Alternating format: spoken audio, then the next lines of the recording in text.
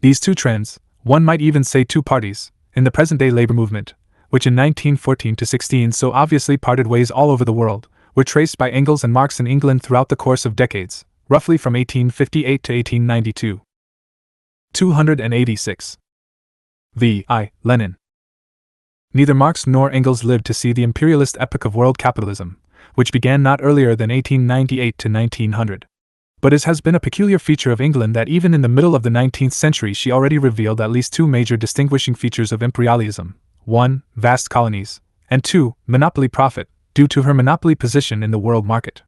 In both respects England at that time was an exception among capitalist countries, and Engels and Marx, analyzing this exception, quite clearly and definitely indicated its connection with the temporary victory of opportunism in the English labor movement. In a letter to Marx, dated October 7, 1858, Engels wrote, "The English proletariat is actually becoming more and more bourgeois, so that this most bourgeois of all nations is apparently aiming ultimately at the possession of a bourgeois aristocracy and a bourgeois proletariat alongside the bourgeoisie. For a nation which exploits the whole world this is of course to a certain extent justifiable." In a letter to Sorg, dated September 21, 1872, Engels informs him that Hales kicked up a big row in the Federal Council of the International and secured a vote of censure on Marx for saying that the English labor leaders had sold themselves.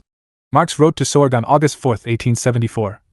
"As to the urban workers here, in England, it is a pity that the whole pack of leaders did not get into Parliament. This would be the surest way of getting rid of the whole lot." In a letter to Marx, dated August 11, 1881, Engels speaks about those very worst English trade unions which allow themselves to be led by men sold to, or at least paid by, the bourgeoisie.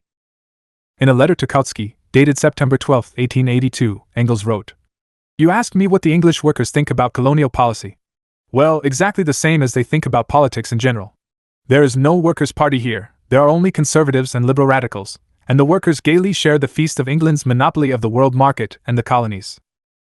On December 7, 1889, Engels wrote to Sorg, "The most repulsive thing here, in England, is the bourgeois respectability, which has grown deep into the bones of the work heirs. Even Tom Mann, whom I regard as the best of the imperialism and the split in socialism 287. Lott is fond of mentioning that he will be lunching with the Lord Mayor. If one compares this with the French, one realizes what a revolution is good for, after all." In a letter dated April 19, 1890. But under the surface the movement of the working class in England is going on, is embracing ever wider sections and mostly just among the hitherto stagnant lowest, Engels's italics, strata. The day is no longer far off when this mass will suddenly find itself, when it will dawn upon it that it itself is this colossal mass in motion. On March 4, 1891, the failure of the collapsed Dockers Union, the old conservative trade unions, rich and therefore cowardly, remain lone on the field. September 14, 1891, at the Newcastle Trade Union Congress the old Unionists, opponents of the 8-hour day, were defeated, and the bourgeois papers recognized the defeat of the bourgeois Labour Party. Engels's italics throughout. That these ideas, which were repeated by Engels over the course of decades, were also expressed by him publicly in the press, is proved by his preface to the second edition of The Condition of the Working Class in England, 1892. Here he speaks of an aristocracy among the working class, of a privileged minority of the workers, in contradistinct tie to the great mass of working people. A small, privileged, protected minority of the working class alone was permanently benefited by the privileged position of England in 1848 to 68, whereas the great bulk of them experienced at best but a temporary improvement. With the breakdown of that, England's industrial monopoly, the English working class will lose that privileged position. The members of the new unions, the unions of the unskilled workers, had this immense advantage, that their minds were virgin soil, entirely free from the inherited respectable bourgeois prejudices which hampered the brains of the better situated old unionists, the so-called workers' representatives. In England are people who are forgiven their being members of the working class because they themselves would like to drown their quality of being workers in the ocean of their liberalism. We have deliberately quoted the direct statements of Marx and Engels at rather great length in order that the reader may study them as a whole. And they should be. 288. V.I. Lenin. Studied, they are worth carefully pondering over. For they are the pivot of the tactics in the labor movement that are dictated by the objective conditions of the imperialist era. Here, too, Kautsky has tried to befog the issue, and substitute for Marxism sentimental conciliation with the opportunists, arguing against the avowed and naive social imperialists, men like Lensch, who justify Germany's participation in the war as a means of destroying England's monopoly. Kautsky corrects this obvious falsehood by another equally obvious falsehood. Instead of a cynical falsehood, he employs a suave falsehood. The industrial monopoly of England, he says, has long ago been broken, has long ago been destroyed, and there is nothing left to destroy. Why is this argument false? Because, firstly, it overlooks England's colonial monopoly. Yet Engels, as we have seen, pointed to this very clearly as early as 1882, 34 years ago. Although England's industrial monopoly may have been destroyed, her colonial monopoly not only remains, but has become extremely accentuated, for the whole world is already divided up. By means of this suave lie Kautsky smuggles in the bourgeois pacifist and opportunist Philistine idea that there is nothing to fight about. On the contrary, not only have the capitalists something to fight about now, but they cannot help fighting if they want to preserve capitalism, for without a forcible redivision of colonies the new imperialist countries cannot obtain the privileges enjoyed by the older, and weaker, imperialist powers. Secondly, why does England's monopoly explain the temporary victory of opportunism in England? Because monopoly yields superprofits, i.e., a surplus of profits over and above the capitalist profits that are normal and customary all over the world. The capitalists can devote a part, and not a small one, at that, of these superprofits to bribe their own workers, to create something like an alliance, recall the celebrated alliances, described by the webs of English trade unions and employers, between the workers of the given nation and their capitalists against the other countries. England's industrial monopoly was already destroyed by the imperialism and the split in socialism. 289. End of the 19th century. That is beyond dispute. But how did this destruction take place? Did all monopoly disappear? If that were so, Kautsky's theory of conciliation with the opportunists would to a certain extent be justified. But it is not so, and that is just the point. Imperialism is monopoly capitalism. Every cartel, trust, syndicate, every giant bank is a monopoly. Superprofits have not disappeared, they still remain. The exploitation of all other countries by one privileged, financially wealthy country remains and has become more intense. A handful of wealthy countries, there are only 4 of them, if we mean independent, really gigantic, modern wealth, England, France, the United States and Germany, have developed monopoly to vast proportions. They obtain superprofits running into hundreds, if not thousands, of millions. They ride on the backs of hundreds and hundreds of millions of people in other countries and fight among themselves for the division of the particularly rich, particularly fat and particularly easy spoils. This, in fact, is the economic and political essence of imperialism, the profound contradictions of which Kautsky glosses over instead of exposing. The bourgeoisie of an imperialist, great power can economically bribe the upper strata of its workers by spending on this 100 million or so francs a year, for its superprofits most likely amount to about 1,000 million. And how this little sop is divided among the labor ministers, labor representatives, remember Engels' splendid analysis of the term, labor members of war industries committees, labor officials, workers belonging to the narrow craft unions, office employees, etc., etc., is a secondary question. Between 1848 and 1868, and to a certain extent even later, only England enjoyed a monopoly. That is why opportunism could prevail there for decades. No other countries possessed either very rich colonies or an industrial monopoly. The last third of the 19th century saw the transite tie into the new, imperialist era. Finance capital not of one, but of several, though very few, great powers enjoys a 10 to 182. 290. Lenin. Monopoly.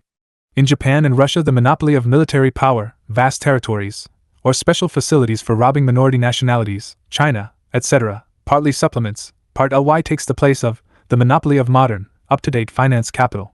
This difference explains why England's monopoly position could remain unchallenged for decades.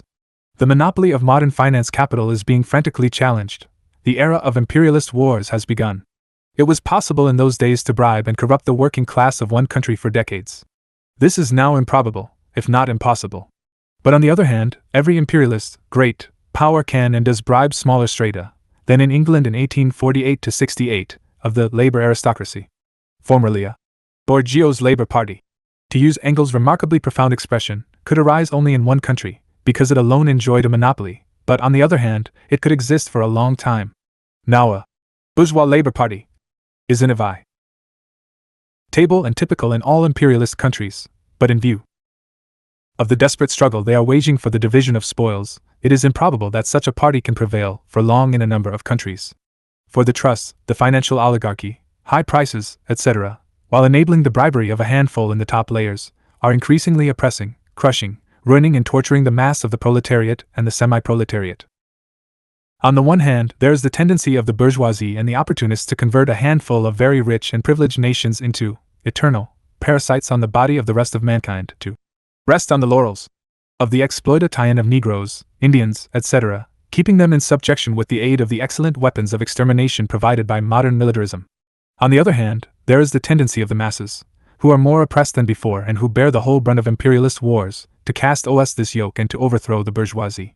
It is in the struggle between these two tendencies that the history of the labor movement will now inevitably develop. For the first tendency is not accidental, it is substantiated economically. In all countries the bourgeoisie has already begotten, fostered and secured for itself bourgeois labor parties of social chauvinists. The difference between a imperialism and the split in socialism. 291. Definitely formed party, like Bissolati's in Italy for example, which is fully social imperialist, and say, the semi-formed near party of the Potrasovs, Gvozdyovs, Bolkins, Chkidzes, Skoblevs and company, is an immaterial difference. The important thing is that, economically, the desertion of a stratum of the labor aristocracy to the bourgeoisie has matured and become an accomplished fact, and this economic fact, this shift in class relations, will find political form, in one shape or another, without any particular difficulty. On the economic basis referred to above, the political institutions of modern capitalism, press, parliament, associations, congresses, etc., have created political privileges and sops for the respectful, meek, reformist and patriotic office employees and workers, corresponding to the economic privileges and sops. Lucrative and soft jobs in the government or on the war industries committees, in parliament and on diverse committees, on the editorial staffs of respectable, legally published newspapers or on the management councils of no less respectable and bourgeois law-abiding trade unions. This is the bait by which the imperialist bourgeoisie attracts and rewards the representatives and supporters of the bourgeois labor parties. The mechanics of political democracy works in the same direction. Nothing in our times can be done without elections, nothing can be done without the masses. And in this era of printing and parliamentarism it is impossible to gain the following of the masses without a widely ramified, systematically managed, well-equipped system of flattery, lies, fraud, juggling with fashionable and popular catchwords, and promising all manner of reforms and blessings to the workers right and left, as long as they renounce the revolutionary struggle for the overthrow of the bourgeoisie. I would call this system Lloyd Georgeism, after the English minister Lloyd George, one of the foremost and most dexterous representatives of this system in the classic land of the bourgeois labor party. A first-class bourgeois manipulator, an astute politician, a popular orator who will deliver any speeches you like, even our revolutionary ones, to a labor audience, and a man who is capable of obtaining sizable sops for docile workers in the shape of social reforms, insurance, etc. Lloyd George serves the boor. 10 292. The Lenin Giozio splendidly *, and serves it. I recently read an article in an English magazine by a Tory, a political opponent of Lloyd George, entitled, Lloyd George from the Standpoint of a Tory. The war opened the eyes of this opponent and made him realize what an excellent servant of the bourgeoisie this Lloyd George is. The Tories have made peace with him. And is there such a great difference between Lloyd George and the Scheidmans, Legions, Hendersons and Hinmans, Plekhanovs, Hanadels and company? Of the latter, it may be objected, some will return to the revolutionary socialism of Marx. This is possible, but it is an insignificant difference in degree if the question is regarded from its political, i.e., its mass aspect. Certain individuals among the present social chauvinist leaders may return to the proletariat. But the social chauvinists or, what is the same thing, opportunist trend can neither disappear nor return to the revolutionary proletariat. Wherever Marxism is popular among the workers, this political trend, this bourgeois labor party, will swear by the name of Marx. It cannot be prohibited from doing this, just as a trading firm cannot be prohibited from using any particular label, sign or advertisement. It has always been the case in history that after the death of revolutionary leaders who were popular among the oppressed classes, their enemies have attempted to appropriate their names so as to deceive the oppressed classes. The fact is that bourgeois labor parties, as a political phenomenon, have already been formed in all the foremost capitalist countries, and that unless a determined and relentless struggle is waged all along the line against these parties, or groups, trends, etc., it is all the same, there can be no question of a struggle against imperialism, or of Marxism, or of a socialist labor movement. The Chkits faction, 146 Nash Dialo and Golos Trudial in Russia, and the 0.148 supporters abroad are nothing but varieties of one such party. There is not the slightest reason for thinking that these parties will disappear before the social revolution. On the contrary, the nearer the revolution approaches, the more strongly it flares up and the more sudden and violent. Imperialism and the split in socialism. 293. The transitions and leaps in its progress, the greater will be the part the struggle of the revolutionary mass stream against the opportunist petty bourgeois stream will play in the labor movement. Kautskyism is not an independent trend, because it has no roots either in the masses or in the privileged stratum which has deserted to the bourgeoisie. But the danger of Kautskyism lies in the fact that, utilizing the ideology of the past, it endeavors to reconcile the proletariat with the bourgeois labor party, to preserve the unity of the proletariat with that party and thereby enhance the latter's prestige. The masses no longer follow the avowed social chauvinists. Lloyd George has been hissed down at workers' meetings in England. Hinman has left the party. The Renaudels and Scheidmans, the Potrasovs and Gvozdyovs are protected by the police. The Kautskyites' mass defense of the social chauvinists is much more dangerous. One of the most common sophistries of Kautskyism is its reference to the masses. We do not want, they say, to break away from the masses and mass organizations. But just think how Engels put the question. In the 19th century, the mass organizations of the English trade unions were on the side of the bourgeois labor party. Marx and Engels did not reconcile themselves to it on this ground, they exposed it. They did not forget, firstly, that the trade union organizations directly embraced a minority of the proletariat. In England then, as in Germany now, not more than 1/5 of the proletariat was organized. No one can seriously think it possible to organize the majority of the proletariat under capitalism.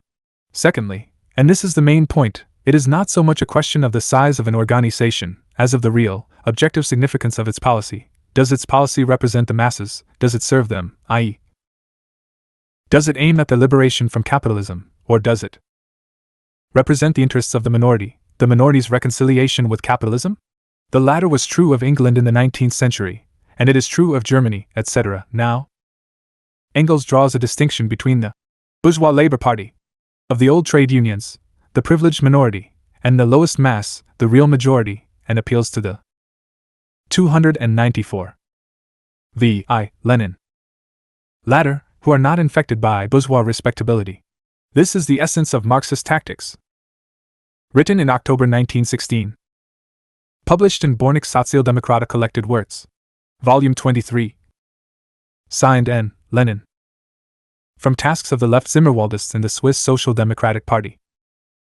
22. A decisive break with the theory of neutrality of the industrial organizations of the working class, office employees, etc.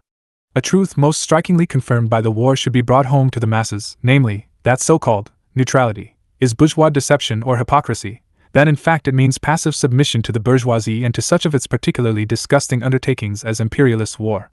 Social democratic activity in every organization of the working class and of the poor strata of the petty bourgeoisie or office workers must be intensified. Special social democratic groups must be formed within all such organizations. Systematic efforts must be made to create a situation in which revolutionary social democracy shall have the majority in and leadership of these organizations. The special importance of this condition for the success of the revolutionary struggle must be explained to the masses. Written in late October, early November 1916, first published, in French, in pamphlet form in 1918, first published in Russian in 1924 in Proletarskia Revolutsiya No. 4. Collected Works, Volume 23, pages 143 to 44. From Lecture on the 1905 Revolution. It is in this awakening of tremendous masses of the people to political consciousness and revolutionary struggle that the historic significance of January 22, 1905 lies. 149. There is not yet a revolutionary people in Russia, wrote Mr. Pyotr Struve, then leader of the Russian liberals and publisher abroad of an illegal, uncensored organ, 2 days before Bloody Sunday. The idea that an illiterate peasant country could produce a revolutionary people seemed utterly absurd to this highly educated, supercilious, and extremely stupid leader of the bourgeois reformists. So deep was the conviction of the reformists of those days, as of the reformists of today, that a real revolution was impossible. Prior to January 22nd, or January 9th, Old Style, 1905, the Revolutionary Party of Russia consisted of a small group of people, and the reformists of those days, exactly like the reformists of today, derisively called us a sect. Several hundred revolutionary organizers, several thousand members of local organizations, half a dozen revolutionary papers appearing not more frequently than once a month, published mainly abroad and smuggled into Russia with incredible difficulty and at the cost of many sacrifices. Such were the revolutionary parties in Russia, and the revolutionary social democracy in particular. Prior to January 22, 1905, This circumstance gave the narrow-minded and overbearing reformists formal justification for their claim that there was not yet a revolutionary people in Russia. Lecture on the 1005 Revolution. 297. Within a few months, however, the picture changed completely. The hundreds of revolutionary social democrats suddenly grew into thousands. The thousands became the leaders of between 2 and 3 million proletarians. The proletarian struggle produced widespread ferment, often revolutionary movements among the peasant masses, 50 to 100 million strong. The peasant movement had its reverberations in the army and led to soldiers' revolts, to armed clashes between one section of the army and another. In this manner, a colossal country, with a population of 130 million, went into the revolution. In this way, dormant Russia was transformed into a Russia of a revolutionary proletariat and a revolutionary people. It is necessary to study this transformation, understand why it was possible, its methods and ways, so to speak. The principal factor in this transformation was the mass strike. The peculiarity of the Russian Revolution is that it was a bourgeois democratic revolution in its social content, but a proletarian revolution in its methods of struggle. It was a bourgeois democratic revolution since its immediate aim, which it could achieve directly and with its own forces, was a democratic republic, the 8-hour day and confiscation of the immense estates of the nobility. All the measures the French bourgeois revolution in 1792–93 had almost completely achieved. At the same time, the Russian Revolution was also a proletarian revolution, not only in the sense that the proletariat was the leading force, the vanguard of the movement, but also in the sense that a specifically proletarian weapon of struggle, the strike, was the principal means of bringing the masses into motion and the most characteristic phenomenon in the wave-like rise of decisive events. The Russian Revolution was the first, though certainly not the last, great revolution in history in which the mass political strike played an extraordinarily important part. It may even be said that the events of the Russian Revolution and the sequence of its political forms cannot be understood without a study of the strike statistics to disclose the basis of these events and this sequence of forms. I know perfectly well that dry statistics are hardly suitable in a lecture and are likely to bore the hearer. Never. 298. V.I. Lenin. Thus, I cannot refrain from quoting a few figures, in order that you may be able to appreciate the real objective basis of the whole movement. The average annual number of strikers in Russia during the 10 years preceding the Revolution was 43,000, which means 430,000 for the decade. In January 1905, the first month of the revolution, the number of strikers was 440,000. In other words, there were more strikers in 1 month than in the whole of the preceding decade. In no capitalist country in the world, not even in the most advanced countries like England, the United States of America, or Germany, has there been anything to match the tremendous Russian strike movement of 1905. The total number of strikers was 2,800,000, more than 2 times the number of factory workers in the country. This, of course, does not prove that the urban factory workers of Russia were more educated, or stronger, or more adapted to the struggle than their brothers in Western Europe. The very opposite is true. But it does show how great the dormant energy of the proletariat can be. It shows that in a revolutionary epoch, I say this without the slightest exaggeration, on the basis of the most accurate data of Russian history, the proletariat can generate fighting energy 100 times greater than in ordinary, peaceful times. It shows that up to 1905 mankind did not yet know what a tremendous exertion of effort the proletariat is, and will be, capable of in a fight for really great aims, and one waged in a really revolutionary manner. The history of the Russian Revolution shows that it was the vanguard, the finest elements of the wage workers, that fought with the greatest tenacity and the greatest devotion. The larger the mills and factories involved, the more stubborn were the strikes, and the more often did they recur during the year. The bigger the city, the more important was the part the proletariat played in the struggle. 3 big cities, St. Petersburg, Riga and Warsaw, which have the largest and most class-conscious working-class element, show an immeasurably greater number of strikers, in relation to all workers, than any other city, and of course, much greater than the rural districts. Lecture on the 1905 Revolution. 299. In Russia, as probably in other capitalist countries, the metalworkers represent the vanguard of the proletariat. In this connection we note the following instructive fact. Taking all industries, the number of persons involved in strikes in 1905 was 160 per 100 workers employed, but in the metal industry the number was 320 per 100. It is estimated that in consequence of the 1905 strikes every Russian factory worker lost an average of 10 rubles in wages, approximately 26 francs at the pre-war rate of exchange, sacrificing this money, as it were, for the sake of the struggle. But if we take the metalworkers, we find that the loss in wages was 3 times as great. The finest elements of the working class marched in the forefront, giving leadership to the hesitant, rousing the dormant, and encouraging the weak. A distinctive feature was the manner in which economic strikes were interwoven with political strikes during the revolution. There can be no doubt that only this very close link-up of the two forms of strike gave the movement its great power. The broad masses of the exploited could not have been drawn into the revolutionary movement had they not been given daily examples of how the wage workers in the various industries were forcing the capitalists to grant immediate, direct improvements in their conditions. This struggle imbued the masses of the Russian people with a new spirit. Only then did the old serf-ridden, sluggish, patriarchal, pious and obedient Russia cast out the old Adam. Only then did the Russian people obtain a really democratic and really revolutionary education. When the bourgeois gentry and their uncritical echoes, the social reformists, talk priggishly about the education of the masses, they usually mean something schoolmasterly, pedantic, something that demoralizes the masses and instills in them bourgeois prejudices. The real education of the masses can never be separated from their independent political, and especially revolutionary struggle. Only struggle educates the exploited class. Only struggle discloses to it the magnitude of its own power, widens its horizon, enhances its abilities, clarifies its mind, forges its will. That is why even reactionaries had to admit that the year 1905, the year of struggle, the mad year, definitely buried patriarchal Russia. 300. V.I. Lenin. Let us examine more closely the relation, in the 1905 strike struggles, between the metalworkers and the textile workers. The metalworkers are the best paid, the most class-conscious and best educated proletarians. The textile workers, who in 1905 were 2.5 times more numerous than the metalworkers, are the most backward and the worst paid body of workers in Russia, and in very many cases have not yet definitely severed connections with their peasant kinsmen in the village. This brings us to a very important circumstance. Throughout the whole of 1905, the metalworkers' strikes show a preponderance of political over economic strikes, though this preponderance was far greater toward the end of the year than at the beginning. Among the textile workers, on the other hand, we observe an overwhelming preponderance of economic strikes at the beginning of 1905, and it is only at the end of the year that we get a preponderance of political strikes. From this it follows quite obviously that the economic struggle, the struggle for immediate and direct improvement of conditions, is alone capable of rousing the most backward strata of the exploited masses, gives them a real education and transforms them, during a revolutionary period, into an army of political fighters within the space of a few months.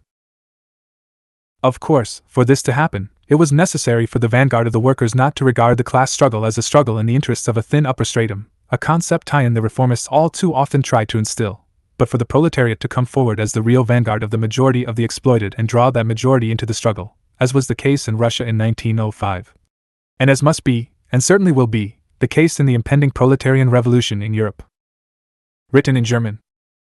Prior to January 9, 22, 1917. First published in Pravda No. 18 Collected Works, Volume 23. January 22, 1925 pp 237-42. Resolution on measures to cope with economic disorganization. 1. The complete disruption of Russia's economic life has now reached a point where catastrophe is unavoidable, a catastrophe of such appalling dimensions that a number of essential industries will be brought to a standstill, the farmer will be prevented from conducting farming on the necessary scale, and railway traffic will be interrupted with a consequent stoppage of grain deliveries to the industrial population and the cities, involving millions of people. What is more, the breakdown has already started, and has affected various industries. Only by the greatest exertion of all the nation's forces and the adoption of a number of immediate revolutionary measures, both in the local areas and at the center of government, can this debacle be effectively coped with. 2. Neither by bureaucratic methods, i.e., the setting up of institutions in which the capitalists and officials preponderate, nor by preserving the profits of the capitalists, their supreme rule in industry, their supremacy over finance, capital, and their commercial secrets as regards their bank commercial, and industrial transactions, can the disaster be averted. This has been amply proved by the partial effects of the crisis, as revealed in a number of industries. 3. The only way to avert disaster is to establish effectual workers' control over the production and distribution of goods. For the purpose of such control it is necessary, first. 302. V.I. Lenin. Of all, that the workers should have a majority of not less than 3/4 of all the votes in all the decisive institutions, and that the owners who have not withdrawn from their business and the engineering staff should be enlisted without fail. Secondly, that shop committees, the central and local Soviets, as well as the trade unions, should have the right to participate in this control. That all commercial and bank books be open to their inspection, and that the management supply them with all the necessary information. Third, that a similar right should be granted to representatives of all the major democratic and socialist parties. 4. Workers' control, which the capitalists in a number of conflict cases have already accepted, should, by means of various well-considered measures, be introduced gradually but without any delay, be developed into full regular tie-in of the production and distribution of goods by the workers. 5. Workers' control should similarly be extended to all financial and banking operations with the aim of discovering the true financial state of affairs. Such control to be partaken in by councils and conventions of bank, syndicate, and other employees, which are to be organized forthwith. 6. To save the country from disaster, the workers and peasants must first of all be inspired with absolute and positive assurance, conveyed by deeds and not by words, that the governing bodies both in the local areas and at the center will not hesitate to hand over to the people the bulk of the profits, incomes, and property of the great banking, financial, commercial, and industrial magnates of capitalist econ. Unless this measure is carried out, it is futile to demand or expect real revolutionary measures or any real revolutionary effort on the part of the workers and peasants. 7. In view of the breakdown of the whole financial and monetary system and the impossibility of rehabilitating it while the war is on, the aim of the state organization should be to organize on a broad, regional, and subsequently country-wide scale the exchange of agricultural implements, clothes, boots, and other goods for grain and other farm products. The services of the town and rural cooperative societies should be widely enlisted. Measures to cope with economic disorganization. 3Q3. 8. Only when these measures have been carried out will it be possible and necessary to introduce general and compulsory labor. 9. Among the measures aimed at saving the country from disaster, one of the most important tasks is that of engaging a large labor force in the production of coal and raw materials, and for work in the transport services. No less important is it that the workers employed in producing ammunition should be gradually switched over to producing goods necessary for the country's economic rehabilitation. 10. The systematic and effective implementation of all these measures is possible only if all the power in the state passes to the proletarians and semi-proletarians. Social Democrat No. 64, May 25, June 7, 1917. Collected Works, Volume 24, pages 513-15. The Need for an Agricultural Laborers' Union in Russia. Article 1. There is a highly important question which the All-Russia Trade Union Conference now in session in Petrograd 150 should consider. It is the question of founding an All-Russia Union of Agricultural Laborers. All classes in Russia are organizing. Only the class which is the most exploited and the poorest of all, the most disunited and downtrodden, the class of Russia's agricultural wage laborers, seems to have been forgotten. In some non-Russian border regions, such as the Latvian territory, there are organizations of agricultural wage laborers. The rural proletariat in the vast majority of the Great Russian and Ukrainian gubernias has no class organizations.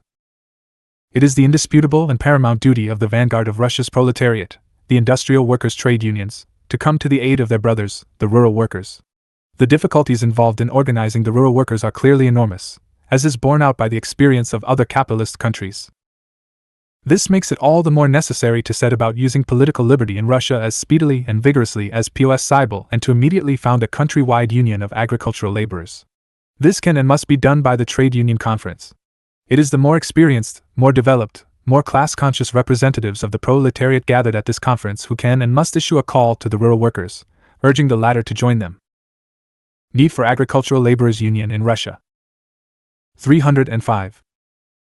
In the ranks of the independently organizing workers, in the ranks of their trade unions. It is the wage workers at the factories who must take the initiative and use the trade union cells, groups and branches scattered all over Russia to awaken the rural worker to independent action and to active participation in the struggle to improve his position and uphold his class interests. It may seem to many, and perhaps even to most at the moment, that with the peasants organizing throughout Russia and calling for the abolition of private ownership of land and for equalized land tenure, this is not the right time to set up a rural workers' union. Quite the contrary. This is precisely the time when it is particularly opportune and urgent. Those who share the proletarian class point of view can have no doubt as to the correctness of the proposition which the Mensheviks approved at the Stockholm Congress of the Russian Social Democratic Labor Party in 1906 on the initiative of the Bolsheviks, and which has ever since been part of the RSDLP program. That proposition reads: the party should in all eventualities, and whatever the situation with regard to democratic agrarian reforms, consider it as its task to steadfastly strive for independent class organization of the rural proletariat and explain to it the irreconcilable antithesis between its interests and the interests of the peasant bourgeoisie, to warn it against illusions about the small-holding system, which can never, as long as commodity production exists, do away with the poverty of the masses, and, lastly, to point to the need for a complete socialist revolution as the only means of abolishing all poverty and exploitation. Every class-conscious worker, every union member, would agree that these propositions are correct. They must be carried out by the trade unions, since it is a question of independent class organization of the rural workers.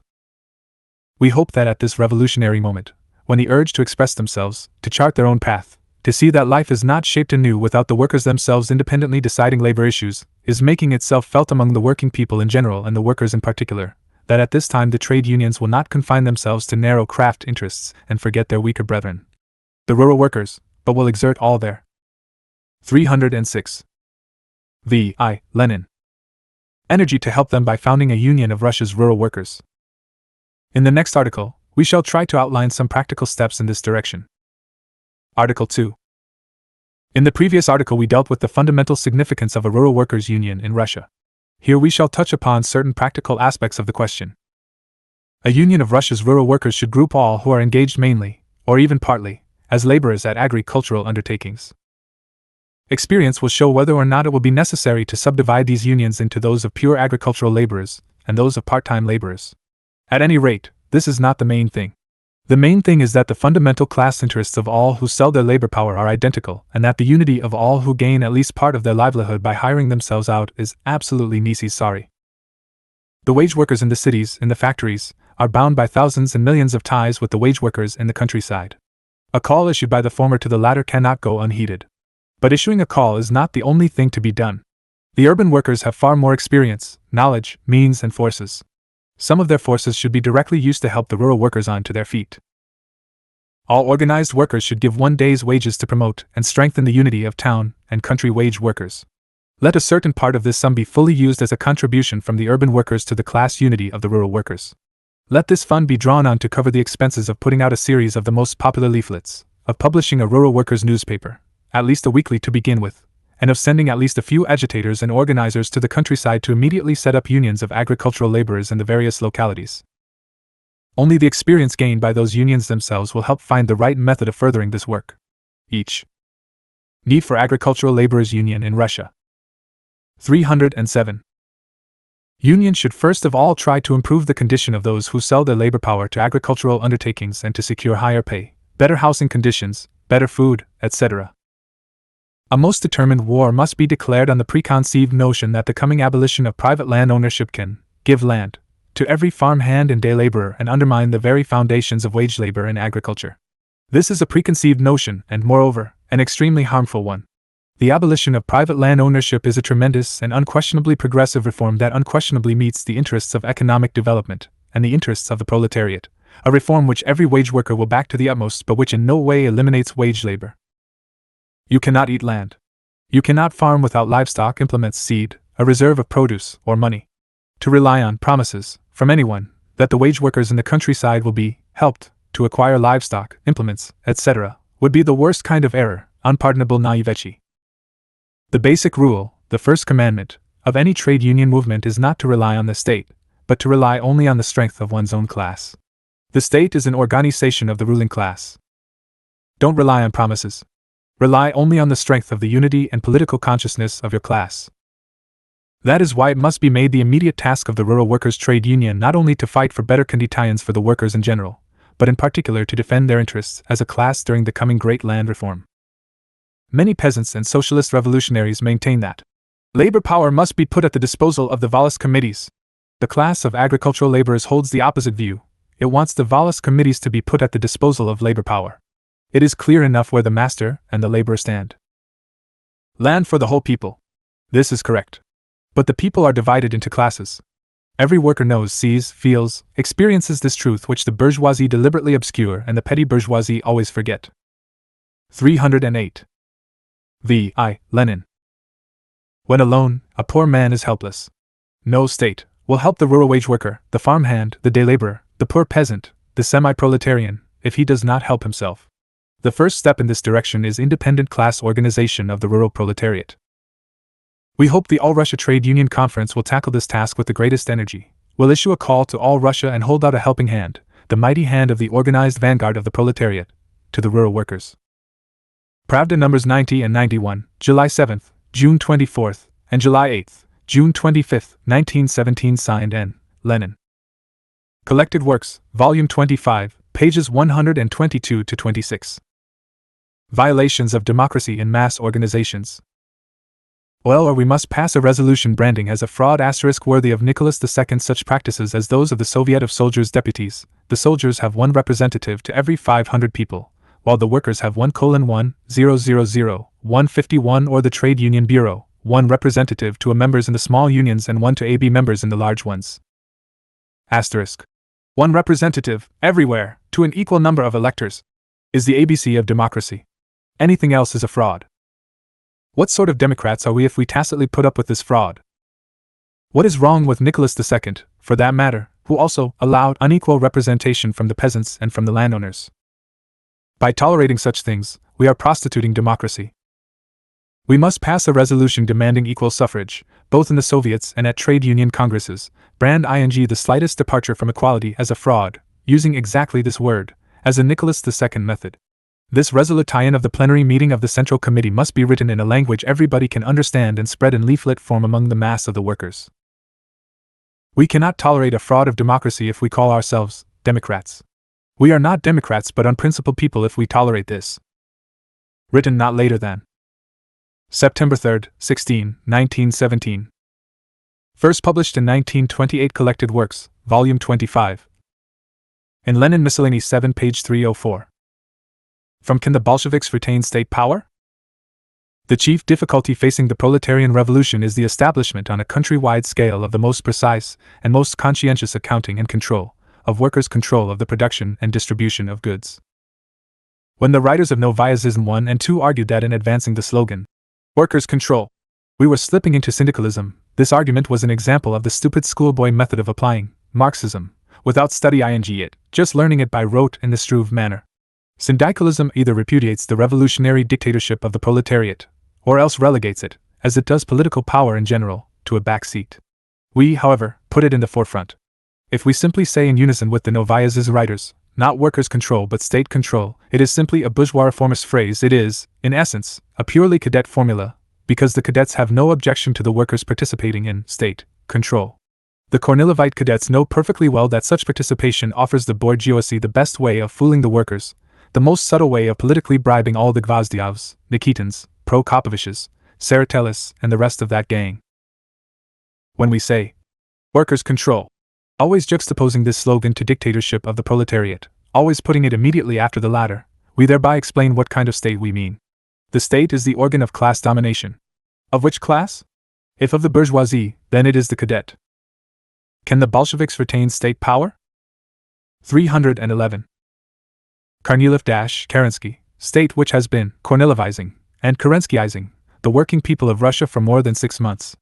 If it is of the proletariat, if we are speaking of a proletarian state, that is, of the proletarian dictatorship, then workers' control can become the countrywide, all-embracing, omnipresent, most precise and most conscientious accounting of the production and distribution of goods. This is the chief difficulty, the chief task that faces the proletarian, i.e., socialist, revolution. Without the Soviets, this task would be impracticable, at least in Russia. The Soviets indicate to the proletariat the organizational work which can solve this historically important problem. This brings us to another aspect of the question of the state apparatus.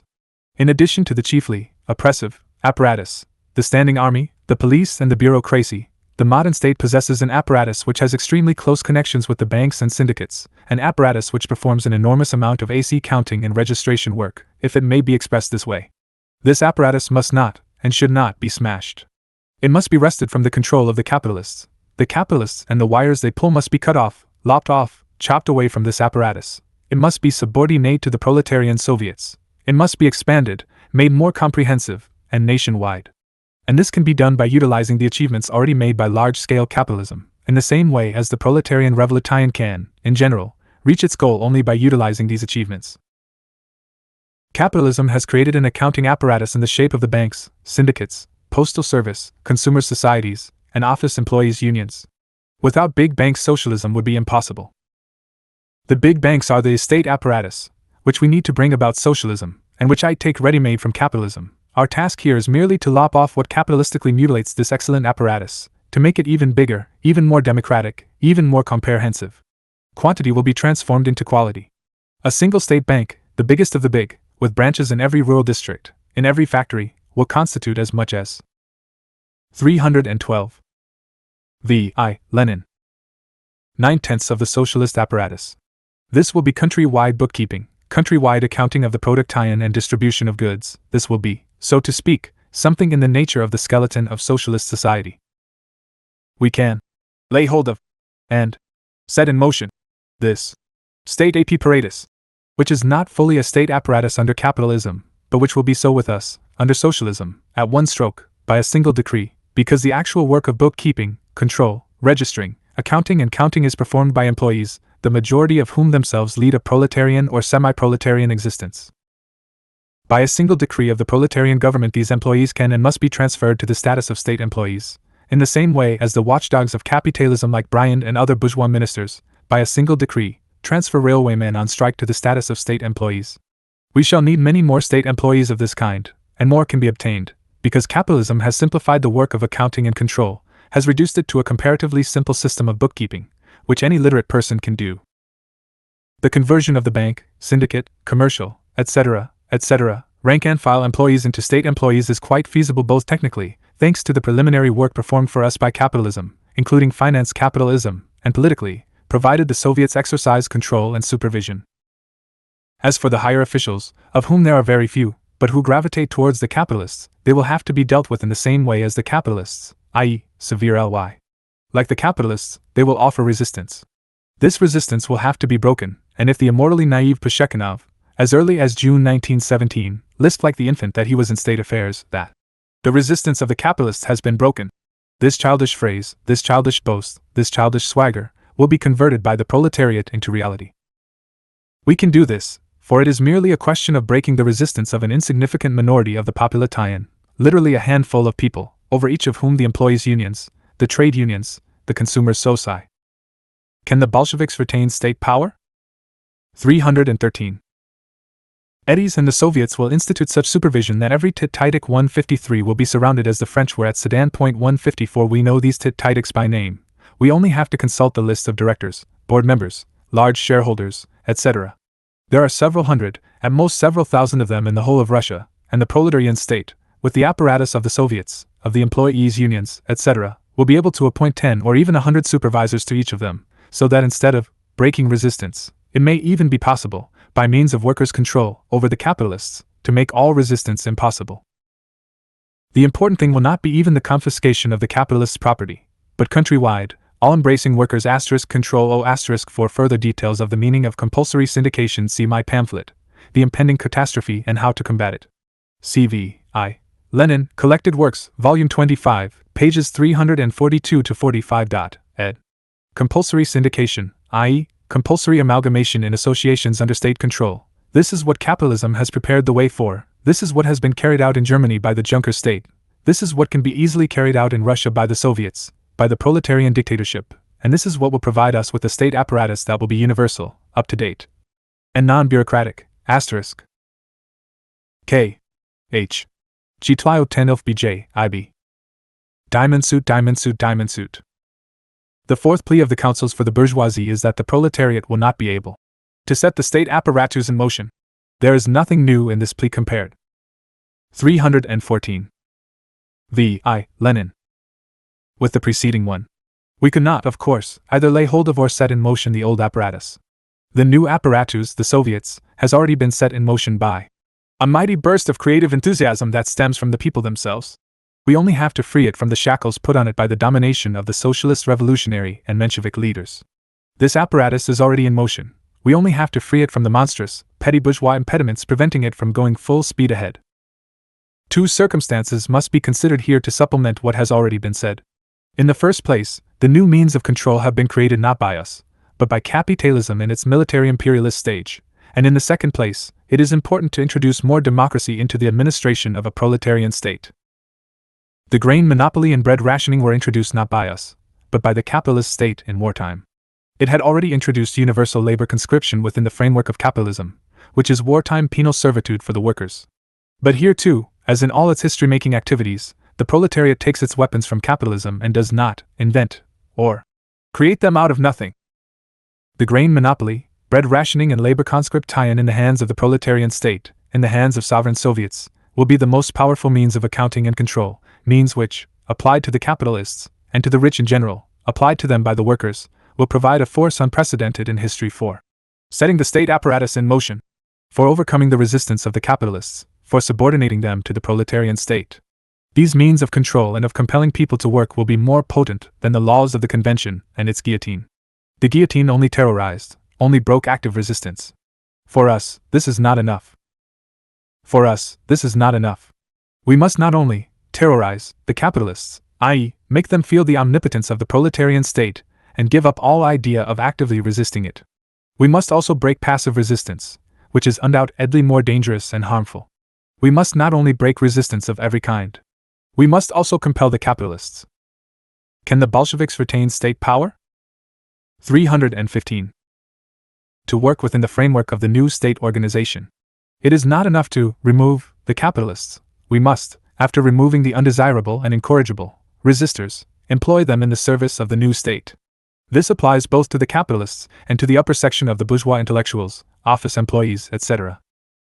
And we have the means to do this. The means and instruments for this have been placed in our hands by the capitalist state in the war. These means are the grain monopoly, bread rationing, and labor conscription. He who does not work, either shall he eat. This is the fundamental, the first and most important rule the Soviets of Workers' Deputies can and will introduce when they become the ruling power. Every worker has a workbook. This book does not degrade him, although at present it is undoubtedly a document of capitalist wage slavery, certifying that the workman belongs to some parasite. The Soviets will introduce workbooks for the rich, and then gradually for the whole population. In a peasant country, workbooks will probably not be needed for a long time for the overwhelming majority of the peasants. The workbook will cease to be the badge of the common herd, a document of the lower orders, a certificate of wage slavery.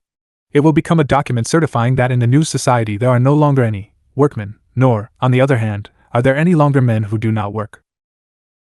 The rich will be obliged to get a workbook from the workers' or office employees' union with which their occupation is most closely connected, and every week, or other definite fixed period, they will have to get from that union a certificate to the effect that they are performing their work conscientiously. Without this they will not be able to receive bread ration cards or provisions in general.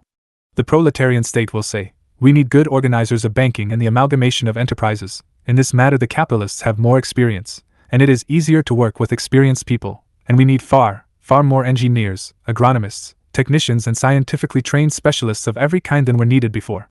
We shall give all these specialists work to which they are accustomed. 316. Lenin. And which they can cope with. In all probability we shall introduce complete wage equality only gradually, and shall pay these specialists higher salaries during the transition period. We shall place them, however, under comprehensive workers' control, and we shall achieve the complete and absolute operation of the rule. He who does not work, either shall he eat. We shall not invent the organizational form of the work, but take it ready-made from capitalism. We shall take over the banks, syndicates, the best factories, experimental stations, academies, and so forth. All that we shall have to do is to borrow the best models furnished by the advanced countries. Of course, we shall not in the least descend to a utopia. We are not deserting the soil of most sober, practical reason when we say that the entire capitalist class will offer the most stubborn resistance. But this resistance will be broken by the organization of the entire population in Soviets. Those capitalists who are exceptionally stubborn and recalcitrant will, of course, have to be punished by the confiscation of their whole property and by imprisonment. On the other hand, however, the victory of the proletariat will bring about an increase in the number of cases of the kind that I read about in today's Izvestia, for example. On September 26, 2 engineers came to the Central Council of Factory Committees to report that a group of engineers had decided to form a union of socialist engineers. The union believes that the present time is actually the beginning of the social revolution and places itself at the disposal of the working people, desiring, in defense of the workers' interests, to work in complete unity with the workers' organizations. The representatives of the Central Council of Factory Committees answered that the Council will gladly set up in its organization an engineers section which will embody in its program the main theses of the First Conference of Factory Committees on Workers' Control over Production. A joint meeting of delegates of the Central Council of Factory Committees and of the Initiative Group of Socialist Engineers will be held within the next few days. Izvestia, September 27, 1917. Written at the end of September. October 1, 14, 1917. Published in October 1917. Collected Works, Volume 26. In Prosveshchenty No. 1-2, pages 104-11. From original version of the article The Immediate Tasks of the Soviet Government. The extent to which the changes in the formulation of our tasks are sometimes still not understood is evident incidentally from the recent discussion on the role of the trade unions. Point 156. The view was expressed, supported by the Mensheviks, of course, with obviously provocatory aims, that is to say, with the aim of provoking us to take steps advantageous only to the bourgeoisie, that in the interests of preserving and strengthening the class independence of the proletariat the trade unions should not become state organizations. This view was camouflaged by specious and quite customary phrases learnt by heart about the struggle of labor against capital and the necessity for the class independence of the proletariat. In actual fact, however, this view was and is either a bourgeois provocation of the crudest kind or an extreme misunderstanding, a slavish repetition of the slogans of yesterday, as is shown by an analysis of the altered conditions of the present period of history. Yesterday, the chief task of the trade unions was the struggle against capital and defense of the class independence of the proletariat. Yesterday, the slogan of the day was distrust of the state, for it was the bourgeois state. Today, the state has become ing and has become proletarian. The working class has become ing and has become the ruling class in the state. The trade unions are becoming and must become state organizations which have prime responsibility for the reorganization of all economic life on a socialist basis. Hence, to apply the 318 V.I. Lenin slogans of the old trade unionism to the present epoch would mean renouncing the socialist tasks of the working class. Dictated between March 23 and 28, 1918. First published April 14, 1929 in Pravda No. 86. Collected Works, Volume 27, page 215. N. Tasks of the Trade Unions. I. The theses by Tomsky, Radus Zenkovich, and Nagin each express the viewpoint of the particular job they represent: trade unions, commissariat, and cooperatives with mutual benefit societies. Each group of theses therefore suffers from a lopsided emphasis of only one side of the picture and an overshadowing and suppression of the fundamental points at issue. A correct picture of these fundamental issues concerning the trade union movement today and its attitude towards the Soviet government requires above all proper consideration for the specific features of the present, given situation in the transition from capitalism to socialism. All three gave insufficient attention or virtually no attention at all to this vital aspect of the matter. 2. The chief feature of the present situation in this respect is as follows. The Soviet government, as the dictatorship of the proletariat, is victorious both among the urban proletariat and among the poor peasants, but has far from won over by communist propaganda and strong organization all trades and the whole mass of semi-proletarians. Hence the special importance, particularly at the moment, of stepping up our propaganda and organizational work so that, on the one hand, we extend our influence over those 320 V.I. Lenin workers and employees who are the least Soviet, that is, the furthest from fully accepting Soviet policy, and subordinate them to the general proletarian movement. And so that, on the other hand, we shake up and rouse ideological ly, and rally organizationally, the most backward sections and individuals among the proletariat and semi-proletariat, such as the unskilled workers, the town servants, rural semi-proletariat, and so on. Then, the second principal feature of the present situation is that the construction of socialist society is based on a solid foundation, that is, we have not only done more than map it out and set it as our immediate practical goal, we have formed several highly important bodies of this construction. The economic councils, for example, had certain experience of their relationship with mass organizations, trade unions, cooperatives, and obtained certain practical results. All the same, however, our construction is not yet finished by any means. We still have very many flaws to iron out. The very essentials are not yet guaranteed, for instance, proper collection and distribution of grain, production and distribution of fuel, and the main body of working people are still not playing a big enough part in the construction. Ill. With this in view, the trade unions have the following tasks at present. There can be no talk of any sort of trade union neutrality. Any campaign for neutrality is either a hypocritical screen for counter-revolution or a complete lack of class consciousness. We are now strong enough in the basic core of the trade union movement to be able to bring under our influence and proletarian discipline both the backward and the passive non-communists inside the unions, and those workers who are still in some respects petty bourgeois. So the chief aim now is, not to break the resistance of a strong enemy, for Soviet Russia no longer has such an enemy among the proletarians and semi-proletarians, but to overcome by stubborn, persistent, more extensive educational and organizational work the prejudices of certain petty tasks of the trade unions. 321. Bourgeois sections of the proletariat and semi-proletariat. The unions must steadily extend the insufficiently wide base of the Soviet government, that is, increase the number of workers and poor peasants directly taking part in state administration, educate the backward working people, by practical experience in management as well as by books, lectures and newspapers, and discover new organizational forms both for these new tasks of the trade union movement in general, and for attracting a far more numerous mass of semi-proletarians, like the poor peasants, for example. Thus, they must attract all trade union members into state administration, through the system of commissars, through participation in lightning control groups, and so on and so forth.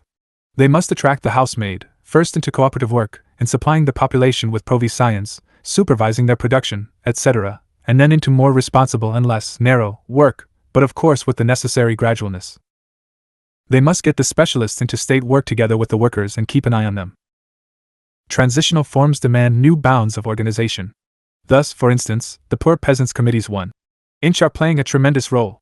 There may be a danger that their merging with the Soviets would somewhere end up by leaving the mass of semi-proletarians outside of the bounds of permanent organization. But we cannot forego the task of organizing the poor peasants under the pretext that they are not hired hands. It is possible and even necessary to search again for new forms, if only, for example, by forming unions of poor peasants, perhaps the very same poor peasants' committees, as unions of the very poor, a. uninterested in grain profiteering and high grain prices, 0. interested in improving their lot by common measures for everyone, y. interested in strengthening socialized farming, 6. interested in a permanent alliance with the urban work heirs, etc. Such a poor peasant union could make up a special section of the All-Russia Trade Union Council to prevent it overwhelming the completely proletarian elements. The form can be modified and must be sought through applying it to practice, to the new task of embracing the new, transitional. 11 to 182. 322. V.I. Lenin. Social types. The village poor are not the proletariat, and now not even semi-proletariat, but those who stand closest to the semi-proletariat since capitalism is not yet dead, and at the same time those who are most sympathetic to the transition to socialism. Asterisk. Written in December 1918, early January 1919, first published in 1933 in Lenin Miscellany Ziv. Collected Works, Volume 28, pages 382 to 85. Here the manuscript ends. Ed. From Report at the Second All-Russia Trade Union Congress 158, January 20, 1919. Nevertheless, bearing in mind the difficult conditions of the struggle in which the trade union movement of Russia has so recently arisen and grown up, and it has now almost reached full growth, we must, in passing, glance back and recall recent events. Such recollections and reminders are, I think, all the more necessary since the trade union movement, as such, is having to undergo a particularly abrupt change now that worldwide socialist revolution has begun. It was in the trade union movement especially that the ideologists of the bourgeoisie tried to fish in troubled waters. They endeavored to make the economic struggle, which is the basis of the trade union movement, independent of the political struggle. But now, precisely now, especially after the political revolution, which has transferred power to the proletariat, the time has come for the trade unions, as the broadest organization of the proletariat on a class scale, to play a very great role, to take the center of the political stage, to become, in a sense, the chief political organ. For all the old concepts and categories of politics have been upset and reversed by the political revolution which has turned power over to the proletariat. The old state, even the best and most democratic bourgeois republics, was never, I repeat, and never could be, anything but the dictatorship of the bourgeoisie, that is, of those who own the factories, the implements of production, the land, the railways, in a word, all the material means, all the instruments of labor, U**. 324. V.I. Lenin. Without the possession of which labor remains in Slav area. That is why, when political power passed into the proletariat's hands, the trade unions had increasingly to take on the task of builders of working-class politics, the task of people whose class organization was to replace the old exploiting class after upsetting all the old traditions and prejudices of the old science which, in the words of one scholar, told the proletariat, "You look after your economic affairs and the party of the bourgeoisie will look after politics." All these ideas have proved to be a direct weapon in the hands of the exploiting class and its thugs for keeping down the proletariat, which is beginning to revolt and struggle everywhere. And here the trade unions must take up an entirely new question in their state organization work, the question of governmentalizing the trade unions, as it is termed in the communist group's resolution. In this connection, the trade unions must give very serious thought to the profound and famous words of the founders of modern communism to the effect that the broader and deeper the revolution going on in society, the larger should be the number of people who make the revolution, who are its makers in the true sense of the word. Point 169. Take the old society of the feudal nobility. Their revolutions were absurdly easy, as long as it was only a matter of taking power from one handful of nobles or feudal lords and turning it over to another. Take bourgeois society, which boasts of its universal suffrage. In actual fact, as we know, this universal suffrage, this whole machine, becomes a fraud, for even in the most advanced, cultured and democratic countries the overwhelming majority of the working people are downtrodden and crushed by the hell of capitalism, so that actually they do not and cannot take any part in politics. Now, for the first time in history, a revolution has begun which can lead to the complete victory of socialism, provided only that new and large masses of people set about the work of governing independently. The socialist revolution does not imply a change in the form of state, not the replacement of a monarchy by a republic, nor new elections in which people are assumed to be absolutely equal, but which report at the Second All-Russia Trade Union Congress 325 are actually nothing but an artificial obfuscation, a screen for the fact that some own property and others do not. From the point of view of bourgeois society, once there is democracy, and once capitalists and proletarian alike take part in the voting, this is the popular will, this is equality, and an expression of the people's will. We know what an abominable fraud this talk is, which only serves as a cover for butchers and murderers like Ebert and Scheidman. In bourgeois society, the mass of the working people are governed by the bourgeoisie with the help of more or less democratic forms. They are governed by a minority, the property owners, those who have a share in capitalist property and who have turned education and science, that supreme bulwark and flower of capitalist civilization, into an instrument of exploitation, into a monopoly, in order to keep the overwhelming majority of the people in slavery. The revolution we have begun and have been making for 2 years, and which we are firmly determined to carry through to the end, applause, is possible and feasible only provided we manage to transfer power to the new class, provided the bourgeoisie, the capitalist slave owners, the bourgeois intellectuals, the representatives of all the owners and property holders are replaced by the new class in all spheres of government, in all state affairs, in the entire business of running the new life, from top to bottom. Applause. That is the task before us now. The socialist revolution can only be lasting when this new class learns, not from books, not from meetings or lectures, but from the practical work of government. Only when it enlists the vast mass of working people for this work, when it elaborates forms which will enable all working people to adapt themselves easily to the work of governing the state and establishing law and order. Only on this condition is the socialist revolution bound to be lasting. Given this condition, it will constitute a force which will brush away capitalism and all its survivals as easily as straw or dust. From the class standpoint, generally speaking, that is the task before us as a condition for the victory of the socialist revolution. It is a task closely and directly associated with the tasks of those organizations which even under capitalist society worked for the broadest possible mass struggle to 326. Lenin. Destroy that society. And of the organizations that then existed, the trade unions were the broadest. And now, while formally remaining independent organizations, they can and should, as one of the passages in the resolution before you states, take an active part in the work of the Soviet government by directly working in all government bodies, by organizing mass control over their activities, etc., and by setting up new bodies for the registration, control and regulation of all production and distribution, relying on the organized initiative of the broad mass of the interested people themselves.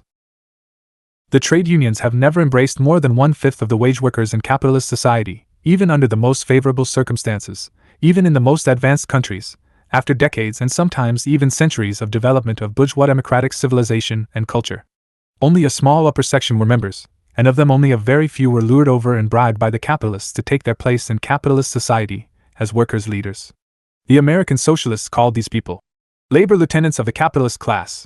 In that country of the freest bourgeois culture, in that most democratic of bourgeois republics, they saw most clearly the role played by this tiny upper section of the proletariat who had virtually entered the service of the bourgeoisie as its deputies, who were bribed and bought by it, and who came to form those groups of social patriots and defense advocates of which Ebert and Scheidman will always remain the perfect heroes. In our country things are now different. The trade unions are in a position to start the economic development of the state on new lines, making use of everything created by capitalist culture and capitalist production. They can build socialism on that material basis, on that large-scale industry, whose burden used to weigh on us, which was created against our interests, was made for the endless oppression of the working people, but which united and welded them, and thus created the vanguard of the new society. And since the October Revolution, since the transfer of power to the proletariat, this vanguard has begun to perform its real task, to educate the working and exploited people, to enlist them. Report at the Second All-Russia Trade Union Congress 327. In the work of governing the state and administering industry without officials, without the bourgeoisie and without capitalists. That is why the resolution we submit to you rejects all bourgeois plans and all that treacherous talk.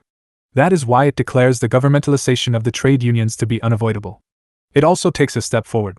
We are no longer raising the question of the governmentalization of the trade unions merely in its theoretical aspect. We have, thank God, passed the stage when such questions were raised purely as subjects for theoretical discussion. We may even forget at times the days when we used to engage in such free discussions on purely theoretical themes. Those times have long since passed, and today we are raising these questions on the basis of a year's experience of the trade unions, which, in their role as organizers of production, have created such organizations as the Supreme Economic Council. In this incredibly difficult business, the trade unions have committed innumerable blunders, and constantly still are committing them, but they are not deterred by the malicious sneers of the bourgeoisie, who say the proletarians decided to do things themselves and are making a mess of it. The bourgeoisie imagine they made no blunders when they took over from the Tsar and the nobles. They imagine the 1861 reform, which attempted to repair the edifice of serfdom and left power and abundant sources of revenue in the hands of the serf owners, went off quite smoothly, and that it was not followed by chaos in Russia for several decades. There is no country in the world in which the nobility did not scoff at the upstart bourgeoisie and commoners 160 when they set out to govern the state. It goes without saying that the entire flower, or rather, sterile blossom, of the bourgeois intellectuals is now also scoffing at every mistake the new government is making, especially since the new class, the alliance of all working people, has had to make its revolution at a furious rate because of the frantic resistance of the exploiters and the campaign of the World Alliance of Exploiters against Russia, one of the weakest and least prepared of countries. We had to act under conditions in which we had to think not so much of making the course of revolution smooth, as of holding on as best we could until the West European prole. 328. V.I. Lenin. Tariot came to life. We have accomplished this task. In this respect, we can already say we have done far better than the men who made the French Revolution, which was defeated by an alliance of monarchical and backward countries. The French Revolution, in the form of the power of the lower ranks of the bourgeoisie of that time, held on for a year only, and did not at once evoke a similar movement in other countries. Nevertheless, it did so much for the bourgeoisie, for the bourgeois democracy, that the entire development of civilized humanity throughout the 19th century sprang from the great French Revolution, and was indebted to it for everything. We have done much better. What was done in a year for the development of the bourgeois democracy at that time, we have done on a far larger scale for the new proletarian regime in about the same time. And we have done it so successfully that already now the movement in Russia, whose beginning was due to a special set of circumstances rather than any merit of ours, to special conditions that put Russia between two imperialist giants of the modern civilized world, that the effect of this movement, and the victory of the Soviet system during the past year has been to make the movement international. The Communist International 161 has been founded, the slogans and ideals of the old bourgeois democracy have been shattered, and today there is no intelligent politician anywhere in the world, whatever his party may be, who can fail to see that the world socialist revolution has begun, really is taking place. Applause. I have digressed somewhat in speaking about how we have left the theoretical aspect of the question far behind and are now about to tackle its practical solution. We have had a year's experience, and we have already accomplished incomparably more for the victory of the proletariat and its revolution than was accomplished by a year's dictatorship of bourgeois democrats for the victory of bourgeois democracy all over the world at the end of the century before last. But besides this, we have, during this year, acquired a vast amount of practical experience. This enables us, if not to calculate every one of our steps with absolute precision, at least to indicate the rate of development, its speed, to see its practical difficulties and take the practical steps. Report at the Second All-Russia Trade Union Congress 329. Which will lead from one partial victory in overthrowing the bourgeoisie to another. Looking back, we can see the mistakes we have to correct. We can clearly see what we have to build, and how we have to build in the future. That is why our resolution is not confined to proclaiming the governmentalization of the trade unions, to proclaiming the dictatorship of the proletariat in principle and the need for us to proceed, as one passage in the resolution states, inevitably to the fusion of the trade union organizations with state bodies. That we already know from theory, we outlined it before October, and we should have outlined it even sooner. But it is not enough. The whole crux of the question has changed for a party which is now about to tackle the practical job of building socialism, for trade unions which have already set up bodies to run industry on a countrywide, state scale, which have already formed a Supreme Economic Council, and which have at a cost of thousands of mistakes acquired thousands of useful bits of experience in organization. Today we can no longer confine ourselves to proclaiming the dictatorship of the proletariat. The trade unions have to be governmentalized. They have to be fused with state bodies. The work of building up large-scale industry has to be entrusted entirely to them.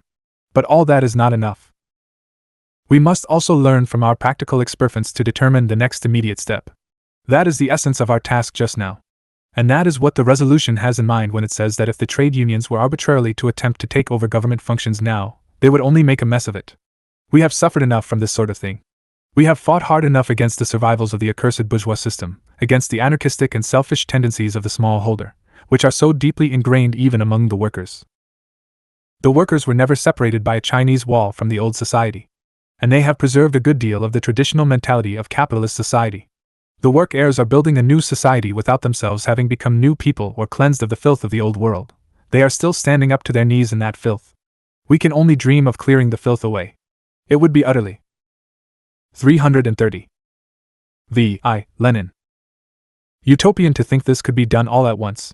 It would be so utopian that in practice it would only postpone socialism to kingdom come. No, that is not the way we intend to build socialism. We are building while still standing on the soil of capitalist society, combating all those weaknesses and shortcomings which also affect the working people and which tend to drag the proletariat down. There are many old separatist habits and customs of the smallholder in this struggle, and we still feel the effects of the old maxim. Every man for himself, and the devil take the hindmost. There used to be quite enough of that in every trade union, in every factory, which often thought only of itself, and left everything else to the tender care of the Lord and our betters. We have been through all that, and know the cost. It has been the cause of so many mistakes, so many dreadful mistakes, that now, on the strength of that experience, we give our comrades a most emphatic warning against any arbitrary action in this field. Instead of building socialism, it would mean we had all succumbed to the weaknesses of capitalism. We have now learned to appreciate the difficulties of the task in front of us. We stand at the very heart of the work of building socialism, and in the interests of this cardinal work we are against all arbitrary actions. The class-conscious workers must be warned against arbitrary actions of this kind. They must be told that we cannot merge the trade unions with the state bodies at once, at one stroke. It would be a mistake. That is not the way to tackle the job. We know that the proletariat has promoted several thousands, perhaps several tens of thousands of workers to state administration. We know that the new class, the proletariat, now has its representatives in every branch of state administration, in every section of the enterprises already socialized or about to be socialized, and in every branch of the economy. The proletariat knows this. It has set about the job practically. It can now see that we must continue along the same lines, that we shall have to take quite a number of steps more before we are in a position to say that the trade union organizations of the working people have definitely merged with the entire state apparatus. That will be so when the workers completely take over the organs.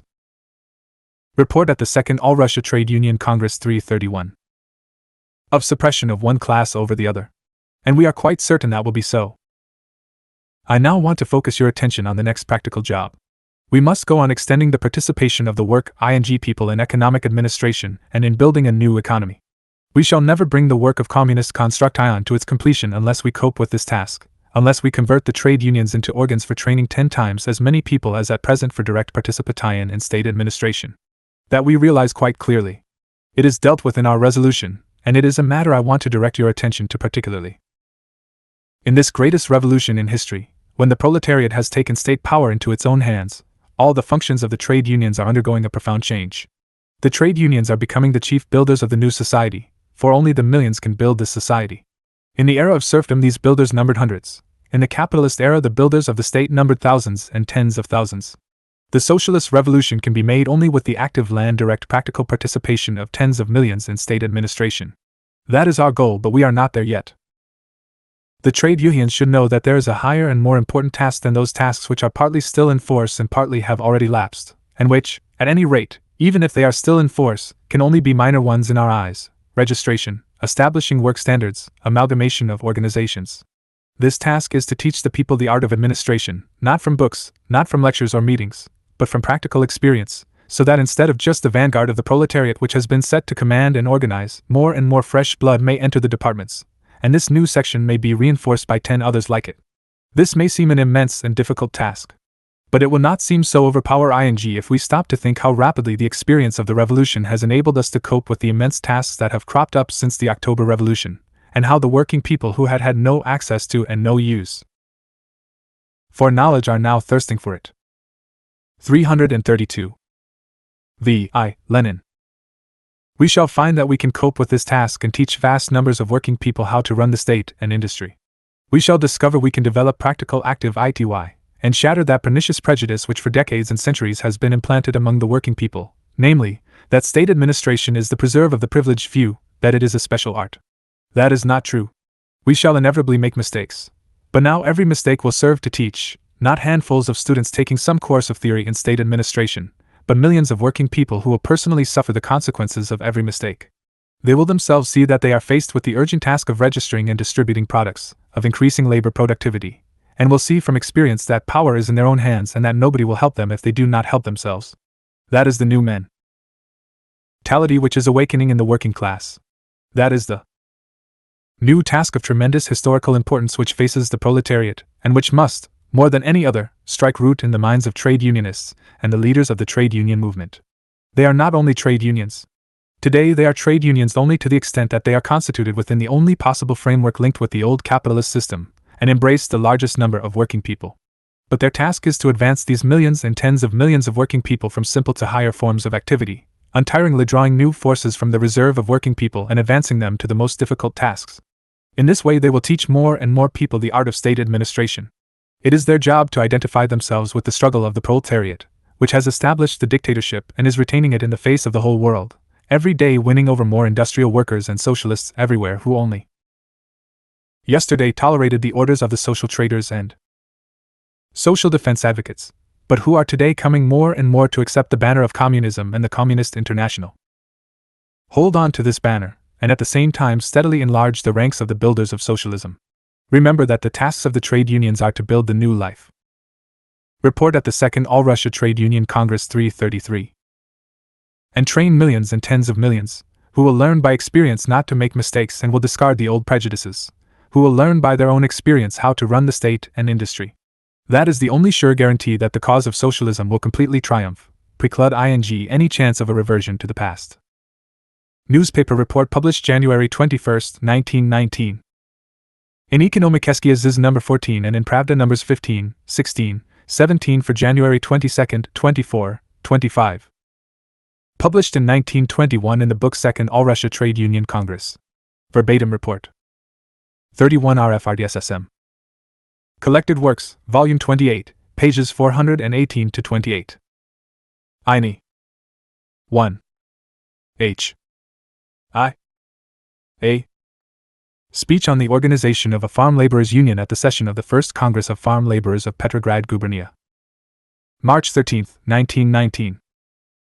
Comrades, I am very glad to be able on behalf of the Council of People's Commissars to greet this Congress of Farm Laborers, the object of which is to form a Farm Laborers' Union. Comrades, the Central Committee of our party and the All-Russia Council of Trade Unions have on more than one occasion held joint conferences with Comrade Schmidt, People's Commissar for Labor, members of the All-Russia Council of Trade Unions and others, to discuss how to set about organizing farm laborers. Nowhere in the world, even in the most advanced capitalist countries, where trade unions have existed not only for decades but for centuries, have farm laborers succeeded in forming anything like permanent trade unions. You know how the conditions of life of the peasants and farm laborers hamper this, and the fact that they are scattered and disunited is a great obstacle, so that it is far more difficult for them than for urban workers to unite in a trade union. The workers' and peasants' government, however, has set to work all along the line to build communist society. It has not only set out to make a clean sweep of the landowners and capitalists, this has been almost completely achieved, but has set out to build a society in which there will never. Speech on the organization of a Farm Laborers' Union 335. Again be landowners and capitalists.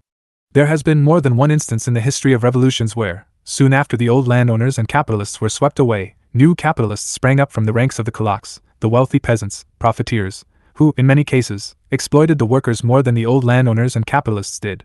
The task that confronts us is to sweep away the old capitalists, and to make it impossible for new ones to emerge. To see to it that power remains fully, entirely and exclusively in the hands of those who work, who live by their own labor. How can this be done? There is only one way, and that is by organizing the rural workers, the proletarians. This organization must be permanent. Only in a permanent, mass organization can farm laborers learn the business of managing large-scale farms, for if they do not learn to do this themselves, nobody will do it for them. You remember the words to this effect in our anthem, the Internationale. The most the Soviet government can do is to give such an organization every assistance. The capitalist organizations did everything in their power, resorted to every lawful means, various ruses, police devices, honest and dishonest schemes to prevent laborers from organizing, To this day in Germany, the most advanced country in Europe, farm laborers are deprived of the right to organize. There, the ancient master and servant law is still in force, and farm laborers continue to have the status of servants. Quite recently, I had a conversation with a prominent Englishman who came to Russia during the war. In the past, he sided with capitalism, but in the course of our revolution, he developed splendidly, first into a Menshevik and later into a Bolshevik. During our conversation, we discussed labor conditions in England. There are no peasants in England, there are only big capitalists and farm workers, and he said, I am not hopeful, because our farm laborers live under feudal and not capitalist conditions. They are so overburdened, crushed and ground down by toil, that it is difficult for them to unite. And this is in a most advanced country, where a certain farm laborer attempted to form a farm laborers' union quite half a century ago. 162 This is what progress amounts to in the free capitalist countries. Our government, however, decided to help to organize the rural and other workers as soon as it came into being. We must. 336. V.I. Lenin. Render every assistance. I am particularly pleased to note that here, in Petrograd, where there are so many beautiful buildings, palaces, which were not built for the right purposes, our comrades have quite properly converted them into premises for meetings, congresses and conferences of precise why those classes of the population which work to build them, which have built them for centuries, but which were never allowed to come within a mile of them. Applause. I think, comrades, that now that nearly all the palaces in Petrograd have been converted into meeting halls and premises for unions of workers, primarily urban, but also rural workers, the working section of the peasantry, I think that we may regard this as a first step towards providing the working people, the formerly exploited section of the population, with the opportunity to organize. I repeat, the Soviet government will do all in its power immediately and unconditionally to help such an organization to remold rural life and leave no room for kulaks or profiteers, so that cooperative labor in common, may become the general rule in the countryside. This is the task we have all set ourselves. You know perfectly well how difficult this task is, that it is impossible to change all the conditions of rural life by means of decrees, laws and ordinances. It was possible by means of ordinances and decrees to overthrow the landowners and capitalists. It is possible by this means to curb the kulaks. But if the millions of farm laborers will not have their own organization, if they do not learn in this organization, step by step, to manage their own affairs, political and the economic affairs are most important, if they do not learn to manage large-scale farms and transform them, since they enjoy a number of privileges which other farms do not, from models of exploitation where formerly the workers had their sweat and blood squeezed out of them, into model cooperative farms, the working people themselves will be to blame for it. The old farms cannot now be restored. It is impossible for us to provide 10 good horses and 10 good plows for every 100 decitines of land, if we take 10 small farms of 10 decitines each. We have not that number of horses or plows left. But if the same 100 decitines are cultivated on a large scale on the basis of cooperative or common tillage, or as a voluntary agriculture. Speech on the organization of a farm laborers' union. 337. Al commune, we shall need, probably, not 10 horses and plows, but only 3. This is how a saving in human labor and better results can be achieved. But there is only one way to achieve this, and that is by an alliance of urban and rural workers. The urban workers have taken power in the cities. All the best that has been created in the cities in the shape of palaces, fine buildings and culture, the workers place at the disposal of the rural population, for they know that their power in the cities cannot be durable unless a sound alliance is established with the farm workers. Only such an alliance, the foundations of which you are here laying down, can make a permanent change possible. The middle peasants, too, will voluntarily join this alliance. It will entail a vast amount of effort, of course, but nothing can be done at one stroke. If your union is formed, if it grows, develops and spreads all over Russia, if it maintains the closest contact with the Urban Workers' Union, we shall fulfill this difficult task by the joint efforts of millions of organized farm and urban workers and thus extricate ourselves from the state of ruin into which we and all other nations were plunged by the 4 Years' War. We shall emerge from this state, but we shall not go back to the old system of individual and scattered production. This system of production condemns man to ignorance, poverty, disunity. We shall organize collective, large-scale, cooperative production.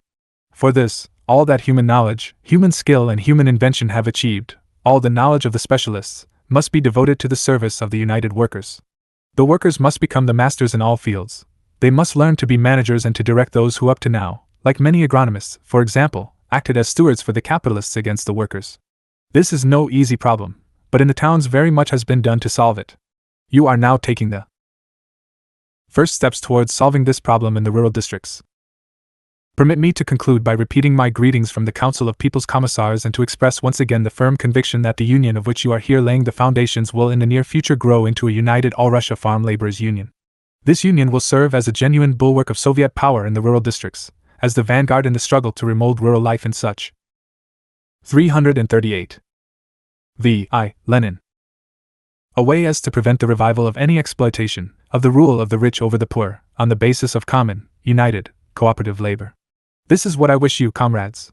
Applause. Brief report published in Severnaya Kommuna No. 58, March 14, 1919. First published in full in the journal. Robotnik Semlya Lisa. No. 4-5, 1923. Collected Works, Volume 29, pages 38-42.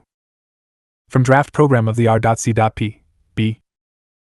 2. To pay particularly great attention to the development and strengthening of comradely discipline among the work-ing people and to stimulate their initiative and sense of responsibility in every field.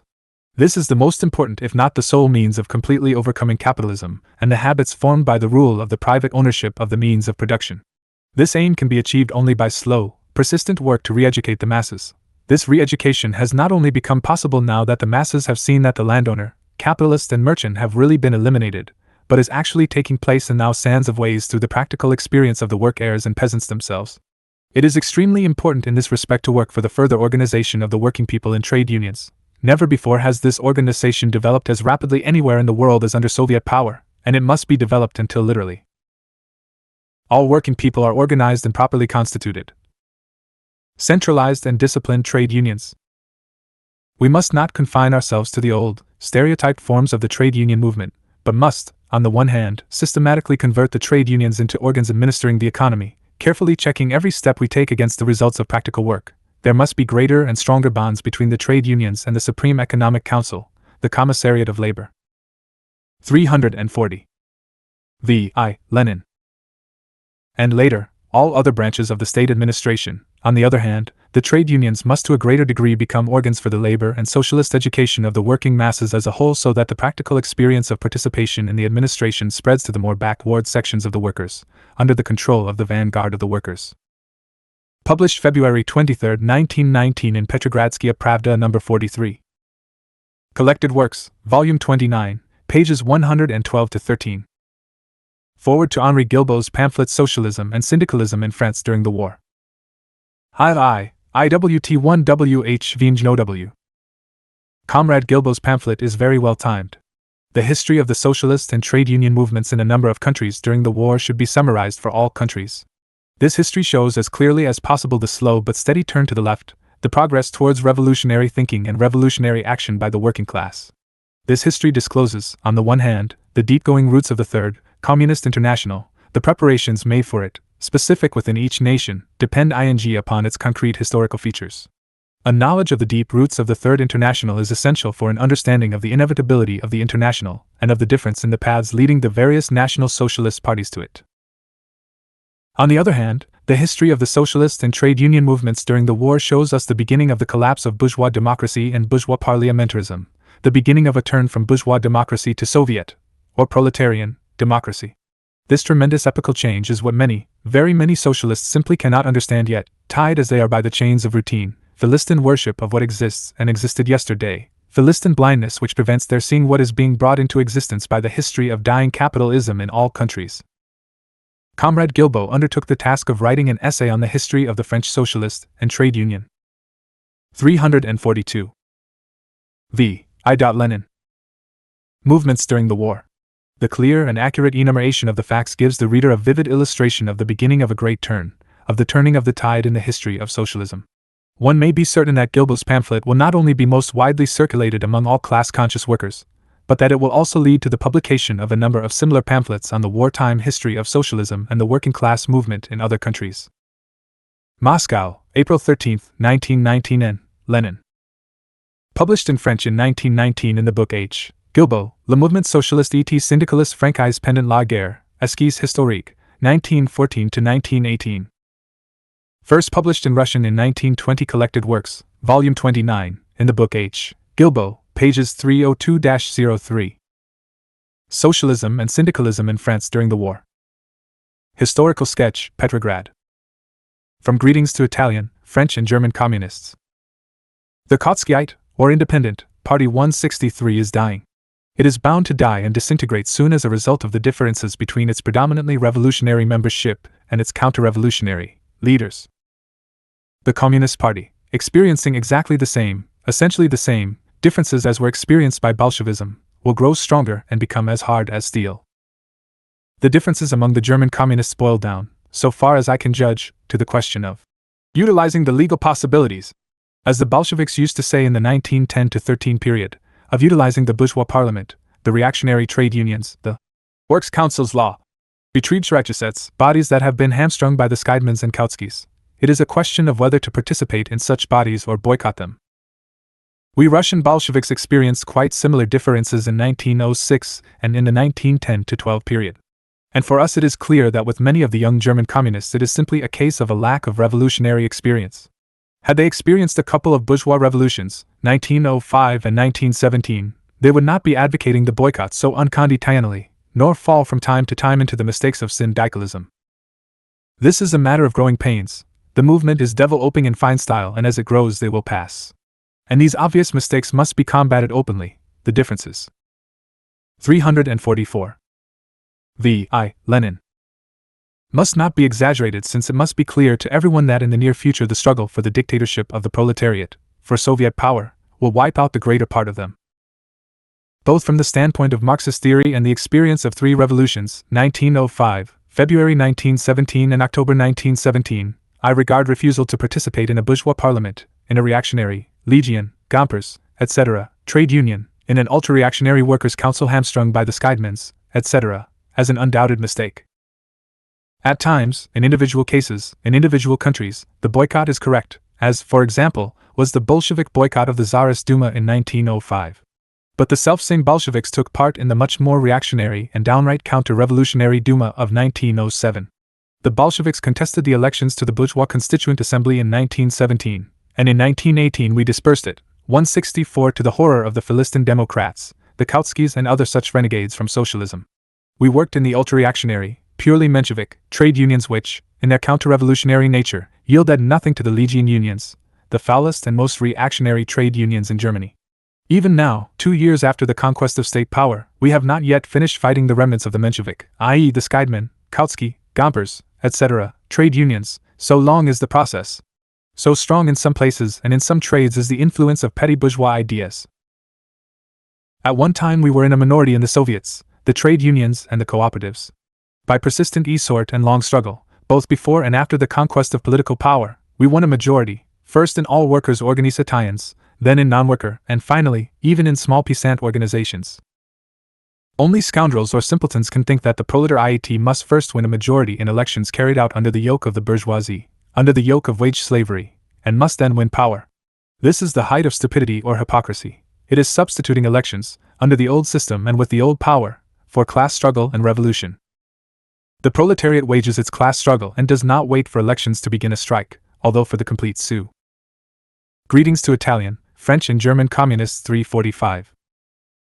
Cess of a strike. It is necessary to have the sympathy of the majority of the working people, and it follows, of the majority of the population. The proletariat wages its class struggle and overthrows the bourgeoisie without waiting for any preliminary elections, supervised by the bourgeoisie and carried out under its yoke, and the proletariat is perfectly well aware that for the success of its revolution, for the successful overthrow of the bourgeoisie, it is absolutely necessary to have the sympathy of the majority of the working people, and it follows, of the majority of the population.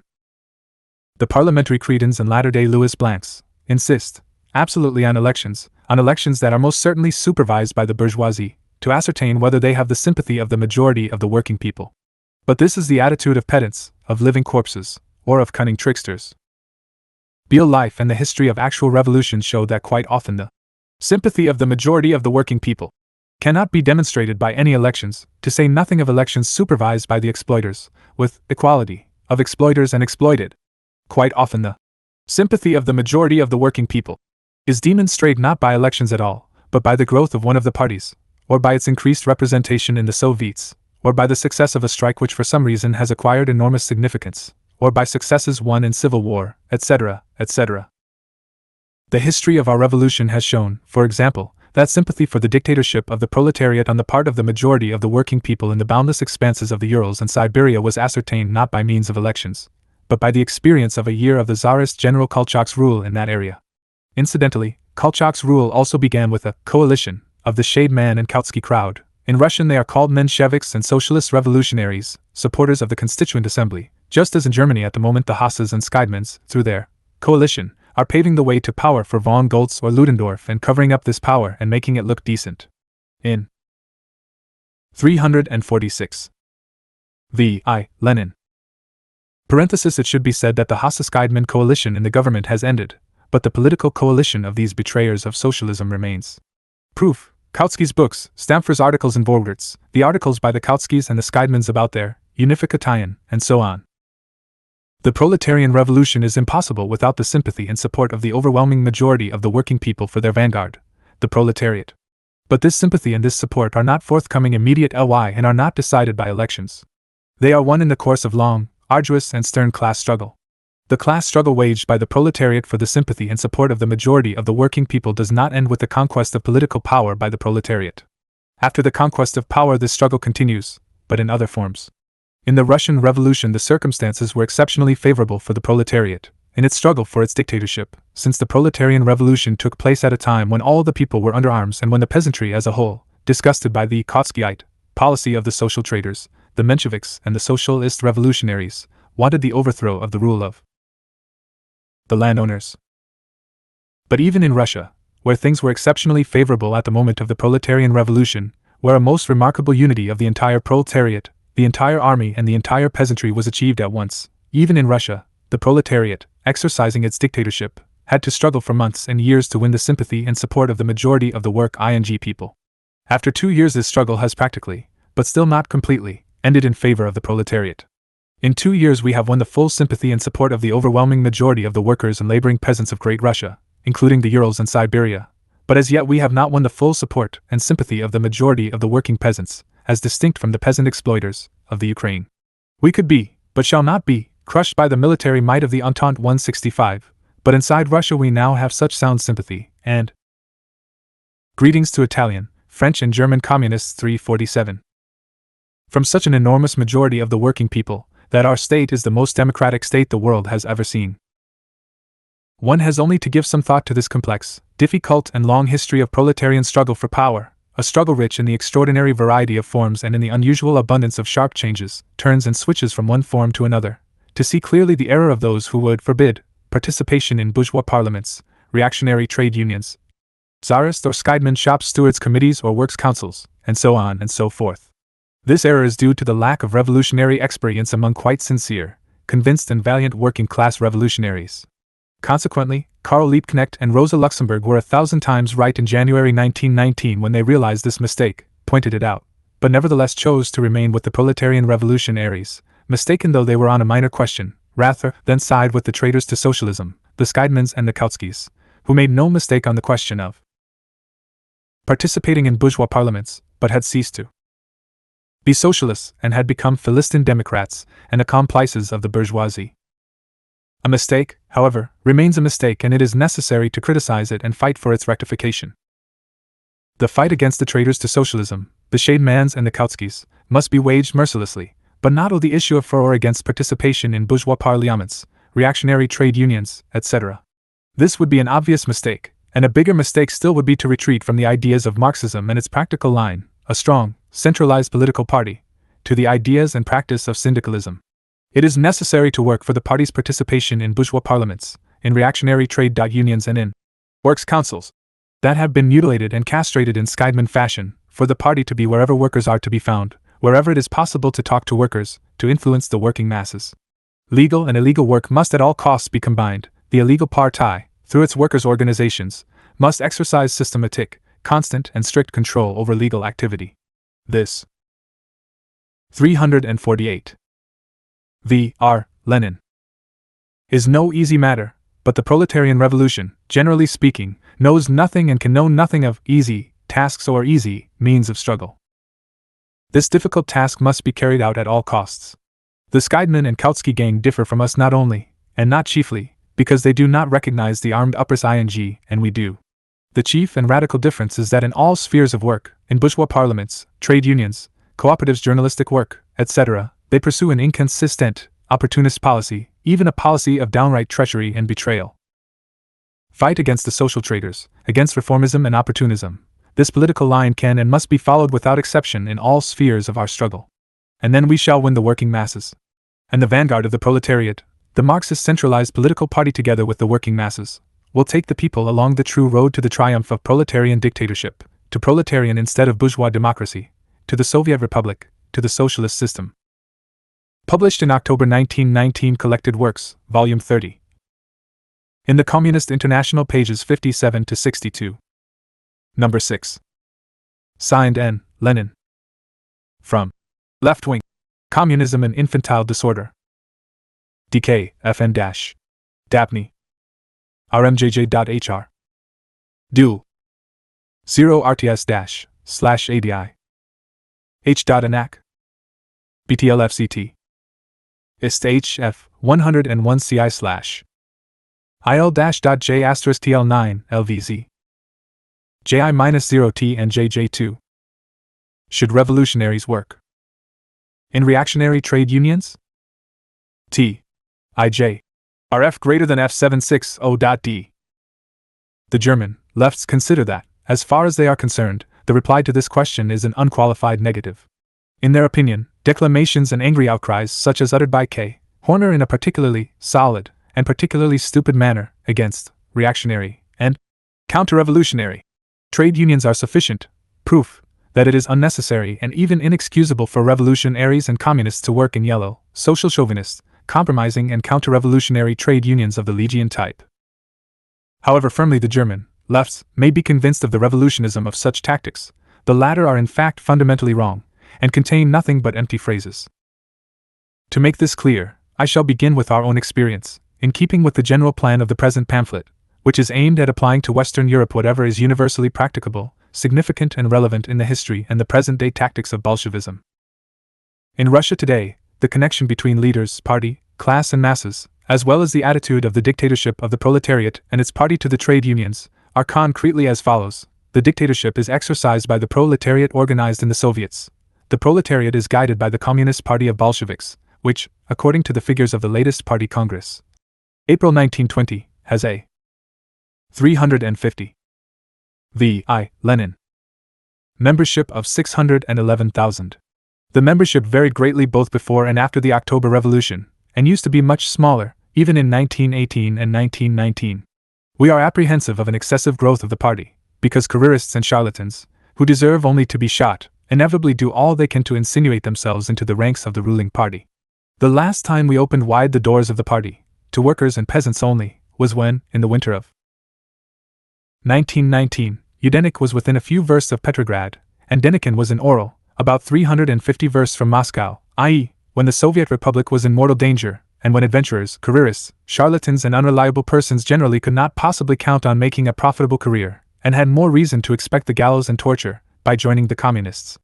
The party, which holds annual congresses, the most recent on the basis of 1 delegate per 1,000 members, is directed by a central committee of 19 elected at the Congress, while the current work in Moscow has to be carried on by still smaller bodies, known as the Organizing Bureau and the Political Bureau, which are elected at plenary meetings of the Central Committee. 5 members of the Central Committee to each bureau. This, it would appear, is a full-fledged oligarchy. No important political or organizational question is decided by any state institution in our republic without the GUID. Ants of the party's Central Committee. In its work, the party relies directly on the trade unions, which, according to the data of the last Congress, April 1920, now have a membership of over 4 million and are formally non-party.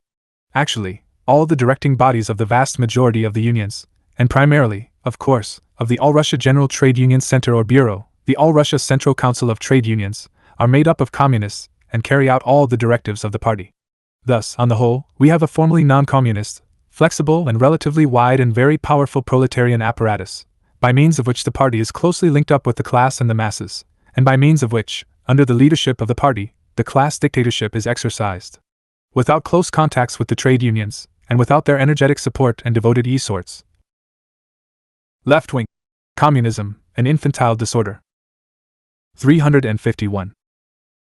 Not only in economic, but also in military affairs, it would of course have been impossible for us to govern the country and to maintain the dictatorship for 2.5 months, let alone 2.5 years. In practice, these very close contacts naturally call for highly complex and diversified work in the form of propaganda, agitation, timely and frequent conferences, not only with the leading trade union workers, but with influential trade union workers generally. They call for a determined struggle against the Mensheviks, who still have a certain though very small following to whom they teach all kinds of counter-revolutionary machinations, ranging from an ideological defense of bourgeois democracy and the preaching that the trade unions should be independent of proletarian state power, to sabotage of proletarian discipline, etc., etc. We consider that contacts with the masses, through the trade unions, are not enough.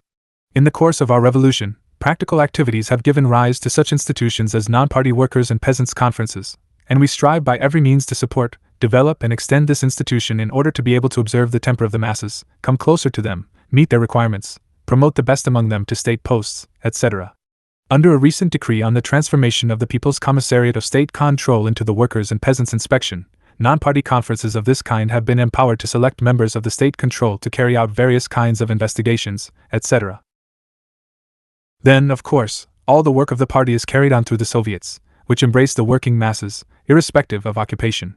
The district congresses of Soviets are democratic institutions, the like of which even the best of the democratic republics of the bourgeois world have never known. Through these congresses, whose proceedings the party endeavors to follow with the closest attention, as well as by continually appointing class-conscious workers to various posts in the rural districts, the proletariat exercises its role of leader of the peasantry, gives effect to the dictatorship of the urban proletariat, wages a systematic struggle against the rich, bourgeois, exploiting and profiteering peasantry, etc. 352. V.I. Lenin.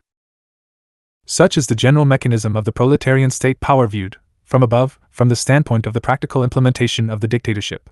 We hope that the reader will understand why the Russian Bolshevik, who has known this mechanism for 25 years and has seen it develop out of small, illegal and underground circles, cannot help regarding all this talk about, from above, or from below, about the dictatorship of leaders or the dictatorship of the masses, etc., as ridiculous and childish nonsense. Something like discussing whether a man's left leg or right arm is of greater use to him.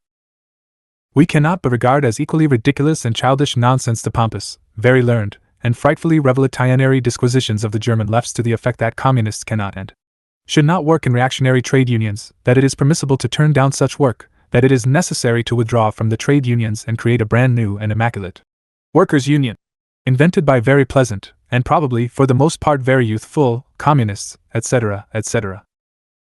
Capitalism inevitably leaves socialism the legacy, on the one hand, of the old trade and craft distinctions among the workers, distinctions evolved in the course of centuries. On the other hand, trade unions, which only very slowly, in the course of years and years, can and will develop into broader industrial unions with less of the craft union about them, embracing entire industries, and not only crafts, trades and occupations, and later proceed, through these industrial unions, to eliminate the division of labor among people, to educate and school people, give them all-round development, and an all-round training, so that they are able to do everything.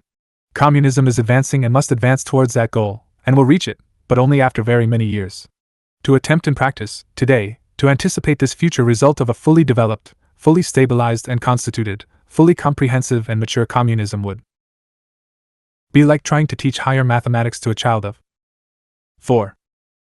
We can, and must, begin to build socialism, not with abstract human material, or with human materials specially. Left-wing communism, an infantile disorder. 353. Prepared by us, but with the human material bequeathed to us by capitalism. True, that is no easy matter, but no other approach to this task is serious enough to warrant discussion. The trade unions were a tremendous step forward for the working class in the early days of capitalist development, inasmuch as they marked a transition from the workers' disunity and helplessness to the rudiments of class organization.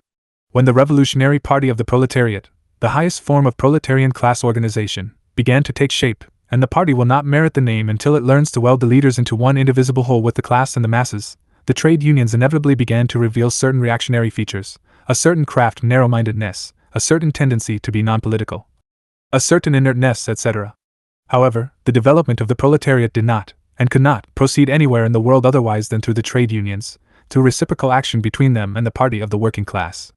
The proletariat's conquest of political power is a gigantic step forward for the proletariat as a class, and the party must, more than ever and in a new way, not only in the old, educate and guide the trade unions, at the same time bearing in mind that they are and will long remain an indispensable school of communism, and a preparatory school that trains proletarians to exercise their dictatorship, an indispensable organization of the workers for the gradual transfer of the management of the whole economic life of the country to the working class, and not to the separate trades, and later to all the working people.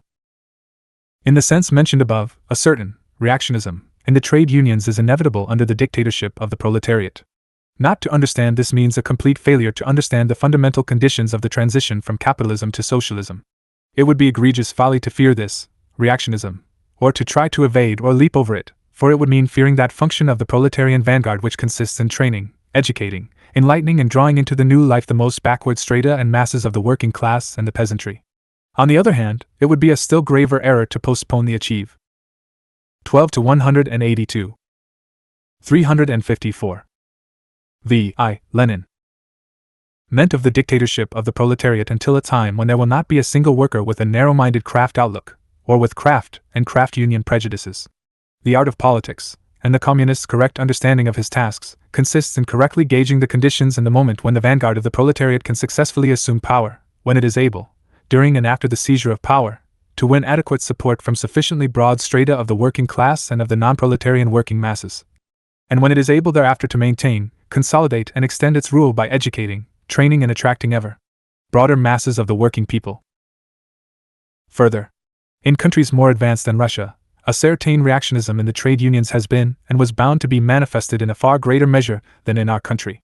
Our Mensheviks found support in the trade unions, and to some extent still do so in a small number of unions, as a result of the latter's craft narrow-mindedness, craft selfishness and opportunism.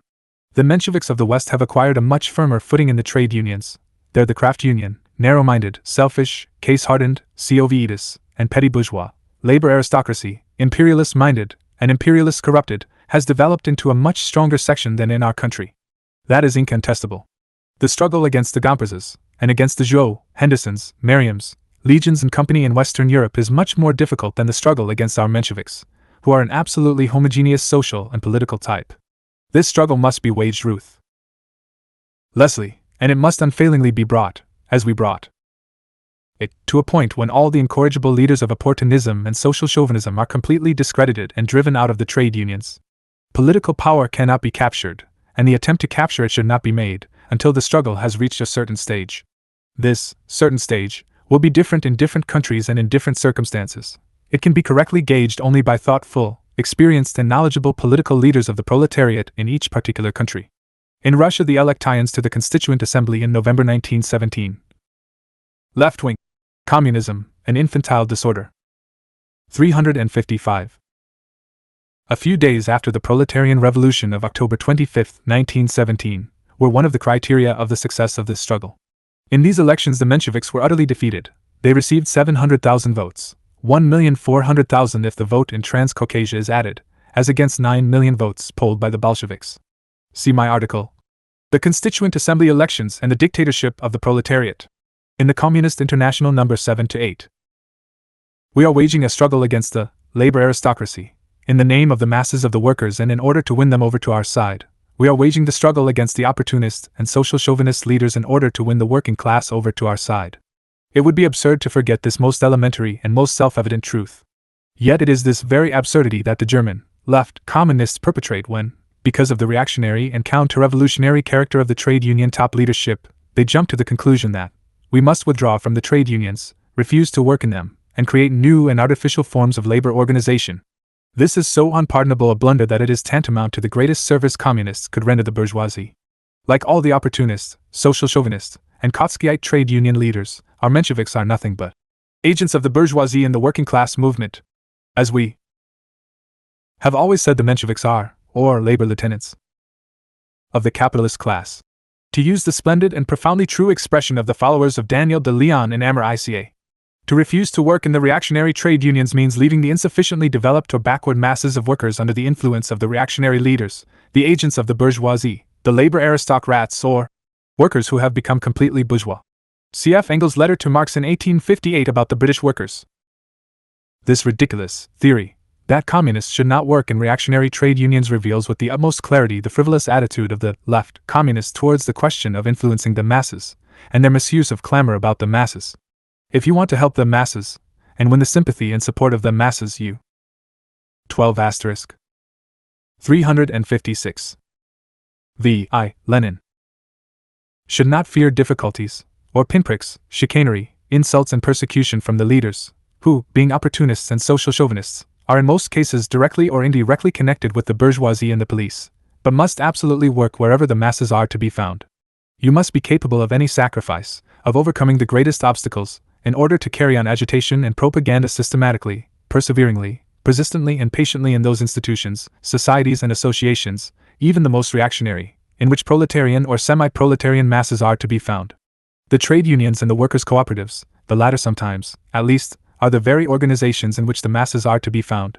According to figures quoted in the Swedish paper Folkets Dagblad Politiken 16/1 of March 10, 1920, the trade union membership in Great Britain increased from 5,500,000 at the end of 1917 to 6,600,000 at the end of 1918, an increase of 19%.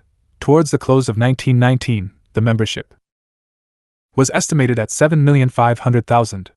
I have not got the corresponding figures for France and Germany to hand, but absolutely incontestable and generally known facts testify to a rapid rise in the trade union membership in these countries too. These facts make crystal clear something that is confirmed by thousands of other symptoms, namely, that class consciousness and the desire for organization are growing among the proletarian masses, among the rank and file, among the backward elements. Millions of workers in Great Britain, France and Germany are for the first time passing from a complete lack of organization to the elementary, lowest, simplest, and to those still thoroughly imbued with bourgeois democratic prejudices, most easily comprehensible form of organization, namely, the trade unions. Yet the revolutionary but imprudent left communists stand by, crying out, the masses! The masses! But refusing to work within the trade unions, on the pretext that they are reactionary and invent a brand new, immaculate little workers' union, which is guiltless of bourgeois democrat icy prejudices and innocent of craft or narrow-minded craft union sins, a union which, they claim, will be a broad organization, recognition of the Soviet system and the left-wing communism, an infantile disorder. 357. Dictatorship will be the only condition of membership. See the passage quoted above. It would be hard to imagine any greater ineptitude or greater harm to the revolution than that caused by the left revolutionaries. Why, if we in Russia today, after 2.5 years of unprecedented victories over the bourgeoisie of Russia and the Entente, were to make recognition of the dictatorship a condition of trade union membership, we would be doing a very foolish thing, damaging our influence among the masses, and helping the Mensheviks. The task devolving on communists is to convince the backward elements, to work among them, and not to fence themselves off from them with artificial and childishly left slogans.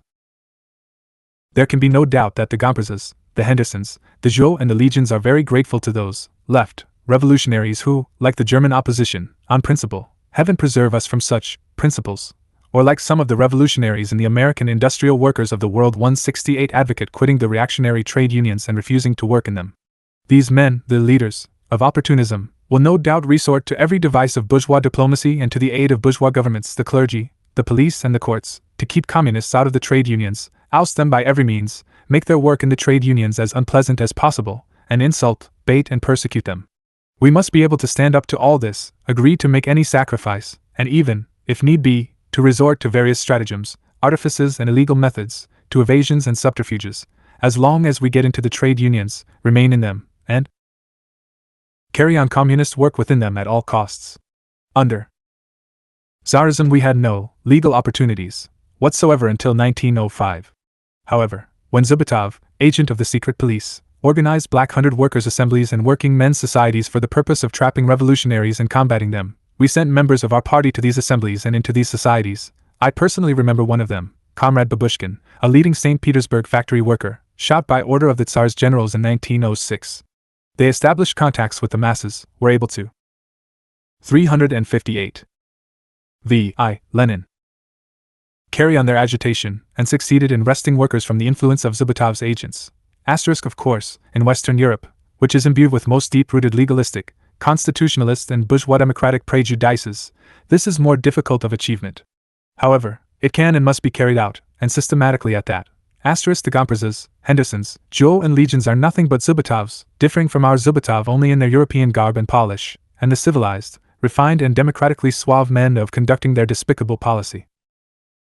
The Executive Committee of the Third International must, in my opinion, positively condemn, and call upon the next Congress of the Communist International to condemn both the policy of refusing to work in reactionary trade unions in general, explaining in detail why such refusal is unwise, and what extreme harm it does to the cause of the proletarian revolution, and, in particular, the line of conduct of some members of the Communist Party of Holland, who, whether directly or indirectly, overtly or covertly, wholly or partly, it does not matter, have supported this erroneous policy. The Third International must break with the tactics of the Second International. It must not evade or play down points at issue, but must pose them in a straightforward fashion. The whole truth has been put squarely to the Independents, the Independent Social Democratic Party of Germany. The whole truth must likewise be put squarely to the left, Communists. Written April-May 1920. Published June 1920. Collected Works, Volume 31. In pamphlet form, pages 46 to 56. By the State Publishers, Petrograd. Theses for the Second Congress of the Communist International. From Theses on the Fundamental Tasks of the Second Congress of the Communist International. 8. The dictatorship of the proletariat is the most determined and revolutionary form of the proletariat's class struggle against the bourgeoisie. This struggle can be successful only when the most revolutionary vanguard of the proletariat has the backing of the overwhelming majority of the proletariat. Hence, preparation for the dictatorship of the proletariat entails not only explanation of the bourgeois character of all reformism, of all defense of democracy, while private ownership of the means of production is preserved, it entails not only exposure of such trends, which are in fact a defense of the bourgeoisie within the labor movement. It also calls for old leaders being replaced by communists and proletarian organizations of absolutely every type, not only political, but also trade, union, cooperative, educational, etc. The more complete, lengthy and firmly established the rule of bourgeois democracy has been in a given country, the more the bourgeoisie will have succeeded in securing the appointment to such leading posts of people whose minds have been molded by it and imbued with its views and prejudices, and who have very often been directly or indirectly bought by it. These representatives of the labor aristocracy, bourgeoisified workers, should be ousted from all their posts 100 times more sweepingly than hitherto, and replaced by workers, even by wholly inexperienced men, provided they are connected with the exploited masses and enjoy their confidence in the 360. Lenin. Struggle against the exploiters. The dictatorship of the proletariat will require the appointment of such inexperienced workers to the most responsible posts in the state. Otherwise, the workers' government will be impotent, and will not have the support of the masses. 9. The dictatorship of the proletariat means that all toiling and exploited people, who have been disunited, deceived, intimidated, oppressed, downtrodden and crushed by the capitalist class, come under the full leadership of the only class trained for that leadership by the whole history of capitalism. That is why the following is one of the methods whereby preparations for the dictatorship of the proletariat should be started everywhere, and immediately.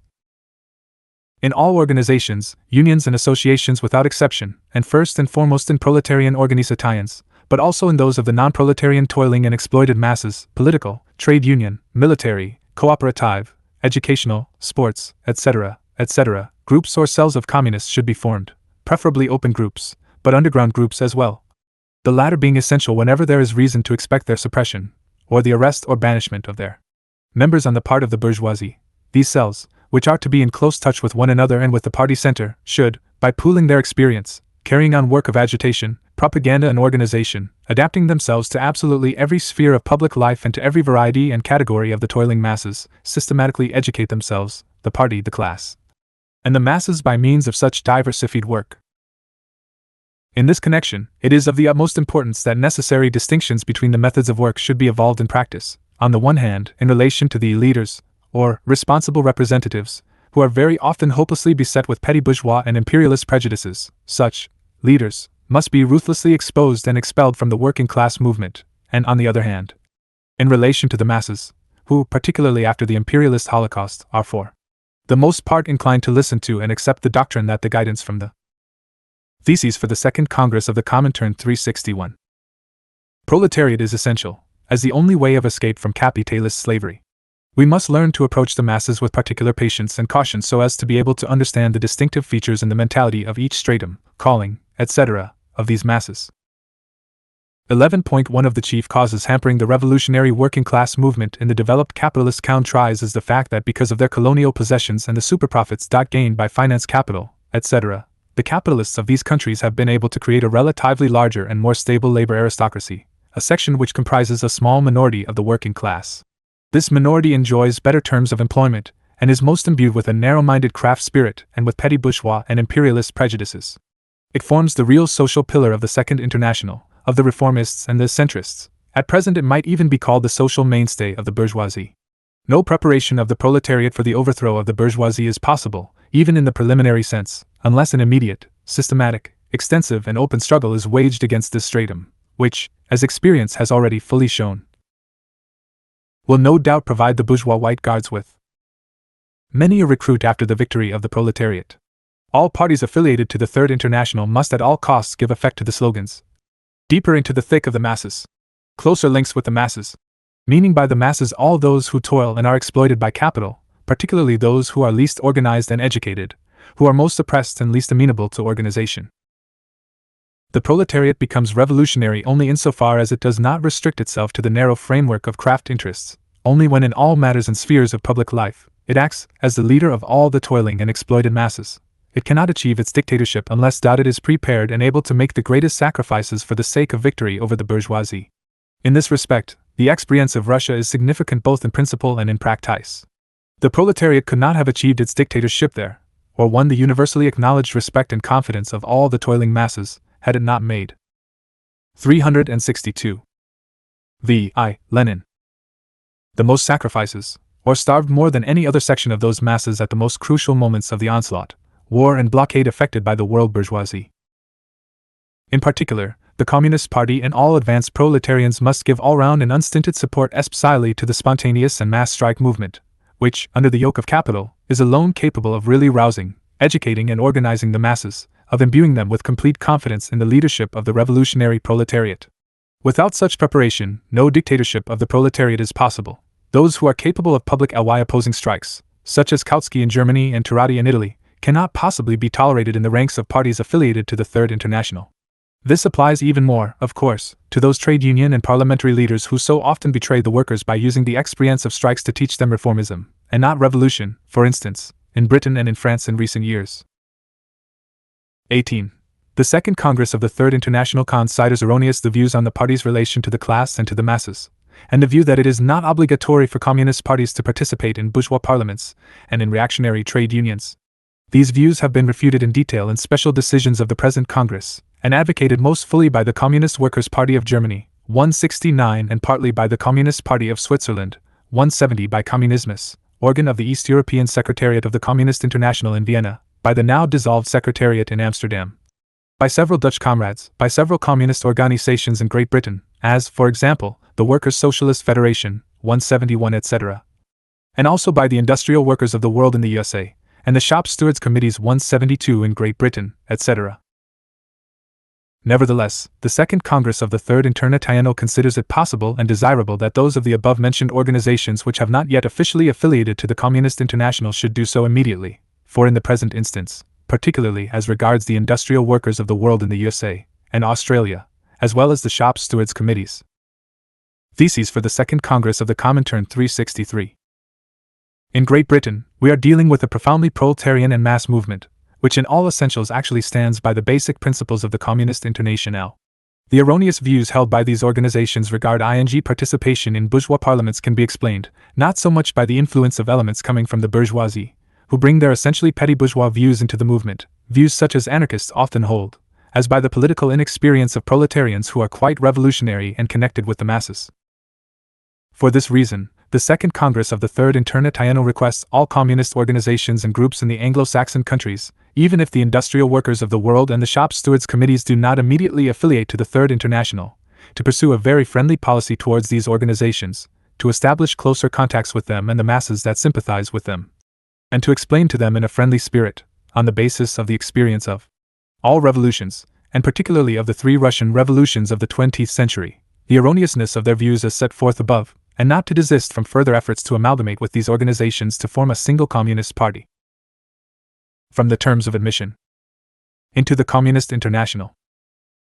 9.it is the duty of any party wishing to join the Communist International to conduct systematic and unflagging communist work in the trade unions, cooperative societies, and other mass workers' organizations. Communist cells should be formed in the trade unions, and by their sustained and unflagging work, win the unions over to the communist cause. In every phase of their day-by-day activity, these cells must unmask the treachery of the social patriots and the vacillation of the centrists. The cells must be completely subordinate to the party as a whole. 10.it is the duty of any party belonging to the Communist International to wage a determined struggle against the Amsterdam International of Yellow Trade Unions. 173. 364. Lenin. Its indefatigable propaganda should show the organized workers the need to break with the Yellow Amsterdam International. It must give every support to the emerging International Federation of Red Trade Unions 174, which are associated with the Communist International. Written in June-July 1920, published on July 20, 1920 in the Communist International No. 12. Collected Works, Volume 31, pages 190-92, 193-94, 199-201, 209-10. Draft Resolution on the tasks of the trade unions and the methods of their accomplishment. 175. In accordance with the decisions of the 9th Congress of the Communist Party of Russia, 176, the conference once again draws the attention of the trade unions to the necessity of these decisions being scrupulously fulfilled, and points out in particular that the imperative need of a single economic plan establishing the order of priority of objectives in the general scheme of economic construction is indisputable. At the same time, as was recognized by the Party Conference of September 1920, a gradual but steady transition must be effected from urgency procedures to a more even distribution of forces, particularly in the secondment of the individual unions' best organizers to the All-Russia Central Council of Trade Unions with a view to consolidating that body as a whole, improving the functioning of its apparatus, achieving greater system in the work of all trade unions, and thereby strengthening the entire trade union movement. This measure should be applied in particular to the Central Committee of the General Transport Workers' Union, Sektron.Wylar. An end must be put to its disproportionate growth as compared with the other unions, and the best elements thus released should extend to the entire trade union movement those methods of the broader application of democracy, the promotion of initiative, participation in the management of industry, the development of emulation, and so forth, which have yielded the best practical results. 366. Lenin. In conformity with the decisions of the 9th Congress of the Communist Party of Russia, and recognizing as absolutely indispensable the development, extension, and consolidation of trade union participation in production management, the conference instructs the All-Russia Central Council of Trade Unions to sum up immediately the practical experience gained in this respect by the leading unions and enterprises, and to draw up detailed instructions, which will help all trade unions make use of that practical experience, and will enjoin them to utilize the latter in a more energetic and systematic fashion. This refers especially to the utilization of specialists. Written in November, not later than the 8th, 1920, first published in 1950 in the 4th Russian edition of Lenin's Collected Works, Volume 31. Collected Works, Volume 31, pages 374-75. Theses on Production Propaganda. Rough Draft. 1.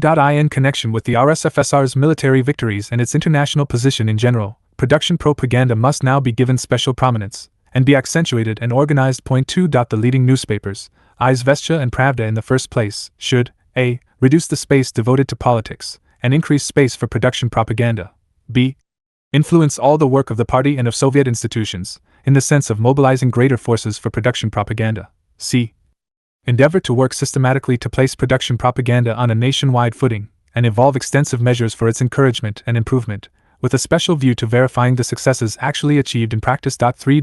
In just the same way, work should be systematized, extended, and developed in selecting able administrators, organizers, and inventors from the masses of workingmen and peasants. 4. Throughout the RSFSR, production propaganda should be placed under the direction of a single body, with the aim of economizing forces and improving guidance of this work.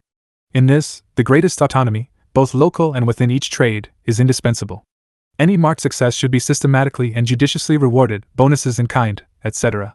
Verification of successes to be organized impartially and competently. 5. The editorial board of a mass newspaper with a circular tie-in of between 500,000 and 1 million should be made the sole body guiding production propaganda. 368. Lenin.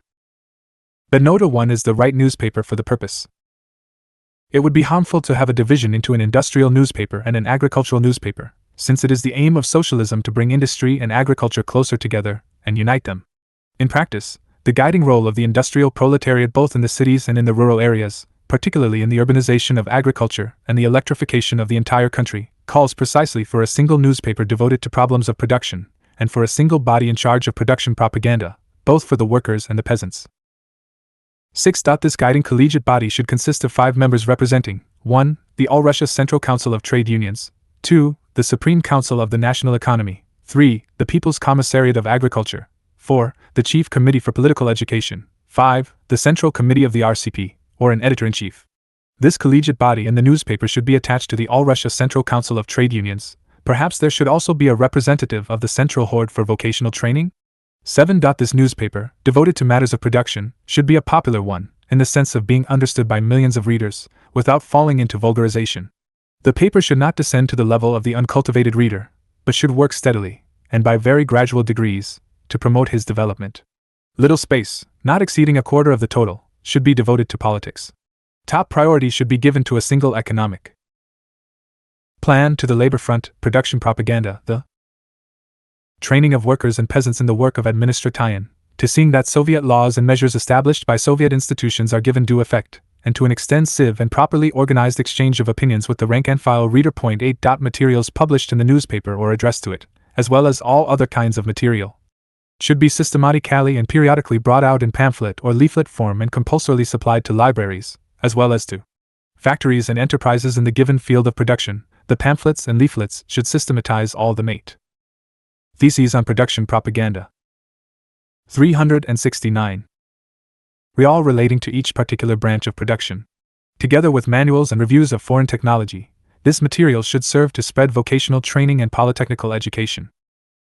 A more rational distribution of the newspaper, as well as of pamphlets and leaflets dealing with questions of production, among all libraries in the RSFSR should, in particular, be the object of special attention. 9. It is indispensable that engineers, agronomists, school teachers, and also Soviet functionaries possessing definite professional qualifications should be drawn into systematic participation in production propaganda, this in connection with the liquidation of illiteracy, the organization of lectures, talks, reports, etc. Compulsory labor service on the part of all those who are able to acquaint the population with problems of electrification, with the Taylor system, 179, etc. 10. The more extensive and systematic use of films for production propaganda. Joint work with the cinema section. Soviet gramophone records. Displays of diagrams and cartograms at clubs, village reading rooms, in streets, etc. Bills and placards to be displayed near factories, workshops, technical schools, etc. 11. The organization, jointly with the People's Commissariat of Labor and other institutions, of an Inspectorate of Production.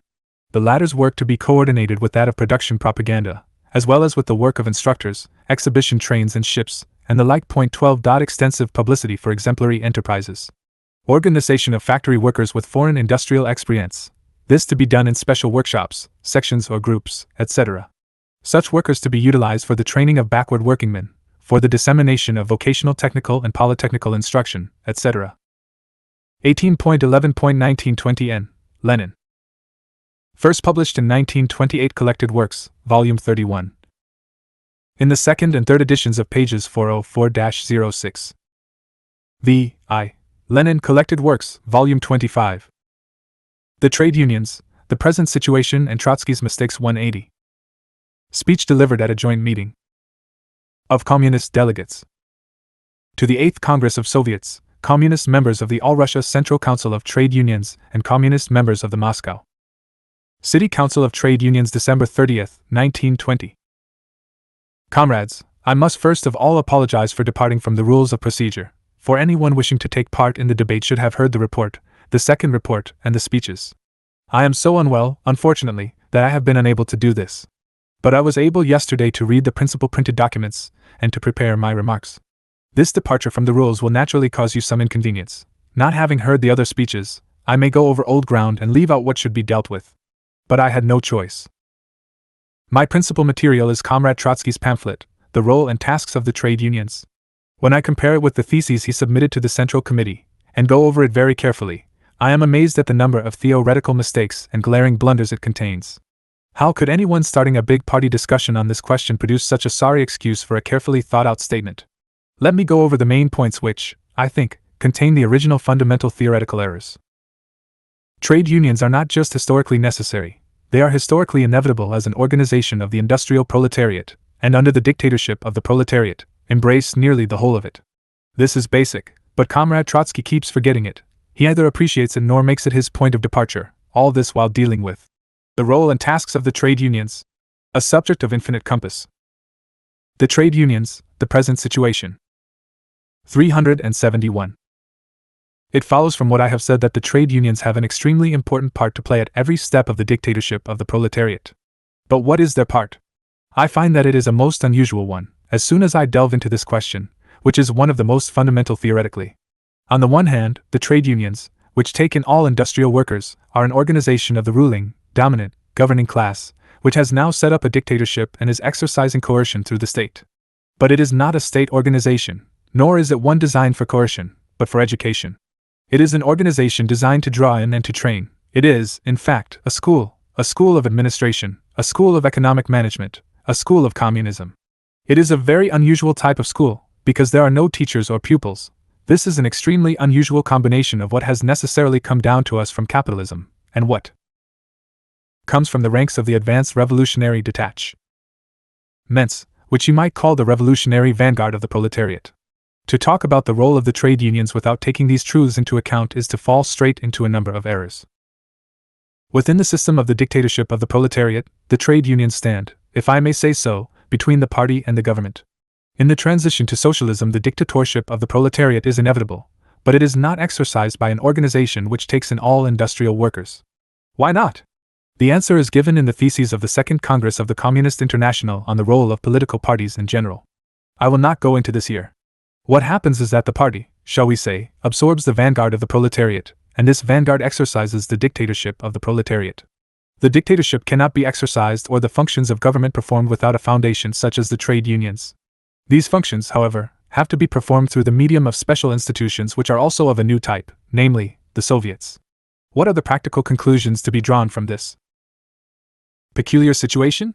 They are, on the one hand, that the trade unions are a link between the vanguard and the masses, and by their daily work bring conviction to the masses of the class which alone is capable of taking. 372. Lenin. Us from capitalism to communism. On the other hand, the trade unions are a reservoir of the state power. This is what the trade unions are in the period of transition from capitalism to communism. In general, this transition cannot be achieved without the leadership of that class which is the only class capitalism has trained for large-scale production and which alone is divorced from the interests of the petty proprietor. But the dictatorship of the proletariat cannot be exercised through an organization embracing the whole of that class, because in all capitalist countries, and not only over here, in one of the most backward, the proletariat is still so divided, so degraded, and so corrupted in parts, by imperialism in some countries, that an organization taking in the whole proletariat cannot directly exercise proletarian dictatorship. It can be exercised only by a vanguard that has absorbed the revolutionary energy of the class. The whole is like an arrangement of cogwheels. Such is the basic mechanism of the dictatorship of the proletariat, and of the essentials of transitions from capitalism to communism. From this alone it is evident that there is something fundamentally wrong in principle when Comrade Trotsky points, in his first thesis, to ideological confusion, and speaks of a crisis as existing specifically and particularly in the trade unions. If we are to speak of a crisis, we can do so only after analyzing the political situation. It is Trotsky who is in ideological confusion, because in this key question of the trade union's role, from the standpoint of transition from capitalism to communism, he has lost sight of the fact that we have here a complex arrangement of cogwheels which cannot be a simple one, for the dictatorship of the proletariat cannot be exercised by a mass proletarian organization. It cannot work without a number of transmission belts, running from the vanguard to the mass of the advanced class, and from the latter to the mass of the working people. In Russia, this mass is a peasant. 1. There is no such an ass anywhere else, but even in the most advanced countries there is a non-proletarian, or a not entirely proletarian, mass. That is in itself enough to produce ideological confusion. But it's no use Trotsky's pinning it on others. When I consider the role of the trade unions in the trade unions, the present situation. 373. I find that Trotsky's basic mistake lies in his always dealing with it, in principle, as a matter of General principle. All his theses are based on general principle, an approach which is in itself fundamentally wrong, quite apart from the fact that the Ninth Party Congress said enough and more than enough about the trade union's role in production, and quite apart from the fact that in his own theses Trotsky quotes the perfectly clear statements of Lozovsky and Tomsky, who were to be his whipping boys, and an excuse for an exercise in polemics. It turns out that there is, after all, no clash of principle, and the choice of Tomsky and Lozovsky, who wrote what Trotsky himself. The actual differences, apart from those I have listed, really have nothing to do with general principles. I have had to enumerate my differences with Comrade Trotsky because, with such a broad theme as the role and tasks of the trade unions, he has, I am quite sure, made a number of mistakes bearing on the very essence of the dictatorship of the proletariat. But this apart, one may well ask, why is it that we cannot work together, as we so badly need to do? It is because of our different approach to the mass, the different way of winning it over and keeping in touch with it. That is the whole point. And this makes the trade union a very peculiar institution, which is set up under capitalism, which inevitably exists in the transition. 374. V.I. Lenin. From capitalism to communism, and whose future is a case tie and mark. The time when the trade unions are actually called into question is a long way off. It will be up to our grandchildren to discuss that. What matters now is how to approach the mass, to establish contact with it, and win it over, and how to get the intricate transmission system work how to run the dictatorship of the proletariat. Note that when I speak of the intricate transmission system I do not mean the machinery of the Soviets. What it may have in the way of intricacy of transmission comes under a SP-style head. I have only been considering, in principle and in the abstract, class relations in capitalist society, which consists of a proletariat, a non-proletarian mass of working people, a petty bourgeoisie and a bourgeoisie. This alone yields an extremely complicated transmission system owing to what has been created by capitalism, quite apart from any red tape in the Soviet administrative machinery. And that is the main point to be considered in analyzing the difficulties of the trade unions' task. Let me say this again, the actual differences do not lie where Comrade Trotsky sees them but in the question of how to approach the mass, win it over, and keep in touch with it. I must say that had we made a detailed, even if small-scale, study of our own experience and practices, we should have managed to avoid the hundreds of quite unnecessary differences and errors of principle in which Comrade Trotsky's pamphlet abounds. Some of his theses, for instance, polemicize against Soviet trade unionism. As if we hadn't enough trouble already, a new bogey has been invented. Who do you think it is? Comrade Ryazanov, of all people. I have known him for 20-odd years. You have known him less than that, but equally as well by his work. You are very well aware that assessing slogans is not one of his virtudes, which he undoubtedly has. Shall we then produce theses to show that Soviet trade unionism is just something that Comrade Ryazanov happened to say with little really? Vance? Is that being serious? If it is, we shall end up with having Soviet trade unionism, Soviet anti-peace signing, and what not. A Soviet-ism could be invented on every single point. Ryazanov. Soviet anti-Restism. Exactly. Soviet anti-Brestism. The trade unions, the present situation. 375. While betraying this lack of thoughtfulness, Comrade Trotsky falls into error himself. He seems to say that in a worker state it is not the business of the trade unions to stand up for the material and spiritual interests of the working class. That is a mistake. Comrade Trotsky speaks of a workers' state. May I say that this is an abstraction? It was natural for us to write about a workers' state in 1917, but it is now a patent error to say, since this is a workers' state without any bourgeoisie, against whom then is the working class to be protected, and for what purpose? The whole point is that it is not quite a worker state. That is where Comrade Trotsky makes one of his main mistakes. We have got down from general principles to practical discussion and decrees, and here we are being dragged back and prevented from tackling the business at hand. This will not do. For one thing, ours is not actually a worker state but a workers' and peasant state. And a lot depends on that. Bukharin. What kind of state? A workers' and peasant state? Comrade Bukharin back there may well shout. What kind of state? A workers' and peasant state? I shall not stop to answer him. Anyone who has a mind to should recall the recent Congress of Soviets, and that will be answer enough. But that is not all. Our party program, a document which the author of the ABC of Communism knows very well, shows that ours is a workers' state with a bureaucratic twist to it. We have had to mark it with tris dismal, shall I say, tag. There you have the reality of the transition. Well, is it right to say that in a state that has taken this shape in practice the trade unions have nothing to protect, or that we can do without them in protecting the material and spiritual interests of the massively organized proletariat?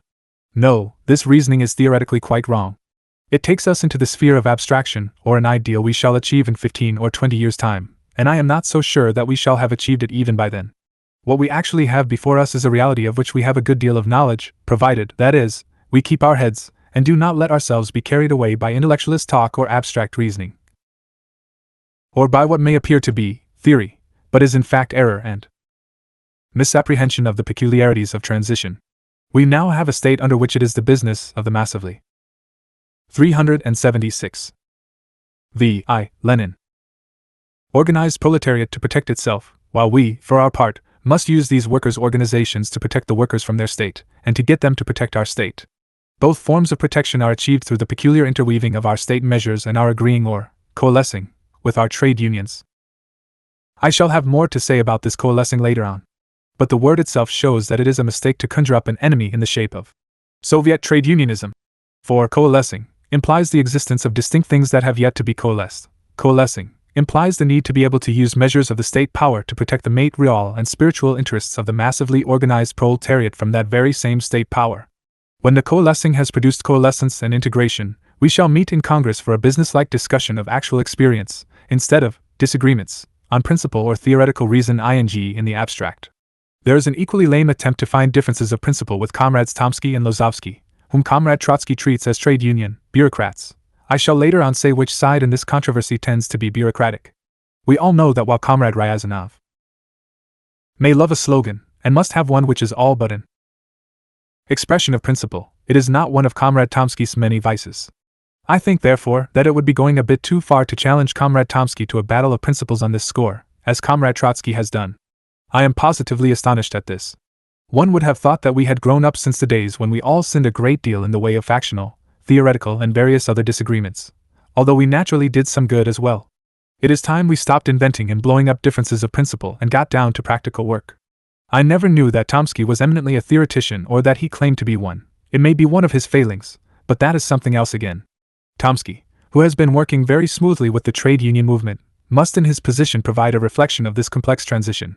Whether he should do so consciously or unconsciously is quite another matter, and I am not saying that he has always done it consciously, so that if something is the trade unions, the present situation 377 hurting the mass, and they do not know what it is, and he does not know what it is, applause, laughter, but raises a howl, I say that is not a failing but should be put down to his credit.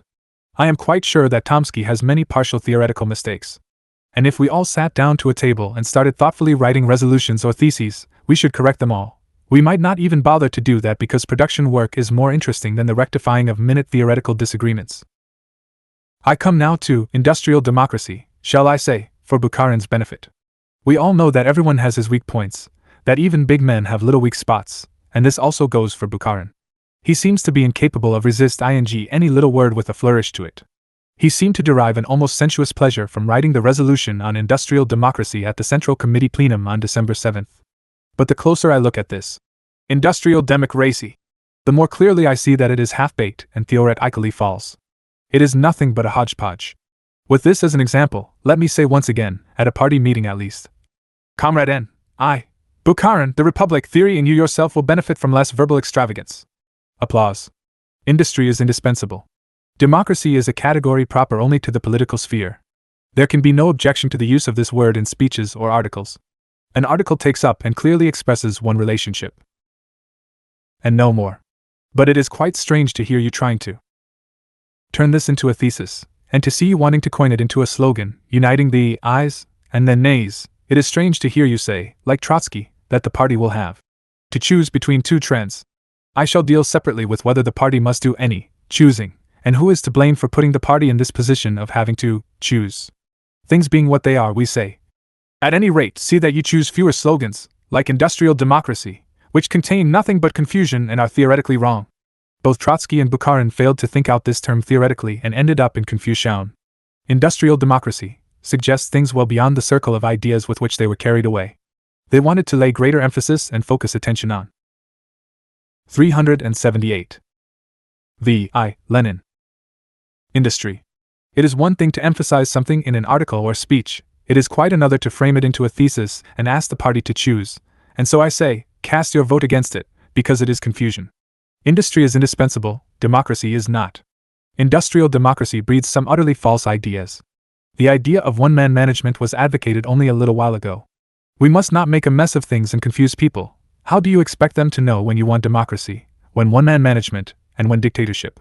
But on no account must we renounce dictatorship either. I hear Bukharin behind me growling. Quite right. Laughter. Applause. But to go on. Since September we have been talking about switching from the principle of priority to that of equalicitian, and we have said as much in the resolution of the All-Party Conference, which was approved by the Central Committee. The question is not an easy one, because we find that we have to combine equalization with priority, which are incompatible. But after all, we do have some knowledge of Marxism and have learned how and when opposites can and must be combined. And what is most important is that in the 3.5 years of our revolution we have actually combined opposites again and again. The question obviously requires thoughtfulness and circumspection. After all, we did discuss these questions of principle at those deplorable plenary meetings of the Central Committee *, which yielded the groups of 7 and 8, and Comrade Bukharin celebrated, Buffer Group, 183, and we did establish that there was no easy transition from the priority principle to that of equalization. We shall have to put in a bit of effort to implement the decision of the September conference. After all, these opposite terms can be combined either into a cacophony or a symphony. Priority implies preference for one industry out of a group of vital industries because of its greater urgency. What does such preference entail? How great can it be? This is a difficult question, and I must say that it will take more than zeal to. The reference is to the November and December plenary meetings of the Central Committee in 1920.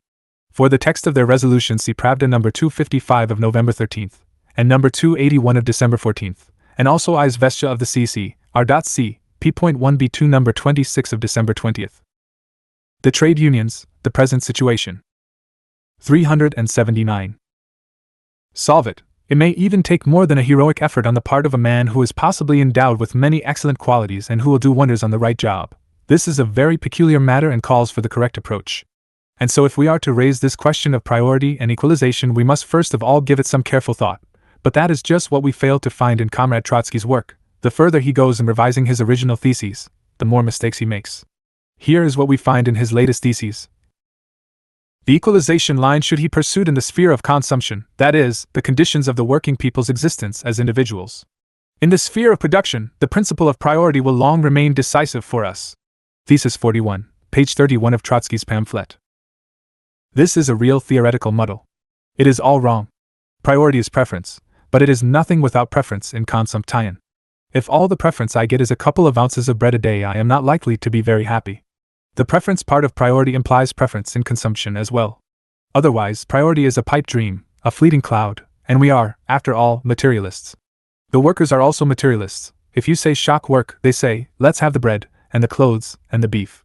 That is the view we now take, and have always taken in discussing these questions time without number with reference to various concrete matters in the Council of Defense, when one would say, I'm doing shock work, and would clamor for boots, and another, I get the boots, otherwise your shock workers won't hold out, and all your priority will fizzle out. We find, therefore, that in the theses the approach to equalization and priority is basically wrong. What is more, it is a retreat from what has actually been achieved and tested in practice. We can't have that, it will lead to no good. Then there is the question of coalescing. The best thing to do about coalescing right now is to keep quiet. Speech is silver, but silence is golden. Why so? It is because we have got down to coalescing in practice. There is not a single large gubernia economic council, no major department of the Supreme Economic Council, the People's Commissariat for Communications, etc., where something is not being 380. V.I. Lenin. Coalesced in practice. But are the results all they should be? There's the rub. Look at the way coalescence has actually been carried out, and what it has produced. There are countless decrees introducing coalescence in the various institutions. But we have yet to make a business-like study of our own practical experience. We have yet to go into the actual results of all this. We have yet to discover what a certain type of coalescence has produced in a particular industry, what happened when member X of the Gubernia Trade Union Council held post Y in the Gubernia Economic Council, how many months he was at it, etc. What we have not failed to do is to invent a disagreement on coalescence as a principle, and to make a mistake in the process. But then we have always been quick at that sort of thing.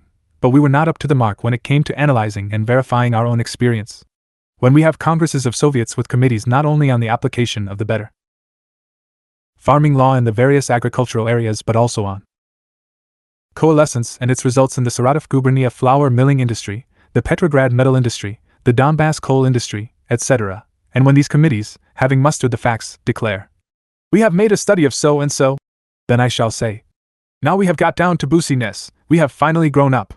But could anything be more erroneous and deplorable than the fact that we are being presented with theses, splitting hairs over the principle of coalescence, after we have been at it for 3 years?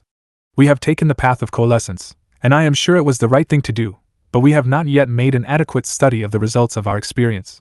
That is why keeping quiet is the only common sense tactics on the question of coalescence. A study must be made of practical experience. I have signed decrees and resolutions containing instructions on practical coalescence, and no theory is half so important as practice. That is why when I hear, "Let's discuss coal sense," I say, "Let's analyze what we have done." There is no doubt that we have made many mistakes. It may well be that a great part of our decrees need amending. I accept that, for I am not in the least enamored of decrees. But in that case, let us have some practical proposals as to what the trade unions, the present situation, 381, actually has to be altered. That would be a businesslike approach. That would not be a waste of time. That would not lead to bureaucratic projecteering. But I find that that is exactly what's wrong with Trotsky's Practical Conclusions Part 6 of his pamphlet. He says that from 1/3 to 1/2 of the members of the All-Russia Central Council of Trade Unions and the Presidium of the Supreme Economic Council should serve on both bodies, and from 1/2 to 2/3 on the collegiums, etc. Why so? No special reason, just rule of thumb. It is true, of course, that rule of thumb is frequently used to lay down similar proportions in our decrees, but then why is it inevitable in decrees? I hold no brief for all decrees as such and have no intention of making them appear better than they actually are. Quite often rule of thumb is used in them to fix such purely arbitrary proportions as 1/2 or 1/3 of the total number. BR of members, etc. When a decree says that, it means, try doing it this way, and later on we shall assess the results of your tryout. We shall later sort out the results. After sorting them out, we shall move on. We are working on coalescence, and we expect to improve it because we are becoming more efficient and practical-minded. But I seem to have lapsed into production propaganda. That can't be helped. It is a question that needs dealing with in any discussion of the role of the trade unions in production. My next question will therefore be that of production propaganda. This again is a practical matter, and we approach it accordingly. Government agencies have already been set up to conduct production propaganda. I can't tell whether they are good or bad. They have to be tested, and there's no need for any theses on this subject at all.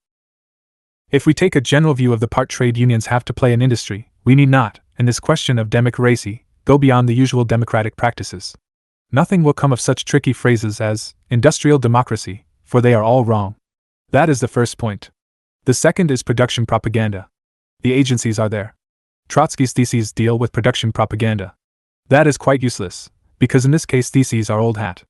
We do not know as yet whether the agencies are good or bad. But 382. V.I. Lenin. We can tell after testing them in action. Let us do some studying and polling. Assuming, let us say, that a Congress has 10 committees with 10 men on each, let us ask. You have been dealing with production propaganda, haven't you? What are the results? Having made a study of this, we should reward those who have done especially well, and discard what has proved unsuccessful. We do have some practical experience. It may not be much, but it is there. Yet we are being dragged away from it, and back to these theses on principles. This looks more like a reactionary movement than trade unionism. There is then the third point, that of bonuses. Here is the role and task of the trade unions in production, distribution of bonuses in kind. A start on it has been made. Things have been set in motion. 500,000 poods of grain had been allocated for the purpose, and 170,000 has been distributed. How well and how correctly, I cannot tell. The Council of People's Commissars was told that they were not making a good job of this distribution, which turned out to be an additional wage rather than a bonus. This was pointed out by officials of the trade unions and the People's Commissariat for Labor. We appointed a commission to look into the matter, but that has not yet been done. 170,000 poods of grain has been given away, but this needs to be done in such a way as to reward those who display the heroism, the zeal, the talent, and the dedication of the thrifty manager, in a word, all the qualities that Trotsky extols. But the task now is not to extol this in theses but to provide the bread and the beef. Wouldn't it be better, for instance, to deprive one category of workers of their beef and give it as a bonus to workers designated as shock workers? We do not renounce that kind of priority. That is a priority we need. Let us take a closer look at our practices in the application of priority. The fourth point is disciplinary courts. I hope Comrade Bukharin will not take offense if I say that without disciplinary courts the role of the trade unions in industry, industrial democracy, is a mere trifle. But the fact is that there is nothing at all about this in your theses. Great grief! Is therefore the only thing that can be said about the trade unions, the present situation. 383. Trotsky's theses and Bukharin's attitude, from the standpoint of principle, theory and practice. I am confirmed in this conclusion when I say to myself, yours is not a Marxist approach to the question. This quite apart from the fact that there are a number of theoretical mistakes in the theses. It is not a Marxist approach to the evaluation of the role and tasks of the trade unions, because such a broad subject cannot be tackled without giving thought to the peculiar political aspects of the present situation. After all, Comrade Bukharin and I did say in the resolution of the 9th Congress of the RCP on trade unions that politics is the most concentrated expression of economics. If we analyze the current political situation, we might say that we were going through a transition period within a transition period. The whole of the dictatorship of the proletariat is a transition period, but we now have, you might say, a heap of new transition periods, the demobilisation of the army, the end of the war, the possibility of having a much longer breathing space in peace than before, and a more solid transition from the war front to the labor front. This, and this alone, is causing a change in the attitude of the proletarian class to the peasant class. What kind of change is it? Now this calls for a close examination, but nothing of the sort follows from your theses. Until we have taken this close look, we must learn to wait. The people are overweary. Considerable stocks that had to be used for certain priority industries have been so used. The proletariat's attitude to the peasantry is undergoing a change. The war weariness is terrible, and the needs have increased, but production has increased insufficiently or not at all. On the other hand, as I said in my report to the 8th Congress of Soviets, our application of coercion was correct and successful whenever we had been able to back it up from the start with persuasion. I must say that Trotsky and Bukharin have entirely failed to take account of this very important consideration. Have we laid a sufficiently broad and solid base of persuasion for all these new production tasks? No, indeed, we have barely started doing it. We have not yet made the masses a party to them. Now I ask you, can the masses tackle? 384. Lenin. These new assignments right away? No, they cannot, because while there is now no need for special propaganda on the question of, say, whether Wrangel the landowner should be overthrown or whether any sacrifices should be spared for the purpose, we have just started to work on this question of the role of the trade unions in production, and I mean the business aspect of the matter and not the question of principle, the reasoning about Soviet trade unionism, and such like trifles. We have just set up the agency for production propaganda, but we have as yet no experience. We have introduced the payment of bonuses in kind, but we lack the experience. We have set up the disciplinary courts, but we are not yet aware of the results. Still, from the political standpoint, it is the preparedness of the masses that is crucial. Has the question been prepared, studied, weighed, and considered from this angle? No, far from it. And that is a basic, deep-going and dangerous political mistake, because if ever there was need to act according to the rule of measure your cloth 7 times before cutting it once, it is in this question. We find instead that the cutting has been started in earnest without a single measure having been taken. We are told that the party must choose between 2 trends, but the false slogan of industrial democracy was invented without a single measuring. We must try to understand the meaning of this slogan, especially in the present political situation, when the masses are confronted with bureaucratic practices in visual form, and when we have the question itself on the agenda. Comrade Trotsky says in his theses that on the question of workers' democracy it remains for the Congress to enter it anonymously in the record. That is not correct. There is more to it than an entry in the record. An entry in the record fixes what has been fully weighed and measured, whereas the question of industrial democracy is far from having been fully weighed, tried and tested. Just think how the masses may interpret this slogan of industrial democracy. We, the rank and file who work among the masses, say that there is need for new blood, that things must be corrected and the bureaucrats ousted, and here you are beating about the bush, talking about getting on with production and displaying democracy in achieving success in production. The trade unions, the present situation. 385. We refuse not to get on with production under such a bureaucratic setup of central and other boards. We want a different one. You have not given the masses a chance to discuss things, to see the point, and to think it over. You have not allowed the party to gain fresh experience but are already acting in haste, overdoing it, and producing formulas which are theoretically false. Just think how this mistake will be further amplified by unduly zealous functionaries. A political leader is responsible not only for the quality of his leadership but also for the acts of those he leads. He may now and again be unaware of what they are about, he may often wish they had not done something, but the responsibility still falls on him. I now come to the November 9th and December 7th plenary meetings of the Central Committee, which gave expression to all these mistakes in action, rather than in logical categories, premises and theoretical reasoning. This threw the Central Committee into confusion. It is the first time this has happened in our party's history, in time of revolution, and it is dangerous. The crux was that there was a division. There was the buffer group of Bukharin, Preobrazhensky and Serebrikov, which did the most harm and created the most confusion. You will recall the story of Glave-Politput 184 and Sektrin. The resolution of the 9th Congress of the RCP in April 1920 said that Glave-Politput was being set up as a temporary institution, and that conditions should be brought back to normal as soon as possible. In September you read, "Return to normal conditions." The plenary meeting was held in November 9th, and Trotsky came up with his theses and ideas about trade unionism.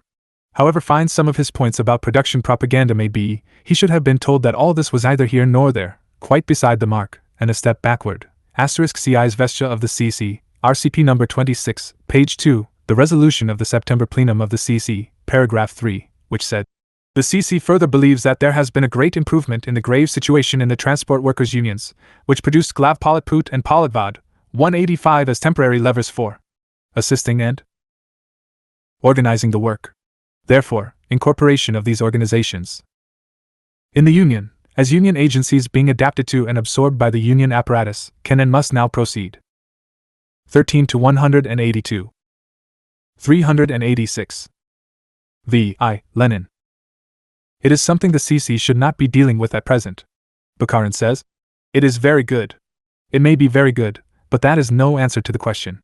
After a heated debate, a resolution is adopted by 10 to 4 saying in a polite and comradely way that Sektrin has itself already got down to strengthening and developing methods of proletarian democracy within the Union. It adds that Sektrin must take an active part in the general work of the All-Russia Central Council of Trade Unions, being incorporated in it on an equal footing with other trade union bodies. What is the gist of the Central Committee's decision? It is obviously this. Comrades of Sektrin, you must do more than go through the motions of carrying out Congress and CC decisions. You must actually do so to help all trade unions by your work. Wipe out every trace of red tape, favoritism, arrogance, the we are better than you attitude, and boasts of being richer and getting more aid. We then get down to brass tacks. A commission is set up, and the names of its members are published. Trotsky walks out, refuses to serve on the commission, and disrupts its work. What are his reasons? There is only one. Litovinoff is apt to play at opposition. That is true, and that also goes for Osinsky. Frankly speaking, it is not a pleasant game. But do you call that a reason? Osinsky was making an excellent job of the seed campaign. The thing to do was to work with him, in spite of his opposition campaign, for this business of disrupting the work of a commission is bureaucratic, un-Soviet, un-socialist, incorrect and politically harmful. Such methods are doubly incorrect and politically harmful at a time when there is need to separate the wheat from the chaff within the opposition. When Osinsky conducts an opposition campaign, I tell him, "This is a harmful campaign," but it is a pleasure to see him conduct the seed campaign. I shall not deny that. Like Ishchenko and Shliapnikov, Litovinoff is making a mistake in his opposition campaign, but that is no reason to disrupt the work of a commission. What did the commission in fact signify? It signified transition to practical work from intellectualist talk about sterile disagreements. What the commission was due to discuss and deal with was production propaganda, bonuses, the trade unions, the present situation. 387. And disciplinary courts. It was then that Comrade Bukharin, the head of the buffer group, together with Preobrazhensky and Serebrikov, seeing the Central Committee dangerously divided, set out to create a buffer, one that I find difficult to describe in parliamentary terms. If I could draw cartoons as well as Comrade Bukharin does, I would depict him as a man pouring a bucket of kerosene on the flames, and give the following caption, "Buffer Kerosene." Comrade Bukharin wanted to create something, and his intentions were no doubt most sincere and entirely in the buffer spirit. But the buffer failed to materialize. The upshot was that he failed to take account of the political situation and, what is more, made some theoretical mistakes. Should all such disputes have been brought up for broad discussion? Was it worth going into these trifles? Was it worth wasting the few precious weeks before a party congress? We could have used the time to analyze and study the question of bonuses, disciplinary courts, and coalescence. Those are the questions we could have given a practical solution to in the CC Commission. If Comrade Bukharin wished to create a buffer, instead of giving a display of barking up the wrong tree, he should have demanded and insisted that Comrade Trotsky remained on the commission. If he had said and done that, we should have been on the right track, with the commission looking into the practical aspects of such things as one-man management, democracy, appointees, etc. But to go on. By December, the December 7th plenary meeting, we were already faced with this flare-up of the watermen, which intensified the conflict, and as a result there were now 8 votes in the Central Committee to our 7. Comrade Bukharin, in an effort to bring about a reconciliation, through the use of his buffer, hastily wrote the theoretical part of the December plenum's resolution, but with the commission a shambles, nothing, of course, could come of it. Where did Glavpolitput and Sectionaire? Certainly not in their use of coercion, that goes to their credit. Their mistake was that they failed to switch to normal trade union work at the right time and without conflict, as the 9th Congress of the RCP required. They failed to adapt them. 13 * 388. V.I. Lenin. Selves to the trade unions and help them by meeting them on an equal footing.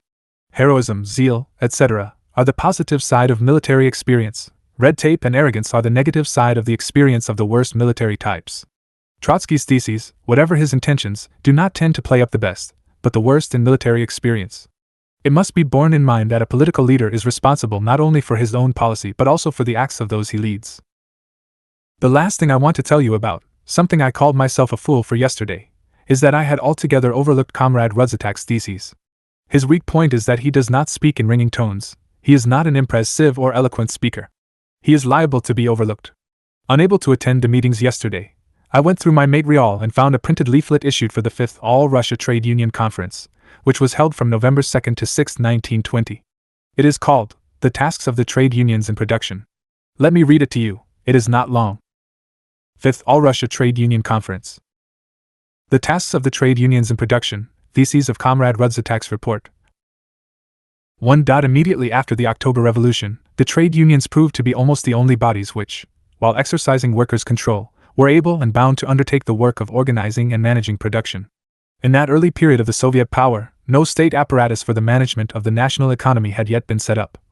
While sabotage on the part of factory owners and senior technicians brought the working class squarely up against the task of safeguarding industry and getting the whole of the country's economic apparatus back into normal running order. 2. In the subsequent period of the Supreme Economic Council's work, when a considerable part of it consisted in liquidating private enterprises and organizing state management to run them, the trade unions carried on this work jointly, and side by side with the state economic management agencies.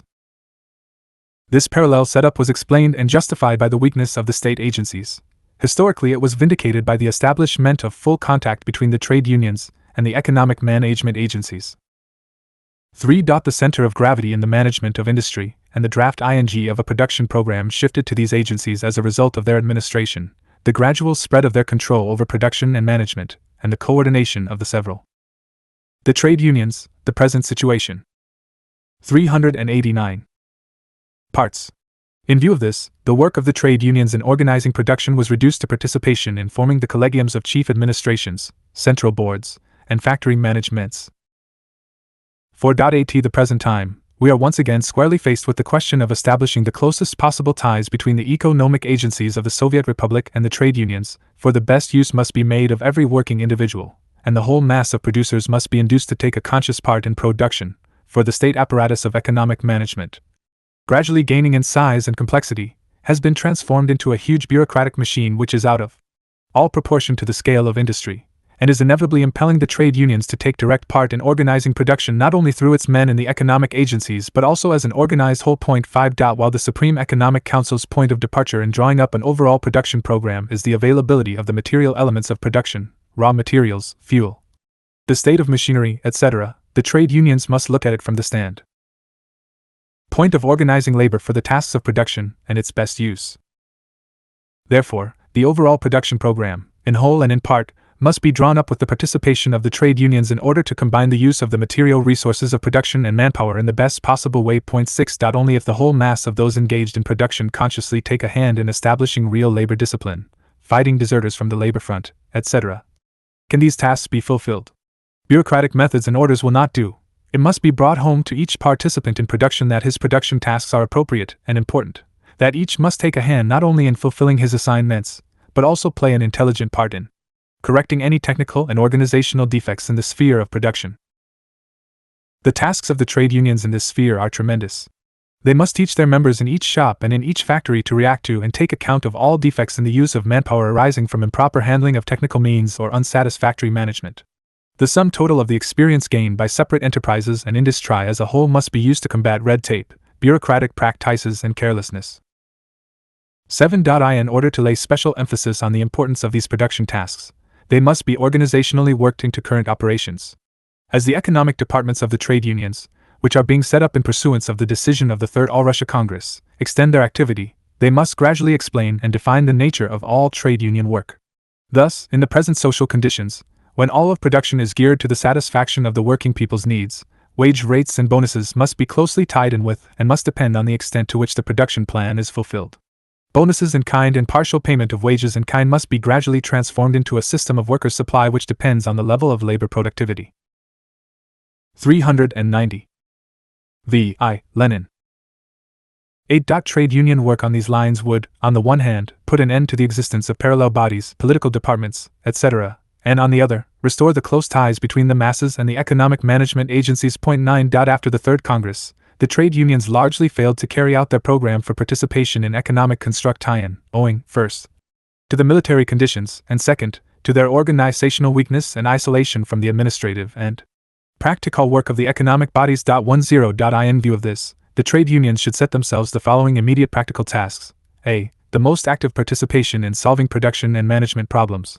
b. Direct participation with the respective economic agencies in setting up competent administrative bodies. c.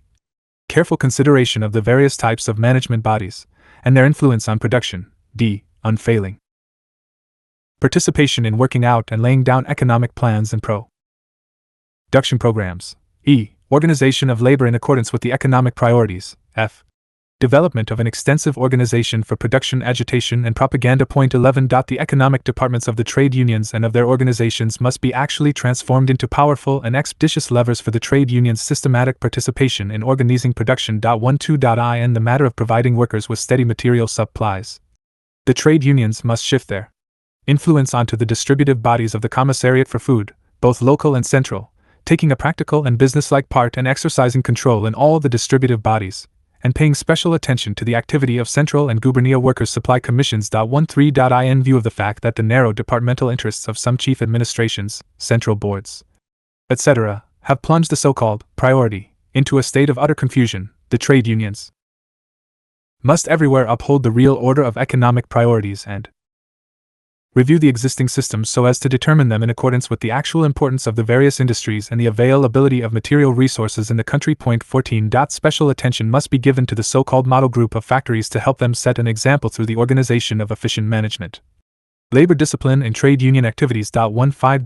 In labor organization, apart from the introduction of a harmonious wage rate system and the overhaul of output rates, the trade unions should take a firm hand in fighting the various forms of labor desertion, absenteeism, lateness, etc. The disciplinary courts, which have not received due attention until now, must be turned into a real means of combating breaches of proletarian labor discipline. 16. The economic departments must be entrusted with the fulfillment of these tasks, and also the drafting of a practical plan for production propaganda and a number of measures to improve the economic condition of the workers. It is necessary, therefore, to authorize the economic department of the All-Russia Central Council of the Trade Unions, the present situation. 391. Trade unions to call a special All-Russia Conference of Economic Departments in the near future to discuss the practical problems of economic construction in connection with the work of state economic agencies. I hope you see now why I called myself names. There you have a platform, and it is very much better than the one Comrade Trotsky wrote after a great deal of thinking, and the one Comrade Bukharin wrote, the December 7th plenum resolution, without any thinking at all. All of us members of the Central Committee who have been out of touch with the trade union movement for many years would profit from Comrade Rudzatak's experience, and this also goes for Comrade Trotsky and Comrade Bukharin. The trade unions have adopted this platform. We all entirely forgot about the disciplinary courts, but industrial democracy, without bonuses in kind or disciplinary courts, is nothing but empty talk. I make a comparison between Rudzatak's theses and those submitted by Trotsky to the Central Committee. At the end of Thesis 5 I read, A reorganization of the unions must be started right away, that is, a selection of functionaries must be above all made from precisely that angle. There you have an example of the real bureaucratic approach, Trotsky and Krestinsky selecting the trade union functionaries. Let me say this once again, here you have an explanation of Sectron's mistake. It was not wrong to use pressure, that goes to its credit. It made the mistake of failing to cope with the general tasks of all the trade unions, of failing to act itself and to help all the trade unions to employ the disciplinary comrades courts more correctly, swiftly, and successfully. When I read about the disciplinary courts in Comrade Rudzatak's theses, it occurred to me that there may be a decree on this matter. And in fact there was. It is the Regulatines Governing Workers' Disciplinary Comrades Courts, issued on November 14, 1919, collection of statutes number 537. The trade unions have the key role in these courts. I don't know how good these courts are, how well they function, and whether they always function. A study of our own practical. 392. V.I. Lenin. Experience would be a great deal more useful than anything Comrades Trotsky and Bukharin have written. Let me end by summing up everything there is on the question. I must say that it was a great mistake to put up these disagreements for broad party discussion and the party congress. It was a political mistake. We should have had a business-like discussion in the commission, and only there, and would have in that case moved forward. As it is, we are sliding back, and shall keep sliding back to abstract theoretical propositions for several weeks, instead of dealing with the problem in a business-like manner. Personally, I am sick and tired of it, and quite apart from my illness, it would give me great pleasure to get away from it all. I am prepared to seek refuge anywhere. The net result is that there are a number of theoretical mistakes in Trotsky's and Bukharin's theses. They contain a number of things that are wrong in principle. Politically, the whole approach to the matter is utterly tactless. Comrade Trotsky's theses are politically harmful. The sum and substance of his policy is bureaucratic harassment of the trade unions. Our party congress will, I am sure, condemn and reject it. Prolonged stormy applause. Published in pamphlet form in 1921, Petrograd. Collected Works, Volume 32, pages 19 to 42. The Party Crisis. The pre-Congress discussion is in full swing. Minor differences and disagreements have grown into big ones, which always happens when someone persists in a minor mistake and balks at its correction, or when those who are making a big mistake seize on the minor mistake of one or more persons. That is how disagreements and splits always grow. That is how we grew up, from minor disagreements to syndicalism, which means a complete break with communism and an inevitable split in the party if it is not healthy and strong enough to purge itself of the malaise. We must have the courage to face the bitter truth. The party is sick. The party is down with the fever. The whole point is whether the malaise has affected only the feverish upper ranks, and perhaps only those in Moscow, or the whole organism. And if the latter is the case, is it capable of healing itself completely within the next few weeks, before the party congress and at the party congress, making a relapse impossible, or will the malaise linger and become dangerous? What is it that needs to be done for a rapid and certain cure? All members of the party must make a calm and painstaking study of 1, the essence of the disagreements, and 2, the development of the party struggle. A study must be made of both, because the essence of the disagreements is revealed, clarified and specified, and very often transformed. 394. V.I. Lenin. As well, in the course of the struggle, which, passing through its various stages, always shows, at every stage, a different lineup and number of combatants, different positions in the struggle, etc. A study must be made of both, and a demand made for the most exact, printed documents that can be thoroughly verified. Only a hopeless idiot will believe oral statements. If no documents are available, there must be an examination of witnesses on both or several sides, and the grilling must take place in the presence of witnesses. Let me outline the essence of the disagreements and the successive stages in the struggle, as I see them. Stage 1. The 5th All-Russia Trade Union Conference, November 2nd to 6th. The battle is joined. Trotsky and Tomsky are the only central committee. Combatants. Trotsky lets drop a catchy phrase about shaking up the trade unions. Tomsky argues very heatedly. The major ity of the Central Committee members are on the fence. The serious mistake they, and I above all, made was that we overlooked Rudzatak's theses, the tasks of the trade unions in production, adopted by the 5th Conference. That is the most important document in the whole of the controversy. Stage 2. The Central Committee Plenum of November 9th. Trotsky submits his draft theses, the trade unions and their future role, advocating the shake-up policy, camouflaged or adorned with talk of a severe crisis, gripping the trade unions, and their new tasks and methods. Tomsky, strongly supported by Lenin, considers that in view of Sectron's irregularities and bureaucratic excesses it is the shake-up That is the crux of the whole controversy. In the course of it, Lenin makes a number of obviously exaggerated and therefore mistaken attacks, which produces the need for a buffer group, and this is made up of 10 members of the Central Committee. The group includes Bukharin and Zinoviev, but neither Trotsky nor Lenin. It resolves not to put the disagreements up for broad discussion, and cancelling Lenin's report to the trade unions, appoints Zinoviev as the rapporteur and instructs him to present a businesslike and non-controversial report. Trotsky's theses are rejected. Lenin's theses are adopted. In its final form, the resolution is adopted by 10 votes to. The Party Crisis. 395. 4. Trotsky, Andreev, Krestinsky and Rykov. And this resolution advocates sound forms of the militarization of labor, condemns the degeneration of centralism and militarized forms of work into bureaucratic practices, petty tyranny, red tape, etc. Sectron is instructed to take a more active part in the general work of the All-Russia Central Council of Trade Unions, being incorporated in it on an equal footing with other trade union bodies. The Central Committee sets up a trade union Komissariat and elects Comrade Trotsky to it. He refuses to work on the commission, magnifying by this step alone his original mistake, which subsequently leads to factionalism. Without that step, his mistake, in submitting incorrect theses, remained a very minor one, such as every member of the Central Committee, without exception, has had occasion to make. Stage 3. The conflict between the water transport workers and Sectron in December. The Central Committee plenary meeting of December 7th. It is no longer Trotsky and Lenin, but Trotsky and Zinoviev who are the chief combatants.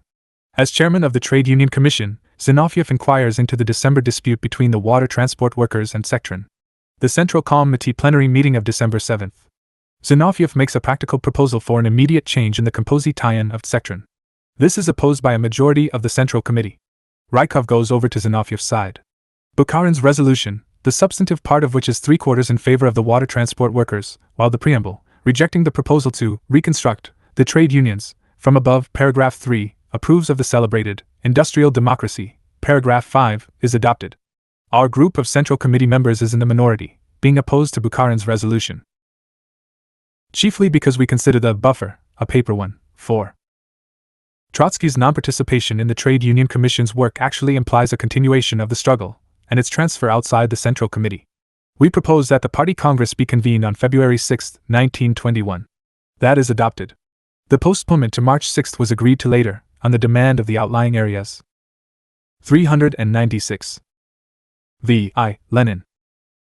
Stage 4. The 8th Congress of Soviets. On December 25, Trotsky issues his platform pamphlet, The Role and Tasks of the Trade Unions. From the standpoint of formal democracy, Trotsky had an uncontested right to issue his platform, for on December 24 the Central Committee had permitted free discussion. From the standpoint of revolutionary interests, this was blowing up the mistake out of all proportion and creating a faction on a faulty platform. The pamphlet quotes from the Central Committee resolution of December 7 only that part which refers to industrial democracy, but does not quote what was said against reconstruction from above. The buffer created by Bukharin on December 7 with Trotsky's aid was wrecked by Trotsky on December 25. The pamphlet from beginning to end is shot through with the shake-up spirit. Apart from its intellectualist flourishes, production atmosphere, industrial democracy, which are wrong in theory and in practice fall within the concept, ambit, and tasks of production propaganda, it fails to indicate any new tasks or methods that were to gild or camouflage or justify the shake-up. Stage 5. The discussion before thousands of responsible party workers from all over Russia at the RCP group of the 8th Congress of Soviets on December 30. The controversy flares up to full blast. Zinoviev and Lenin on one side, Trotsky and Bukharin on the other. Bukharin wants to play the buffer, but speaks only against Lenin and Zinoviev, and not a word against Trotsky. Bukharin reads out an excerpt from his theses, published on January 16, but only that part which says nothing about the rupture with communism and the switch to syndicalism. Shlyapnikov, on behalf of the Workers' Opposition 186, reads out the syndicalist platform, which Trotsky had demolished beforehand, thesis 16 of his platform, and which, partly, perhaps for that reason, no one is inclined to take seriously. In my opinion, the climax of the whole discussion of December 30 was the reading of Comrade Rudziak's theses. Indeed, Comrades Trotsky and Bukharin, far from being able to object to them, even invented the legend that the best part of the theses had been drawn up by members of Sectron, Holtzmann, Andreev and Lyubimov. And the Party Crisis. 397. That is why Trotsky humorously and amiably twitted Lenin on his unsuccessful diplomacy, by which, he said, Lenin had wanted to call off or disrupt the discussion and find a lightning conductor, accidentally catching hold of Sectron instead of the lightning conductor. The legend was exploded that very day, December 30th, by Rudzatak, who pointed out that Lyubimov did not exist on the All-Russia Central Council of Trade Unions, that in its presidium Holtzman had voted against these theses, and that they had been drawn up by a commission consisting of Andreev, Tsiprovich, and himself. Let us for a moment assume that comrades Trotsky and Bukharin's legend is true. Nothing so completely defeats them as such an assumption. For what is the conclusion if the Sectronites had inserted their new ideas into Rudzatak's resolution, if Rudzatak had accepted them, if all the trade unions had adopted this resolution, November 2nd to 6th, and if Bukharin and Trotsky have nothing to say against it? It is that all of Trotsky's disagreements are artificial, that neither he nor the Sectronites have any new tasks or methods, and that everything practical and substantive had been said, adopted and decided upon by the trade unions, even before the question was raised in the Central Committee. If anyone ought to be taken thoroughly to task and shaken up, it is not the All-Russia Central Council of Trade Unions but the Central Committee of the RCP, for having overlooked Rudzatak's theses, a mistake which allowed an altogether empty discussion to flare up. There is nothing to cover up the mistake of the Sectronites, which is not an excessive one but is, in essence, a very common one, consisting in some exaggeration of bureaucracy. What is more, it needs to be rectified, and not covered up, toned down, or justified. That's all there is to it.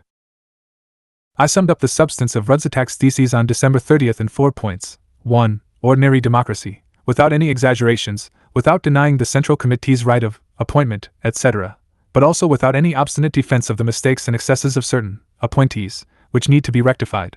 2. Production propaganda. This includes all that is practical and clumsy. 398. Lenin. Ridiculous, theoretically wrong, formulas, like industrial democracy, production atmosphere, etc. We have established a Soviet institution, the All-Russia Production Propaganda Bureau.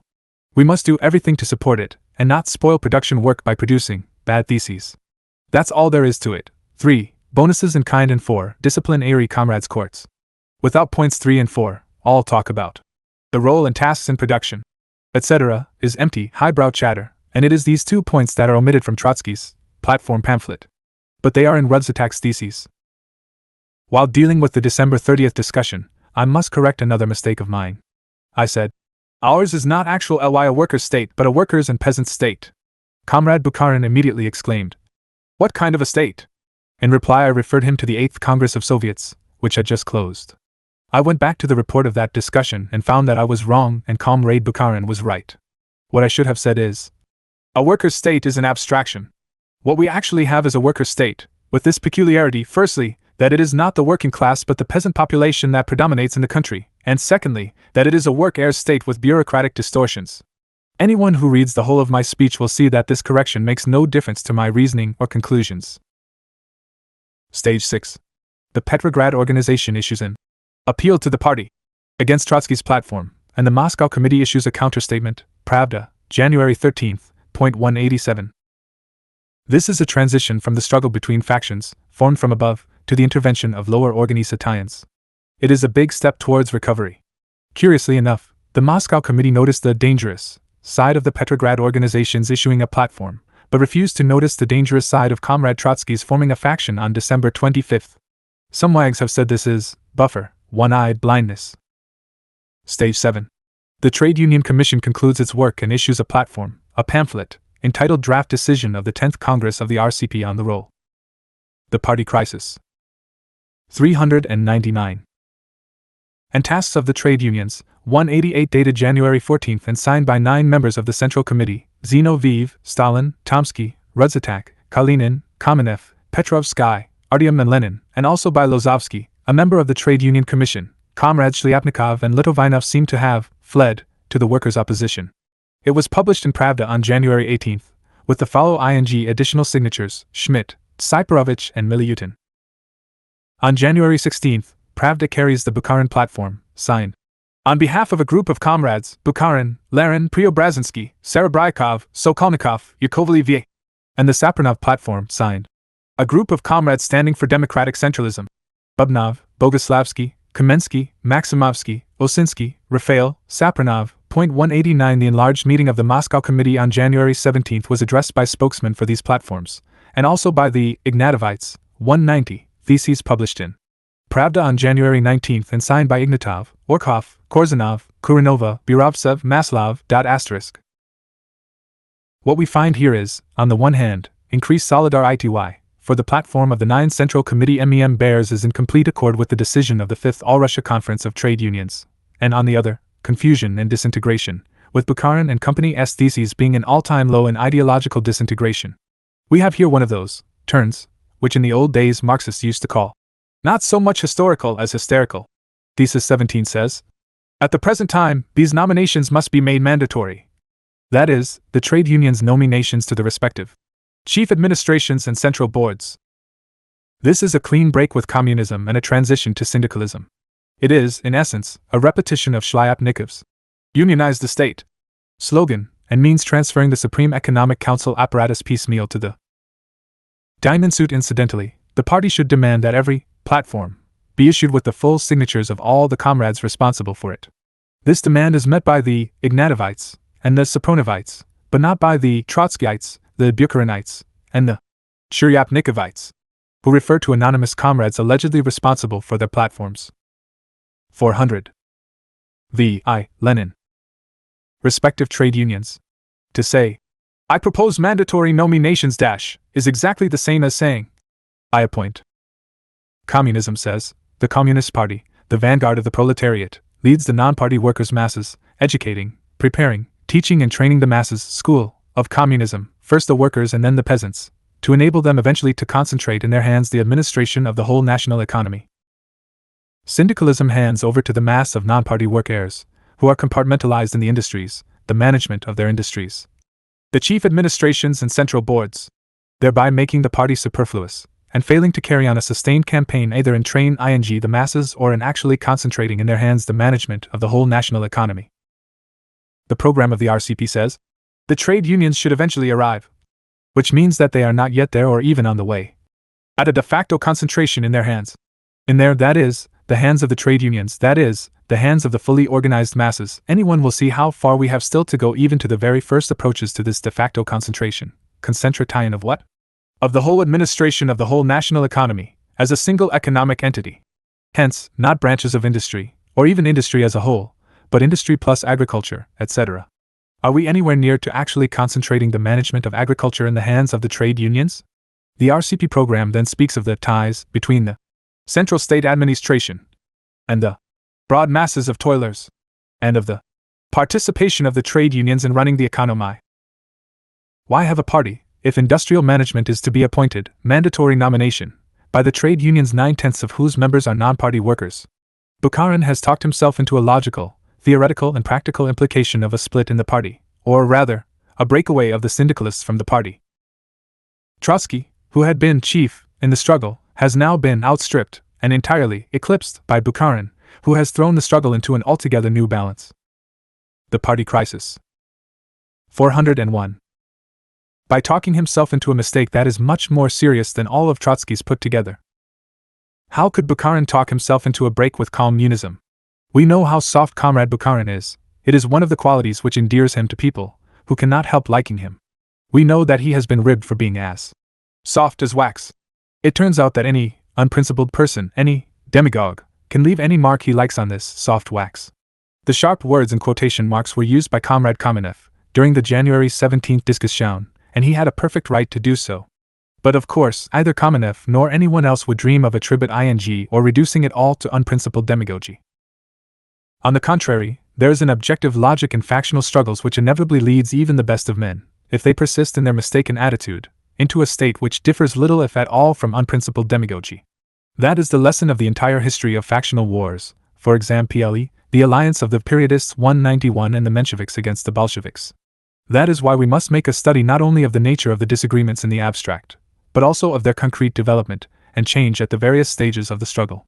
This development was summed up in the January 17th discussion. 192. Neither the shake-up nor the new production tasks can any longer be advocated, because all the efficient and sensible ideas went into Rudzutak's theses. The alternative then is to find what Lassalle called the physical strength of mind. and character to admit the mistake, rectify it, and turn over this page of the history of the RCP, or to cling to the remaining allies, no matter who they are, and ignore the principles altogether.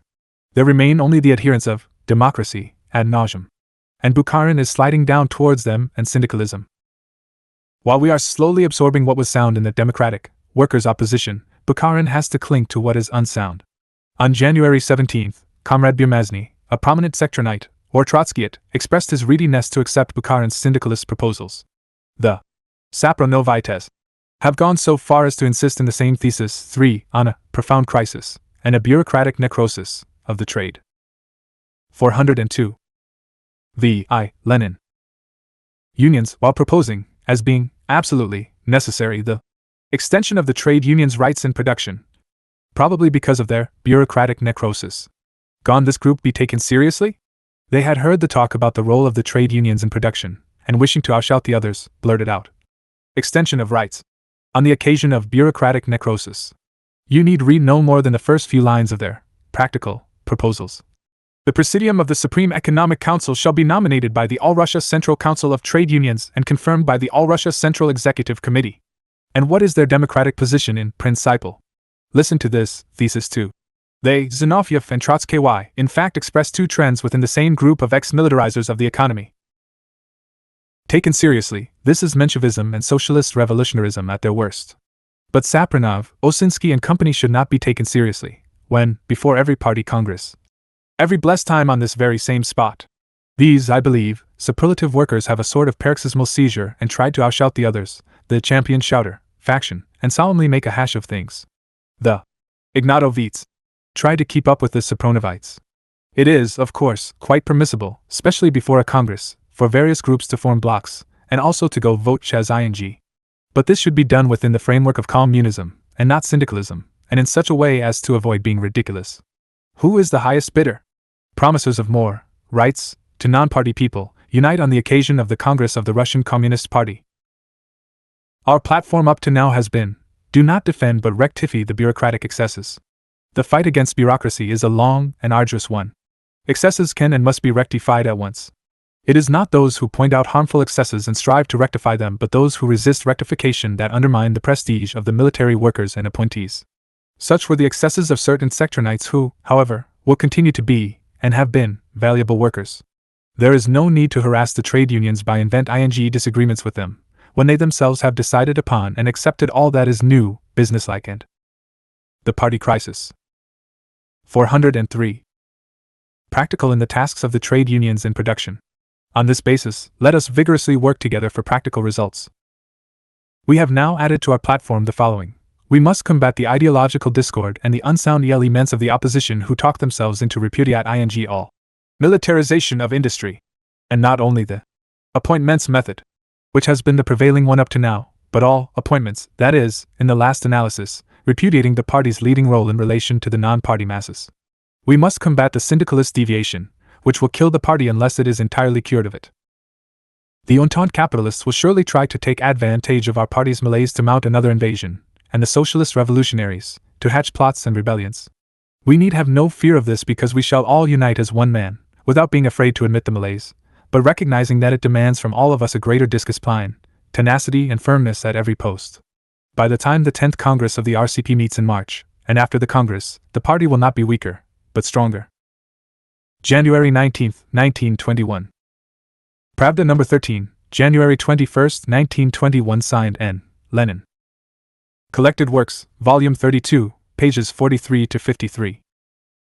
The Second All-Russia Congress of Miners. January 25 to February 2, 1921. 1. Report on the role and tasks of the trade unions. Delivered on January 23 at a meeting of the Communist Group of the Congress. The morbid character of the question of the role and tasks of the trade unions is due to the fact that it took the form of a factional struggle much too soon. This vast, boundless question should not have been taken up in such haste, as it was done here, and I put the chief blame on Comrade Trotsky for all this fumbling haste and precipitation.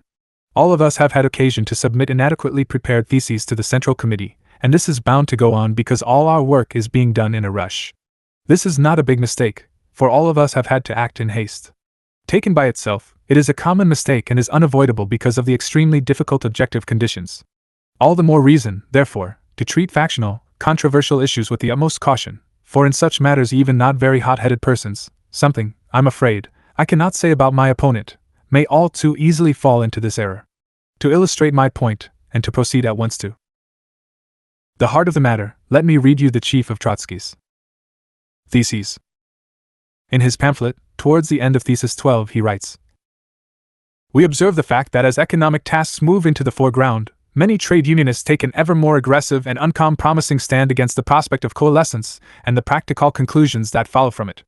Among them we find comrades Tomsky and Lozovsky." The Second All-Russia Congress of Miners. 405.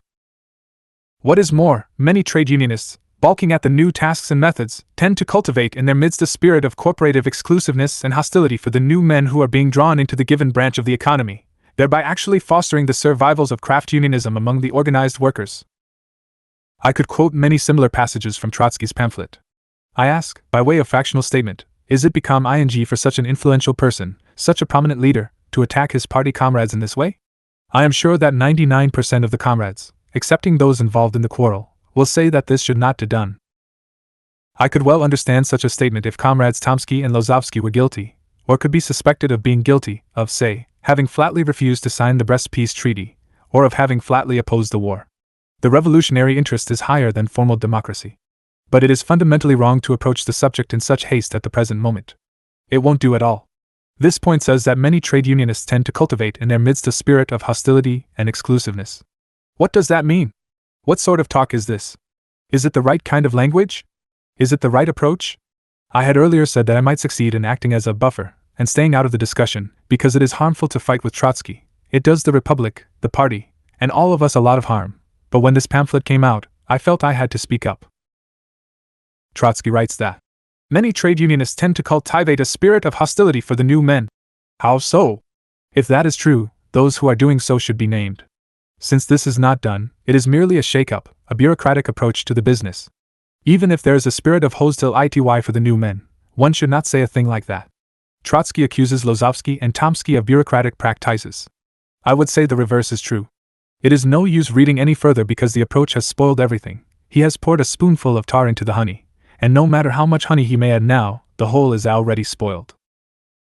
Whose fault is it that many trade unionists tend to cultivate a spirit of hostility for the new men? Of course, say. 406.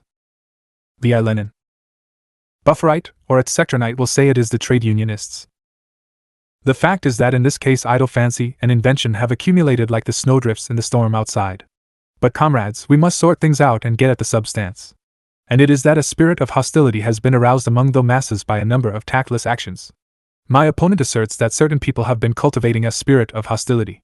This shows that the question is seen in the wrong light. We must sort things out.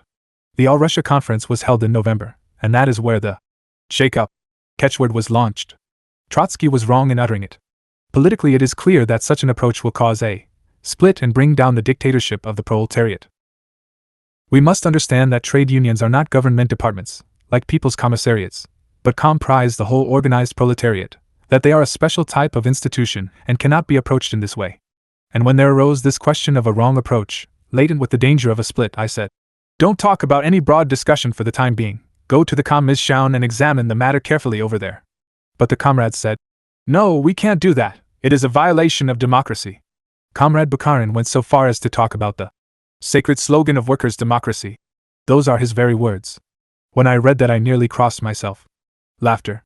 I insist that a mistake always has a modest beginning and then grows up. Disagreements always start from small things.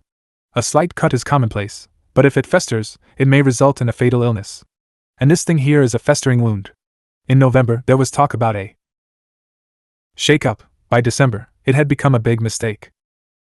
The December plenary meeting of the Central Committee was against us. The majority sided with Trotsky and carried Trotsky and Bukharin's resolution, which you must have read. But even the CC members who did not sympathize with us had to admit that the water transport workers had more right on their side than Sectron. That is a fact. When I ask what Sectron's fault was, the answer is not that they had brought pressure to bear, that goes to the Second All-Russia Congress of Miners. 407. Their credit, but that they had allowed bureaucratic excesses. But once you have realized that you had allowed excesses, you ought to rectify them, instead of arguing against rectification. That is all there is to it. It will take decades to overcome the evils of bureaucracy. It is a very difficult struggle, and anyone who says we can rid ourselves of bureaucratic practices overnight by adopting anti-bureaucratic platforms is nothing but a quack with a bent for fine words. Bureaucratic excesses must be rectified right away. We must detect and rectify them without calling bad good, or black white. The workers and peasants realize that they have still to learn the art of government, but they are also very well aware that there are bureaucratic excesses, and it is a double fault to refuse to correct them. This must be done in good time, as the water transport workers have pointed out, and not only when your attention is called to it. Even the best workers make mistakes. There are excellent workers in Sectron, and we shall appoint them, and correct their bureaucratic excesses. Comrade Trotsky says that Comrades Tomsky and Lozovsky, trade unionists both, are guilty of cultivating in their midst a spirit of hostility for the new men. But this is monstrous. Only someone in the lunatic fringe can say a thing like that. This haste leads to arguments, platforms, and accusations, and eventually creates the impression that everything is rotten. You know, when people fall out, it only takes them a couple of days to start abusing each other's relatives down to the 10th generation. You ask, what are you quarreling over? Oh, his aunt was this, and his grandfather was that. I don't mean now, how did the whole thing start? It turns out that in the course of 2 days a heap of disagreements has piled up. Sectron has allowed excesses in a number of cases, and these were harmful and unnecessary bureaucratic excesses. People are liable to allow excesses everywhere. There are departments with a staff of 30,000 in Moscow alone. That is no joke. There's something to be corrected, there's a wall to be scaled. There must be no fear, no thought of causing. 408. V.I. Lenin. Offense or dissension.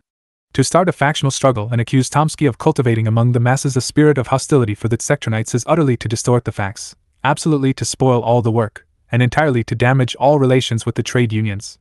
But the trade unions embrace the whole proletariat. If this thing is persisted in and voted on by platforms, it will lead to the downfall of the Soviet power. If the party falls out with the trade unions, the fault lies with the party, and this spells certain doom for the Soviet power. We have no other mainstay but the millions of proletarians, who may not be class-conscious, are often ignorant, backward, and illiterate, but who, being proletarians, follow their own party. For 20 years they have regarded this party as their own. Next comes a class which is not ours, which may side with us, if we are wise and if we pursue a correct policy within our own class. We have now reached the supreme moment of our revolution. We have roused the proletarian masses and the masses of poor peasants in the rural areas to give us their conscious support. No revolution has ever done this before. There is no class that can overthrow us. The majority of the proletarians and the rural poor are behind us. Nothing can ruin us but our own mistakes. This, but, is the whole point. If we cause a split, for which we are to blame, everything will collapse. Because the trade unions are not only an official institution, but also the source of all our power. They are the class which the economics of capitalism has converted into the economic amalgamator, and which through its industry brings together millions of scattered peasants. That is why one proletarian has more strength than 200 peasants. That is just why Trotsky's whole approach is wrong. I could have analyzed any one of his theses, but it would take me hours, and you would all be bored to death. Every thesis reveals the same thoroughly wrong approach. Many trade unionists tend to cultivate a spirit of hostility. There is a spirit of hostility for us among the trade union rank and file because of our mistakes, and the bureaucratic practices up on top, including myself, because it was I who appointed Glav Politput. What is to be done? Are things to be set right? We must correct Sectron's excesses, once. The Second AI.L Russia Congress of Miners. 409. We realize that we are a solid workers' party, with a firm footing, and a head on its shoulders. We are not renouncing either the method of appointment, or the dictatorship. This will not be tolerated by workers with a 20-year school ing in Russia. If we condone this mistake, we shall surely be brought down. It is a mistake, and that is the root of the matter. Trotsky says Lozovsky and Tomsky are balking at the new tasks. To prove this, will put a new face on the matter. What are the new tasks? Here we are told production atmosphere, industrial democracy, and role in production. I said, at the very outset, in the December 30th discussion, that was nothing but words, which the workers did not understand, and that it was all part of the task of production propaganda. We are not renouncing the dictatorship, or one-man management. These remain, I will support them, but I refuse to defend excesses and stupidity. Production atmosphere is a funny phrase that will make the workers laugh. Saying it more simply and clearly is all part of production propaganda. But a special institution has been set up for the purpose. About enhancing the role of the trade unions in Produktien, I replied on December 30th and in the press, and said that we have Comrade Rudzitak's resolution, which was adopted at the conference on November 5th. Comrades Trotsky and Bukharin said that Sectern had drafted this resolution. Although this has been refuted, let me ask, if they had drafted it, who, in that case, is kicking? The trade unions adopted it, and Sectern drafted it. Well and good. There's no point, therefore, in quarreling like children and raising factious disagreements. Has Comrade Trotsky brought up any new tasks? No, he hasn't. The fact is that his new points are all worse than the old ones. Comrade Trotsky is campaigning to get the party to condemn those who are balking at new tasks, and Tomsky and Lozovsky have been named as the greatest sinners. Rudzitak's resolution is couched in clearer and simpler language, and has nothing in it like production atmosphere or industrial democracy. It says clearly that every trade union member must be aware of the vital necessity of 410. Lenin. Increasing productivity in the country. It is put in simple and intelligible language. All this is stated better than in Trotsky's theses, and more fully, because bonuses in kind and disciplinary courts have been added. Without the latter, all this talk of getting the transport system going and improving things is humbug. Let us set up commissions and disciplinary courts. In this matter, Sectern has allowed excesses. We propose calling a spade a spade. It is no use covering up excesses with new tasks, they must be corrected. We have no intention of renouncing coercion. No sober-minded worker would go so far as to say that we could now dispense with coercion, or that we could dissolve the trade unions, or let them have the whole of industry. I can imagine Comrade Shliapnikov blurting out a thing like that. In the whole of his speech there is one excellent passage on the experience of the Sormovo works, where, he said, absenteeism was reduced by 30%. This is said to be true. But I am a suspicious sort. I suggest that a commission be sent there to investigate, and make a comparison of Nizhny Novgorod and Petrograd. There is no need to have a meeting about this, it can all be done in commission. Trotsky says that there is an attempt to prevent coalescence, but that is nonsense. He says we must go forward. Indeed, if the engine is good, but if it isn't, we must put it into reverse. The party will benefit from this, because we must study experience. Production is at a standstill, but some people have been busy producing bad theses. This question requires study and experience. You are trade unionists and miners who are doing their job. Now, since you have taken up this case, Tyen, you must inquire, demand figures, verify them over and over again. Don't take any statements for granted, and when you have done that, let us know the result. If it is good, then go on. If it is bad, go back. This means work, not talk. All this should have been done at party meetings. At the 8th Congress of Soviets, I said that we ought to have less politics. When I said that I thought we would have no more political mistakes, but here we are, 3 years after the Soviet Revolution, talking about syndicalism. This is a shame. If I had been told 6 months ago that I would be writing about syndicalism, I would have said that. The Second All-Russia Congress of Miners. 411. I preferred to write about the Donbass. Now we are being distracted, and the party is being dragged back. A small mistake is growing into a big one. That is where Comrade Shliapnikov comes in. Point 16 of Comrade Trotsky's theses gives a correct definition of Shliapnikov's mistake. In an effort to act the buffer, Bukharin clutched at Shliapnikov, but it would have been better for him to clutch at a straw. He promises the unions mandatory nominations, which means they are to have the final say in appointments. But that is exactly what Shliapnikov is saying. Marxists have been combating syndicalism all over the world. We have been fighting in the party for over 20 years, and we have given the workers visual proof that the party is a special kind of thing which needs forward-look men prepared for sacrifice, that it does make mistakes, but corrects them, that it guides and selects men who know the way and the obstacles before us. It does not deceive the workers. It never makes promises that cannot be kept. And if you skip the trade unions, you will make a hash of everything we have achieved over the past 3 years. Comrade Bukharin, with whom I discussed this mistake, said, "Comrade Lenin, you are picking on us. I take mandatory nominations to mean that they will be made under the direction of the party's Central Committee. But in that case, what are the rights we are giving them? There will then be no chance of having a bloc. The workers and the peasants are two distinct classes. Let us talk about vesting the rights in the trade unions when electricity has spread over the whole country. If we manage to achieve this in 20 years, it will be incredibly quick work, for it cannot be done quickly. To talk about it before then will be deceiving the workers. The dictatorship of the proletariat is the most stable thing in the world because it has won confidence by its deeds, and because the party took great care to prevent diffusion." What does that mean? Does every worker know how to run the state? People working in the practical sphere know that this is not true, that millions of our organized workers are going through what we always said the trade unions were, namely, a school of communism and administration. When they have 412. V.I. Lenin. Attended this school for a number of years, they will have learned to administer, but the going is slow. We have not even abolished illiteracy. We know that workers in touch with peasants are liable to fall for non-proletarian slogans. How many of the workers have been engaged in government? A few thousand throughout Russia and no more. If we say that it is not the party but the trade unions that put up the candidates and administrate, it may sound very democratic and might help us to catch a few votes, but not for long. It will be fatal for the dictatorship of the proletariat. Read the decision of the Second Congress of the Comintern 193. Its resolutions and decisions have gone round the world. The recent Socialist Congress in France revealed that we have won a majority in a country where chauvinism is most virulent. We have split the party and ejected the corrupt leaders, and we did this in opposition to the syndicalists. 194 And all the best workers and leaders there have adopted our theory. Even syndicalists, revolutionary syndicalists, are siding with us all over the world. I myself have met American syndicalists who, after a visit to this country, say, "Indeed, you cannot lead the proletariat without a party." You all know that this is a fact. And it is quite improper for the proletariat to rush into the arms of syndicalism and talk about mandatory nominations to all Russia producers' congresses. This is dangerous and jeopardizes the party's guiding role. Only a very small percentage of the workers in the country are now organized. The majority of the peasants will follow the party because its policy is correct, and because, during the Brest peace ordeal, it was capable of making temporary sacrifices and retreats, which was the right thing to do. Are we to throw all this away? Was it all a windfall? No, it was all won by the party in decades of hard work.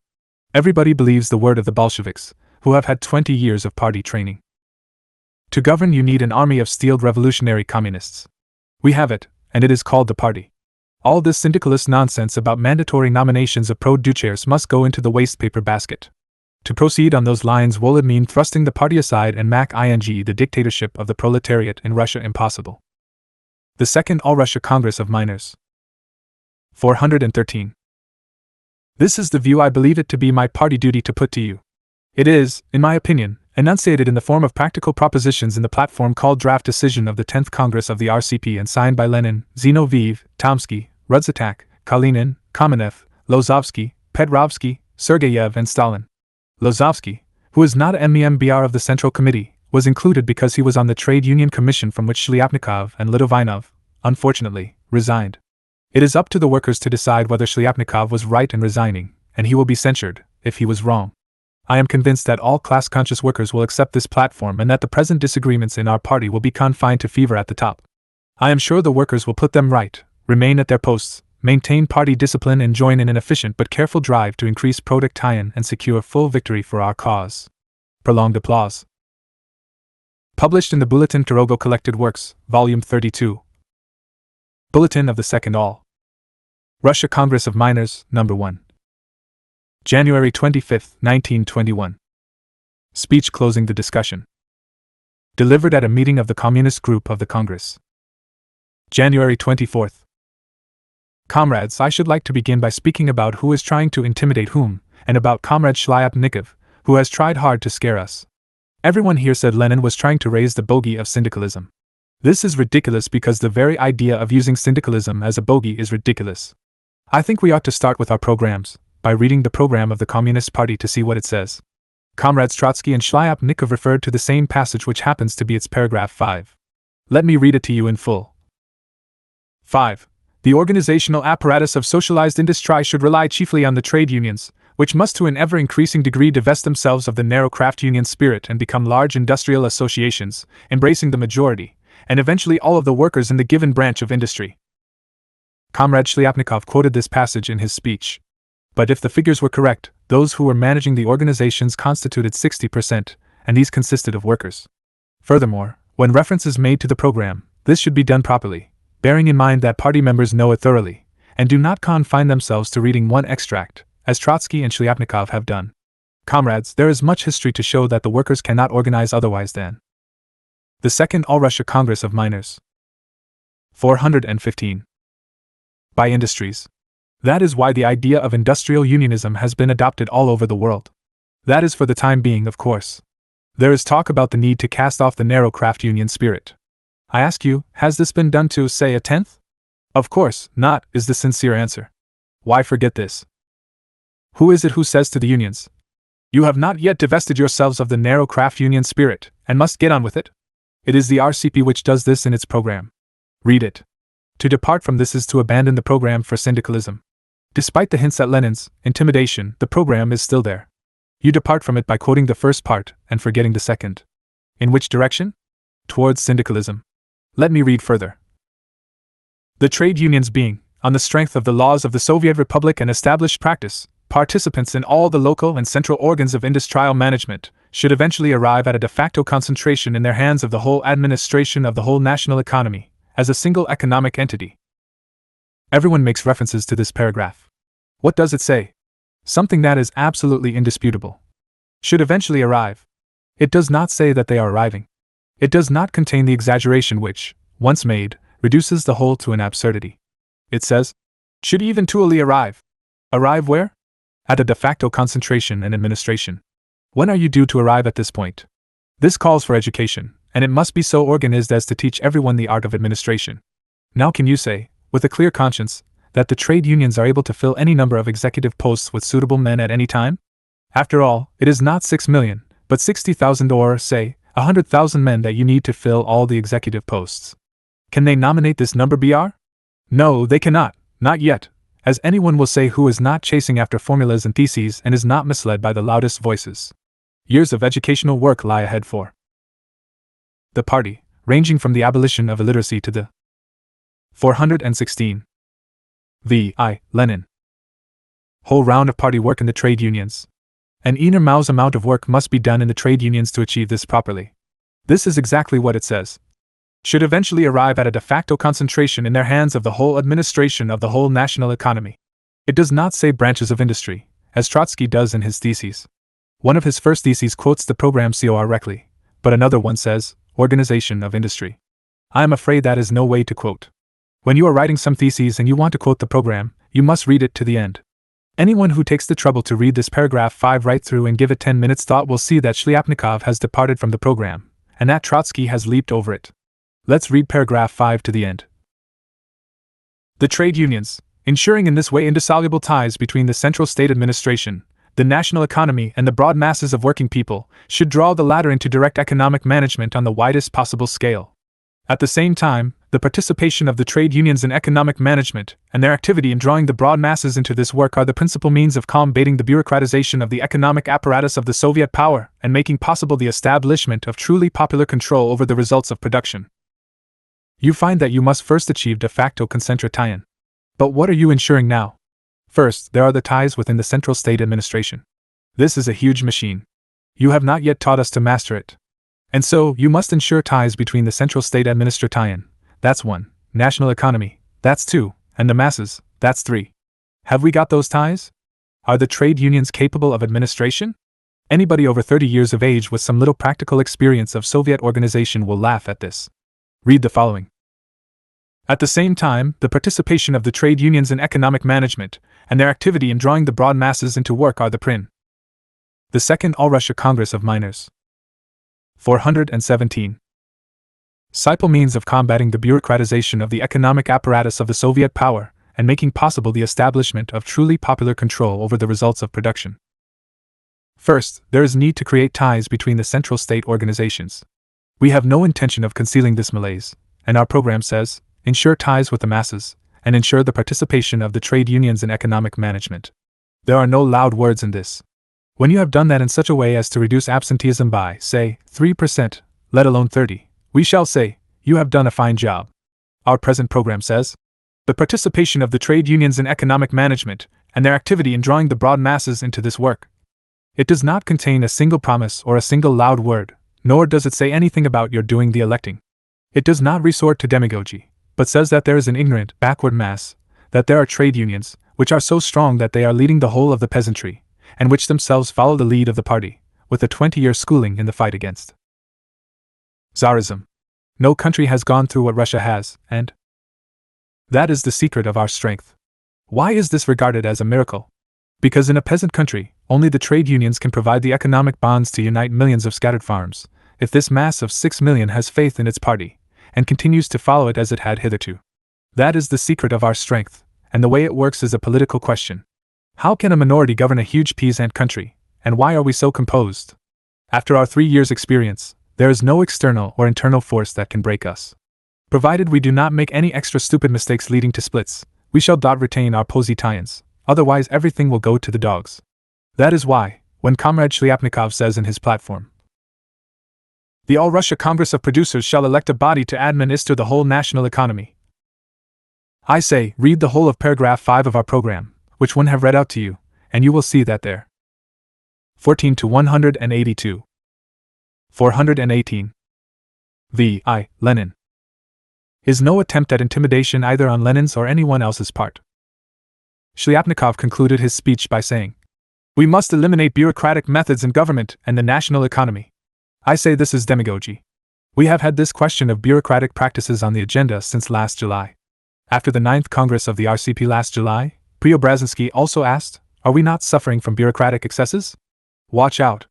In August, the Central Committee endorsed Zinovьev's letter, Combat the Evils of Bureaucracy. The party conference met in September and endorsed it. So, after all, it was not Lenin who invented some new path, as Trotsky says, but the party which said, watch out, there's a new malaise. Preobrazhensky raised this question in July. We had Zinovьev's letter in August. There was the party conference in September, and we had a long report on bureaucratic practices at the Congress of Soviets in December. The malaise is there. In our 1919 program we wrote that bureaucratic practices existed. Whoever comes out and demands a stop to bureaucratic practices is a demagogue. Shliapnikov was always like that, and still is. There is a bit of that about him. When you are called upon to put a stop to bureaucratic practices, it is demagogy. It is nonsense. We shall be fighting the evils of bureaucracy for many years to come, and whoever thinks otherwise is playing demagogue and cheating, because overcoming the evils of bureaucracy requires hundreds of measures, wholesale literacy, culture and participation in the activity of the workers' and peasants' inspection. Shliapnikov has been People's Commissar for Labor and People's Commissar for Trade and Industry. Has he put a stop to bureaucratic practices? Kiselyov has been on the Central Board of the Textile Industry. Has he put a stop to the evils of bureaucracy? Let me say this once again. We shall have grown up when all our congresses resolve themselves into sections and marshal the facts about coalescence among the millers and the Donbass miners. But writing a string of useless platforms shows up our poor economic leadership. I repeat that not ing can break us, either external nor internal forces, if we do not lead things up to a split. I say that sectron is the Second All-Russia Congress of Miners. 419. More than a bludgeon, but exaggerating this has led up to a split. Anyone can be guilty of an excess of bureaucratic practices, and the Central Committee is aware of it, and is responsible for it. In this respect, Comrade Trotsky's mistake lies in that he drew up his theses in the wrong spirit. They are all couched in terms of a shake-up, and they have all led to a split in the Union. It is not a matter of giving Trotsky bad marks. We are not schoolchildren and have no use for marks, but we must say that his theses are wrong in content and must therefore be rejected. Published in the Bulletin Collected Works, Volume 32. Turogov Sirsiskigo Sayezda, pages 64 to 68. Gornorabakik, Bulletin of the Second All-Russia Congress of Miners, No. 2, January 26, 1921. Once again on the trade unions, the current situation, and the mistakes of Trotsky and Bukharin. The party discussion and the factional struggle, which is of a type that occurs before a Congress, before and in connection with the impending elections to the 10th Congress of the RCP, are waxing hot. The first factional pronouncement, namely, the one made by Comrade Trotsky on behalf of a number of responsible workers, in his platform pamphlet, The Role and Tasks of the Trade Unions, with a preface dated December 25, 1920, was followed by a sharp pronouncement. The reader will see from what follows that it was deservedly sharp, by the Petrograd organization of the RCP. Appeal to the party. Published in Petrogradskia Pravda 195 on January 6, 1921, and in the party's central organ. The Moscow Pravda, on January 13, 1921. The Moscow Committee then came out against the Petrograd organization, in the same issue of Pravda. Then appeared a verbatim report, published by the Bureau of the RCP Group of the All-Russia Central Council of Trade Unions, of the discussion that took place on December 30, 1920, at a very large and important party meeting, namely, that of the RCP Group at the 8th Congress of Soviets. It is entitled The Role of the Trade Unions in Production, with a preface dated January 6, 1921.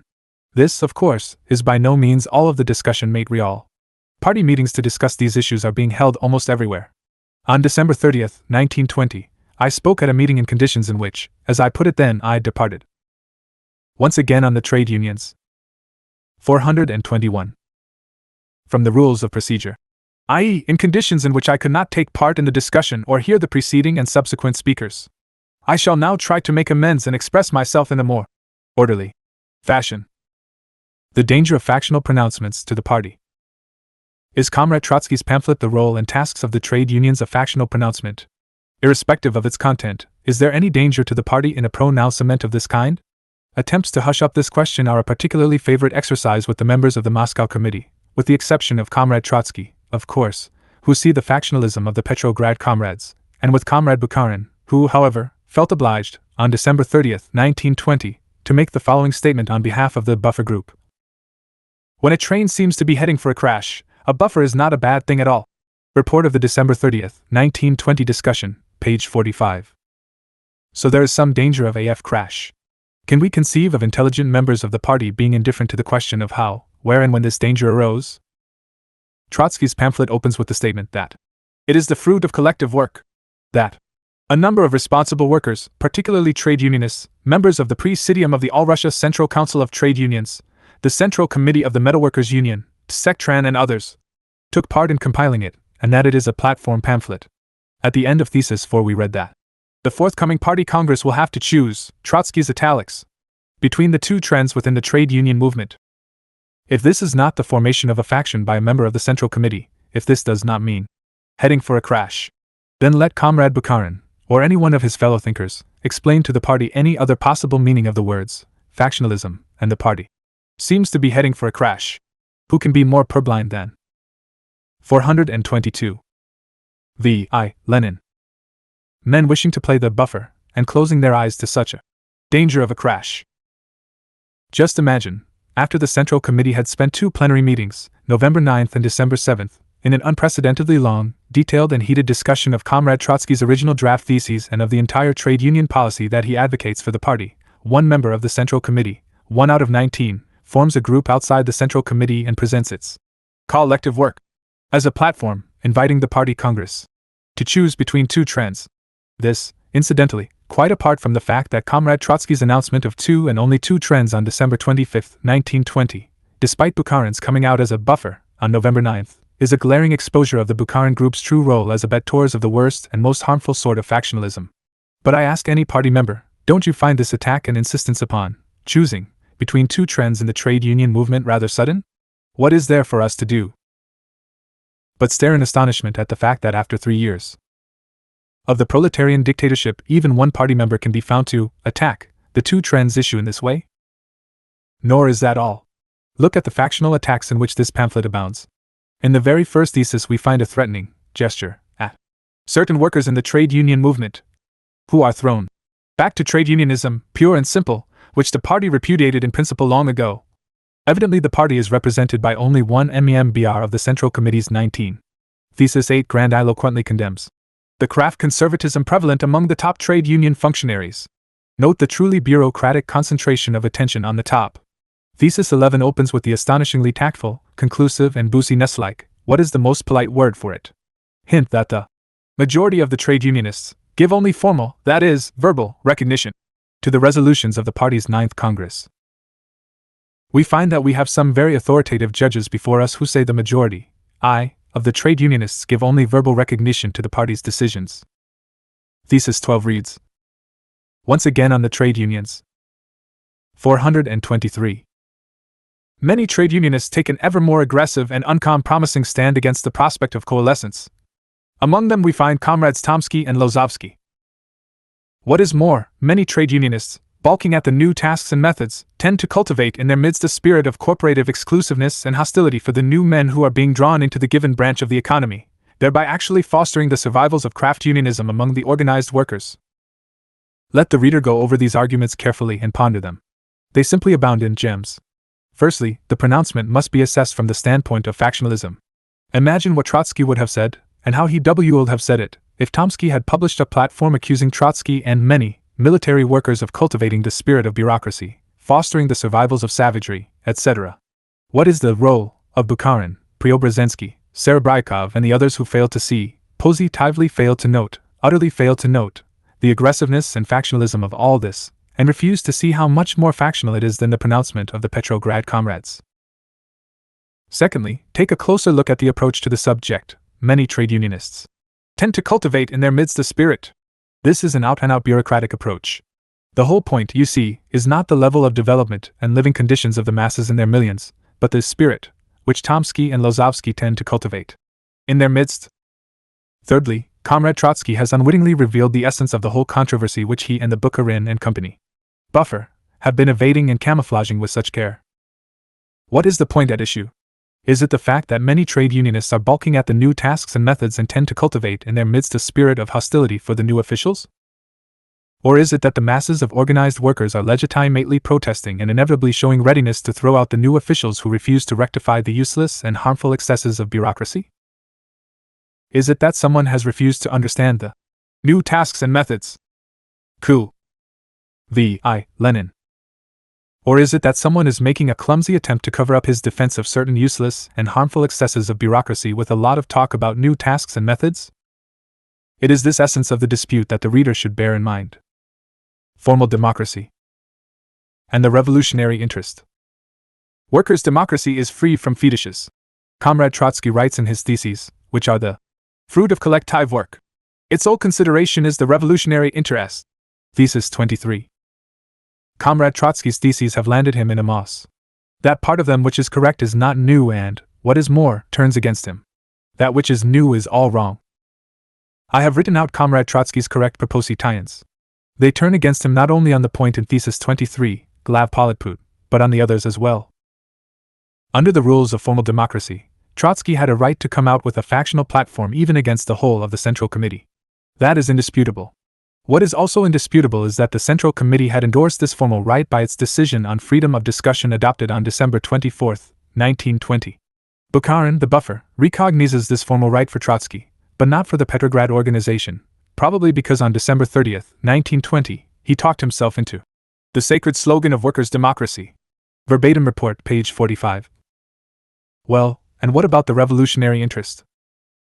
Will any serious-minded person who is not blinded by the factional egotism of Sectron, or of the buffer, FAC tie-in, will anyone in his right mind say that such a pronouncement on the trade union issue by such a prominent leader as Trotsky does promote the revolutionary interest? Can it be denied that, even if Trotsky's new tasks and methods were as sound as they are in fact unsound, of which later, his very approach would be damaging to himself, the party, the trade union movement, the training of millions of trade union members and the Republic? Once again on the trade unions. 425. It looks as if the kind Bukharin and his group call themselves a buffer because they have firmly decided not to think about the obligations this title imposes upon them. The political danger of splits in the trade union movement. Everyone knows that big disagreements sometimes grow out of minute differences, which may at first appear to be altogether insignificant. A slight cut or scratch, of the kind everyone has had scores of in the course of his life, may become very dangerous and even fatal if it festers and if blood poisoning sets in. This may happen in any kind of conflict, even a purely personal one. This also happens in politics. Any difference, even an insignificant one, may become politically dangerous if it has a chance to grow into a split, and I mean the kind of split that will shake and destroy the whole political edifice, or lead, to use Comrade Bukharin's simile, to a crash. Clearly, in a country under the dictatorship of the proletariat, a split in the ranks of the proletariat, or between the proletarian party and the mass of the proletariat is not just dangerous, it is extremely dangerous, especially when the proletariat constitutes a small minority of the population. And splits in the trade union movement, which, as I tried hard to emphasize in my speech on December 30, 1920, is a movement of the almost completely organized proletariat, mean precisely splits in the mass of the proletariat. That is why, when the whole thing started at the 5th All-Russia Conference of Trade Unions on November 2 to 6, 1920, and that is exactly where it did start, and when right after the conference, no, I am mistaken, during that conference, Comrade Tomsky appeared before the political bureau in high dudgeon and fully supported by Comrade Rudzatak, the most even-tempered of men, began to relate that at the conference Comrade Trotsky had talked about shaking up the trade unions and that he, Tomsky, had opposed this. When that happened, I decided there and then that policy, i.e., the party's trade union policy, lay at 426.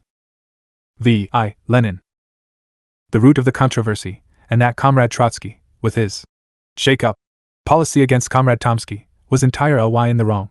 For, even if the shake-up policy were partly justified by the new tasks and methods, Trotsky's Thesis 12, It cannot be tolerated at the present time, and in the present situation because it threatens a split. It now seems to Comrade Trotsky that it is an utter travesty to ascribe the shake-up from above policy to him, L. Trotsky.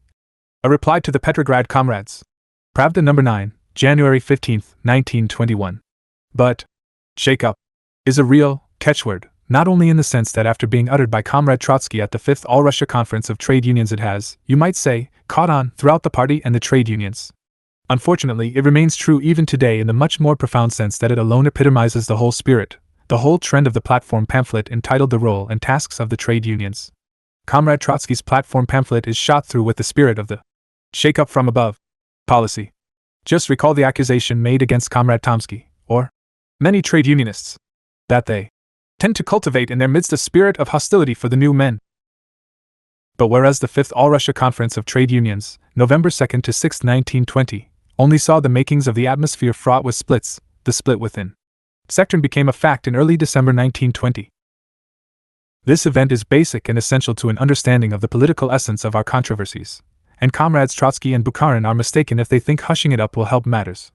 A hush-up in this case does not produce a buffer effect but rouses passions, for the case tie-in has not only been placed on the agenda by developments, but has been emphasized by Comrade Trotsky in his platform pamphlet. It is this pamphlet that repeatedly, in the passages I have quoted, particularly in Thesis 12, raises the question of whether the essence of the matter is that many trade unionists tend to cultivate in their midst a spirit of hostility for the new men, or that the hostility of the masses is legitimate in view of certain useless and harmful excesses of bureaucracy, for example, in Sectron. Once again on the trade unions. 427. The issue was bluntly and properly stated by Comrade Zinoviev in his very first speech on December 30, 1920, when he said that it was Comrade Trotsky's immoderate adherents who had brought about a split. Perhaps that is why Comrade Bukharin abusively described Comrade Zinoviev's speech as a lot of hot air. But every party member who reads the verbatim report of the December 30, 1920 discussion will see that that is not true. He will find that it is Comrade Zinoviev who quotes and operates with the facts, and that it is Trotsky and Bukharin who indulge most in intellectualist verbosity minus the facts. When Comrade Zinoviev said, Sectron stands on feet of clay and has already split into 3 parts, Comrade Sosnovsky interrupted and said, that is something you have encouraged. Verbatim report, page 15. Now this is a serious charge. If it were proved, there would, of course, be no place on the Central Committee, in the RCP, or in the trade unions of our republic for those who were guilty of encouraging a split even in one of the trade unions. Happily, this serious charge was advanced in a thoughtless manner by a comrade who, I regret to say, has now and again been carried away by thoughtless polemics before this. Comrade Sosnovsky has even managed to insert a fly in the ointment of his otherwise excellent articles, say, on production propaganda, and this has tended to negate all its pluses. Some people, like Comrade Bukharin, are so happily constituted that they are incapable of injecting venom into their attacks even when the fight is bitterest. Others, less happily constituted, are liable to do so, and do this all too often. Comrade Sosnovsky would do well to watch his step in this respect, and perhaps even ask his friends to help out. But some will say, the charge is there, even if it has been made in a thoughtless, unfortunate, and patently factional form. In a serious matter, the badly worded truth is preferable to the hush-up. That the matter is serious is beyond doubt, for, let me say this again, the crux of the issue lies in this area to a greater extent than is generally suspected. Fortunately, we are in POS session of sufficiently objective and conclusive facts to pro. 428. V.I. Lenin. V'd an answer in substance to Comrade Sosnovsky's point. First of all, there is on the same page of the verbatim report Comrade Zinoviev's statement denying Comrade Sosnovsky's allegation and making precise references to conclusive facts. Comrade Zinoviev showed that Comrade Trotsky's accusation, made obviously, let me add, in an outburst of factional zeal, was quite a different one from Comrade Sosnovsky's. Comrade Trotsky's accusation was that Comrade Zinoviev's speech at the September All-Rus SIA conference of the RCP had helped to bring about or had brought about the split. This charge, let me say in parenthesis, is quite untenable, if only because Zinoviev's September speech was approved in substance by the Central Committee and the party, and there has been no formal protest against it since. Comrade Zinoviev replied that at the Central Committee meeting Comrade Rudziak had used the minutes to prove that, long before any of my, Zinoviev's, speeches and the All-Russia Conference the question, concerning certain unwarranted and harmful excesses of bureaucracy in Sectron, had been examined in Siberia, on the Volga, in the north and in the south. That is an absolutely precise and clear-cut statement of fact. It was made by Comrade Zinoviev in his first speech before thousands of the most responsible party member Carat, and his facts were not refuted either by Comrade Trotsky, who spoke twice later, or by Comrade Bukharin, who also spoke later. Secondly, the December 7, 1920 resolution of the Central Committee's plenary meeting concerning the dispute between the communists working in water transport and the communist group at the Sector Conference, given in the same verbatim report, was an even more definite and official refutation of Comrade Sosnovsky's charges. The part of the resolution dealing with Sector says, in connection with the dispute between Sector and the water transport workers, the Central Committee resolves 1. To set up a water transport section within the amalgamated Sector. 2. To convene a Congress of railwaymen and water transport workers in February to hold normal elections to a new Sector. 3. To authorize the old Sector to function until then. 4. To abolish Glavpolitvad and Glav. Once again on the trade unions. 429. Politput immediately and to transfer all their funds and resources to the trade union on normal democratic lines. This shows that the water transport workers, far from being censured, are deemed to be right in every essential. Yet none of the CC members who had signed the common platform of January 14, 1921, except Kamenev, voted for the resolution. The platform referred to as the role and tasks of the trade unions. Draft decision of the 10th Congress of the RCP, submitted to the Central Committee by a group of members of the Central Committee and the Trade Union Commission. Among those who signed it was Lozovsky, a member of the Trade Union Commission but not of the Central Committee. The others were Tomsky, Kalinin, Rudzatak, Zinoviev, Stalin, Lenin, Kamenev, Petrovsky and Artyom Sergeyev. This resolution was carried against the CC members listed above, that is, against our group, for we would have voted against allowing the old Sector to continue temporarily. Because we were sure to win, Trotsky was forced to vote for Bukharin's resolution, as otherwise our resolution would have been carried. Comrade Rykov, who had been for Trotsky in November, took part in the Trade Union Commission's examination of the dispute between Sector and the water transport workers in December, and saw that the latter were right. To sum up, the December 7th majority in the Central Committee consisted of Comrades Trotsky, Bukharin, Preobrazhensky, Serebryakov and other CC members who are above suspicion of being biased against Sector. Yet the substance of their resolution did not censure the water transport workers but Sector, which they just stopped short of dissolving there and then. This proves Sosnovsky's charge to be quite groundless. There is one other point to be dealt with, if we are to leave no room for ambiguity. What were these? Certain unwarranted and harmful excesses of bureaucracy, to which I have repeatedly referred? Isn't this last charge unsupported or exaggerated? Once again it was Comrade Zinoviev who, in his very first speech on December 30, 1920, provided the answer which was as precise as one could wish. He quoted from 430. V.I. Lenin. Comrade Zoff's Water Transport Circular of May 3, 1920. Committee treadmill abolished. 198. Comrade Zinoviev was quite right in saying this was a fundamental error. It exemplified the unwarranted and harmful excesses of bureaucracy and the appointments system. But he said there and then that some appointees were not half as experienced or as tried as Comrade Zoff. I have heard Comrade Zoff referred to in the Central Committee as a most valuable worker, and this is fully borne out by my own observations in the Council of Defense. It has not entered anyone's mind either to make scapegoats of such comrades, or to undermine their authority, as Comrade Trotsky suggests, without the least justification, on page 25 of his report. Their authority is not being undermined by those who try to correct the appointees' mistakes, but by those who would defend them even when they are wrong. We see, therefore, that the danger of splits within the trade union movement was not imaginary but real. And we find that the actual disagreements really boiled down to a demand that certain unwarranted and harmful excesses of bureaucracy and the appointment system should not be justified or defended, but corrected. That is all there is to it. Disagreements on principle. There being deep and basic disagreements on principle, we may well be asked, do they not serve as vindication for the sharpest and most factional pronouncements? Is it possible to vindicate such a thing as a split, provided there is need to drive home some entirely new idea? I believe it is, provided of course the disagreements are truly very deep and there is no other way to rectify a wrong trend in the policy of the party or of the working class. But the whole point is that there are no such disagreements. Comrade Trotsky has tried to point them out, and failed. A tentative or conciliatory approach had been possible, and necessary, before the publication of his pamphlet, December 25. Such an approach is ruled out even in the case of disagreements and vague new tasks, but after. Once again on the trade unions. 431. Its publication we had to say, Comrade Trotsky is essentially wrong on all his new points. This is most evident from a comparison of his theses with Rudd's attacks, which were adopted by the Fifth All-Russia Conference of Trade Unions, November 2nd to 6th. I quoted the latter in my December 30th speech and in the January 21st issue of Pravda. They are fuller and more correct than Trotsky's, and wherever the latter differs from Rudd's attack, he is wrong. Take this famous industrial democracy, which Comrade Bukharin hastened to insert in the Central Committee's resolution of December 7th.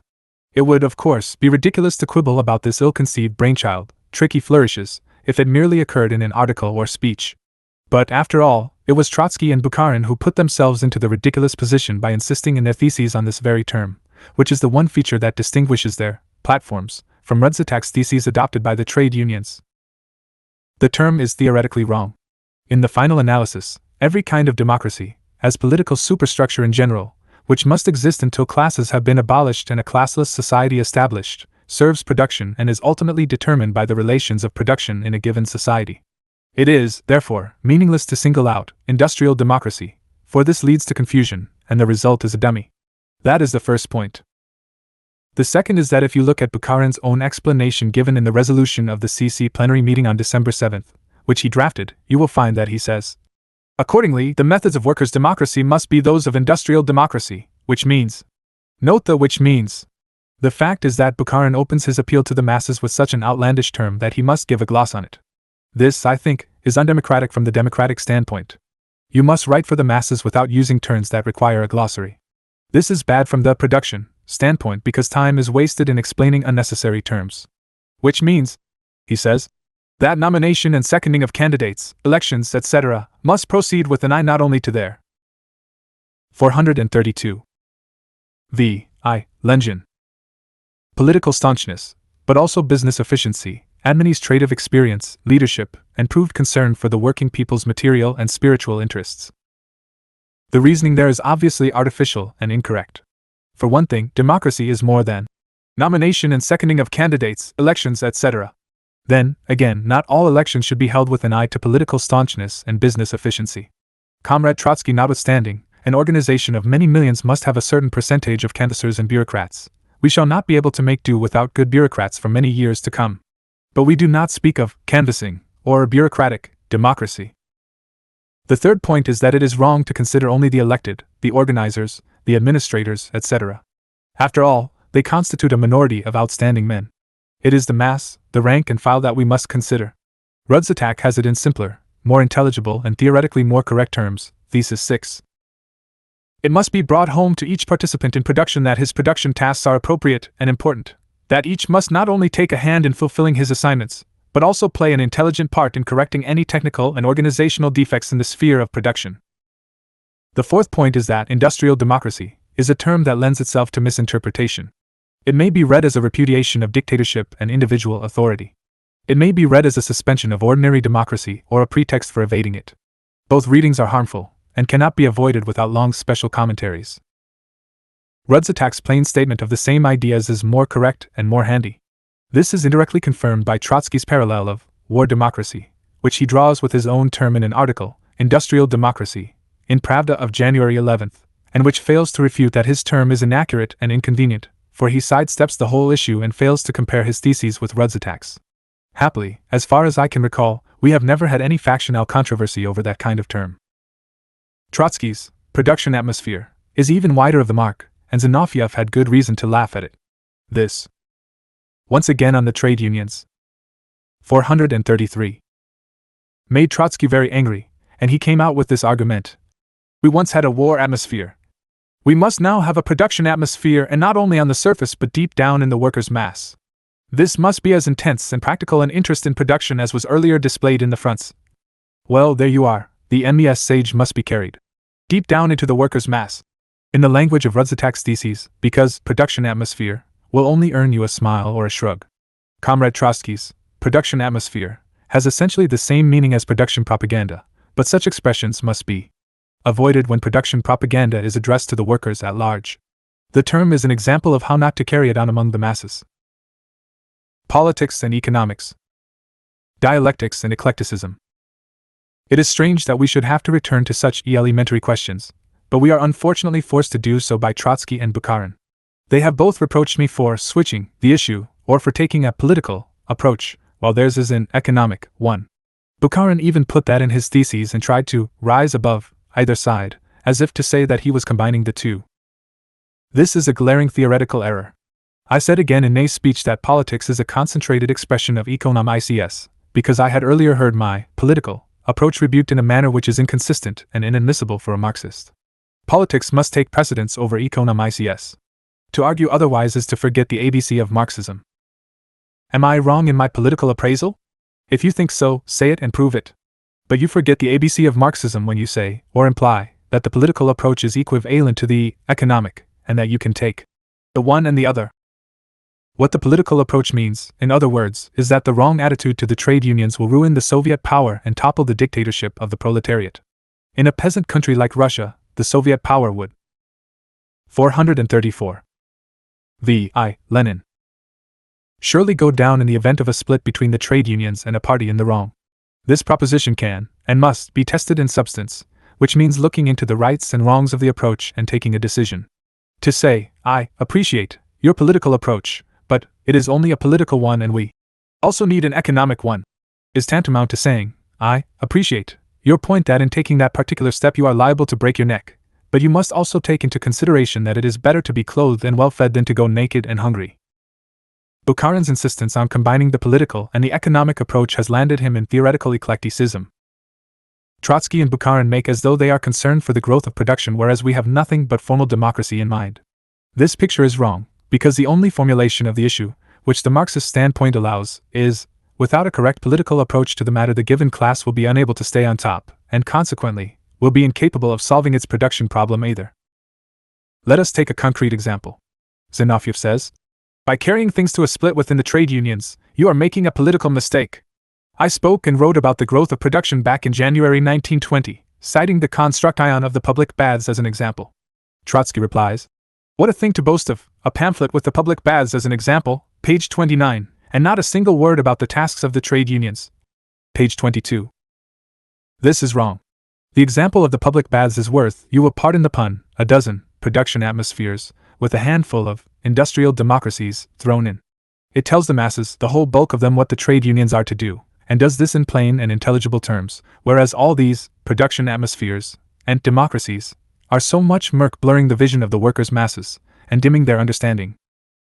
Comrade Trotsky also rebuked me for not saying a word, page 66, about the role that has to be played, and is being played, by the levers known as the trade union apparatus.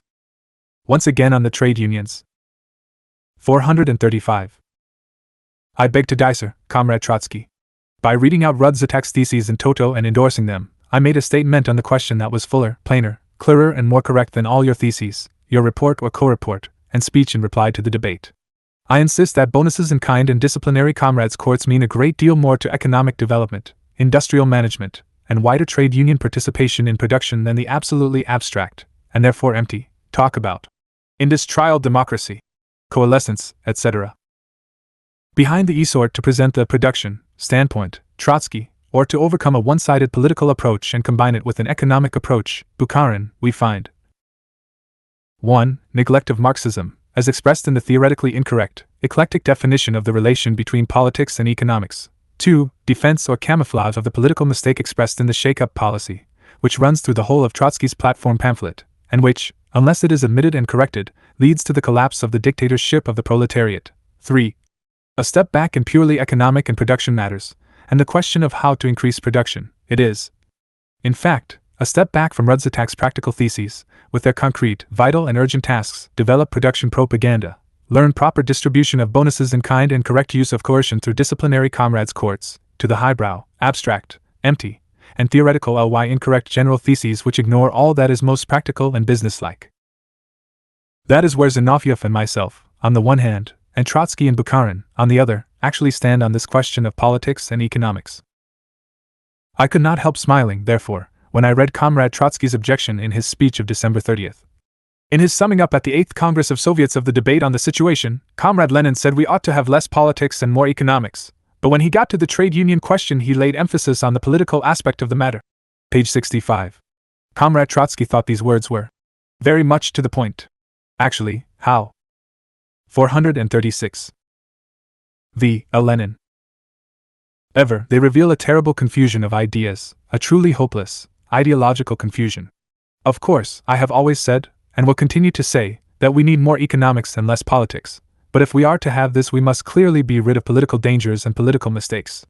Comrade Trotsky's political mistakes, aggravated by Comrade Bukharin, distract our party's attention from economic tasks and production, work, and unfortunately, make us waste time on correcting them and arguing it out with the syndicalist deviation, which leads to the collapse of the dictatorship of the proletariat, objecting to the incorrect approach to the trade union movement, which leads to the collapse of the Soviet power, and debating general theses, instead of having a practical and businesslike, economic discussion as to whether it was the Saratov millers, the Donbass miners, the Petrograd metalworkers, or some other group that had the best results in coalescing, distributing bonuses in kind, and organizing comrades' courts on the basis of Rudzatek's theses, adopted by the 5th All-Russia Trade Union Conference on November 2nd to 6th. Let us now consider what good there is in a broad discussion. Once again we find political mistakes distracting attention from economic tasks. I was against this broad discussion, and I believed, and still do, that it was a mistake, a political mistake, on Comrade Trotsky's part to disrupt the work of the Trade Union Commission, which ought to have held a businesslike discussion.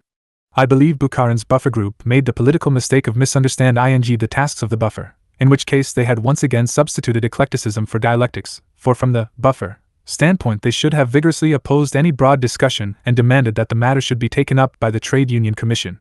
Here is what came of this.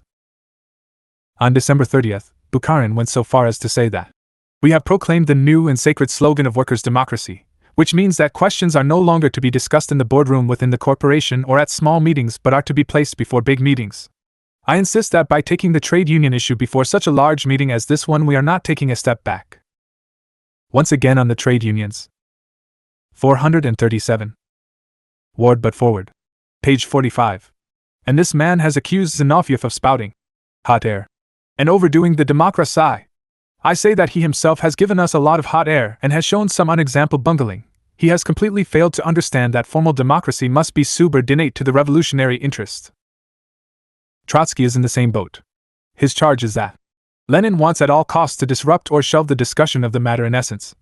Page 65. He declares, "My reasons for refusing to serve on the commission were clearly stated in the Central Committee, until such time as I am permitted, on a par with all other comrades, to air these questions fully in the party press. I do not expect any good to come of any cloistered examination of these matters, and consequently, of work on the commission." Page 69. What is the result? Less than a month has passed since Trotsky started his broad discussion, on December 25th, and you will be hard put to find one responsible party worker in 100 who is not fed up with the discussion and has not realized its futility, to say no worse. For Trotsky has made the party waste time on a discussion of words and bad theses, and has ridiculed as cloistered the business-like economic discussion in the commission, which was to have studied and verified practical experience and projected its lessons for progress in real production work, in place of the regress from vibrant activity to scholastic exercises in all sorts of production atmospheres. Take this famous coalescence.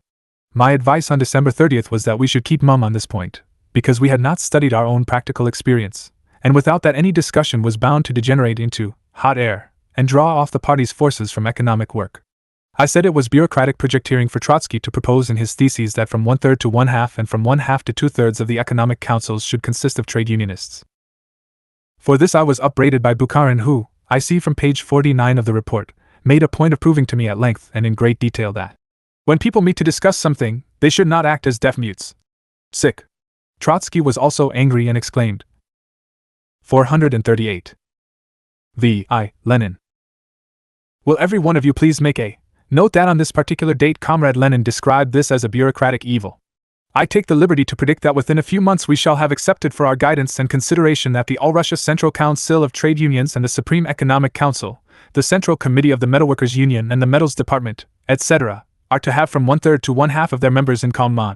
Page 68. When I read that, I asked Comrade Milyutin, Deputy Chairman of the Supreme Economic Council, to let me have the available printed reports on coalescence. I said to myself, why not make a small start on the study of our practical experience it's so dull engaging in general party talk. Bukharin's expression, page 47, which has every chance of becoming a catchword like shake up, to no useful purpose, without the facts, and inventing disagreements, definitions, and industrial democracies. Comrade Milyutin sent me several books, including the report of the Supreme Economic Council to the 8th All-Russia Congress of Soviets, Moscow, 1920, preface dated December 19, 1920. On its page 14 is a table showing workers' participation in administrative bodies. Here is the table, covering only part of the gubernia economic councils and factories. Administrative body total MEM bears workers specialists office workers number BR percent number presidium of Supreme Economic Council and gubernia economic councils. 0.1871075.7.2221.8583.1.0 Collegiums of Chief Administrations, Departments, Central Boards and Head Offices. 1407251.431222.23726.4 Corporate and one-man managements of FAC Tories. 1. 1437266.53983.4.8191.7 Total. 1. 470905661.64513.0.71147.7. It will be seen that 61.6%, that is, closer to two-thirds than to one-half, of the staff of administrative bodies. Once again on the trade unions. 439. Now consists of workers. And this already proves that what Trotsky wrote on this matter in his theses was an exercise in bureaucratic projecteering. To talk, argue, and write platforms about one-third to one-half, and one-half to two-thirds, is the most useless sort of general party talk, which diverts time, attention, and resources from productive work. It is empty politicking. All this while, a great deal of good could have been done in the Commission, where men of experience would have refused to write any theses without a study of the facts, say, by polling a dozen or so common functionaries, out of the 1,000, by comparing their impressions and conclusions with objective statistical data, and by making an attempt to obtain practical guidance for the future, that being our experience. Do we go straight on, or do we make some change in our course, methods, and approach, and how, or do we call a halt, for the good of the cause, and check things over and over again? Make a few changes here and there, and so on and so forth. Comrades, a real executive, let me also have a go at production propaganda, is well aware that even in the most advanced countries, the capitalists and their executives take years, sometimes 10 and more, to study and test their own, and others, practical experience, making innumerable starts and corrections to tailor a system of management, select senior and junior executives, etc., fit for their particular business. That was the rule under capitalism, which throughout the civilized world based its business practices on the experience and habits of centuries. We who are breaking new ground must put in a long, persistent and patient effort to retrain men and change the old habits which have come down to us from capitalism, but this can only be done little by little. Trotsky's approach is quite wrong. In his December 30th speech he exclaimed, "Do or do not our workers, party and trade union functionaries have any production training? Yes or no? I say no." Page 29. This is a ridiculous approach.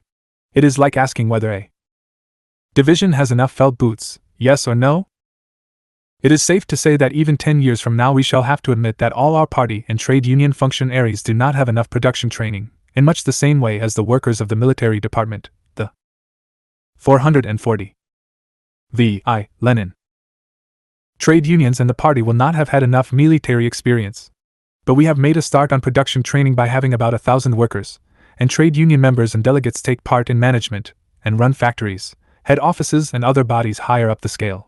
The basic principle underlying production training, which is the training of our own selves, of the old underground workers and professional journalists, is that we should start a painstaking and detailed study of our own practical experience, and teach others to do so, according to the rule, look before you leap. The fundamental and absolute rule behind production training is systematic, circumspect, practical and businesslike verification of what this 1,000 have done, and even more efficient and careful correction of their work, taking a step forward only when there is ample proof of the usefulness of a given method, system of management, proportion, selection of men, etc. And it is this rule that Comrade Trotsky has broken by his theses and approach. All his theses, his entire platform pamphlet, are so wrong that they have diverted the party's attention and resources from practical production work to a lot of empty talk. Dialectics and eclecticism. School and apparatus. Among Comrade Bukharin's many excellent traits are his theoretical ability, and keen interest in getting at the theoretical roots of every question. That is a very valuable trait because you cannot have a proper understanding of any mistake, let alone a political one, unless you dig down to its theoretical roots among the basic premises of the one who makes it. Responding to this urge, Comrade Bukharin tended to shift the controversy into the theoretical sphere, beginning from December 30th, if not earlier. In his speech on that day he said, That neither the political nor the economic factor can be ignored is, I believe, absolutely incontrovertible, and that is the theoretical essence of what is here known as the buffer group or its ideology. Page 47. Once again on the trade unions. 441. The gist of his theoretical mistake in this case is substitution of eclecticism for the dialectical interplay of politics and economics, which we find in Marxism. His theoretical attitude is, on the one hand, and on the other. The one and the other. That is eclecticism. Dialectics requires an all-round consideration of relationships in their concrete development, but not a patchwork of bits and pieces. I have shown this to be so on the example of politics and economics. That of the buffer has gone to reinforce the point. You need a buffer, and it is useful when the party train is heading for a crash. No question about that at all. Bukharin has built up his buffer problem eclectically by collecting odd pieces from Zinoviev and Trotsky. As a buffer, Bukharin should have decided for himself just where, when and how each individual or group had made their mistake, whether it was a theoretical mistake, one of political tact, factional pronouncement, or exaggeration, etc. He should have done that and gone hammer and tongs at every such mistake. But he has failed to understand his task of buffer, and here is good proof of it. The Communist Group of Section's Petrograd Bureau, the CC of the Railwaymen's and Water Transport Workers' Union, an organization sympathizing with Trotsky, has stated its opinion that, on the main issue of the trade union's role in production, comrades Trotsky and Bukharin hold views which are variations of one and the same standpoint. It has issued Comrade Bukharin's report in Petrograd on January 3, 1921, in pamphlet form, and Bukharin, The Tasks of the Trade Unions, Petrograd, 1921. It says, Comrade Trotsky's original formulation was that the trade union leadership should be removed and suitable comrades found to take their place, etc. He had earlier advocated a shake-up, but he has now abandoned the idea, and it is therefore quite absurd to use it as an argument against him. Page 5. I will let pass the numerous factual inaccuracies in this statement. Trotsky used the term shake-up at the 5th All-Russia Conference of Trade Unions, November 2nd to 6th. He mentions selection of leadership in Section 5 of his theses, which he submitted to the Central Committee on November 8, and which, incidentally, some of his supporters have published as a leaflet. The whole of Trotsky's pamphlet. 442. V.I. Lenin. The role and tasks of the trade unions, December 25, reveals the same kind of mentality, the same spirit as I have pointed out before. When and how he abandoned this attitude remains a mystery. I am now dealing with a different matter. When the buffer is an eclectic, he passes over some mistakes and brings up others. He says nothing of them in Moscow on December 30, 1920, when addressing thousands of RCP functionaries from all over Russia, but he brings them up in Petrograd on January 3, 1921. When the buffer is a dialectician, he directs the full brunt of his attack at every mistake he sees on either side, or on all sides. And that is something Bukharin does not do. He does not even try to examine Trotsky's pamphlet in the light of the shake-up policy. He simply says nothing about it. No wonder his buffer performance has made everyone laugh. To proceed. In that same Petrograd speech he says, page 7, Comrade Trotsky's mistake is insufficient support for the school of communism idea. During the December 30th discussion, Bukharin reasoned as follows. Comrade Zinoviev has said that the trade unions are a school of communism, and Trotsky has said that they are a technical and administrative apparatus for industrial management. I see no logical grounds for proof that either proposition is wrong. Both, and a combination of both, are right. Page 48. Bukharin and his group, or faction, make the same point in their thesis 6. On the one hand the trade unions, are a school of communism, and on the other they are, increasingly, a component part of the economic apparatus and of state administration in general. Pravda, January 16. That is where we find Comrade Bukharin's fundamental theoretical mistake, which is substitution of eclecticism, especially popular with the authors of diverse, fashionable, and reactionary philosophical systems, for Marxist dialectics. When Comrade Bukharin speaks of logical grounds, his whole reasoning shows that he takes, unconsciously, perhaps, the standpoint of formal or scholastic logic, and not of dialectical or Marxist logic. Let me explain this by taking the simple example which Comrade Bukharin him. Once again on the trade unions. 443. Self gives. In the DSM. Comrades, many of you may find that the current controversy suggests something like this. Two men come in and invite each other to define the tumbler on the lectern. One says, it is a glass cylinder, and a curse on anyone who says different. The other one says, a tumbler is a drinking vessel, and a curse on anyone who says different. Page 46. The reader will see that Bukharin's example was meant to give me a popular explanation of the harm of one-track thinking. I accept it with gratitude, and in the one good turn deserves another spirit offer a popular explanation of the difference between dialectics and eclecticism. A tumbler is assuredly both a glass cylinder and a drink vessel. But there are more than these two properties, qualities or facets to it. There is an infinite number of them, an infinite number of mediacies, and interrelationships with the rest of the world. A tumbler is a heavy object which can be used as a missile. It can serve as a paperweight, a receptacle for a captive butterfly, or a valuable object with an artistic engraving or design, and this has nothing at all to do with whether or not it can be used for drinking, is made of glass, is cylindrical or not quite, and so on and so forth. Moreover, if I needed a tumbler just now for drinking, it would not in the least matter how cylindrical it was, and whether it was actually made of glass. What would matter though would be whether it had any holes in the bottom, or anything that would cut my lips when I drank, etc. But if I did not need a tumbler for drinking but for a purpose that could be served by any glass cylinder, a tumbler with a cracked bottom or without one at all would do just as well, etc. Formal logic, which is as far as schools go, and should go, with suitable abridgments for the lower forms, deals with formal definitions, draws on what is most common, or glaring, and stops there. When two or more different definitions are taken and combined at random, a glass cylinder and a drinking vessel, the result is an eclectic definition which is indicative of different facets of the object, and nothing more. Dialectical logic demands that we should go further. 444. Lenin. Firstly, if we are to have a true knowledge of an object, we must look at and examine all its facets, its connections and mediacies. That is something we cannot ever hope to achieve completely, but the rule of comprehensiveness is a safeguard against mistakes and rigidity. Secondly, dialectical logic requires that an object should be taken in development, in change, in self-movement, as Hegel sometimes puts it. This is not immediately obvious in respect of such an object as a tumbler, but it, too, is in flux, and this holds especially true for its purpose, use and connection with the surrounding world. Thirdly, a full, definition of an object must include the whole of human experience, both as a criterion of truth and a practical indicator of its connection with human wants. Fourthly, dialectical logic holds that truth is always concrete, never abstract. As the late Plekhanov liked to say after Hegel. Let me add in parenthesis for the benefit of young party members that you cannot hope to become a real, intelligent communist without making a study, and I mean study, of all of Plekhanov's philosophical writings, because nothing better has been written on Marxism anywhere in the world. Asterisk, by the way, it would be a good thing, first, if the current edition of Plekhanov's works contained a special volume or volumes of all his philosophical articles, with detailed indexes, etc., to be included in a series of standard textbooks on communism. Secondly, I think the worker state must demand that professors of philosophy should have a knowledge of Plekhanov's exposition of Marxist philosophy and ability to impart it to their students. But all that is a digression from propaganda to administration. I have not, of course, run through the whole notion of dialectical logic, but what I have said will do for the present. I think we can return from the tumbler to the trade unions and Trotsky's platform.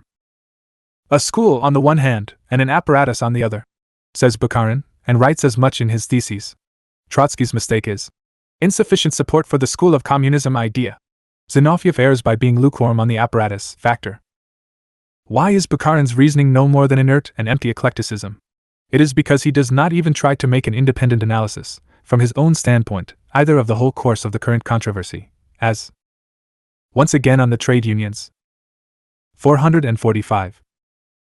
Marxism, that is, dialectical logic, unconditionally demands, or of the whole approach to the question, the whole presentation, the whole trend of the presentation, if you will, of the question at the present time and in these concrete circumstances.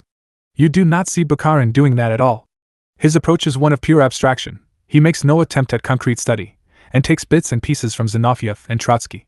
That is eclecticism. Here is another example to clarify the picture. I know next to nothing about the insurgents and revolutionaries of South China, apart from the 2 or 3 articles by Sun Yat-sen, and a few books and newspaper articles I read many years ago. Since there are these uprisings, it is not too far-fetched to assume a controversy going on between Chinese number 1, who says that the insurrection is the product of a most acute nationwide class struggle, and Chinese number 2, who says that insurrection is an art. That is all I need to know in order to write theses a la Bukharin. On the one hand, on the other hand, the one has failed to reckon with the art factor, and the other, with the acuteness factor, etc. Because no concrete study is made of this particular controversy, question, approach, etc., the result is a dead and empty eclecticism. On the one hand, the trade unions are a school, and on the other, an apparatus.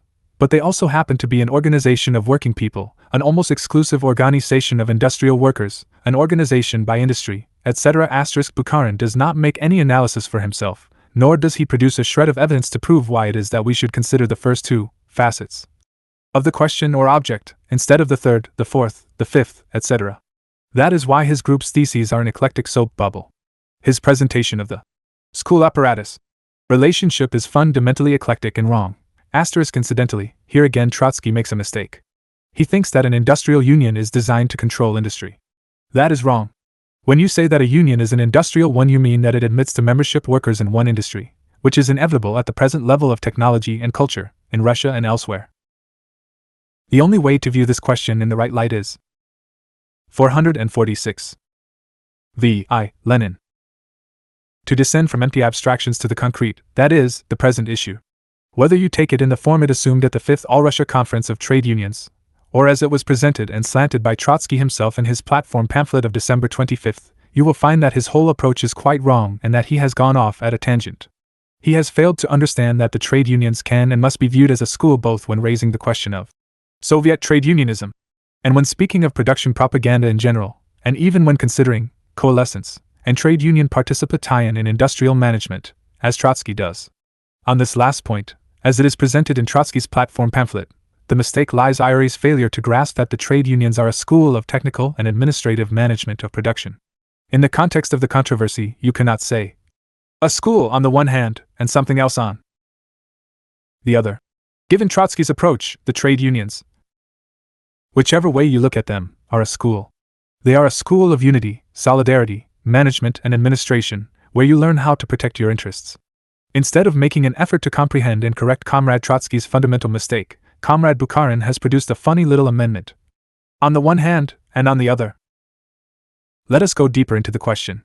Let us see what the present trade unions are, as an apparatus of industrial management. We have seen from the incomplete returns that about 900 workers, trade union members and delegates, are engaged in industrial management. If you multiply this number by 10 or even by 100, if it helps to clarify your fundamental mistake, let us assume this incredible speed of advance. In the immediate future, you still have an insignificant proportion of those directly engaged in management, as compared with the mass of 6 million trade union members. This makes it even clearer that it is quite wrong to look to the leading stratum and talk about the trade union's role in production and industrial management, as Trotsky does, forgetting that 98.5%, 6 million minus 90,000 equals 5,910,000 or 98.5% of the total, are learning, and will have to continue to do. Once again on the trade unions. 447. So for a long time to come. Don't say school and management, say school of management. In his December 30th argument against Zinoviev, whom he accused, quite groundlessly and incorrectly, of denying the appointment system, that is, the Central Committee's right and duty to make appointments, Comrade Trotsky inadvertently drew the following telltale comparison. Zinoviev tends to overdo the propaganda angle on every practical matter, forgetting that it is not only a source of material for agitation, but also a problem requiring an administrative solution. Page 27. Before I explain in detail the potential administrative approach to the issue, let me say that Comrade Trotsky's fundamental mistake is that he treats, rather, maltreats, the questions he himself had brought up in his platform pamphlet as administrative ones, whereas they could be and ought to be viewed only from the propaganda angle. In effect, what are Trotsky's good points? One undoubtedly good and useful point is his production propaganda, but that is not in his theses, but in his speeches, especially when he forgets about his unfortunate polemics with the allegedly conservative wing of the trade unionists. He would undoubtedly have done, and I believe he will do, a great deal of good in the Trade Union Commission's practical business, as speaker and writer, and as a member of the All-Russia Production Propaganda Bureau. His platform theses were a mistake, for through them, like a scarlet thread, runs the administrative approach to the crisis, and the two trends, within the trade unions, the interpretation of the RCP program. Soviet trade unionism, production training and coalescence. I have listed all the main points of Trotsky's platform, and they all happen to be topics which, considering the material at Trotsky's disposal, can be correctly approached at the present time only from the propaganda angle. The state is a sphere of coercion. It would be madness to renounce coercion, especially in the epoch of the dictatorship of the proletariat, so that the administrative approach and steerage are indispensable. The party is the leader, the vanguard of the proletariat, which rules directly. It is 448. Lenin. Not coercion but expulsion from the party, that is the specific means of influence, and the means of purging and stealing the vanguard.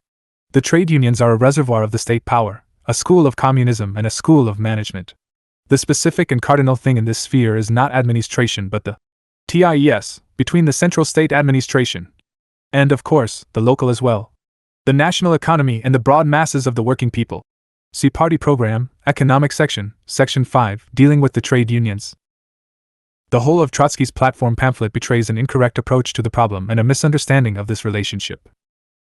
Let us assume that Trotsky had taken a different approach to this famous question of coalescence in connection with the other topics of his platform, and that his pamphlet was entirely devoted to a detailed investigation of, say, 90 of the 900 cases of coalescence, where trade union officials and members concurrently held elective trade union posts and Supreme Economic Council posts in industrial management. Let us say these 90 cases had been analyzed together with the returns of a selective statistical survey, the reports of inspectors and instructors of Rabkrin and the People's Commissariats concerned. Let us say they had been analyzed in the light of the data supplied by the administrative bodies, the results of the work, the headway in production, etc. That would have been a correct administrative approach, and would have fully vindicated the shake-up line, which implies concentrating attention on removals, transfers, appointments, and the immediate demands to be made on the leading stratum. When Bukharin said in his January 3rd speech, published by the Tsekhtran people in Petrograd, that Trotsky had at first wanted a shake-up, but had now abandoned the idea, he made another one of his eclectical mistakes, which is ridiculous from the practical standpoint and theoretically inadmissible for a Marxist. He takes the question in the abstract, being unable, or unwilling, to get down to brass tacks. So long as we, the party's central committee and the whole party, continue to run things, that is, govern, we cannot dispense with the shake-up. That is, removals, transfers, appointments. Once again on the trade unions. 449. Dismissals, etc. But Trotsky's platform pamphlet deals with something else, and does not raise the question of practical business at all. It is not this but the trends within the trade union movement. Trotsky's thesis 4 and that was being debated by Zinoviev and Trotsky, Bukharin and myself, and in fact the whole party. This is essentially a political question. Because of the substance of the case, this concrete, particular case, it is impossible to correct Trotsky's mistake by means of eclectic little amendments and addenda, as Bukharin has been trying to do, being moved undoubtedly by the most humane sentiments and intentions. There is only one answer. First, there must be a correct solution of the political question of the trends within the trade union movement, the relationship between classes, between politics and economics, the specific role of the state, the party, the trade unions, as school, an apparatus, etc. Second, once the correct political decision has been adopted, a diversified nationwide production propaganda campaign must be carried through, or rather, systematically carried forward with persistence and patience over a long term, under the sponsorship and direction of a state agency. It should be conducted in such a way as to cover the same ground over and over again. Third, the questions of practical business must not be confused with trend issues which properly belong to the sphere of general party talk and broad discussions. They must be dealt with as practical matters in the working commissions, with a hearing of witnesses and a study of memoranda, reports and statistics. And any necessary shake-up must be put only on that basis and in those circumstances, only under a decision of the competent Soviet or party organ, or of both. Trotsky and Bukharin have produced a hodgepodge of political mistakes in approach, breaks in the middle of the transmission belts, and unwarranted and futile attacks on administrative steerage. It is now clear where the theoretical source of the mistake lies, since Bukharin has taken up that aspect of it with his example of the tumbler. His theoretical, in this case, nociological, mistake lies in his 15 to 182. 450. V.I. Lenin. Substitution of eclecticism for dialectics. His eclectic approach has confused him and has landed him in syndicalism. Trotsky's mistake is one-track thinking, compulsiveness, exaggeration and obstinacy. His platform says that a tumbler is a drinking vessel, but this particular tumbler happens to have no bottom. Conclusion. It remains for MP to go over a few more points which must be dealt with to prevent misunderstanding. Thesis 6 of Trotsky's platform quotes Section 5 of the economic section of the RCP program, which deals with the trade unions. 2 pages later, his Thesis 8 says, having lost the old basis of their existence, the class economic struggle, the trade unions. That is wrong, and is a hasty exaggeration. The trade unions no longer have to face the class economic struggle but the non-class economic struggle, which means combating bureaucratic distortions of the Soviet apparatus, safeguarding the working people's material and spiritual interests in ways and means inaccessible to this apparatus, etc. This is a struggle they will unfortunately have to face for many more years to come. The trade unions, says Trotsky, have, for various reasons, not yet succeeded in mustering the necessary forces and working out the necessary methods enabling them to solve the new task, that of organizing production. Trotsky's italics, page 9, thesis 8. Set before them by the proletarian revolution and formulated in our program. That is yet another hasty exaggeration which is pregnant with grave error. The program does not contain any such formulation, nor does it set the trade unions the task of organizing production. Let us go over the propositions in the party's program as they unfold in the text. 1. The organizational apparatus, but not the others, of socialized industry should rely chiefly, but not exclusively, on the trade unions. 2. They must to an ever-increasing degree divest themselves of the narrow craft union spirit. How? Under the leadership of the party and through the proletariat's educational and other influence on the non-proletarian mass of working people, and become once again on the trade unions. 451. Large industrial associations, embracing the majority, and eventually all of the workers in the given industry. That is the first part of the section of the party program dealing with the trade unions. You will have noted that it starts by laying down very strict conditions, demanding a long-sustained effort for what is to follow. And what follows is this. The trade unions being, on the strength of the laws of the Soviet Republic and established practice, participants. Note the cautious statement, participants only. In all the local and central organs of industrial management, should eventually arrive at a de facto concentration in their hands of the whole administration of the whole national economy, as a single economic entity. Note this, should arrive at a de facto concentration of management not of branches of industry and not of industry as a whole, but of the whole national economy, and moreover, as an economic entity. In economic terms, this condition may be considered fulfilled only when the petty producers both in industry and agriculture account for less than one-half of the population and the national economy. The trade unions ensuring in this way, the way which helps to realize all the conditions listed earlier. Indissoluble ties between the central state administration, the national economy, and the broad masses of working people should draw the latter. That is, the masses, the majority of the population, into direct economic management on the widest possible scale. At the same time, the participation of the trade unions in economic management and their activity in drawing the broad masses into this work are the principal means of combating the bureaucratization of the economic apparatus of the Soviet power and making possible the establishment of truly popular control over the results of production. There again, in that last sentence, we find a very cautious phrase, participation in economic management, and another reference to the recruitment of the broad masses as the chief, but not the only, means of combating bureaucratic practices. Finally, we find a highly cautious statement, making possible the establishment of popular, that is, workers and peasants, and not just purely proletarian, control. 15 *. 452. V.I. Lenin. It is obviously wrong to boil this down to the party program, formulating the trade union's task as organization of production.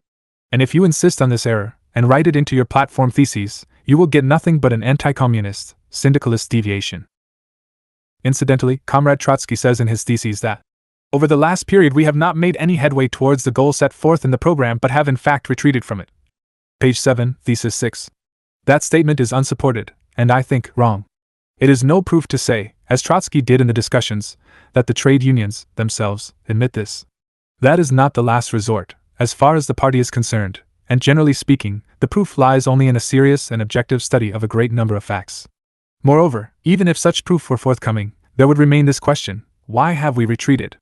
Is it because many trade unionists are balking at the new tasks and methods, as Trotsky believes, or because we have not yet succeeded in mustering the necessary forces and working out the necessary methods to cut short and correct certain unwarranted and harmful excesses of bureaucracy? Which brings me to Bukharin's rebuke of December 30th, repeated by Trotsky yesterday, January 24th, during our discussion in the Communist group of the Second Miners' Congress, that we have dropped the line laid down by the Ninth Party Congress. Page 46 of the report on the December 30 discussion. He alleged that at that Congress I had defended the militarization of labor and had jeered at references to democracy, all of which I now repudiate. In his reply to the debate on December 30th, Comrade Trotsky added this barb. Lenin takes account of the fact that there is a grouping of opposition-minded comrades within the trade unions. Page 65, that I view it from the Diplomatic angle. Page 69, and that there is. Maneuvering inside the party groups. Page 70, etc. Putting such a complexion on the case is, of course, highly flattering for Trotsky, and worse than unflattering for me. But let us look at the facts. In that same discussion on December 30th, Trotsky and Krestinsky established the fact that, as long ago as July 1920, Comrade Preobrazhensky had proposed to Ditsin. Once again on the trade unions. 453. Trial Committee that we should switch to a new track in respect of the internal life of our workers' organizations. Page 25. In August, Comrade Zinoviev drafted a letter, and the Central Committee approved a CC letter on combating red tape and extending democracy. In September, the case tie-in was brought up at a party conference whose decisions were endorsed by the Central Committee. In December, the question of combating red tape was laid before the 8th Congress of Soviets. Consequently, the whole Central Committee, the whole party and the whole Workers' and Peasants' Republic had recognized that the question of the bureaucracy and ways of combating its evils was high on the agenda. Does any repudiation of the 9th Congress of the RCP follow from all this? Of course not.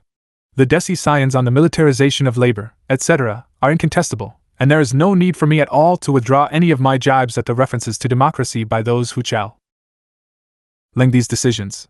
What does follow is that we shall be extending democracy in the workers' organizations, without turning it into a fetish, that we shall redouble our attention to the struggle against bureaucratic practices, and that we shall take special care to rectify any unwarranted and harmful excesses of bureaucracy, no matter who points them out.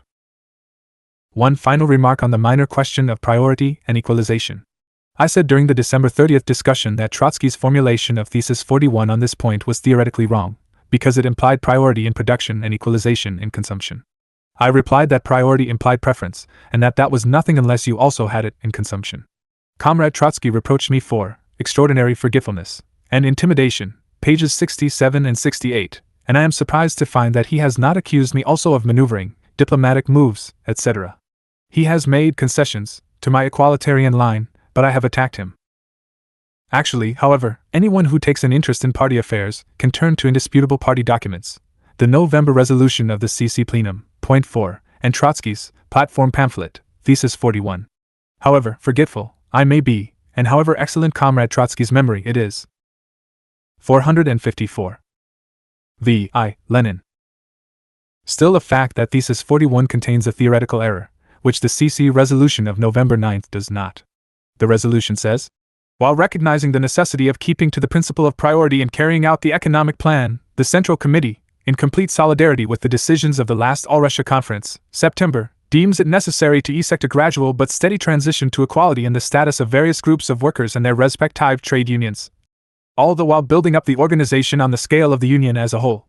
That is clearly aimed against section, and it is quite impossible to put any other construction on the exact meaning of the resolution. Prior I to Y is here to stay. Preference is still to be given to enterprises, trade unions, trusts and departments on the priority list, in regard to fulfillment of the economic plan, but at the same time, the equalitarian line, which was supported not by Comrade Lenin alone, but was approved by the Party Conference and the Central Committee, that is, the entire party, makes this clear-cut demand: get on with the gradual but steady transition to equalization. That section failed to carry out this CC resolution, November, is evident from the Central Committee's December resolution, on Trotsky and Bukharin's motion, which contains another reminder of the principles of ordinary democracy. The theoretical error in Thesis 41 is that it says, equalization in consumption, priority in production.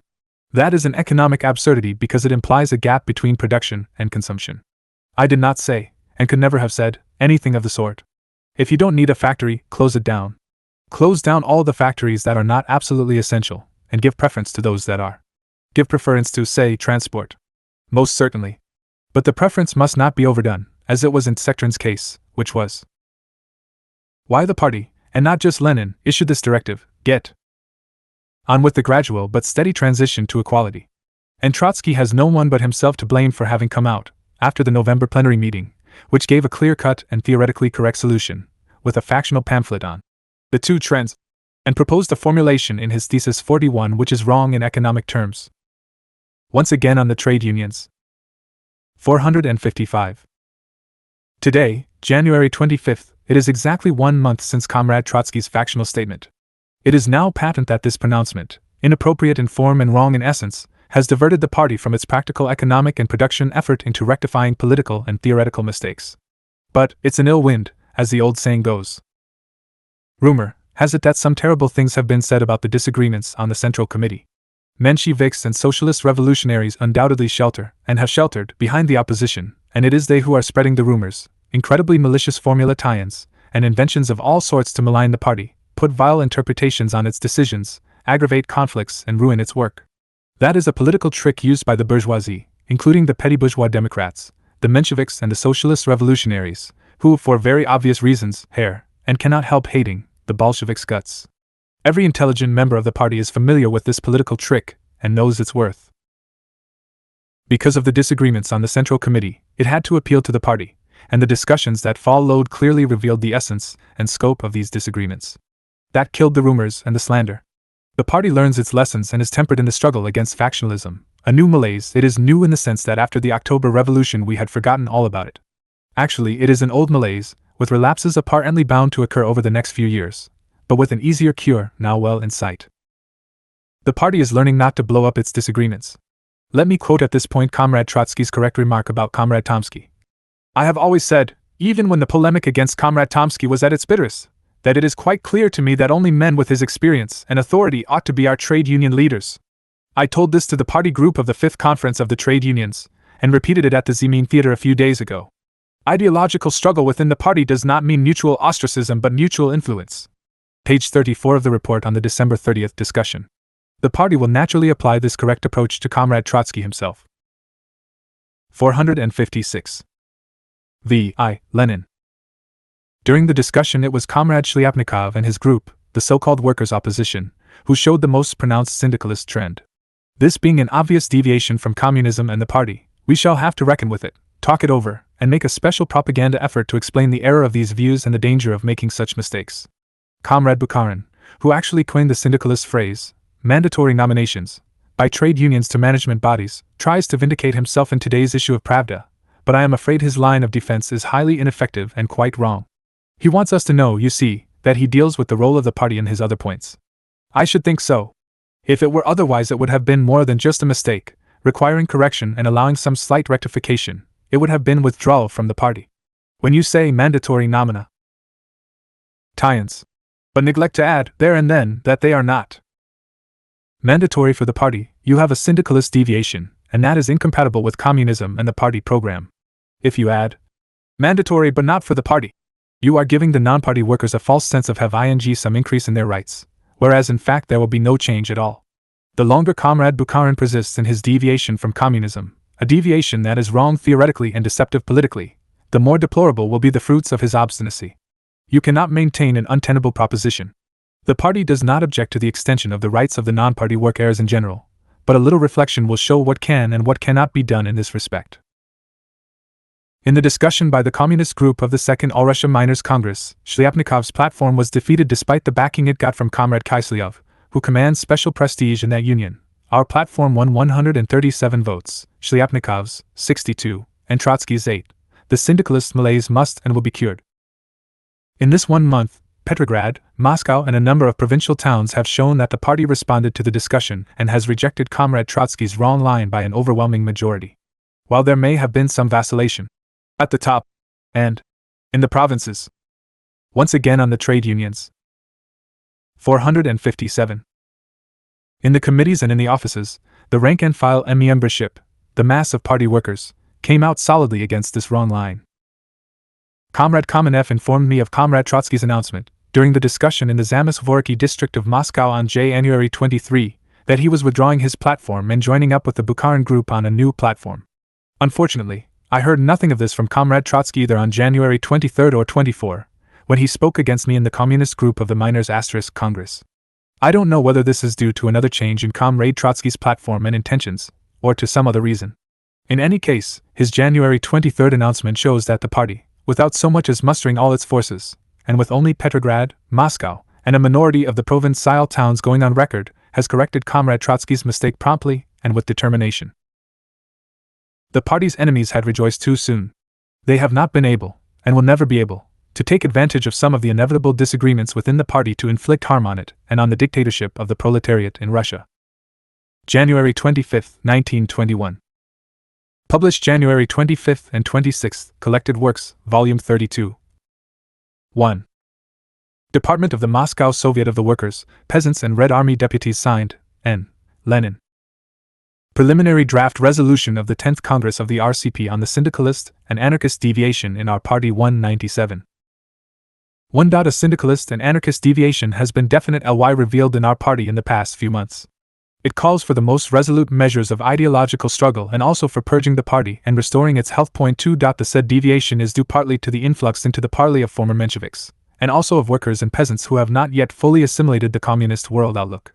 Mainly, however, this deviation is due to the influence exercised upon the proletariat and on the Russian Communist Party by the petty bourgeois element, which is exceptionally strong in our country, and which inevitably engenders vacillation towards anarchism, particularly at a time when the condition of the masses has greatly deteriorated as a consequence of the crop failure and the devastating effects of war, and when the demobilization of the army numbering millions sets loose hundreds and hundreds of thousands of peasants and workers unable immediately to find regular means of livelihood.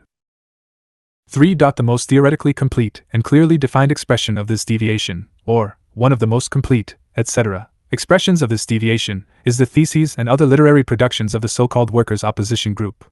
Sufficiently illustrative of this is, for example, the following thesis propounded by this group. The organization of the management of the national economy is the function of an All-Russia Congress of Producers organized. Draft Resolution of the 10th Congress of RCP 459. In industrial unions which shall elect a central body to run the whole of the national economy of the Republic. The ideas at the bottom of this and numerous similar statements are radically wrong in theory, and represent a complete break with Marxism and communism, with the practical experience of all semi-proletarian revolutions and of the present proletarian revolution. First, the concept, producer, combines proletarians with semi-proletarians and small commodity producers, thus radically departing from the fundamental concept of the class struggle and from the fundamental demand that a precise distinction be drawn between classes. Secondly, the bidding for or flirtation with the non-party masses, which is expressed in the above-quoted thesis, is an equally radical departure from Marxism.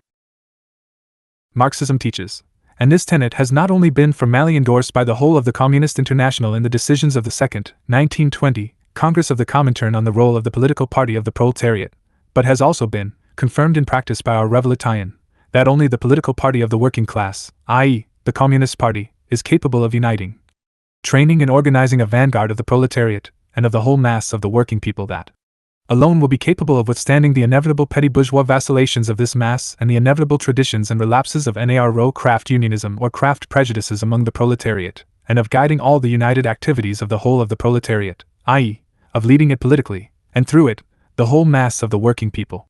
Without this, the dictatorship of the proletariat is impossible.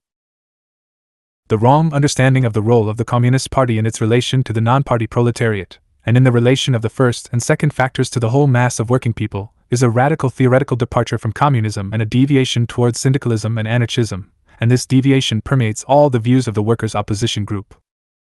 4. The 10th Congress of the Russian Communist Party declares that it also regards as radically wrong all attempts on the part of the said group and of other persons to defend. 460. V. I. Lenin.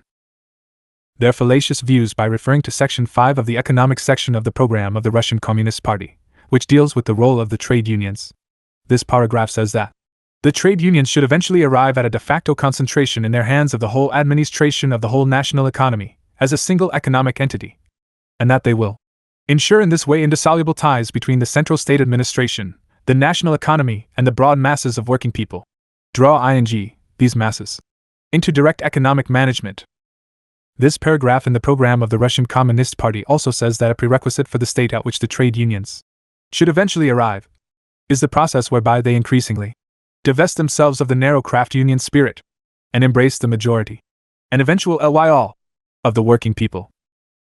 Lastly, this paragraph in the program of the Russian Communist Party emphasizes that, on the strength of the laws of the RSFSR and established practice, the trade unions participate in all the local and central organs of industrial management.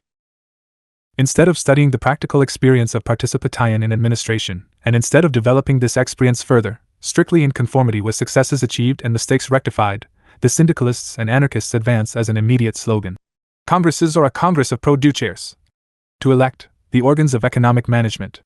Thus, the leading educational and organizing role of the party in relation to the trade unions of the proletariat, and of the latter to the semi-petty bourgeois and even wholly petty bourgeois masses of working people, is completely evaded and eliminated, and instead of continuing and correcting the practical work of building new forms of economy already begun by the Soviet state, we get petty bourgeois anarchist disruption of this work, which can only lead to the triumph of the bourgeois counter-revolution.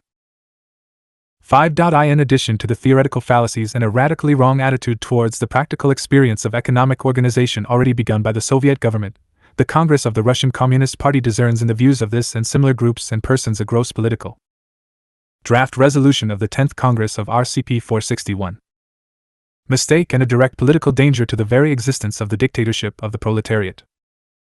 In a country like Russia, the overwhelming preponderance of the petty bourgeois element and the devastation, impoverishment, epidemics, crop failures, extreme want and hardship inevitably resulting from the war, engender particularly sharp vacillations in the temper of the petty bourgeois and semi-proletarian masses. First they incline towards a strengthening of the alliance between these masses and the proletariat, and then towards bourgeois restoration. The experience of all revolutions in the 18th, 19th, and 20th centuries shows most clearly and convincingly that the only possible result of these vacillations, if the unity, strength and influence of the revolutionary vanguard of the proletariat is weakened in the slightest degree, will be the restoration of the power and property of the capitalists and landowners. Hence, the views of the workers' opposition and of like-minded elements are not only wrong in theory, but are an expression of petty bourgeois and anarchist wavering in practice, and actually weaken the consistency of the leading line of the Communist Party and help the class enemies of the proletarian revolution. 6. In view of all this, the Congress of the RCP, emphatically rejecting the said ideas, as being expressive of a syndicalist and anarchist deviation, deems it necessary, first, to wage an unswerving and systematic struggle against these ideas. Secondly, to recognize the propaganda of these ideas as being incompatible with membership of the RCP.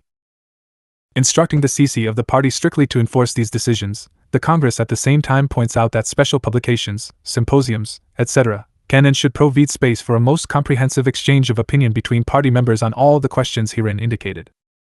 First published in 1923, Collected Works, Volume 32. In V. I. Lenin v. Ulyanov, pages 245-48. Collected Works, Volume 18, Part 1. To the First International Congress of Revolutionary Trade and Industrial Unions 198. July 18, Comrade Rykov. Please be so kind as to convey to the delegates of the International Congress of Trade Unions the following. I thank them from the bottom of my heart for the invitation to the Congress sent through you. I deeply regret that I am unable to accept it because of ill health, for on doctor's orders I have had to leave Moscow for a month's holiday. Please convey to the delegates my greetings and heartfelt wishes for the success of the Congress. It is hard to find words to express the full importance of the International Congress of Trade Unions. The winning of trade unionists to the ideas of communism is making irresistible headway everywhere, in all countries, throughout the world. The process is sporadic, overcoming 1,000 obstacles, but it is irresistible progress. The International Congress of Trade Unions will quicken this movement. Communism will triumph in the trade unions.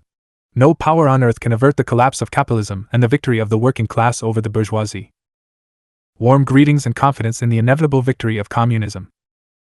N. Lenin. W.R. Published in 1921 in the book Prvii Mezidunarodny Kongres Revolutionik Professionalnik I Proizvodstvenik Soyuzov. Verbatim report. Press Bureau of the Congress, Publishers, Moscow.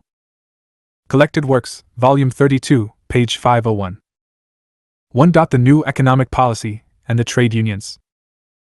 The new economic policy introduces a number of important changes in the position of the proletariat, and consequently, in that of the trade unions. These changes are due to the fact that in their entire policy of transition from capitalism to socialism, the Communist Party and the Soviet government are now adopting special methods to implement this transition, and in many respects are operating differently from the way they operated before. They are capturing a number of positions by a new flanking movement. So to speak, they are drawing back in order to make better preparations for a new offensive against capitalism. In particular, a free market and capitalism, both subject to state control, are now being permitted and are developing. On the other hand, the state enterprises are being put on what is called a profit basis, i.e., they are being reorganized largely on commercial and capitalist lines. 2. State capitalism. In the proletarian state and the trade unions. The proletarian state may, without changing its own nature, permit freedom to trade and the development of capitalism only within certain bounds, and only on the con. 464. V.I. Lenin. Dition that the state regulates, supervises, controls, determines the forms and methods of, etc., private trade and private capitalism. The success of such regulation will depend not only on the state authorities, but also, and to a larger extent, on the degree of maturity of the proletariat and of the masses of the working people generally, on their cultural level, etc. But even if this regulation is completely successful, the antagonism of class interests between labor and capital will certainly remain. Consequently, one of the main tasks that will henceforth confront the trade unions is to protect in every way the class interests of the proletariat in its struggle against capital.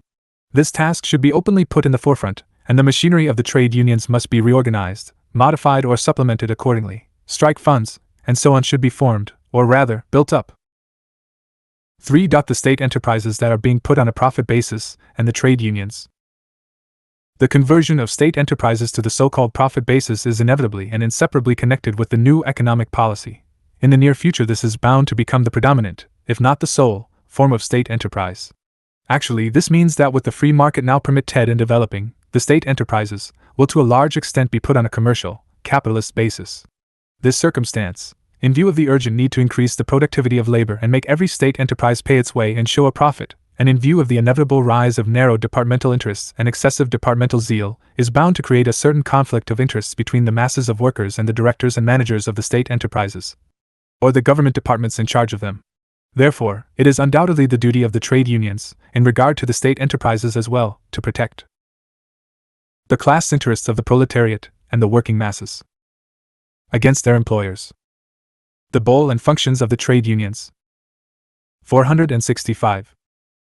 4. The essential difference between the class struggle of the proletariat in a state which recognizes private ownership of the land, factories, etc., and where political power is in the hands of the capitalist class, and the class struggle of the proletariat in a state which does not recognize private ownership of the land and the majority of the large enterprises, and where political power is in the hands of the proletariat.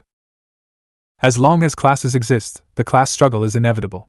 In the period of transition from capitalism to socialism, the existence of classes is inevitable, and the program of the Russian Communist Party definitely states that we are only the first steps in the transition from capitalism to socialism. Hence, the Communist Party, the Soviet government, and the trade unions must frankly admit the existence of a class struggle and its inevitability until the electrification of industry and agriculture is completed, at least in the main, and until small production and the supremacy of the market are thereby cut off at the roots. It follows from this that at the present moment we can under no circumstances abandon the idea of the strike struggle. We cannot, as a matter of principle, conceive the possibility of a law that makes compulsory state mediation take the place of strikes. On the other hand, it is obvious that under capitalism the ultimate object of the strike struggle is to break up the state machine and to overthrow the given class state power. Under the transitional type of proletarian states such as ours, however, the ultimate object of the strike struggle can only be to fortify the proletarian state and the state power of the proletarian class by combating the bureaucratic distortions, mistakes and flaws in this state, and by curbing the class appetites of the capitalists who try to evade its control, etc. Hence, the Communist Party, the Soviet government, and the trade unions must never forget and must never conceal from the workers and the mass of the 466. V.I. Lenin. Working people that the strike struggle in a state where the proletariat holds political power can be explained and justified only by the bureaucratic distortions of the proletarian state and by all sorts of survivals of the old capitalist system in the government offices on the one hand, and by the political immaturity and cultural backwardness of the mass of the working people on the other. When the law courts and all other organs of the state are built on a class basis, by the working people themselves, with the bourgeoisie excluded from the electorate, the normal method of settling conflicts between labor and capital, between employed and employers, will more and often find expression in the working people turning directly to the state authorities. 5. Reversion to voluntary trade union membership. The compulsory wholesale signing up of all workers for membership in the trade unions is no longer consistent with the present degree of socialization achieved in industry or with the level of development of the masses. Compulsory membership has moreover introduced a certain degree of bureaucratic distortion into the trade unions themselves. It is absolutely essential to revert for a fairly considerable length of time to the practice of voluntary membership in the trade unions. Under no circumstances must trade union members be required to subscribe to any specific political views. In this respect, as well as in respect of religion, the trade unions must be nonpartisan. All that must be required of trade union members in the proletarian state is that they should understand comradely discipline and the necessity of uniting the workers' forces for the purpose of protecting the interests of the working people, and that they should keep faith with the working peoples. Government, i.e., the Soviet government. The proletarian State must encourage the workers to organize in trade unions both for legal and material reasons, but the trade unions can have no rights without duties. The role and functions of the trade unions. 467. 6. The trade unions and the management of industry. Following its seizure of political power, the principal and fundamental interest of the proletariat lies in securing an increase in output, an enormous increase in the productive forces of society. This task, which is clearly formulated in the program of the Russian Communist Party, is particularly urgent in our country today owing to post-war ruin, famine and economic dislocation. Hence, the speediest and most enduring success in restoring large-scale industry is a condition without which no success can be achieved in the general cause of emancipating labor from the yoke of capital and securing the victory of socialism. To achieve this success in Russia, in the conditions at present obtaining in that country, it is absolutely essential that all authority in the factories be concentrated in the hands of the management. The factory management, usually built up on the principle of one-man responsibility, must have authority independently to fix and pay out wages, and also distribute rations, working clothes, and all other supplies. It must enjoy the utmost freedom to maneuver, exercise strict control of the actual successes achieved in increasing production, in making the factory pay its way and show a profit, and carefully select the most talented and capable administrative personnel, etc.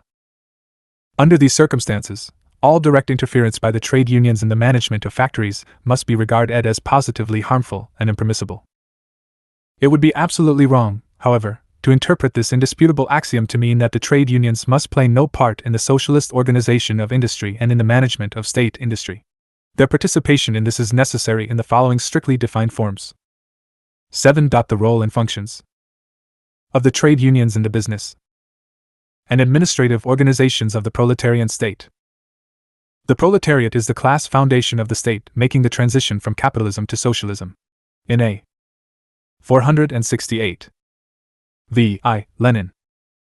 Country where the small peasantry is overwhelmingly predominant, the proletariat can successfully fulfill this function only if it very skillfully, cautiously and gradually establishes an alliance with the vast majority of the peasant RY.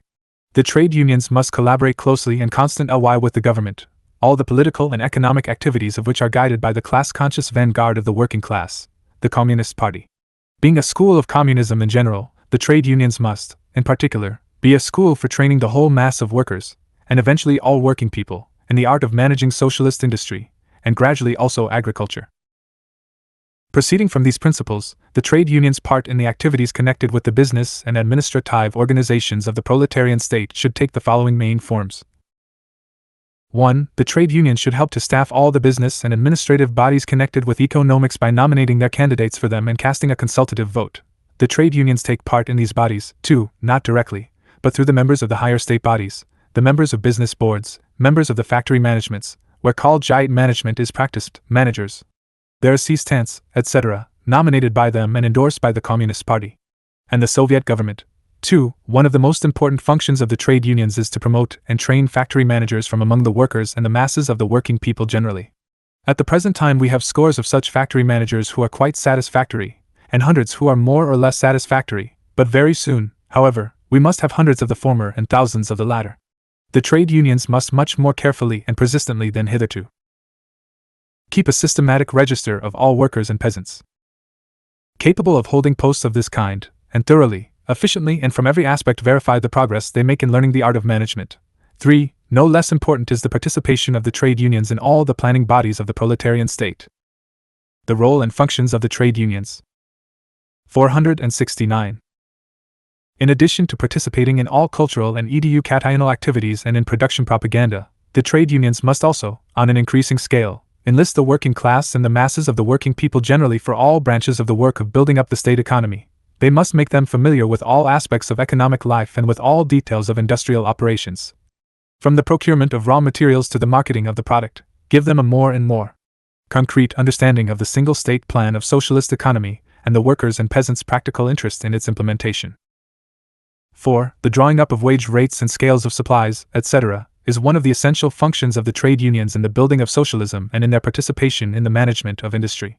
In particular, disciplinary courts should steadily improve labor discipline and proper ways of promoting it and achieving increased productivity. But they must not interfere with the functions of the people's courts in general or with the functions of factory managements. This list of the major functions of the trade unions in the work of building up socialist economy should, of course, be drawn up in greater detail by the competent trade union and government bodies. The most important thing is that the trade unions should consciously and resolutely avoid direct, inexpert, incompetent, and irresponsible interference in administrative matters, which has caused no little harm, and should start persistent, practical activities calculated to extend over a long period of years and designed to give the workers and all the working people generally practical training in the art of managing the economy of the whole country. 8. Contact with the masses. The fundamental condition for all trade union activity. Contact with the masses, i.e., with the overwhelming majority of the workers, and eventually of all the working people, is the most important and most fundamental con. 470. Lenin. Condition for the success of all trade union activity. In all the trade union organizations and their machinery, from bottom up, there should be instituted, and tested in practice over a period of many years, a system of responsible comrades, who must not all be communists, who should live right among the workers, study their lives in every detail, and be able unerringly, on any question, and at any time, to judge the mood, the real needs, aspirations, and thoughts of the masses. They must be able, without a shadow of false idealization, to define the degree of their class consciousness, and the extent to which they are influenced by various prejudices and survivals of the past, and they must be able to win the boundless confidence of the masses by comradely attitude and concern for their needs. One of the greatest and most serious dangers that confront the numerically small Communist Party, which, as the vanguard of the working class, is a vast country in the process of transition to socialism. For the time being without the direct support of the more advanced countries, is isolation from the masses, the danger that the vanguard may run too far ahead and fail to straighten out the line, fail to maintain firm contact with the whole army of labor, i.e., with the overwhelming majority of workers and peasants. Just as the very best factory, with the very best motors and first-class machines, will be forced to remain idle if the transmission belts from the motors to the machines are damaged, so our work of socialist construction must meet with inevitable disaster if the trade unions, the transmission belts from the Communist Party to the masses, are badly fitted or function badly. It is not sufficient to explain, to reiterate and corroborate this truth. It must be backed up organizationally by the whole structure of the trade unions and by their everyday activities.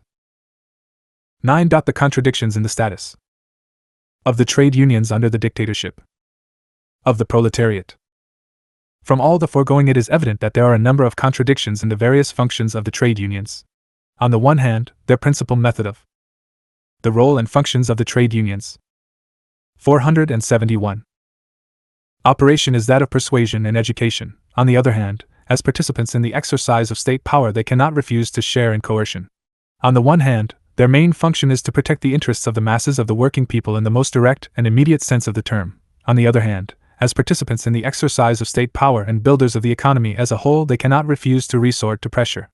On the one hand, they must operate in military fashion, for the dictatorship of the proletariat is the fiercest, most dogged and most desperate class war. On the other hand, specifically military methods of operation are least of all applicable to the trade unions.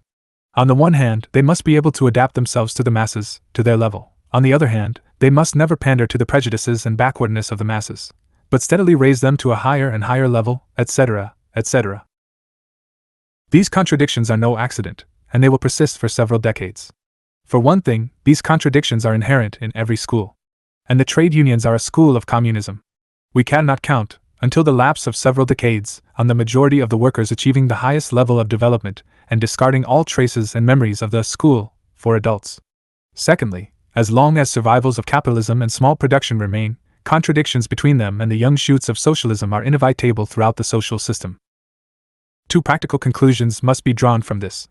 First, for the successful conduct of trade union activities, it is not enough to understand their functions correctly. It is not enough to organize them properly.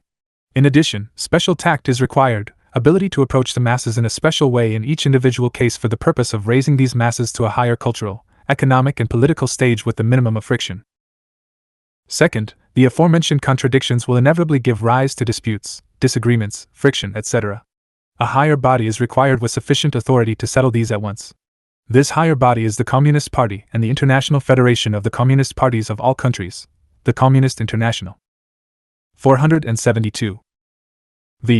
Lenin. 1. The trade unions and the specialists.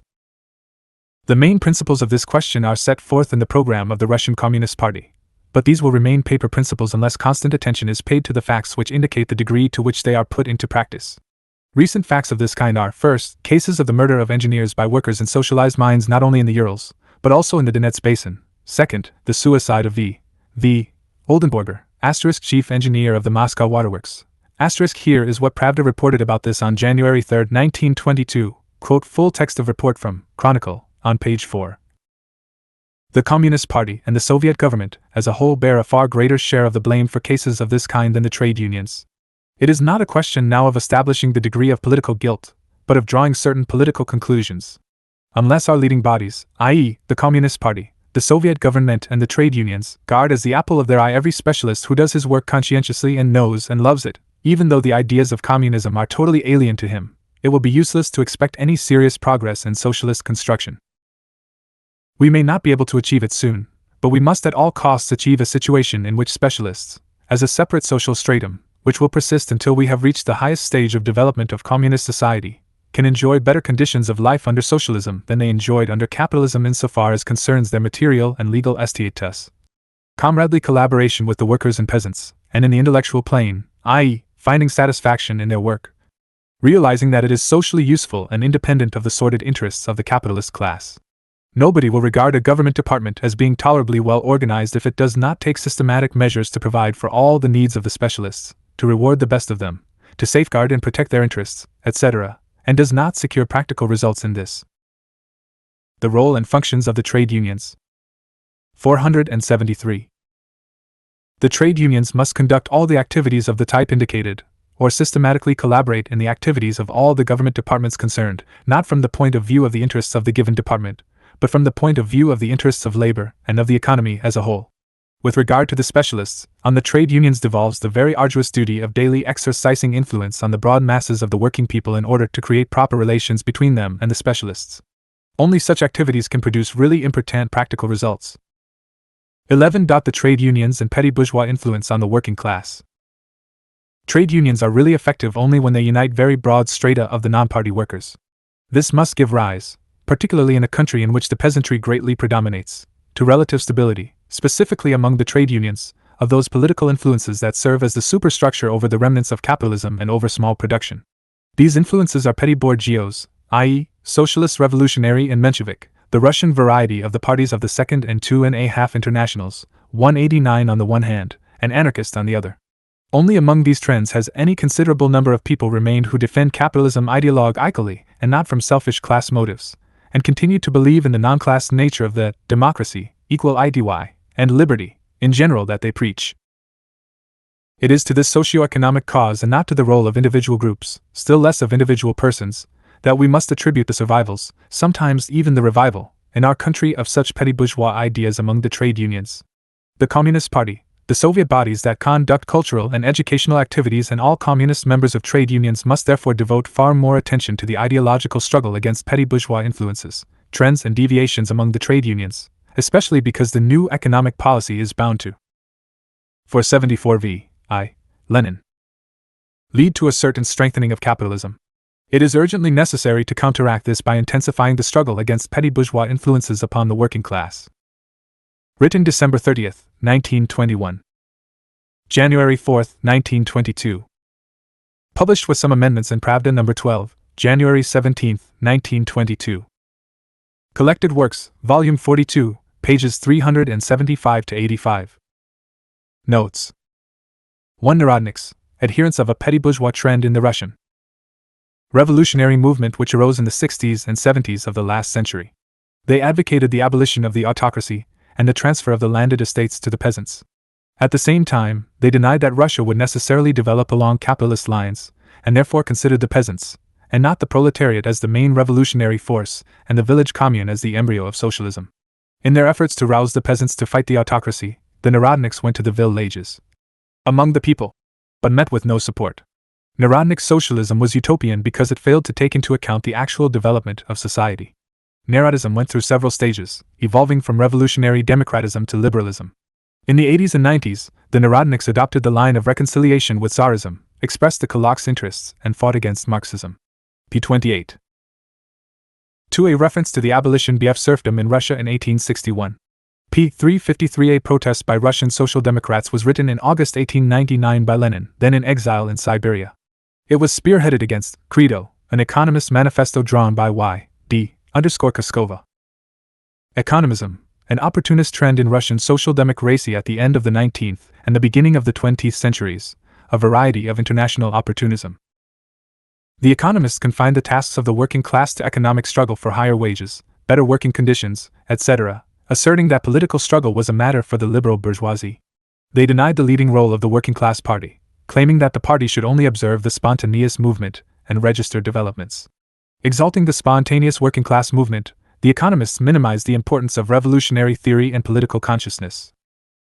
476. Notes. And declared that socialist ideology could arise from a spontaneous movement. They denied the necessity for developing socialist consciousness in the working class movement, and thereby prepared the way for bourgeois ideology. The economists defended the principle of independent amateurish groups in the social democratic movement, and opposed the creation of a centralized working class party. Economism threatened to deflect the working class from the revolutionary class struggle and turn it into a political appendage of the bourgeoisie. Page 54. For Chartism, a mass revolutionary movement of the English workers. Caused by their difficult economic situation and deprivation of political rights. The movement started in the late 30s with large-scale meetings and demonstrations and continued spasmodically till the early 50s of the last century. Page 54. 5. Lenin refers to the International Working Men's Association, the first international mass organization of the proletariat, founded on September 28, 1864, at an international workers' conference in London convened by British and French workers. Karl Marx was the organizer and the leader of the First International, the author of its inaugural address, rules and other program and tactical documents. The central directing body of the First International was the General Council of the International Working Men's Association, of which Marx was a life member. Marx worked to overcome the petty bourgeois influences and sectarian tendencies then prevailing in the working class movement, trade unionism in Britain, Proudhonism and anarchism in the Romance countries, Lassalleanism in Germany, rallying advanced workers of Europe and America to the principles of scientific socialism. The First International directed the economic and political struggle of the workers in the various countries and strengthened solidarity between them. It played a tremendous role in disseminating Marxism and introducing socialism into the working class movement. After the defeat of the Paris Commune, 1871, the working class was faced with the task of organizing mass national parties based on the principles advanced by the First International. As I view European conditions, Marx wrote in 1873, it is quite useful to let the formal organization of the International recede into the background for the time being. Karl Marx and Friedrich Engels, Selected Correspondence, Moscow, 1965, page 286. In 1876, at a conference held in Philadelphia, the First International was officially liquidated. Page 54. 6. Bernsteinism, an anti-Marxist trend in international social democracy. It came into being at the end of the 19th century in Germany and was named after the German social democrat Eduard Bernstein, who attempted to revise Marx's revolutionary teaching in the spirit of bourgeois liberalism. Page 55. 7. Lassalleans, supporters and followers of the German petty bourgeois socialist Ferdinand Lassalle, members of the General Asso. Notes. 477. Association of German Workers founded in 1863 at the Congress of Workers' Associations in Leipzig. Lassalle was the first chairman of the association. In their practical activities, Lassalle and his followers adjusted themselves to the hegemony of Prussia and supported the great power policy of Bismarck. Objectively, Engels wrote to Marx on January 27, 1865. This was a base action and a betrayal of the whole working class movement to the Prussians. Page 56. 8. The strike at the Yaroslavl big manufactory took place in April. May 1895. Over 4,000 workers downed tools because the new rates introduced by the administration cut down their wages. The strike was ruthlessly suppressed by troops summoned to Yaroslavl. As a result, 1 worker was killed, 14 wounded and 11 brought to trial. Page 64. 9. Lenin quotes von Puttkamer, Prussian minister of the Interior. p. 6410 Rabbikei Dialo, Workers' Cause, organ of the Union of Rus. Sion's Social Democrats Abroad, published in Geneva from April 1899 to February 1902. The Rabbikei Dialo editorial office was the Economist's center abroad. Rabbikei Dialo supported Bernstein's slogan of freedom to criticize. Marxism advocated the opportunist ideas of subordinating the political struggle of the proletariat to the economic struggle, exalted spontaneity in the working class movement, and denied the leading role of the party. Page 68. 11. Iskra, The Spark, the first all-Russia illegal Marxist newspaper founded by Lenin in 1900. It played a decisive role in forming the revolutionary Marxist Party of the working class of Russia.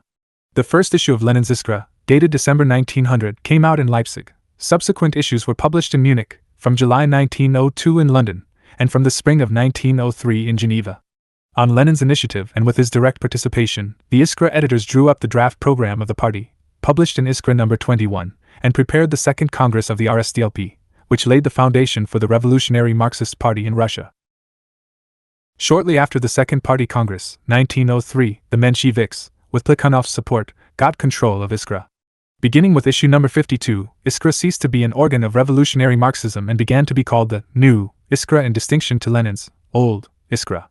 p. 68. 12 Zaria, Dawn, a Marxist scientific and political journal published in Stuttgart by the Iskra editorial board in 1901 to 1902. Page 68. 13 Lenin refers here to the mass strike of St. Petersburg textile workers in May-June 1896. It was caused by the refusal of the factory owners to pay the workers full wages for the non-working days in celebration of the coronation of Nicholas II. The strike began. 478. Notes. At the Russian cotton spinning, Kalinkin, manufactory and spread rapidly to all the cotton spinning and weaving factories of the city and then to the big machine building works and other enterprises. It was the first time that the St. Petersburg proletariat rose to a large-scale struggle against the exploiters. Over 30,000 workers went on strike, led by the St. Petersburg League of Struggle for the Emancipation of the Working Class. The League issued leaflets which called upon the workers to stand up for their rights solidly and staunchly. The League published and circulated the workers' main demands. What do the workers of St. Petersburg cotton spinning mills demand? Reduction of the working day to 10 hours, higher rates, timely payment of wages, etc.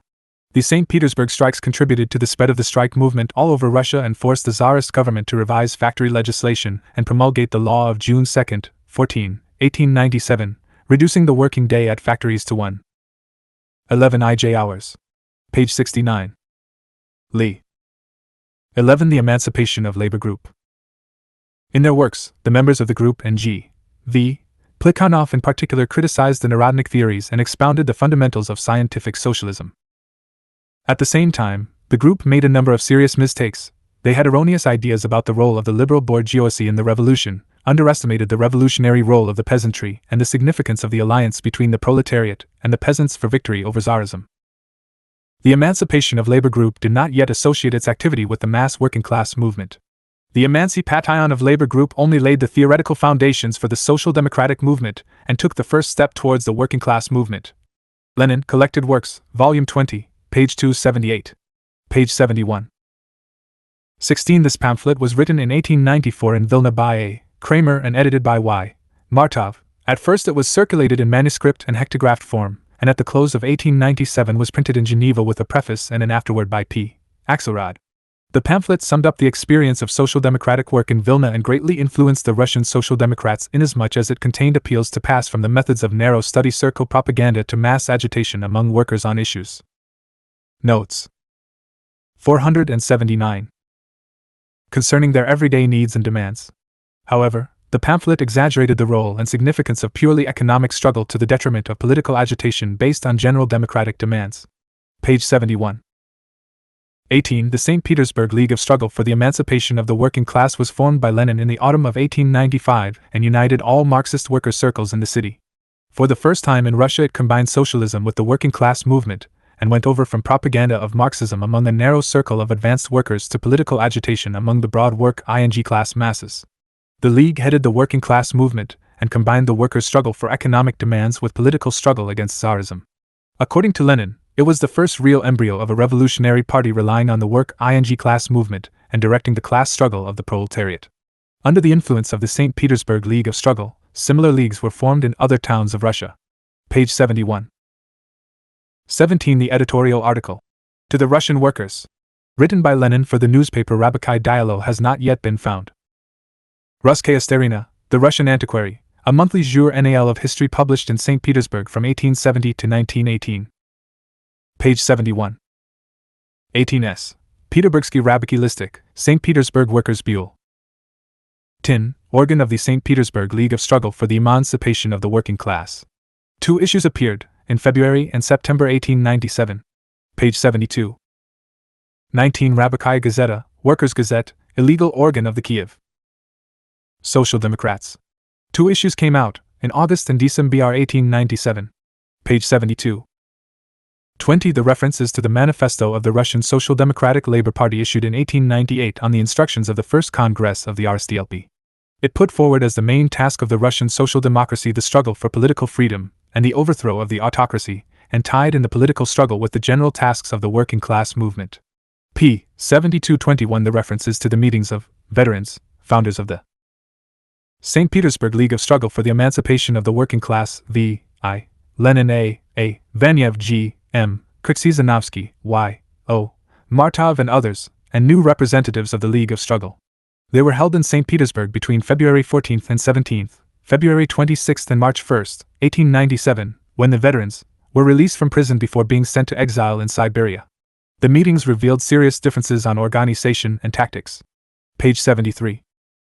22. Listic, Robotnika, the working man's paper, was published irregularly from 1896 to 1898 in Geneva by the Union of Russian Social Democrats Abroad.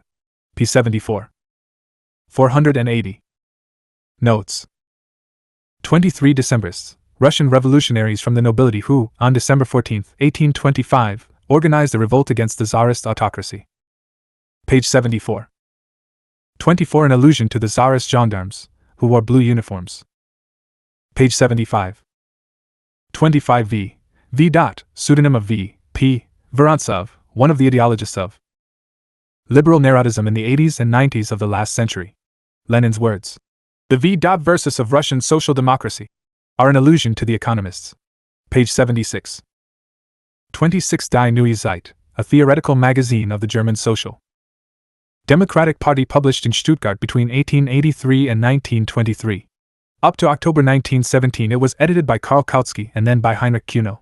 Some works by Marx and Engels were first published in it. Engels constantly gave advice to the editors and often criticized their deviations from Marxism. From the mid-90s onwards, the magazine regularly published articles by revisionists, including a series of articles by E. Bernstein, Problems of Socialism, which opened the revisionist campaign against the Marxists.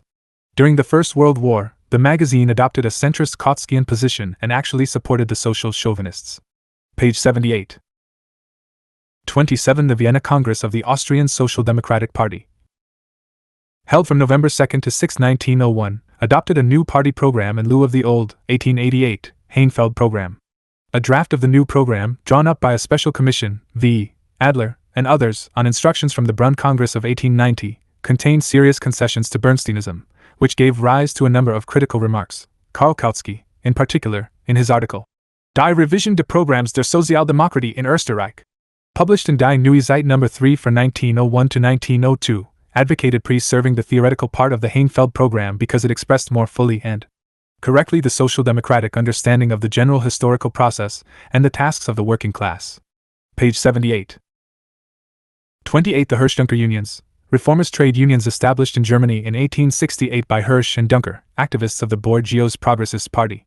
Advocating harmony of interests between labor and capital, the organizers of the Hirsch-Duncker unions considered that capitalists could be admitted to the unions alongside workers and denied the expediency of a strike struggle.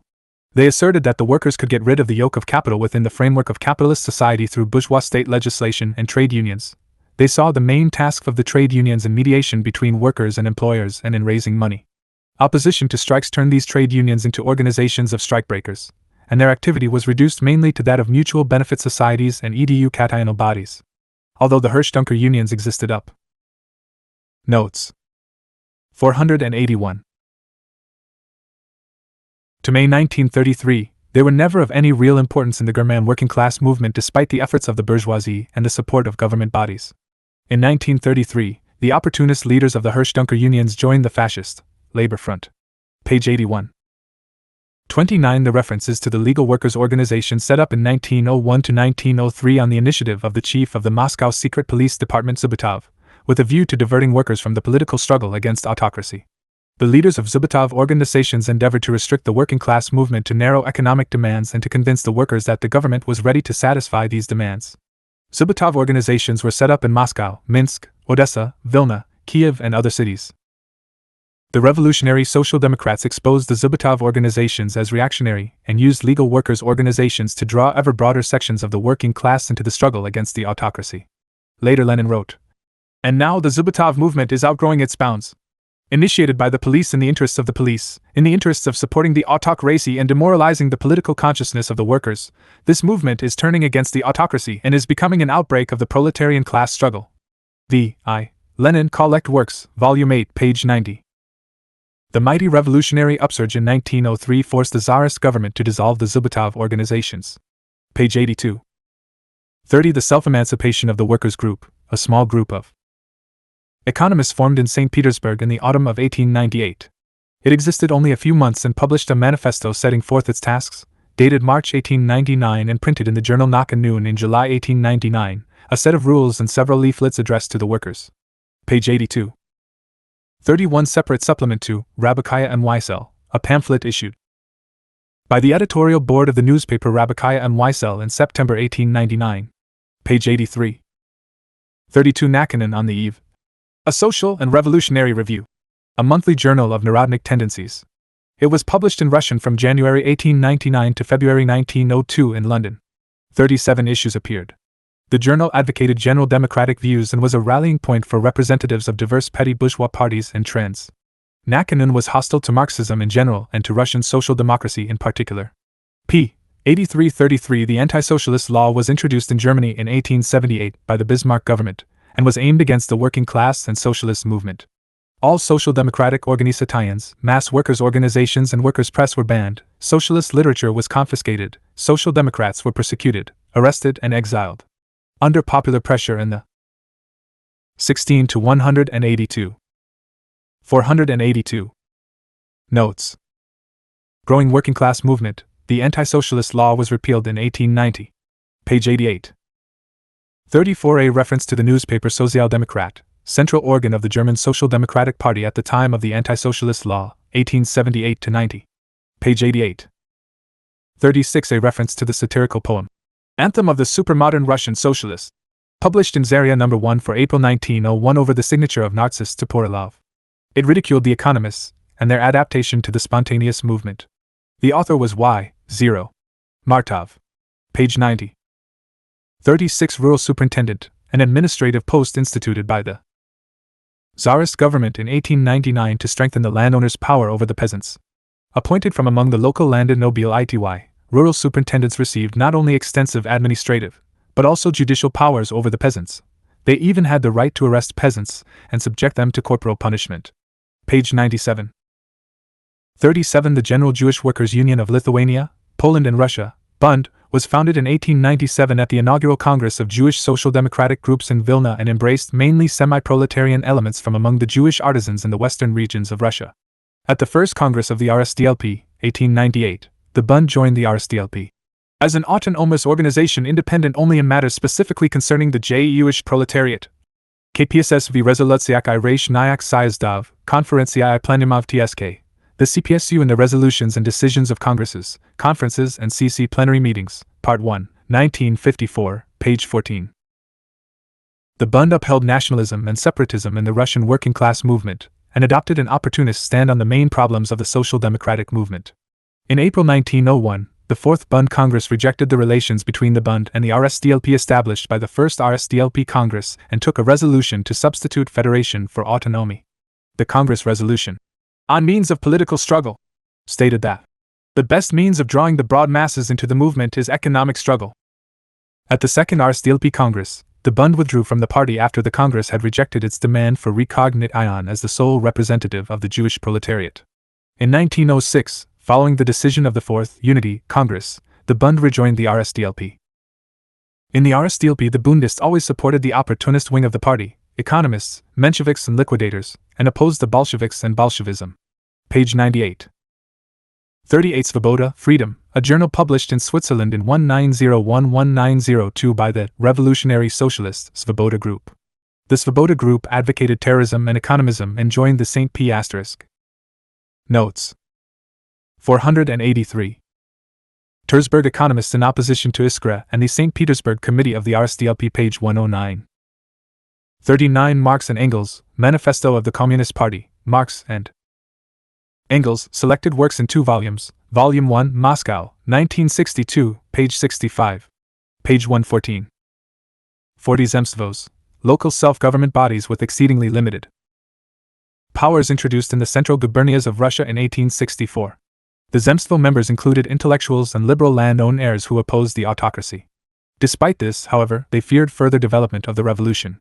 The Zemstvo officials welcomed the Tsar's manifesto of October 17, 1905, as the beginning of a certain constitutional era, though in reality it was only a maneuver to divert the people from the revolutionary struggle by false promises.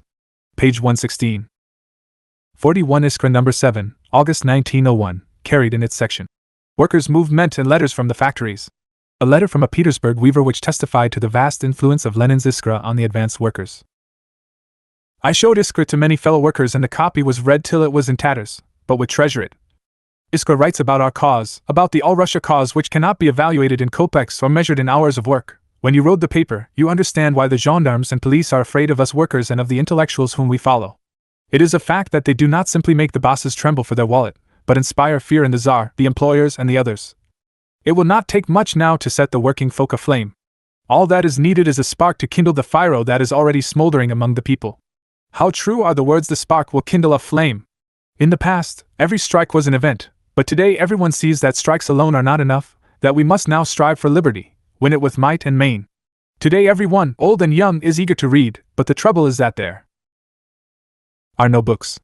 Last Sunday, I got 11 people together and read them where to begin, and we discussed it till late in the evening. How truly it expresses everything, how it gets to the very heart of things. And we want to write to your Iskra asking you to teach us not only how to begin, but how to live and how to die. Page 119. 42 Gestists. A revolutionary Marxist trend in the French socialist movement at the end of the 19th and the beginning of the 20th centuries, headed by Jules Gued and Paul Lafargue.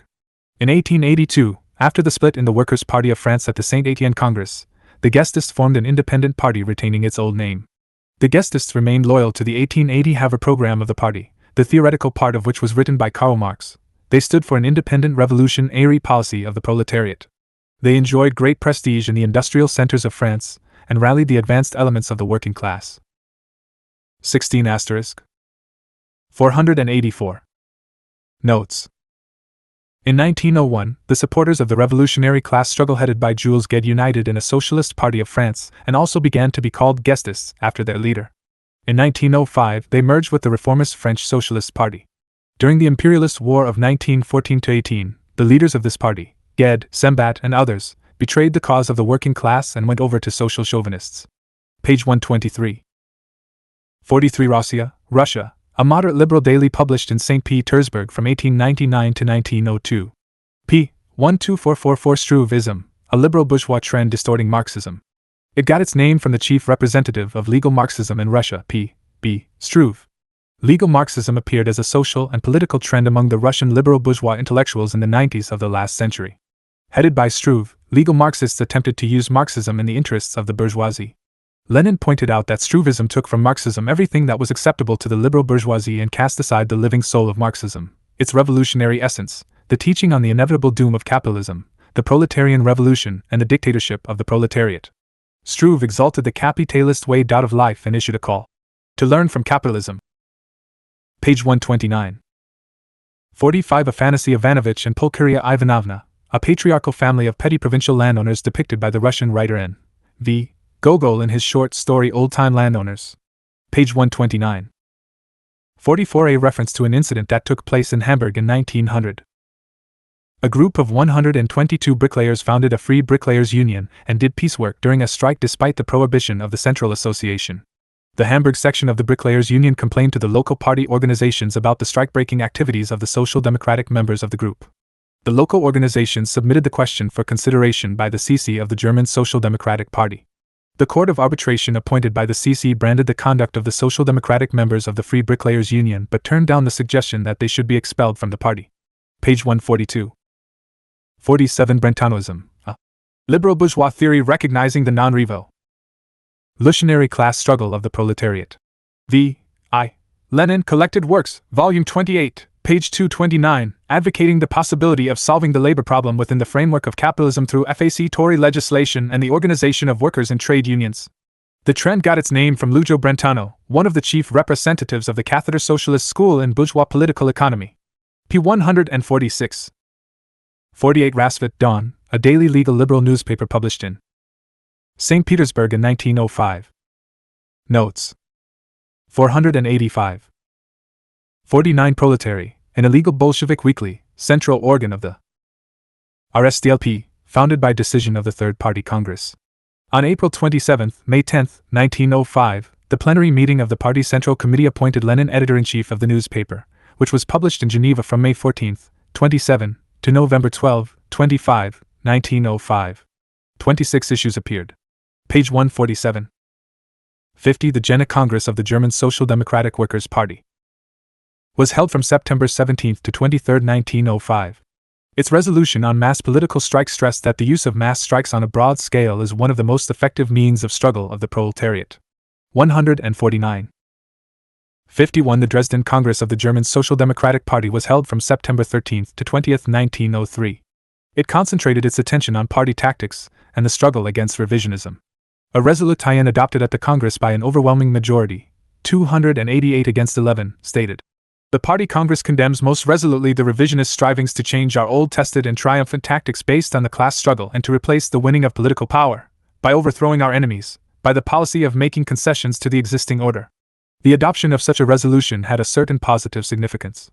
However, the Congress did not display sufficient consistency in its struggle against revisionism. The revisionists were not expelled from the German Social Democratic Party, and after the Congress they continued to spread their opportunist views. When discussing the tactics of the socialist parties, the Amsterdam Congress of the Second International, August 1904, also adopted a decision condemning revisionism, but it did not resolutely conclude as to the necessity of breaking with the revisionists. Page 149. 62. The Cologne Congress of German Trade Unions took place in May 1905. The reformist and opportunist trade union leaders at the Congress pursued an anti-socialist trade unionist policy, claiming that trade unions should confine their activities to economic struggle with capital on the basis of the everyday vital interests of the working class and should not wage a political struggle. On the question of mass political strikes, they succeeded in getting a resolution adopted which said that the Congress condemned the propaganda of mass political strikes and recommended that the workers should energetically oppose attempts of this kind. The opportunist leaders of the Congress also moved that the May Day celebration should be postponed until the evening under the pretext of giving all the workers the opportunity to take part in it. This was an attempt to deprive the May Day celebration of its militant international character. The majority of the Congress rejected this proposal. Proletary No. 5 for June 26, 1905, carried an article, Fifth Congress of Trade Unions in Germany, which sharply criticized the opportunist decisions adopted by the Congress. 486. Notes. 53. Mensheviks, an opportunist trend in Russian social democracy.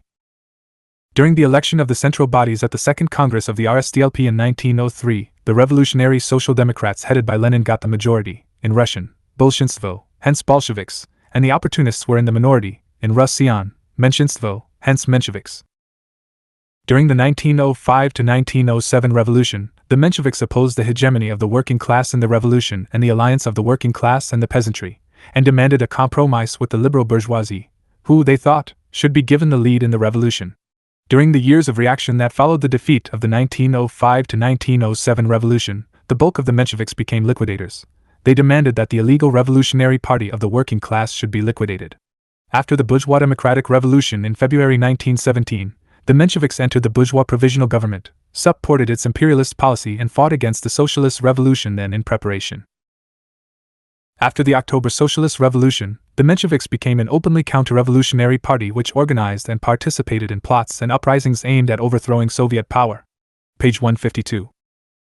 54. A reference to the Tsar's Manifesto, a law instituting the State Duma and its election regulations, published on August 6, 1905. The Duma was named after a G. Buligin, Minister for the Interior, whom the Tsar charged with drawing up the draft law on the Duma. According to the Buligin draft, the majority of the population were disfranchised and the Duma was to have only advisory powers. The Buligin Duma was never convened, for it was swept away by the rising revolutionary tide. p. 15755. The Russo-Japanese War of 1904 to 1905 ended in defeat for the Tsarist autocracy. On August 23, September 5, 1905, Russia and Japan signed a peace treaty at Portsmouth, USA, which stipulated that the Tsarist government should cede to Japan the rights to the bases at Port Arthur and Dalny, the South Manchurian Railway and the south of Sakhalin. Japanese influence was recognized as dominating in Korea. Moreover, Russia undertook to grant Japan fishing concessions near the Russian coast in the Japan, Okhotsk and Bering Seas. By signing the Portsmouth Peace Treaty, Tsarism intended to free its hands to fight the revolution that was growing in the country. Page 157. As Vorwärts, a daily newspaper, central organ of the German Social Democratic Party, published in Berlin from 1891 to 1933. In its columns, Engels waged a struggle against all manifestations of opportunism. In the late 90s, after Engels' death, the Vorwärts editorial board fell into the hands of the party right wing, and the paper systematically published articles by opportunists. Page 160. 67 Sierra Leonean Lyons Temps, a daily conservative newspaper published in Paris from 1861 to 1942. Page 160. Notes. 487. 68 Sierra Leonean Lyons Matin, a daily newspaper of the French bourgeoisie, published in Paris from 1884 to 1944. Page 160. 69 M. Borisov's article on the trade union movement and the tasks of social democracy was published in Proletary with an editorial note by Lenin and then reprinted in the Bolshevik newspaper Novaya Zhizn No. 7, November 8, 1905, published in St. Petersburg. The article spoke of the workers striving for unity in trade unions and their attempts at organizing them. Therefore, the Social Democratic Party, the advanced and organized detachment of the working class, whose slogans were to be taken up by millions of proletarians, faced the following tasks: to assist actively in organizing trade unions, direct their work, carry out social democratic agitation among their members, educate the workers to understand the class struggle and the socialist tasks of the proletariat. Page 162. 80 Moskovskaya Vedomosti, Moscow Recorder, one of the oldest Russian newspapers, published by the Moscow University from 1756. From 1863 to 1887, the editor and publisher of the newspaper was M. N. Katkov, an extreme reactionary and chauvinist. During that period, the newspaper became a monarchist and nationalist organ expressing the views of the most reactionary groups of the landowners and the clergy. From 1905 onwards, the newspaper became one of the chief organs of the Black Hundreds and was published up to the Great October Socialist Revolution. Page 162. 61 Osvobozdany Group, members of the liberal bourgeoisie formed around the fortnightly journal Osvobozdany, Emancipation, published abroad from June 18, July 1, 1902 to October 5, 1905. Edited by P. B. Struve, it consistently expressed the ideas of moderate monarchist liberalism. In 1903, the Osvobozdany League developed around the journal. It took definite shape in January 1904 and existed until October 1905. The Osvobozdany League made up the core of the Constitutional Democratic Cadet Party founded in October 1905. Page 164. 62 The All-Russia Railwaymen's Union was formed at the first All-Russia Railwaymen's Congress held in Moscow on April 20 to 21, May 3 to 4, 1905. The Congress moved a number of political and economic demands, viz., granting of political freedoms, convocation of a constituent assembly, better working conditions on railways, etc. With the growth of the 1905 to 1907 revolution, Bolshevik influence in the Railwaymen's Union was strengthened. The Second All-Russia Railwaymen's Congress held in Moscow, July 22 to 24, August 4 to 6, 1905, resolved to start immediately agitation for an all-Russia political railwaymen's strike. The All-Russia Railwaymen's, so-called delegates, Congress took place in St. Petersburg in September-October 1905. Under pressure from the revolutionary masses, it presented the government with a number of demands: an 8-hour working day, electivity of railway administration from top to bottom, immediate release of those arrested for taking part in the strike, repeal of Marshall. 488. Notes. Law and reinforced security measures, granting of political freedoms, amnesty, national self-determination, immediate convocation of a constituent assembly elected on the basis of universal, equal, direct suffrage by secret ballot. Lenin underscored the leading role of railwaymen and their union in the October general political strike. The strike began on October 7, 1905, on the Moscow-Kazan Railway and rapidly grew into an all-Russia political strike which dealt a heavy blow to the autocracy. The All-Russia Conference of Representatives of 29 railways supported the decision of the Bolshevik Moscow City Conference to hold a general political strike, and on December 6, 1905, it adopted the resolution to join the strike and to declare immediately an all-Russia railway strike. Page 164. 63 At the session of the Petersburg Soviet of Workers' Deputies on November 13, 26, 1905, Lenin spoke on measures to fight the lockout by which the capitalists responded to the 8-hour working day introduced by workers themselves and moved a resolution on this point. On the basis of it, The Executive Committee of the Petersburg Soviet of Workers' Deputies adopted on November 14, 27, a decision on the measures to fight the lockout. Page 167. 61. The party program adopted in 1903 at the Second Congress of the RSDLP consisted of two parts: the maximum program and the minimum program. The former was aimed at the victory of the socialist revolution and the establishment of the dictatorship of the proletariat to build socialist society. The latter included the party's immediate demands: overthrow of the autocracy, establishment of a democratic republic, introduction of an 8-hour working day, elimination of all survivals of serfdom in the countryside. Page 171. 65. Calends, the name of the first day of the month in the ancient Roman calendar. The Greeks did not have this name. To defer till the Greek calends means to put off forever. Page 173. This refers to the All-Russia political strike in October 1905. Page 173. 87. Nashazism, Our Life, a daily paper of liberal trend. It appeared in St. Petersburg intermittently from November 1904 to June 1906. P. 174. 68. Radical Democrats, members of a petty bourgeois organization formed in November 1905. Their position was intermediate between those of the cadets and the Mensheviks. The Radical Democrats demanded a democratic republic, even though they were willing to settle for a constitutional monarchy, provided the government was accountable to Parliament. Their organization disintegrated early in 1906. Page 174. 89. Socialist Revolutionaries S.R.S., a petty bourgeois party in Rus SIA, formed at the end of 1901 and beginning of 1902 from the amalgamation of various Narodnik groups and circles. The Social Notes. 489. Ist revolutionaries did not see the class distinctions between the proletarian and the small proprietor. They glossed over the class differentiation and contradictions within the peasantry and rejected the proletariat's leading role in the revolution. The tactics of individual terrorism, which the socialist revolutionaries advocated as the basic method of struggle against the autocracy, did much harm to the revolutionary movement and made it difficult to organize the masses for revolutionary struggle. The agrarian program of the socialist revolutionaries envisaged the abolition of private land ownership and transfer of the land to the village communes on the basis of the labor principle, equalized tenure, and the development of cooperatives.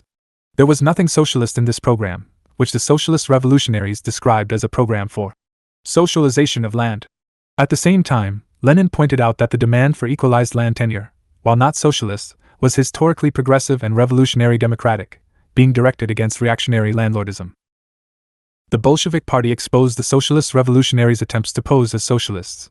It waged a persistent struggle against the socialist revolutionaries for influence over the peasantry, and revealed the harmful effect which their tactics of individual terrorism had on the working class movement. However, under certain conditions the Bolsheviks concluded temporary agreements with the socialist revolutionaries in the struggle against Tsarism. The class heterogeneousness of the peasantry accounted for the political and ideological instability of the socialist revolutionaries and the organizational confusion among them, for their constant wavering between the liberal bourgeoisie and the proletariat. During the Stolypin reaction, 1907-10, the Socialist Revolutionary Party disintegrated ideologically and organizationally. The First World War saw most socialist revolutionaries adopt social chauvinist views. After the victory of the bourgeois democratic revolution in February 1917, the socialist revolutionaries, together with the Mensheviks and cadets, formed the mainstay of the counter-revolutionary bourgeois landowner provisional government, which included leaders of their party, Kerensky, Aksantiev and Cher Nov. The Socialist Revolutionary Party refused to support the peasants' demand for abolition of the landed estates, and advocated its maintenance. The Socialist Revolutionary ministers of the provisional government sent punitive expeditions against the peasants who had seized landed estates. During the foreign military intervention and the Civil War, the Socialist Revolutionaries carried on counter-revolutionary subversive activities, vigorously supported the interventionists and White Guards, took part in counter-revolutionary plots, and organized terrorist acts against Soviet statesmen and Communist Party leaders. After the Civil War, they continued their activities against the Soviet state. p. 174. 490. Notes. 70. Lenin here refers to the heroic struggle of the Lodz proletariat in December 1906 to March 1907 against the lockout declared by the Union of Lodz manufacturers with the aim of depriving the workers of the gains achieved during the revolution. A riot at one of the factories was used as a pretext for the lockout. The manufacturers threatened to fire every fifth worker in answer to the workers' refusal to give away the disturbers. After the workers had resolutely rejected the demands of the manufacturers and gone on strike, the manufacturers' union closed at first the 7 biggest Lodz factories and then all the remaining factories and shops. Following the Lodz manufacturers, the textile mill owners in Warsaw and Vilna also declared a lockout. 30,000 workers took part in the struggle, which lasted 3 months. Workers in Warsaw, St. Petersburg, Moscow, and other towns came to the aid of their Lodz comrades. They opened a subscription list for the benefit of the lockout victims. Trade union papers published accounts of the collections, appeals for support of the strikers, and other material. However, the resistance of the Lodz workers was broken by hunger and repressions. Page 178. 71c72. The Odessa publishing house Osvobozdany Truda put out in 1907 a collection of articles on the labor question, which included the unsigned article on the question of the Labor Congress, supporting the idea of a Labor Congress. Page 179. 73. The reference is to the resolution to the question on the limits of the agitational work in favor of the Labor Congress, adopted by the Second Conference of the RSDLP, First All Russia, held in Tammerfors on November 3 to 7, 16 to 20, 1906. Page 179. 74. Proletarian, an illegal Bolshevik newspaper which appeared from August 21, September 3, 1906, to November 28, December 11, 1909, and was edited by Lenin. Altogether 50 issues appeared. Proletary was actually the central organ of the Bolsheviks. The main editorial work was done by Lenin. Most of the issues carried several of his articles. Altogether over 100 articles and items by Lenin on vital issues of the revolutionary struggle of the working class were published in Proletary. Page 179. 75. The Duma, a representative body which the Tsarist government was compelled to convene as a result of the revolutionary events of 1905. Formerly the Duma was a legislative body, but actually it had no real power. Elections to the Duma were neither direct, equal, nor universal. The electoral rights of the working classes and of the non-Russian nationalities inhabiting Russia were greatly curtailed, and a considerable number of the workers and peasants had no vote at all. Under the electoral law of December 11, 24, 1905, the vote of a landowner was equivalent to 3 urban bourgeoisie votes, 15 peasant votes, and 45 workers' votes. Notes. 491.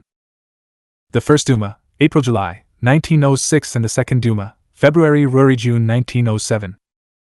After the coup d'état of June 3, 1907, the government promulgated a new electoral law, which still further curtailed the rights of the workers, peasants, and urban petty bourgeoisie and ensured complete domination by the Black Hundred bloc of landowners and big capitalists in the 3rd, 1907-12, and 4th, 1912-17, Dumas. Page 181. 76 Octobrists, members of the Octobrist Party, or Union of October 17, formed in Russia after the promulgation of the Tsar's Manifesto of October 17, 30, 1905. It was a counter-revolutionary party representing and defending the interests of the big bourgeoisie and the landowners. The Octobrists fully supported the home and foreign policy of the Tsarist government. p. 18177 Cadets, members of the Constitutional Democratic Party, the principal party of the Russian liberal monarchist bourgeoisie.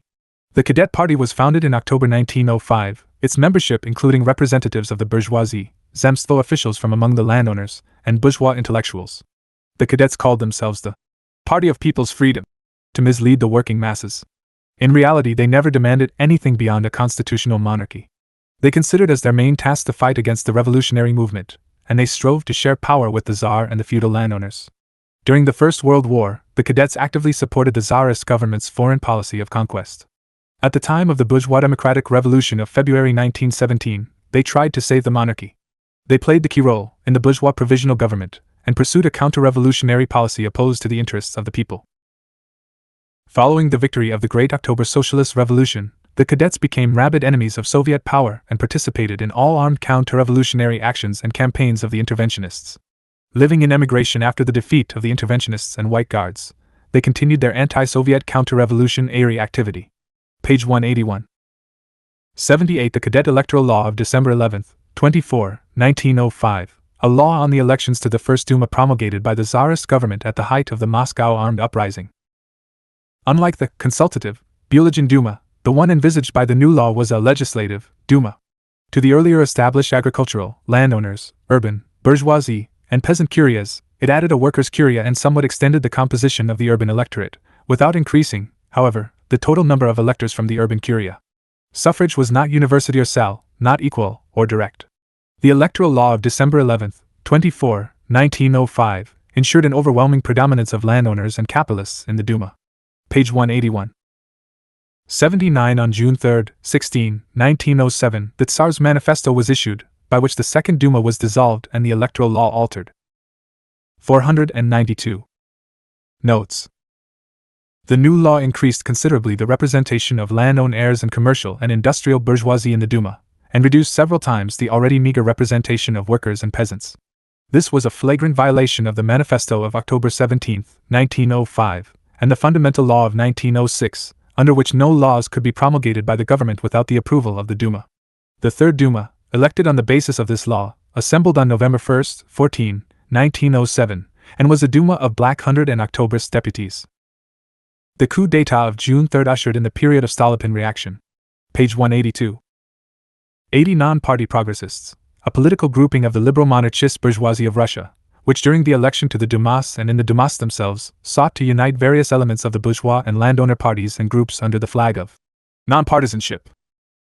In November 1912, the Progressists formed a separate political party with the following program: a moderate constitution with limited franchise, petty reforms, a responsible ministry, i.e., a government answerable to the Duma, and suppression of the revolutionary movement. Lenin pointed out that in composition and ideology the Progressists were a cross between the Octoberists and the Cadets. Page 182. 81 The International Socialist Congress in Stuttgart, the 7th Congress of the Second International, was held from August 18 to 24, New Style, 1907. 886 delegates from socialist parties and trade unions were present at the Congress. The Russian delegation consisted of 37 Social Democrats, 21 Socialist Revolutionaries, and 7 members of trade unions. The questions considered by the Congress included the relations between the political parties and the trade unions. Despite right-wing opposition, a resolution was adopted on this issue, reaffirming the principle of partisanship of the trade unions. Page 183. 82 The Stockholm Congress, the 4th Unity Congress of the RSDLP, held in Stockholm from April 10 to 25, April 23 to May 8, 1906. Page 183. 83 Die Gleichheit, Equality, a social democratic fortnightly jour.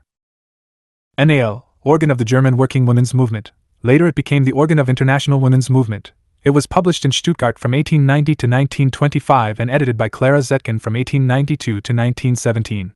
Page 183. 84 The preface to the pamphlet by Voinov, A. V. Lunacharsky, on the attitude of the party towards the trade unions was written by Lenin in November 1907.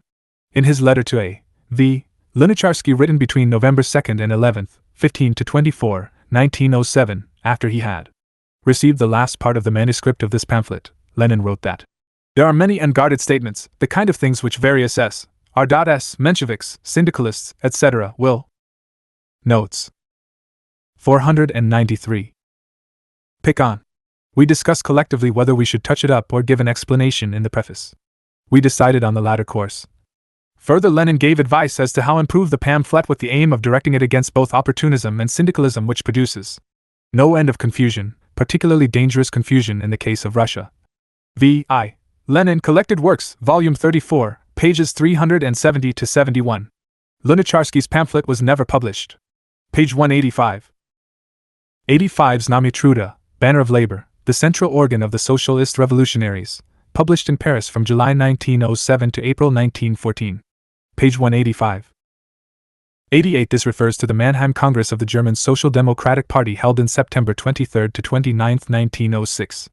The chief item on the agenda was the question of mass political strikes, which the German Social Democrats at their Jena Congress in 1905, under the direct influence of the revolutionary movement in Russia, recognized as the most important method of political struggle. The Congress adopted a resolution making the declaration by the party of a mass political strike dependent on the consent of the General Commission of Trade Unions, whose opportunist leaders categorically opposed the mass political strike, considering it as anarchistic, and adopted a resolution in that spirit at a trade union congress in Cologne in 1905. The Mannheim Congress did not openly condemn the opportunist position of the trade union leaders, but recommended all party members to join trade union organizations, and trade union members to join the S.D. party in order to infuse the spirit of social democracy into the trade union movement. Page 186. 87 Narcissus, in Greek mythology a handsome young man who fell in love with his own reflection, figuratively, a conceited man. Page 187. 88 Nozdrev, one of the characters in Gogol's Dead Souls. p. 18889 The Paris Commune of 1871, the first ever dictatorship of the proletariat, which existed from March 18 to May 28, 1871. p. 19190. The resolution of the CC, RSDLP on the trade unions was published in Proletary No. 21, February 13, 26, 1908. Party members were instructed to set up party groups within trade union organizations and to work in them under the guidance of the local party centers. Where police persecution made it impossible to organize trade unions or to restore those that had been broken up, the CC proposed that trade union nuclei and trade unions should be organized illegally. As regards such legal organizations as mutual benefit societies and temperance societies, the resolution of the CC instructed the local party organizations to form within them well-knit groups of social democrats to carry out party work among the broadest possible masses of the proletariat. To thwart any attempt by the Mensheviks to interpret this part of the resolution in an opportunistic spirit, the Reso. 494. Notes. Lushin pointed out the need to make it clear that the organized activity of the proletariat cannot be limited to such societies alone, and that the legal existence of trade unions should not belittle the militant tasks of proletarian trade unions. Proletary, No. 21, February 13, 26, 1908, page 4. Page 193. 01 Nashvak, Our Century, a newspaper, popular edition of the Left Cadet Organ Tovarish, published in St. Petersburg in 1905 to 1908. Page 193. 92 The Bolshevik Draft Resolution on the Trade Unions published in Proletary, No. 17, October 20, 1907 says, strenuous work must be performed by social democrats and trade union movement as dictated by the present situation. It must be conducted in the spirit of the London and Stuttgart resolutions, i.e., by no means in the spirit of recognizing the principle of neutrality or non-partisanship of the trade unions. On the contrary, it must be carried out with a view to establishing possibly the closest and firmest relations with the Social Democratic Party. The partisanship of the trade unions must be achieved by s.d. propaganda and organizational work within the unions, and declaration of this partisanship is advisable only when a considerable majority of trade union members firmly adhere to social democratic views. In the resolution of the CC, RSDLP on trade unions, the last phrase, the partisanship of the trade unions, was replaced by the following. The social democratic partisanship of the trade unions must be achieved exclusively by s.d. propaganda and organizational work within the unions and must not infringe the unity of the proletariat's economic struggle. Proletary, No. 21, February 13, 26, 1908. Explaining the resolution on trade unions in a letter to local organizations on social democratic work within the trade unions, published in Proletary, No. 23, February 27, March 11, 1908, the CC outlined and recommended a number of measures to strengthen the ties between the party and trade union organizations. Among them were the following. 1. To hold meetings of social democrats working on trade union boards for preliminary discussion of the most urgent party, as well as trade union problems. 2. To discuss at party meetings the most urgent problems of trade union work, etc. Page 193. 93 Period forward, a Bolshevik mass workers' newspaper directed by Lenin, published illegally in Viborg by the editorial board of Proletary from September 1906 to January 1908. 20 issues appeared. Page 194. 94 The book A Reconsideration of the Agrarian Program and its substantiation by D. Fursov D. Rosenblum and M. Jacobi M. Henneman was issued by the Era Publishers, Moscow, 1908. The book was confiscated. The analysis of it in Proletary promised by Lenin did not appear. Page 198. 95 Sovremeny Mir, Contemporary World, a monthly literary, scientific and political magazine, published in St. Petersburg from October 1906 to 1918. Page 199. Notes. 495. 06 Justice, a weekly published in London from January 1884 to the beginning of 1925, organ of the Social Democratic Federation, and from 1911, organ of the British Socialist Party. From February 1925 to December 1933, the paper appeared under the name Social Democrat. Page 201. 07 The Labor Leader, a monthly journal, organ of the Independent Labor Party, published since 1801. Since 1946 it has appeared under the name Socialist Leader. Page 202. 98 The Independent Labor Party, a reformist organization founded by the leaders of the new trade unions. In 1893, during the intensification of the strike movement and the mounting drive for independence of the British working class from the bourgeois parties, the membership of the ILP consisted of the new trade unionists and members of the old trade unions, as well as intellectuals and petty bourgeois holding Fabian views. The leader of the party was Keir Hardie. The program of the party included the struggle for collective ownership of the means of production, distribution and exchange, introduction of an 8-hour working day, prohibition of child labor, social insurance and unemployment relief. From the day it was founded, the ILP took a bourgeois reformist stand, devoting its chief attention to parliamentary forms of struggle and parliamentary deals with the Liberal Party. In the words of Lenin, the Independent Labour Party was act to ally an opportunist party that has always been dependent on the bourgeoisie. It was independent only of socialism, but very dependent on liberalism. The I. Lenin Collected Works, Volume 29, page 494 and Volume 18, page 360. Page 202. 89 Reynolds News, Reynolds Weekly Newspaper, English newspaper of radical trend published in London from 1850 to 1924. In the early 1850s it supported the Chartists. Since 1924 it has appeared under the name Reynolds Illustrated. Page 202. 100 The Times, a daily newspaper founded in 1785 in London, one of the biggest conservative newspapers of the British bourgeois SI. p. 202. 101 The Fabians, members of the Fabian Society, an English reformist organization founded in 1884 and named after the Roman general Quintus Fabius Maximus, 3rd century BC, dubbed the Cunctator, procrastinator, for his temporizing tactics and evasion of decisive battles in the war with Hannibal. The membership of the Fabian Society consisted chiefly of bourgeois intellectuals, scientists, writers and politicians, the Webbs, Ramsay MacDonald, Bernard Shaw, and others. They denied the need for the proletariat's class struggle and a socialist revolution, and maintained that the transition from capitalism to socialism could be brought about only by minor and gradual reforms. In 1900 the Fabian Society joined the Labour Party. Fabian socialism is one of the sources of Labour Party ideology. Page 202. 496. Notes. Los the New Ag, a Democratic Survey of Politics, Religion and Literature. Published in London from 1894 to 1938. Page 202. 103 This article was written by Lenin in connection with a workers' meeting held in Berlin on September 7, 1908, to protest against the growing menace of war.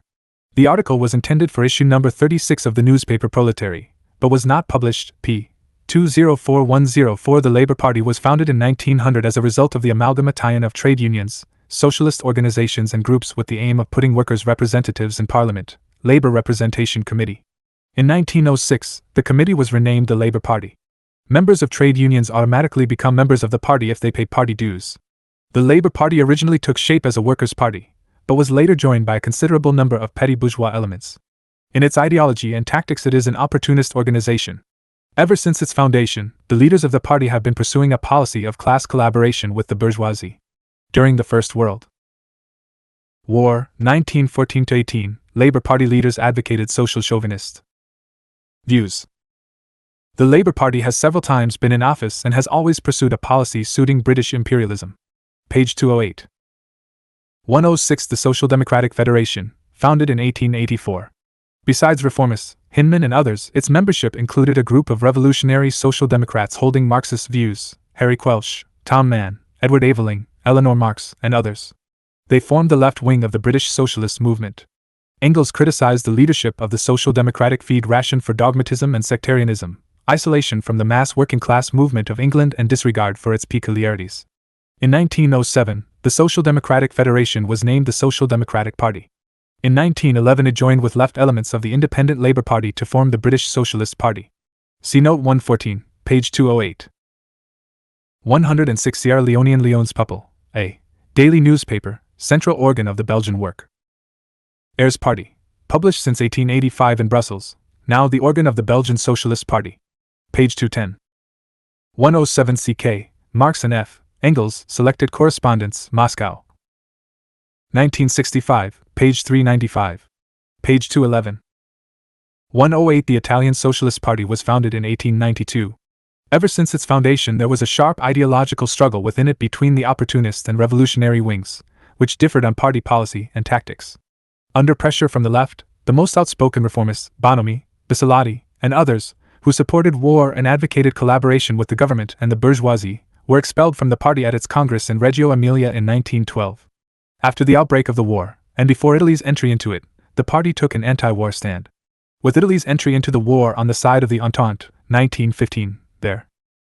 Notes. 497. appeared three definite trends in the Italian Socialist Party. 1. The right wing, who helped the bourgeoisie to pursue the war. 2. The centrists, who rallied the majority of party members under the slogan, "Neither participate in the war nor sabotage it."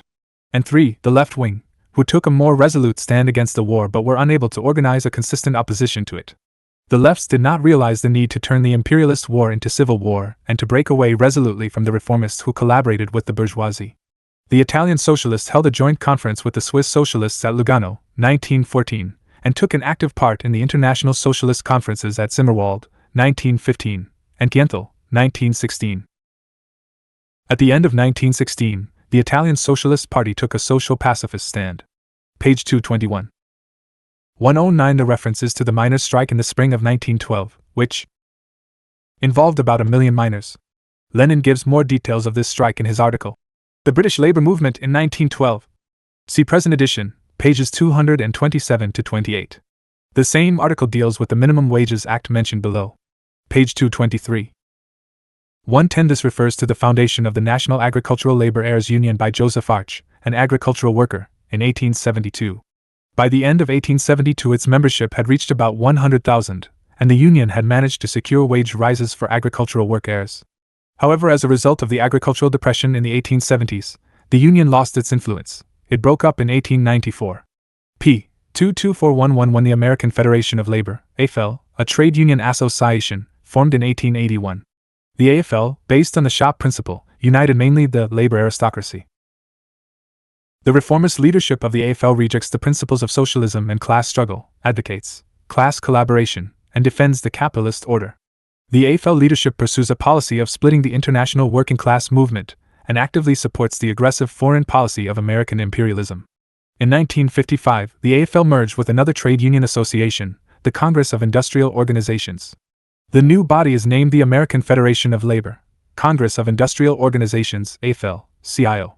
Page 225. 112. The railway strike in Britain, August 1911, involved almost 200,000 workers. The strike brought railway communications in the country to a standstill and seriously hindered industrial activity. The government sent troops against the strikers. Armed clashes took place in Liverpool, Llanelli, and other towns. Several workers were killed and many wounded. This repression aroused a storm of indignation throughout the country. The owners of the railway companies, frightened by the scope of the movement, were compelled to make some concessions. In particular, the Railway Workers' Union received formal recognition. Page 227. 498. Notes.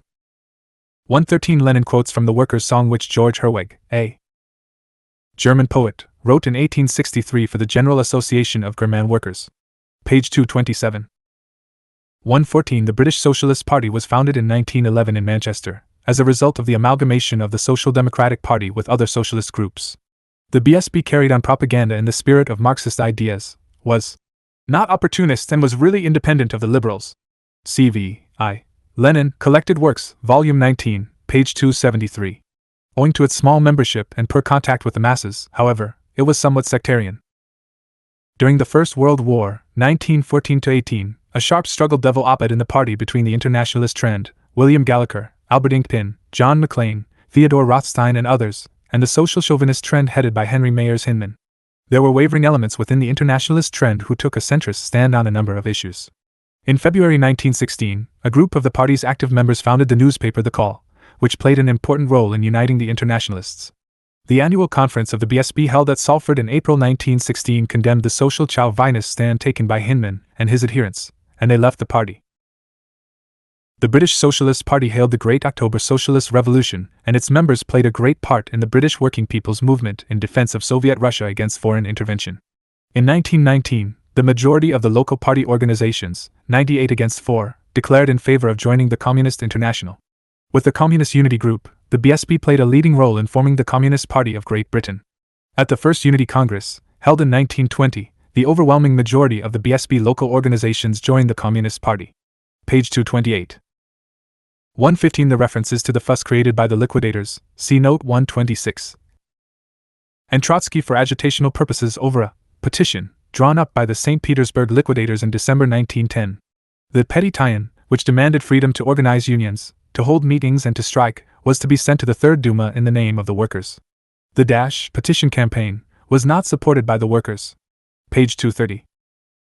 119 The general strike in Belgium took place from April 14 to 24, 1913. The Belgian workers came out demanding the amendment of the constitution, demanding universal and equal suffrage. Between 400,000 and 500,000 out of a total of more than 1 million workers participated in the strike. p. 234. 1 by 7 Kievskaya Mysel, Kiev Thought, a daily newspaper of bourgeois democratic trend, published IR Kiev from 1906 to 1918. Page 235 1 by 8 Luch, The Ray, a legal daily newspaper published by the Menshevik liquidators in St. Petersburg from September 16, 29, 1912 to July 5, 18, 1913. Page 235. Notes. 499. 118 This refers to the shooting down of unarmed workers in the Lena goldfields, Siberia, on April 4, 17, 1912. Page 244. 128 Black Hundreds, monarchist gangs organized by the Tsarist police to fight the revolutionary movement. They assassinated revolutionaries, assaulted progressive intellectuals and organized pogroms against the Jews. Page 244. 121 This refers to the Slavophil demonstrations organized by Reich. Tyenary nationalist elements in St. Petersburg on March 17, 18 and 24, March 30, 31 and April 6, 1913, on the occasion of the Serbo-Bulgarian victories over the Turks during the First Balkan War. The reactionaries tried to use the national liberation struggle of the Balkan peoples to further the great power policy of Russian Tsarism in the Near East. Page 246. 122 On January 9, 1905, by order of the Tsar, troops fired on a peaceful demonstration of St. Petersburg workers marching to the Winter Palace, residence of the Tsar, to present a petition to the Tsar. This massacre of unarmed workers started a wave of mass political strikes and demonstrations all over Russia under the slogan, "Down with the autocracy!" The events of January 9 marked the beginning of the 1905 to 1907 revolution. Page 250. 123 The reference is to a one-day strike in St. Petersburg on April 4, 1913, which marked the first anniversary of the shooting of workers in the Lena goldfields in 1912. More than 85,000 people participated in the strike. Page 250. 124 This refers to the struggle of the Irish liberal bourgeoisie for political self-government within the framework of the British Empire. The Home Rule Bill was repeatedly introduced in Parliament, but was killed. The bill was introduced for the third time in 1912, at the height of the Workers' and National Liberation Movement in Ireland, and it was sanctioned by the King in 1914. p. 254125 The references to the Irish Independent, a daily newspaper, published since 1891, the chief organ of the Irish nationalists. Page 255 128 Liquidationism, an opportunist trend that spread among the Menshevik Social Democrats after the defeat of the 1905 to 1907 revolution. The liquidators demanded the dissolution of the illegal Revolutionary Working Class Party. They urged the workers to abandon the revolutionary struggle against Tsarism, intending to form a legal opportunist organization which would engage only in the legal activity permitted by the Tsarist government. The policy of the liquidators was not supported by the workers. The liquidators were expelled from the party in January 1912 at the Prague Conference of the RSDLP. Page 259. 127 Pravda, The Truth, a legal Bolshevik daily, published in St. Petersburg. Founded by Lenin in April 1912. 500. Notes. Pravda was a mass working-class newspaper published with money collected by the workers themselves.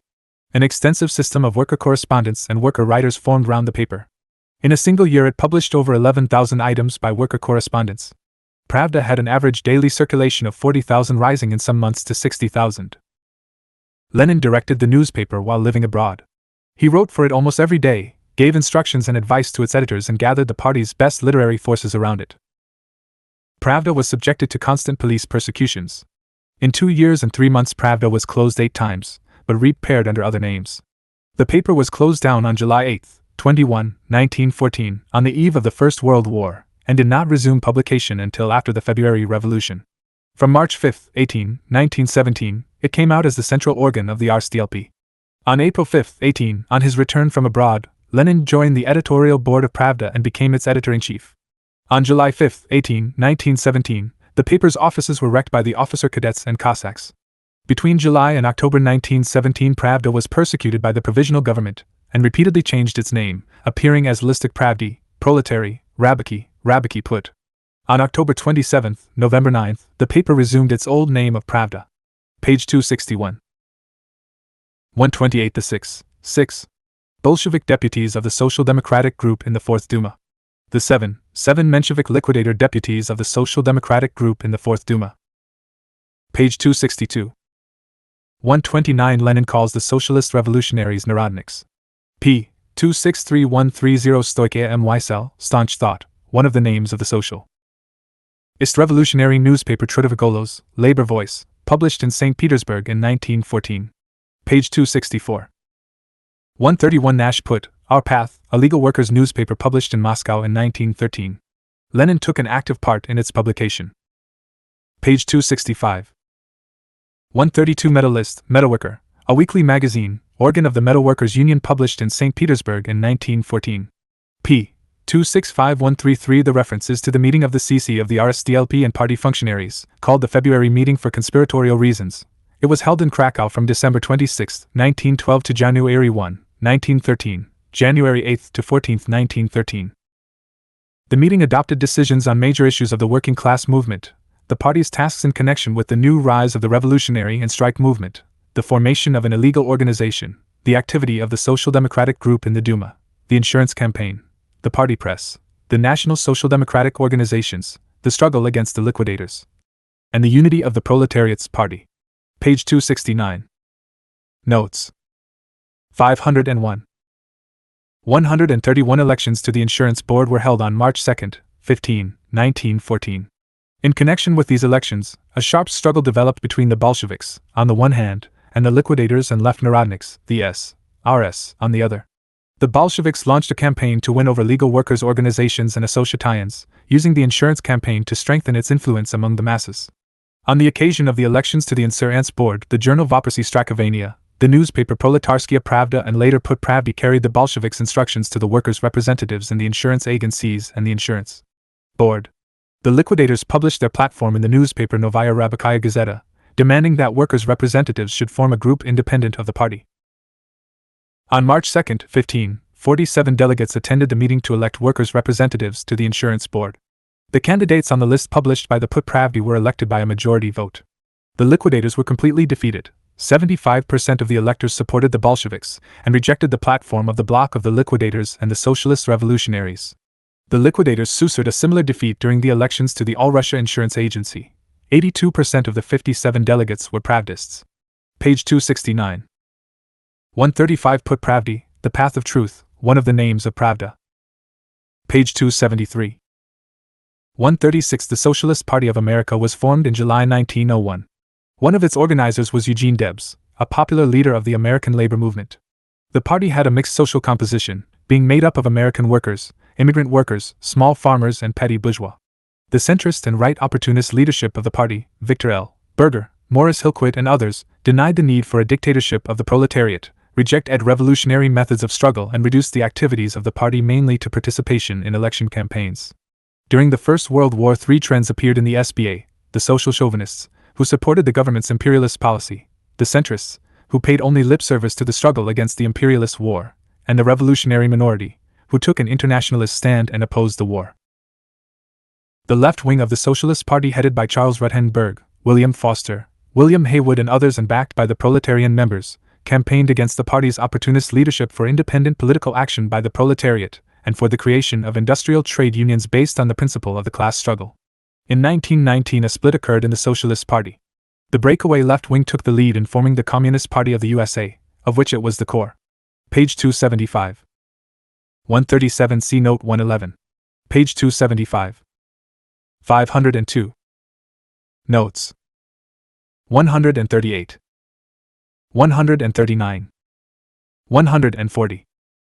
141. 142. 14. 144. 145. 146. 147. 148. Lenin refers to the Tsarist bureaucracy's attitude towards the democratic zemstvo personnel, doctors, technicians, statisticians, teachers, agriculturists, etc., called the third element, in a speech made in 1900 by the Samara Deputy Governor General Kondoiti. The expression was subsequently used in literature to designate the democratic intelligentsia. Page 277. Sozialistische Monatsheft, a monthly journal, the principal organ of the German opportunists, and one of the organs of international revisionism, published in Berlin from 1897 to 1933. During the First World War, 1914-18, it took a social chauvinist stand. Page 278 Karl Marx and Friedrich Engels, Selected Correspondence, 1965, page 140 page 283. C.K. Marx, The Poverty of Philosophy, Moscow, 1966, page 150. Page 283 See Engels' letter to Marx of February 5, 1851, Marx/Engels, Werke, B.D. 27, Dietz Verlag, Berlin, 1967, s. 178-81. Page 284 See Engels' letters to Marx of December 17, 1857, and October 7, 1858, Marx/Engels, Werke, B.D. 29, Dietz Verlag, Berlin, s. 230-31, 357-58. Page 284. See Engels' letter to Marx of April 8, 1863, and Marx's letters to Engels of April 9, 1863, and April 2, 1866, Marx/Engels, Werke, B.D. 30, Dietz Verlag, Berlin, 1967, s. 337-39, 340-43, B.D. 31, s. 197-99. Page 284. See Engels' letters to Marx of November 19, 1869 and August 11, 1881, Marx/Engels, Werke, B.D. 32, B.D. 35, Dietz Verlag, Berlin, 1.967, s. 395-400, s. 19-20. Page 284. The Chkits faction, the Menshevik group in the Fourth Duma, led by N.S. Chkits. During the First World War, the Menshevik Duma group took a centrist position, but practically supported the policy of the Russian social chauvinists. Page 292 Nash Dialo, Our Cause, a Menshevik monthly, chief organ of the Russian liquidators and social chauvinists. Published in Petrograd in 1915 in place of Nasha Zarya, Our Dawn, which was closed down in October 1914. Golos Truda, Voice of Labor, a legal Menshevik paper published in Samara in 1916, after the closure of Nash Golos, Our Voice. 3 issues appeared. Page 292. OCists, Mensheviks united round their leading center, the organizing committee, OC, formed at the August 1912 Conference of Liquidators. In the First World War, the OC followed a social chauvinist policy, justified Tsarist Russia's part in the war and carried on jingoist propaganda. It functioned up to the election of the Central Committee of the Menshevik Party in August 1917. Page 292. 149 See Note 122. Page 296. Notes. 503. 160 The All-Russia Trade Union Conference, the third, was held in Petrograd from June 21 to 28, July 4 to 11, 1917. It was the first legal conference of Russia's trade unions. It was attended by 211 delegates with the right to vote representing 1,400,000 trade union members, 73 of them being Bolsheviks from big industrial centers. Among the items on the agenda were the tasks of the trade union movement and the formation of trade unions. A bitter ideological struggle developed at the conference between the Bolsheviks and the Mensheviks, R.S., Bundists and others on all the major issues of the agenda. The Mensheviks preached trade union, neutrality, glossed over the need for a resolute class struggle against the bourgeoisie and supported the SR Menshevik Soviet's conciliatory policy. The Bolshevik resolution on the role of the proletarian party in the trade union movement pointed out that trade union, neutral ity, was harmful and that the struggle of the working class could be successful only if the party and trade union organizations acted in unison. The resolution on the tasks of the trade unions said that they could perform their functions successfully only if they fought relentlessly against the imperialist war, civil peace, with the bourgeoisie and the participation of socialists and bourgeois governments. Under the influence of the Bolshevik delegates, the conference adopted a resolution demanding the immediate promulgation of a decree on the 8-hour working day, the ban of overtime, etc. It elected a provisional Central Council of Trade Unions and approved the rules for the next Congress. Page 304. 151 On August 23, September 5, 1917, in view of the elections to the Petrograd Soviet of Workers' and Soldiers' Deputies, the Workers' section of the Soviet raised the question of revising the system of elections to the Soviet under which one delegate was elected for every 1,000 workers, while soldiers elected one delegate from each unit, command or company. As a result, the soldiers had a considerably greater number of deputies in the Soviet than the workers.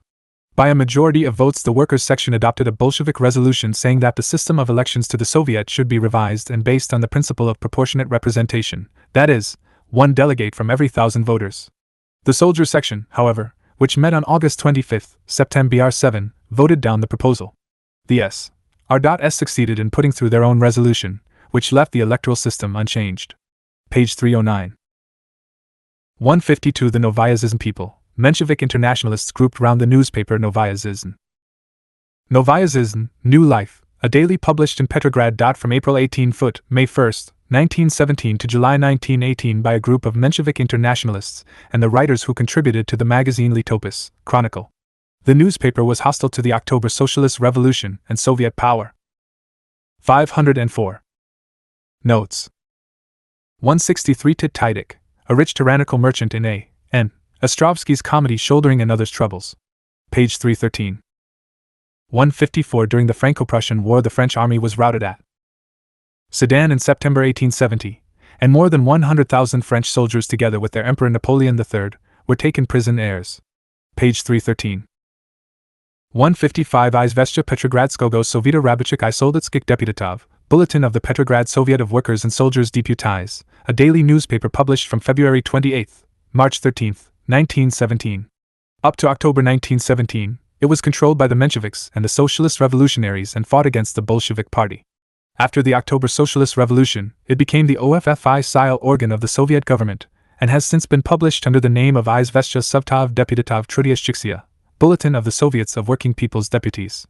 p. 316156. This refers to the discussion on the role of the trade unions at the First All-Russia Congress of Trade Unions held in Petrograd from January 7 to 14, 20 to 27, 1918.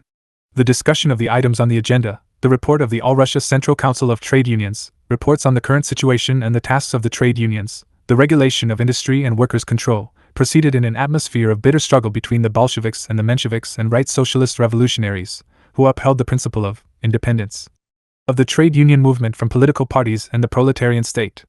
Page 317. 167 The Poor Peasants' Committees were set up under the June 11, 1918 decree of the All-Russia Central Executive Committee on the organization and supply of the rural poor. They were to take stock of food reserves on peasant farms, to reveal surplus food on kulak farms, and to help the Soviet food supply bodies in requisitioning such surpluses and providing food for the poor at the expense of the kulaks. They were also to distribute farm implements, manufactured goods, etc. Their activity, however, embraced all aspects of work in the countryside. They became the strongholds and organs of the proletarian dictatorship in the villages. Their establishment marked a further development of the socialist revolution in the countryside. At the end of 1918, after they had fulfilled their tasks, the committees were merged with Volist and village Soviets. Page 321. 158 The Second All-Russia Trade Union Congress was held in Moscow from January 16 to 25, 1919. It was attended by 648 delegates with the right to vote, 449 of whom were communists, or their sympathizers. The other delegates were Mensheviks, left socialist revolutionaries, or members of other petty bourgeois parties. The agenda included a report on the work of the All-Russia Central Council of Trade Unions, the tasks of the trade unions, and a number of matters concerning organization. Lenin spoke on the central item on the agenda, the tasks of the trade unions, at the third plenary session, which met in the Notes. 505. Evening of January 20th. During the debate, the Mensheviks and their supporters from other petty bourgeois parties tried to push through a resolution declaring the trade unions independence of the Soviet state. By a majority of 430, the Congress adopted a resolution moved by the Communist group pointing out that attempts to set the proletariat against the Soviet state on the plea of the unity and independence of the trade union movement had led the groups supporting this slogan to open struggle against Soviet government and divorce them from the working class. The resolution also rejected the anarcho-syndicalist demands that the trade unions be entrusted with state functions. The Congress established the production principle of trade union organization. Until then, workers and other employees of one and the same enterprise were members of different trade unions.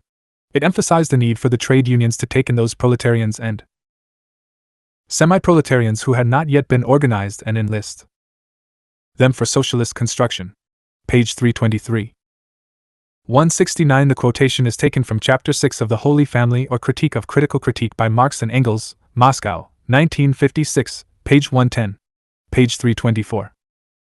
1. Commoners, the Russian intellectuals from among the petty townsfolk, the clergy, the merchant classes and the peasantry, as distinct from those coming from the nobility. Page 327.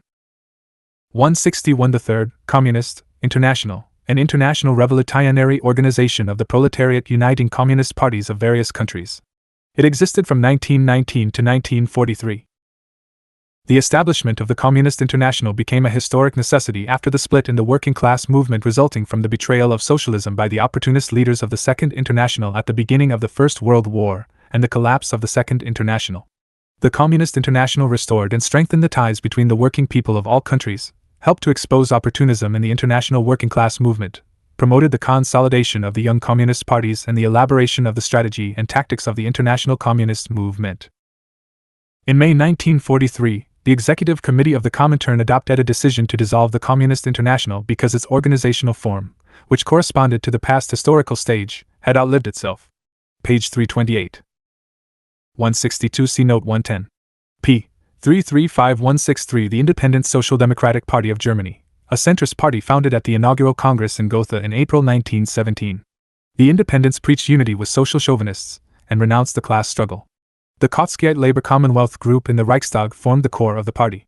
At its Congress in Halle in October 1920 the party split. A large section of it united with the Communist Party of Germany in December. 506.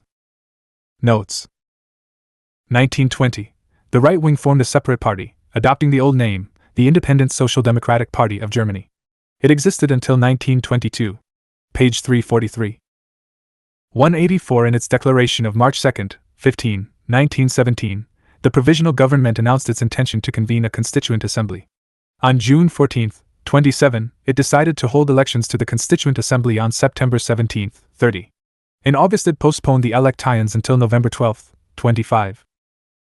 Elections to the Constituent Assembly took place on the appointed date, November 12, 25, after the October Socialist Revolution. Deputies were elected according to the lists that had been drawn up before the revolution, and did not reflect the new relation of forces in the country. As a result, the right socialist revolutionaries and the Mensheviks secured a majority of seats in the assembly. The Constituent Assembly met on January 5, 1918. As its counter-revolutionary majority rejected the Declaration of Rights of the Working and Exploited People, submitted by the Soviet government, and refused to approve the decrees on land and peace adopted by the Soviet government, it was dissolved by decree of the All-Russia Central Executive Committee, which expressed the will of the broad masses of Russia's workers, soldiers and peasants. Page 344.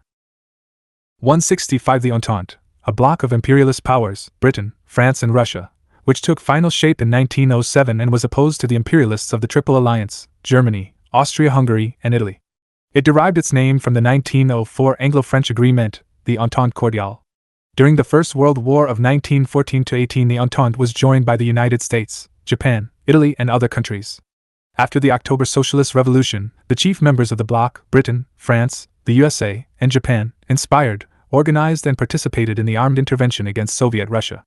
Page 346. 168 The Communist International, the periodical organ of the Executive Committee of the Communist International, published from 1919 to 1943 in Russian, English, French, German, Spanish and Chinese. Page 355. 187 Folkets Dagblad Politiken, People's Political Daily, organ of the Swedish Left Social Democrats, who founded the Left Social Democratic Party of Sweden in 1917. The newspaper was published in Stockholm from April 1916. In 1921, the Left Social Democratic Party joined the Communist International and assumed the name of the Communist Party of Sweden, and the newspaper became its organ. After the Communist Party of Sweden split in October 1929, the newspaper was taken over by the right wing. It ceased publication in May 1945. Page 356. 188 The Industrial Workers of the World, IWW. A workers' trade union organization in the USA, founded in 1905 and uniting mainly unskilled and low-paid workers of various trades. In Notes. 507. Conditions of the mass strike movement in the USA, which developed under the influence of the Russian Revolution of 1905 to 2007, the IWW organized a number of successful mass strikes and waged a struggle against the policy of class collaboration pursued by the reformist leaders of the American Federation of Labor and the right-wing socialists. During the First World War, the IWW led a number of mass anti-war actions by the American working class.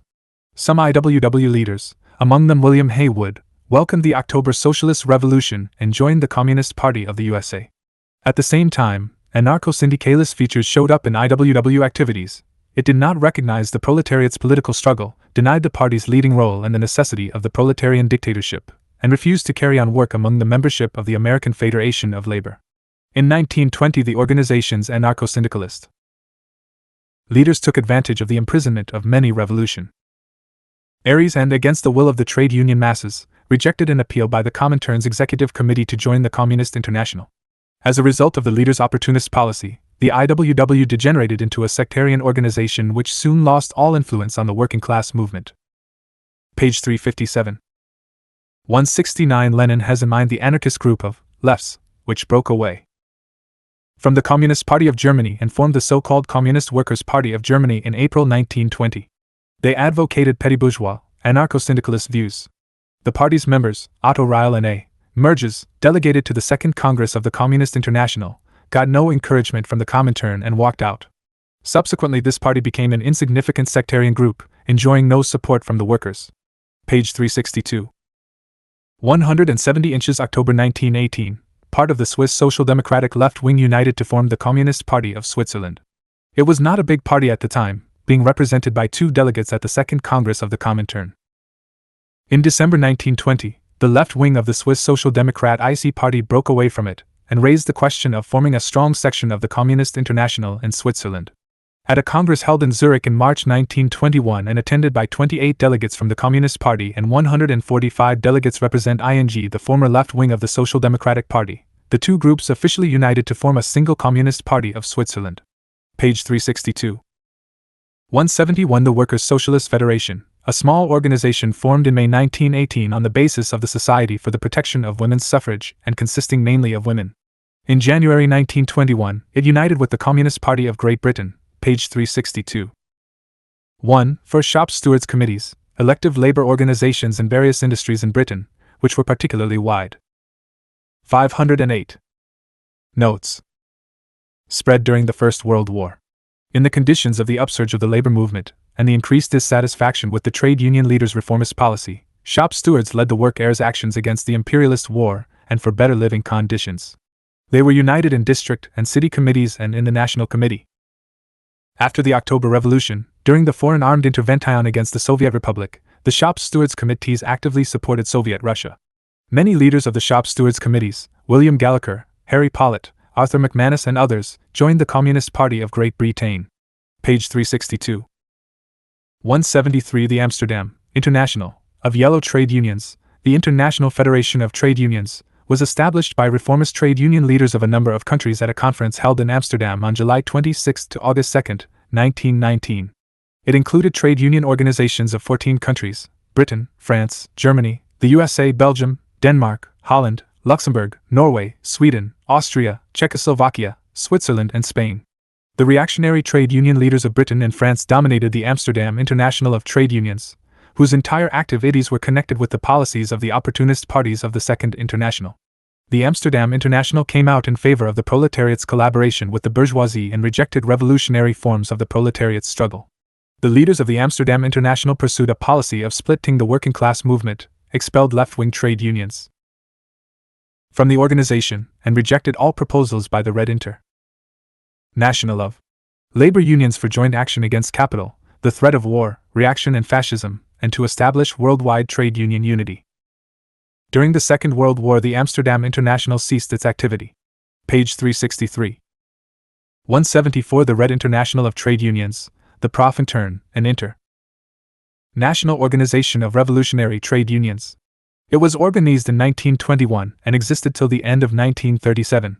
It united trade union organizations which had not entered the reformist Amsterdam International of Trade Unions, i.e., the All-Russia Central Council of Trade Unions, the Unitary General Confederation of Labor of France, the National Revolutionary Trade Union Centers of Australia, Belgium, Holland, Indonesia, Ireland, Canada, China, Colombia, Korea, Lithuania, Mongolia, Iran, Peru, Uruguay, Czechoslovakia, Chile and Estonia, as well as opposition groups and trends within the reformist trade unions in a number of capitalist countries. The Profintern fought for unity in the trade union movement on the basis of revolutionary struggle in defense of the demands of the working class, against capital and fascism, against the threat of imperialist war, and for establishing closer relations with the working class of Soviet Russia. Page 364. Notes. 509. 176. This document formed the basis of the resolution on the tasks of the trade union movement, which was passed by the R.C.P.B. group of the 5th All-Russia Conference of Trade Unions on November 8, 1920, and published in Pravda on November 13. More than 200 delegates supported the resolution, with 12 delegates abstaining. At the conference, which took place in Moscow from November 2 to 6, officially it opened on November 3, the party raised the question of reorganizing the work of the trade unions in keeping with the tasks of peaceful socialist construction, extending democracy and abandoning military methods of command and administration. Trotsky came out against the proposed reorganization. At a sitting of the Communist group on November 3, he spoke, fine words, as Lenin put it, about shaking up the trade unions, tightening the screws, and immediate governmentalization of trade unions. Trotsky's speech, which sparked off a discussion in the party, was duly rebuffed by the Communist delegates. Disagreement with Trotsky over trade unions concerned the different approach to the mass, the different way of winning it over and keeping in touch with it. See present volume, page 373. Had Trotsky had his way, the trade unions would have been ruined, and the dictatorship of the proletariat undermined. The Central Committee of the party could therefore not leave the matter at that. At a plenary meeting of the Central Committee on November 8, Lenin read his theses, in which he opposed Trotsky's views. Trotsky's theses won 7 votes, and Lenin's 8 votes. Lenin's theses formed the basis of his draft resolution on the tasks of the trade unions and the methods of their accomplishment, which was passed by 10 votes to 4, with 1 abstention. Page 365. 176. The 9th Congress of the R.C.P.B. was held in Moscow from March 29 to April 5, 1920. It defined the immediate economic tasks of socialist construction and emphasized the need for the trade unions to take an active part in it. This found expression in the resolutions. The immediate tasks of economic construction and on the questions of the trade unions and their organization. Page 365. 177th Section. The Central Committee of the Joint Trade Union of Rail and Water Transport Workers, established in September 1920. Having done much to restore the transport system, that section subsequently degenerated into a bureaucratic body that had lost touch with the rank and file of the union. The red tape, administration by mere injunction, the method of filling posts by appointment, and the departure from democratic methods of work cultivated by the Trotskyites who had seized the leadership of the union tended to set the transport workers against the party and split their ranks. The C.C.R.C.P.B. plenary meetings of November 8 and December 7, 1920 decided to incorporate that section in the All-Russia Central Council of Trade Unions on an equal footing with the other trade unions, recommending that the union 510 notes. Leaders should change their methods of work in the direction of extending democracy within the union. The first All-Russia Congress of Transport Workers, convened in March 1921 by decision of the Party Central Committee, expelled the Trotskyites from the section leadership and outlined measures to improve the work of the union. Page 365. 178. Benota, The Poor, a daily for peasants published in Moscow. From 1918 to 1931. Page 368. 179. A system of labor organization founded by Taylor, an American engineer, and consisting in the maximum utilization of the working day and rational use of the instruments and means of production. Page 369. 180. Lenin's speech at a joint meeting of Communist delegates to the 8th All-Russia Congress of Soviets, Communist members of the All-Russia Central Council of Trade Unions and the Communist members of the Moscow City Council of Trade Unions held in the Bolshoi Theater on December 30, 1920, was his first speech to party activists in connection with the discussion on the role and tasks of the trade unions in socialist construction. See Note 176. Lenin sharply criticized Trotsky's views, exposed the factional character of the opposition's activities, which were undermining the party's unity, and put forward and developed a number of important propositions of principle on the role of the trade unions under the dictatorship of the proletariat and their tasks in socialist construction. Page 370. 181. Smolny, the former Smolny Institute in Petrograd, the seat of the Soviet government until it moved to Moscow in March 1918. Page 373. 182. Izvestia of the Central Committee of the Russian Communist Party. Bolsheviks, an information organ dealing with party problems. It was published from May 28, 1919, by decision of the 8th Congress of the R.C.P.B. Page 378. 183. The Buffer Group, or Buffer Faction, one of the anti-party groups which were formed during the trade union discussion in 1920-21. It was headed by N.I. Bukharin. It tried to reconcile Leninism and Trotskyism, acting as a buffer between the two platforms, hence its name. In fact, It defended the Trotskyites in their struggle against Lenin and the party policy, and soon united openly with them. Lenin characterized its platform as a deviation to syndicalism leading to the rejection of the party's guiding role, and called it an all-time low in ideological disintegration. Page 378. 184 Glavpolitput, the chief political administration of the People's Commissariat for Communications, was formed in February 1919 as a provisional political organ under the direct leadership of the party's Central Committee. In January 1920 it was reorganized into the chief political administration of the PCC. Its aim was Notes 511. To take extraordinary measures to save the railways from utter ruin. It was abolished by decision of the CC, R.C.P. B. Plenary meeting of December 7, 1920. Page 385. 185 Politvod, Glavpolitvod, the chief political administration of water transport of the People's Commissariat for Communications, was set up in April 1920 as a branch of Glavpolitput to exercise political control over technical and administrative personnel, to direct political education among the workers for the rapid rehabilitation of water transport, and to stimulate higher productivity and improve labor discipline. It was dissolved in December 1920. Page 385. 188 The Workers' Opposition, an anti-party anarcho-syndicalist FAC Tayano group which was formed during the trade union discussion in 1920-21. Its views were the expression of an anarcho-syndicalist deviation in the party. It proposed that the national economy should be run by an all-Russia Congress of Producers. It demanded that all economic management bodies be elected by the relevant trade unions, whose candidates could not be re-elected by party or government bodies. The workers' opposition set the trade unions against the Soviet state and the Communist Party, regarding trade unions and not the party as the highest form of working-class organization. Page 396. 187 The appeal to the party was adopted at a meeting of representatives of Petrograd district party organizations on January 3, 1921. On January 6, it was approved by a city meeting in the People's House attended by over 4,000 party members and candidates. No more than 20 votes were cast against it. When it was discussed in the district party organizations, it had the support of 95 to 98% of the membership. In this appeal, the Petrograd Bolsheviks set forth their views on the role and tasks of the trade unions, supported Lenin, and condemned Trotsky's platform.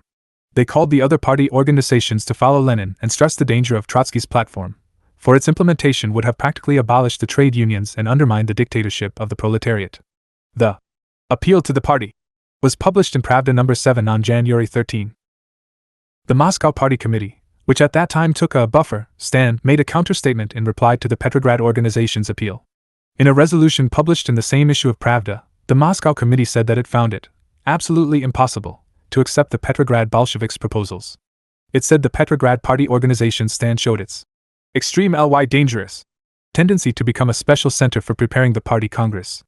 It did not condemn Trotsky's establishment of a faction, thereby giving support to his anti-party struggle. Page 398. 188 Draft decision of the 10th Congress of the R.C.P. on the role and tasks of the trade unions was Lenin's Platform of 10. Tabled 512. Notes. Before the Central Committee by a group of members of the CC and of the Central Committee's Trade Union Commission in opposition to the platforms of the anti-party groups. It defined the role of the trade unions in the light of the new tasks connected with the end of the Civil War and transition to peaceful socialist construction. Their role was to found a school of administration, a school of economic management, a school of communism. They were chiefly to take part in government, train personnel for government bodies and economic management, and help tighten labor discipline. They were to base their work on education, persuasion, and democratic practices. The Platform of 10, which had been supported by a majority of local party organizations during the trade union discussion, served as a basis for the 10th Congress's resolution on the role and tasks of the trade unions. Page 399. 189 The Democratic Centrism Group, an opportunist faction that first came out against Lenin's line and party and Soviet organizations at the 8th Party Congress in 1919. They denied the party's leading role in the Soviets and trade unions, rejected one-man management and the personal responsibility of managers in industry, opposed Lenin's principles in organizational matters and demanded freedom for factions and groups.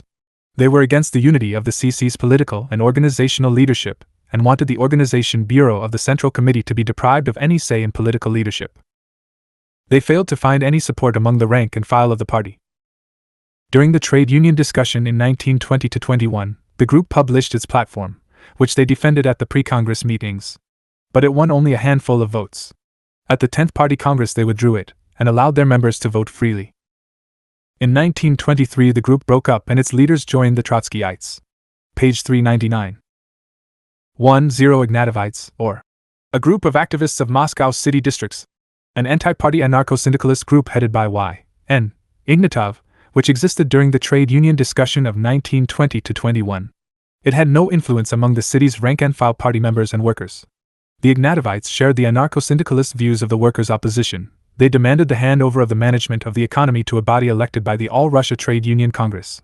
They set the trade unions in opposition to the Soviet state, denied the party's leading role in socialist construction, opposed democratic centralism, demanded freedom of discussions and wanted the party membership to consist of workers only. At the 10th Congress, Ignatov was the official speaker of the workers' opposition on problems of party organization. After the Congress, the group of Ignatovites broke up. Page 399-191 The references to the merger of the anti-party period group with the Menshevik liquidators and Trotskyites. They united. Notes. 513. After the 6th Prague, All-Russia Conference of the RSDLP in 1912 to fight its decisions. Page 401. 192 The references to the trade union discussion at an enlarged session of the Moscow Party Committee attended also by delegates from party organizations of Moscow city districts and Uyezds on January 17, 1921. The session debated all the draft theses put forward by various groups during the discussion. In the preliminary voting, Lenin's theses got 76 votes, Trotsky's 27, Bukharin's 5, Shliapnikov's 4, Sapronov's 11, Ignatov's 25, Nogin's none, and Ryazanov's none.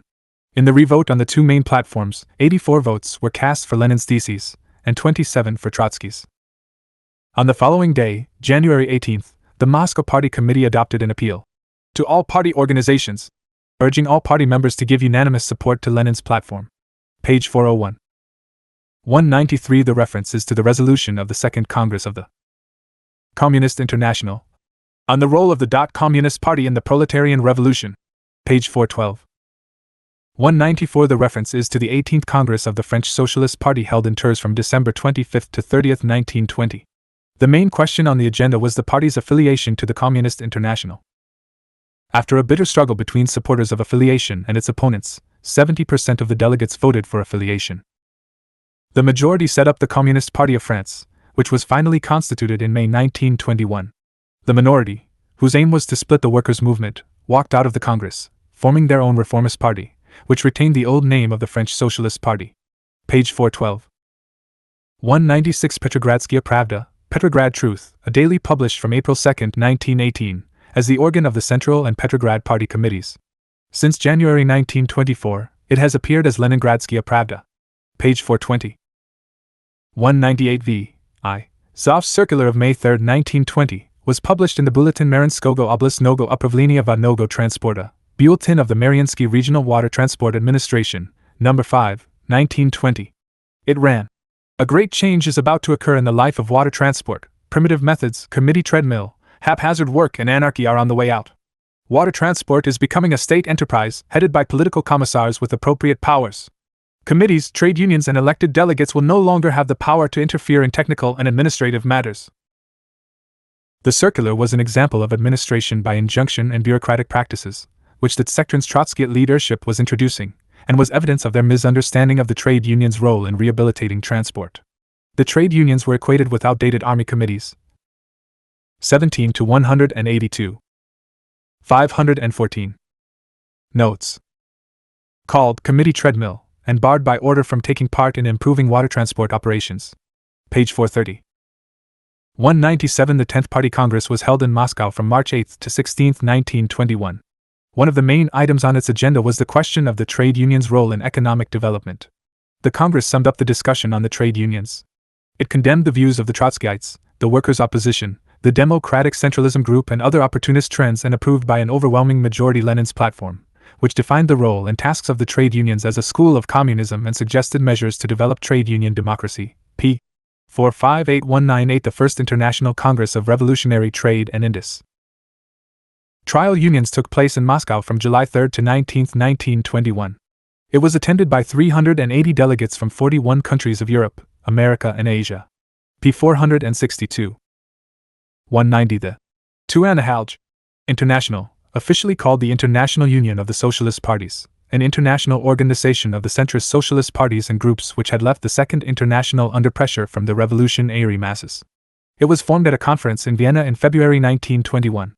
Professing opposition to the Second International, the leaders of the Two and a Half International actually pursued the same opportunist and splitting policy on the most important questions of the proletarian movement, and tried to make the new organization a counterbalance to the growing influence of the communists among the workers. In May 1923, the Second International and the Two and a Half International united to form the so-called Labor and Socialist International. Page 473. Name Index.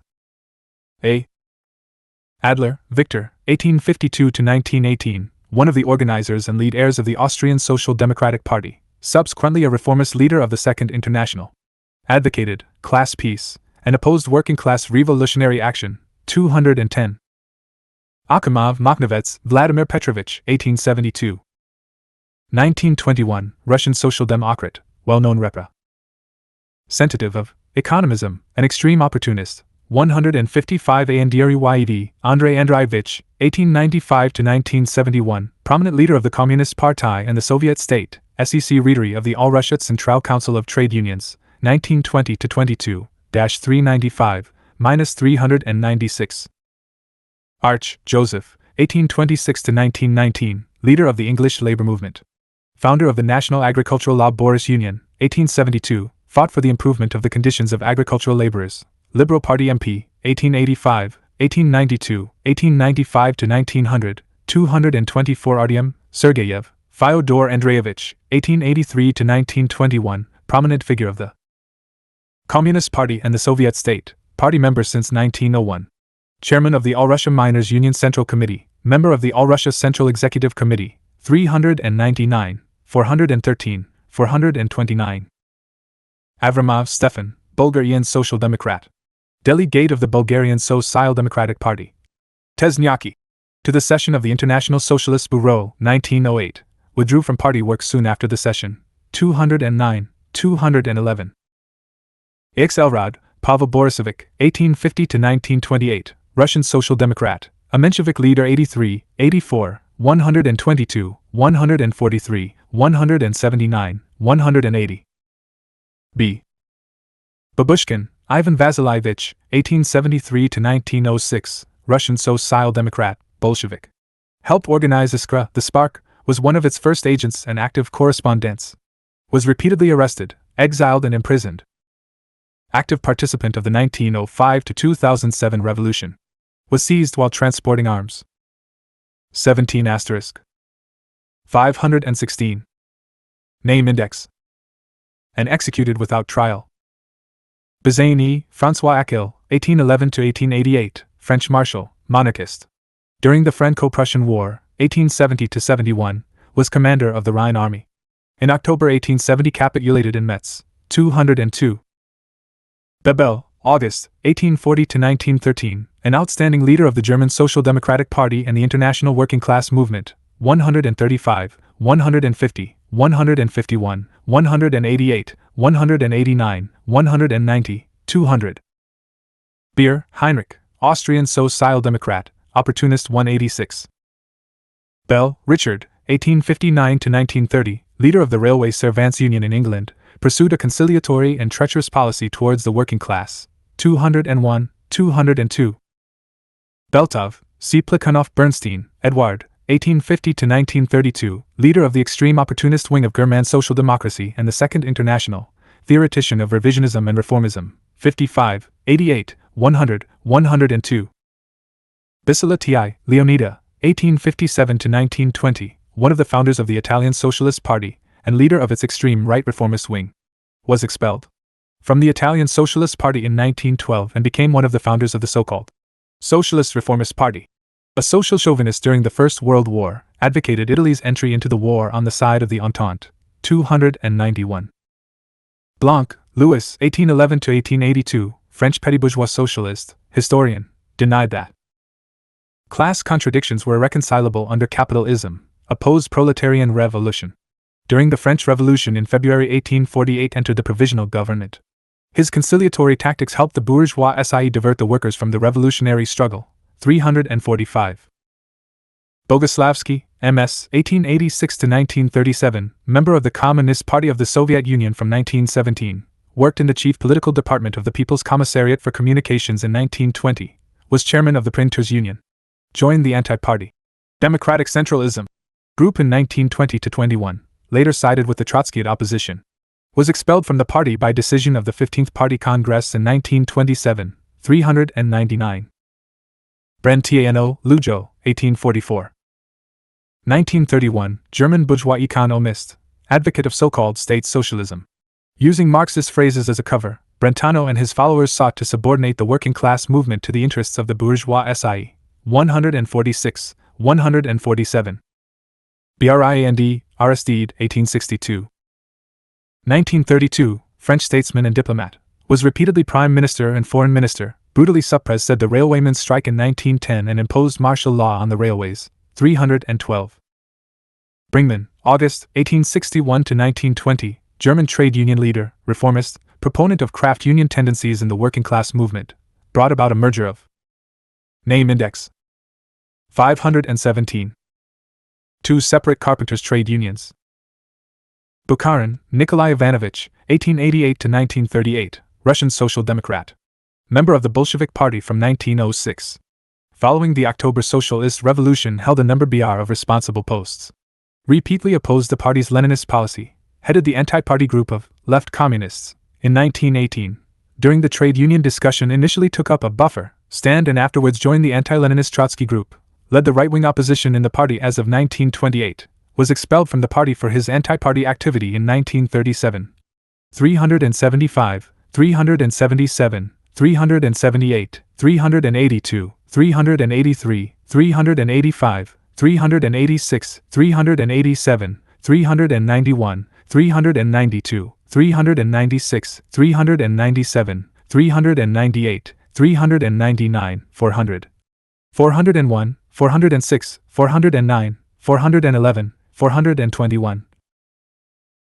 422, 423, 424, 425, 427, 429, 431, 433, 434, 435, 436, 437, 440, 441, 442, 443, 444, 445, 446, 448, 449, 452, 454, 456, 457. Bulkin, Fyodor Afanasyevich, born in 1888, Russian Social Democrat, Menshevik, a liquidator after the defeat of the 1905-2007 revolution, a defensist during the First World War, worked on war industries committees in Novgorod, Samara and Petersburg. Following the October Socialist Revolution, left the Mensheviks and joined the R.C.P.B. in 1920. In 1922 was expelled from the party for his participation in the anti-party Workers' Opposite Ion group, joined again the party in 1927, worked on economic bodies. 291. Buligin, Alexander Grigoryevich, 1851-1919, Tsarist. Statesman, Minister of the Interior from January 1905, directed the drafting of a bill to convene a consultative State Duma with a view to weakening the rising revolutionary movement. The Duma was not convened, it was swept away by the revolution. 164. Bumazny, Yefim Osipovich, born in 1894, party member. From 1917. After the October Socialist Revolution, MEMBR of the Collegium of the People's Commissariat for Labor, member of the Urals Regional Labor Bureau of the CCR.C.P.B., worked in the ACCTU during 1920-21. Sided with Trotsky during the trade union discussion. 401. Burnett James, Secretary of the Scottish Circuit Count. 518. Name Index. Sill of the Social Democratic. Burns, John Eliot, 1858-1943, English political leader. In the 1880s a trade union leader, was elected to Parliament in 1892, opposed working class interests and advocated collaboration with the capitalists, was Minister for Local Self-Government, 1905-14, and later Trade Minister, 1914, 212. Birovtsev, M.V., 1889-1954, party member from 1905. An active participant in Ignatov's group that shared the views of the anti-party Workers' Opposition group during the trade union discussion, 1920-21. joined the Trotskyite opposition in 1923–24, was expelled from the party in 1937, 399. C. Kalwer, Richard, 1868–1927, well-known German economist, adherent of the reformist and revisionist trend in the German Social Democratic Party. 150. Carson, Edward Henry, 1854–1935, English political leader, Tory, Lord, sworn opponent of self-government for Ireland. To combat the Irish national liberation movement, Carson organized in Ulster, Northern Ireland, 1921, gangs of armed thugs, support heirs of the Ulster Union. 256. Chernov, Viktor Mikhailovich, 1876–1952, leader and theoretician of the Socialist Revolutionary Party. 186. Chkidz, Nikolai Semyonovich, 1864–1926, one of the Menshevik leaders, member of the Provisional Committee of the State Duma during the February 1917 bourgeois democratic revolution, chairman of the Petrograd Soviet of Workers and Soldiers Deputies, chairman of the Central Executive Committee, first convocation, actively supported the provisional government. After the October Socialist Revolution, headed the counter-revolutionary Menshevik government of Georgia. Subsequently a white émigré. 291, 292. Chkidz, Alkaki Ivanovich, 1874–1959, Menshevik, after the February 1917 Bourgeois Democratic Revolution, chairman of the bourgeois provisional government in Transcaucasia. Foreign minister in the Menshevik government of Georgia in 1918–21, subsequently a white emigrant. 285. D. Dan Gurvich, Fyodor Ilyich, 1871–1947, a Menshevik leader. 250. David Edward, 1863–1930, one of the right-wing leaders of the German Social Democrats, revisionist. 285. D. Leon, Daniel, 1852–1914, leader of the American labor movement. From the 1890s, leader and ideologist of the Socialist Labor Party, publicist. One of the founders of the Industrial Workers of the World, 1905–355. Denikin, Anton Ivanovich, 1872–1947, Tsarist general, commander-in-chief of the White Guard armed forces in the south of Russia during. Name index 519. The Foreign Military Intervention and the Civil War, 191. During Eugen, 1833–1921, German philosopher, eclectic and economist, petty bourgeois ideologist, 278. De Unker, Franz, 1822–1888, German bourgeois political figure and publisher. Together with Hirsch, he founded several reformist trade unions. Hirsch-Dunker Trade Unions. 81, 146. E.P. Pimenova E.K. 1885–1935, Russian journalist and writer of Menshevik Convictions. 201, 203. Ebert, Friedrich, 1871–1925, one of the leaders of the right wing of German social democracy. Social chauvinist during the imperialist World War. At the beginning of the November 1918 revolution in Germany, he held the post of Reichschancellor and headed the so-called Council of People's Representatives, which was actually a camouflage for the rule of the bourgeoisie. President of Germany from February 1919. Under his leadership, the coalition government representing the Social Democratic and Bourgeois parties ruthlessly suppressed the revolutionary actions of the German proletariat. 325, 326. L. Luzin, 1.1. Died c. 1914, Russian Social Democrat, Menshevik, supported the opportunist idea of Konventionelle Labor Congress. 179. Engels, Friedrich, 1820–1895, 55, 62, 70, 86, 93, 112, 153. 211, 212, 283, 286, 287, 288, 289, 290, 293, 355, 885. F. Fursov D. Rosenblum D.S.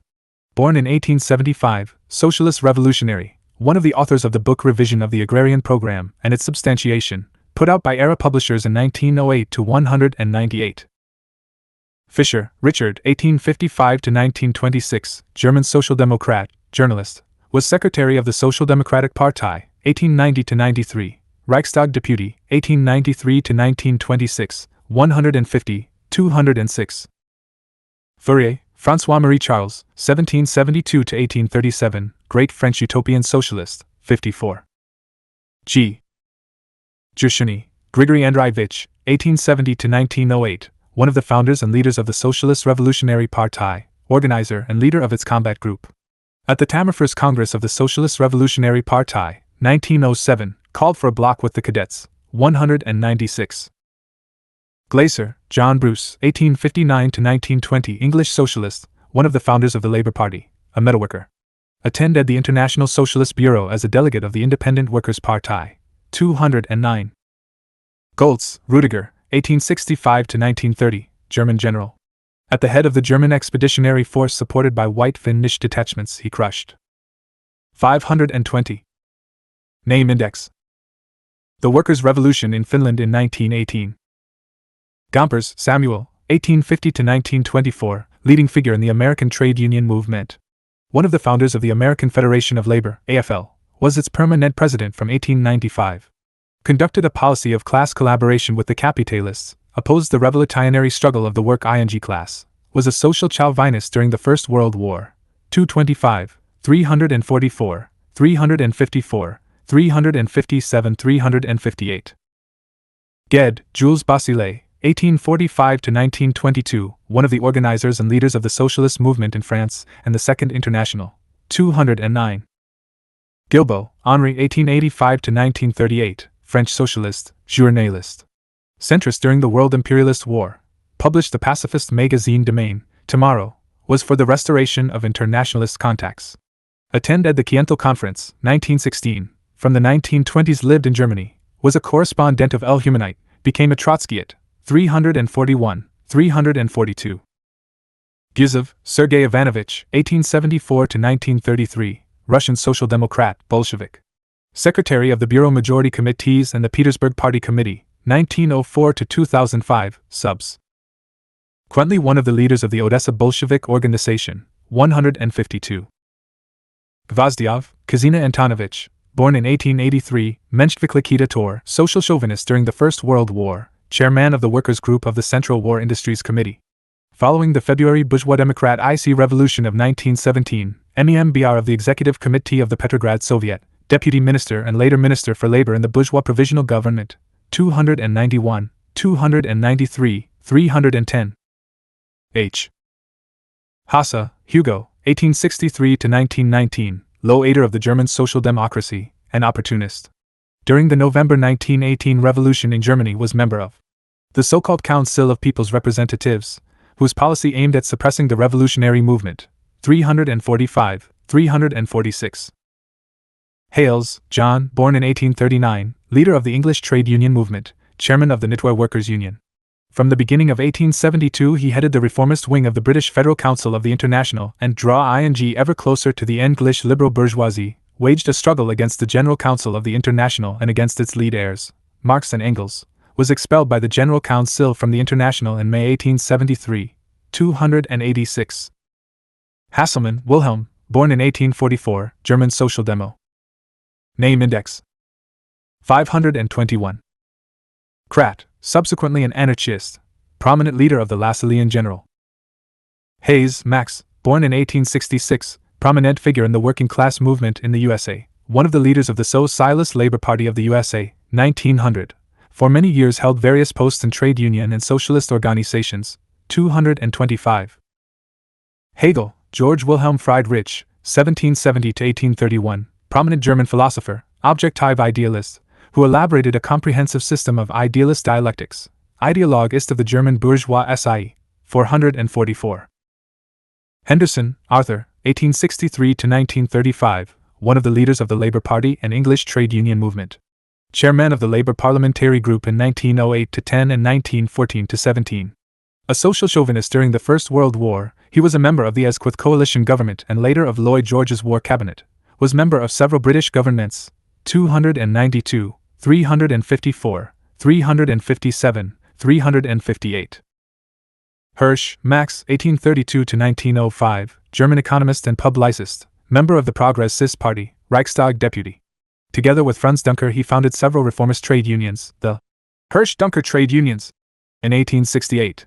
In his writings he preached harmony between labor and capital, opposed revolutionary proletarian tactics and defended reformism, 76, 81, 146.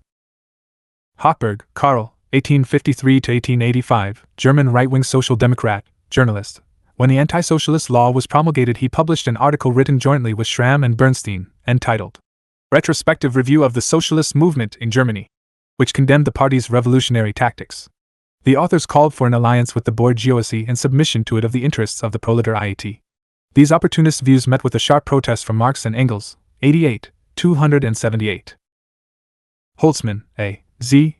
1894–1933, participated in the revolutionary movement since 1910, member of the Bolshevik Party from April 1917. After the October Socialist Revolution, he occupied lead ing posts in trade union and economic bodies.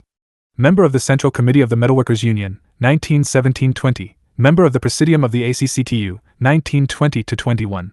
During the trade union discussions sided with Trotsky, 396–397. Holyoake, George Jacob, 1817–1906, English publicist, reformist. In the 1830s-40s sided with the Chartists and Owenites, subsequently leader of the cooperative movement, 284. Horner, Pannekoek, een Tory, 1873–1960, Dutch social democrat, an internationalist during the First World War, in 1918–21, was member of 522. Name index. The Communist Party of the Netherlands. Hinman, Henry Mayers, 1842–1921, English socialist, reformist. Founder of the Democratic Federation, 1881, reorganized into Social-Democratic Federation in 1884. Member of the International Socialist Bureau, 1910. Leader of the British Socialist Party, from which he withdrew in 1916 when the Salford Party Conference condemned his social chauvinist attitude towards the imperialist war, 209, 211, 292, 293. Ignatov, Y.N., 1890–1938, joined the Bolshevik Party in 1912. Was a member of the Executive Committee and the Presidium of the Moscow Soviet in 1917, and member of the Moscow Party Committee after the October Socialist Revolution. During the trade union discussion, 1920–21, he formed an anti-party anarcho-syndicalist group, the Ingatovites, which snared the views of the workers' opposition.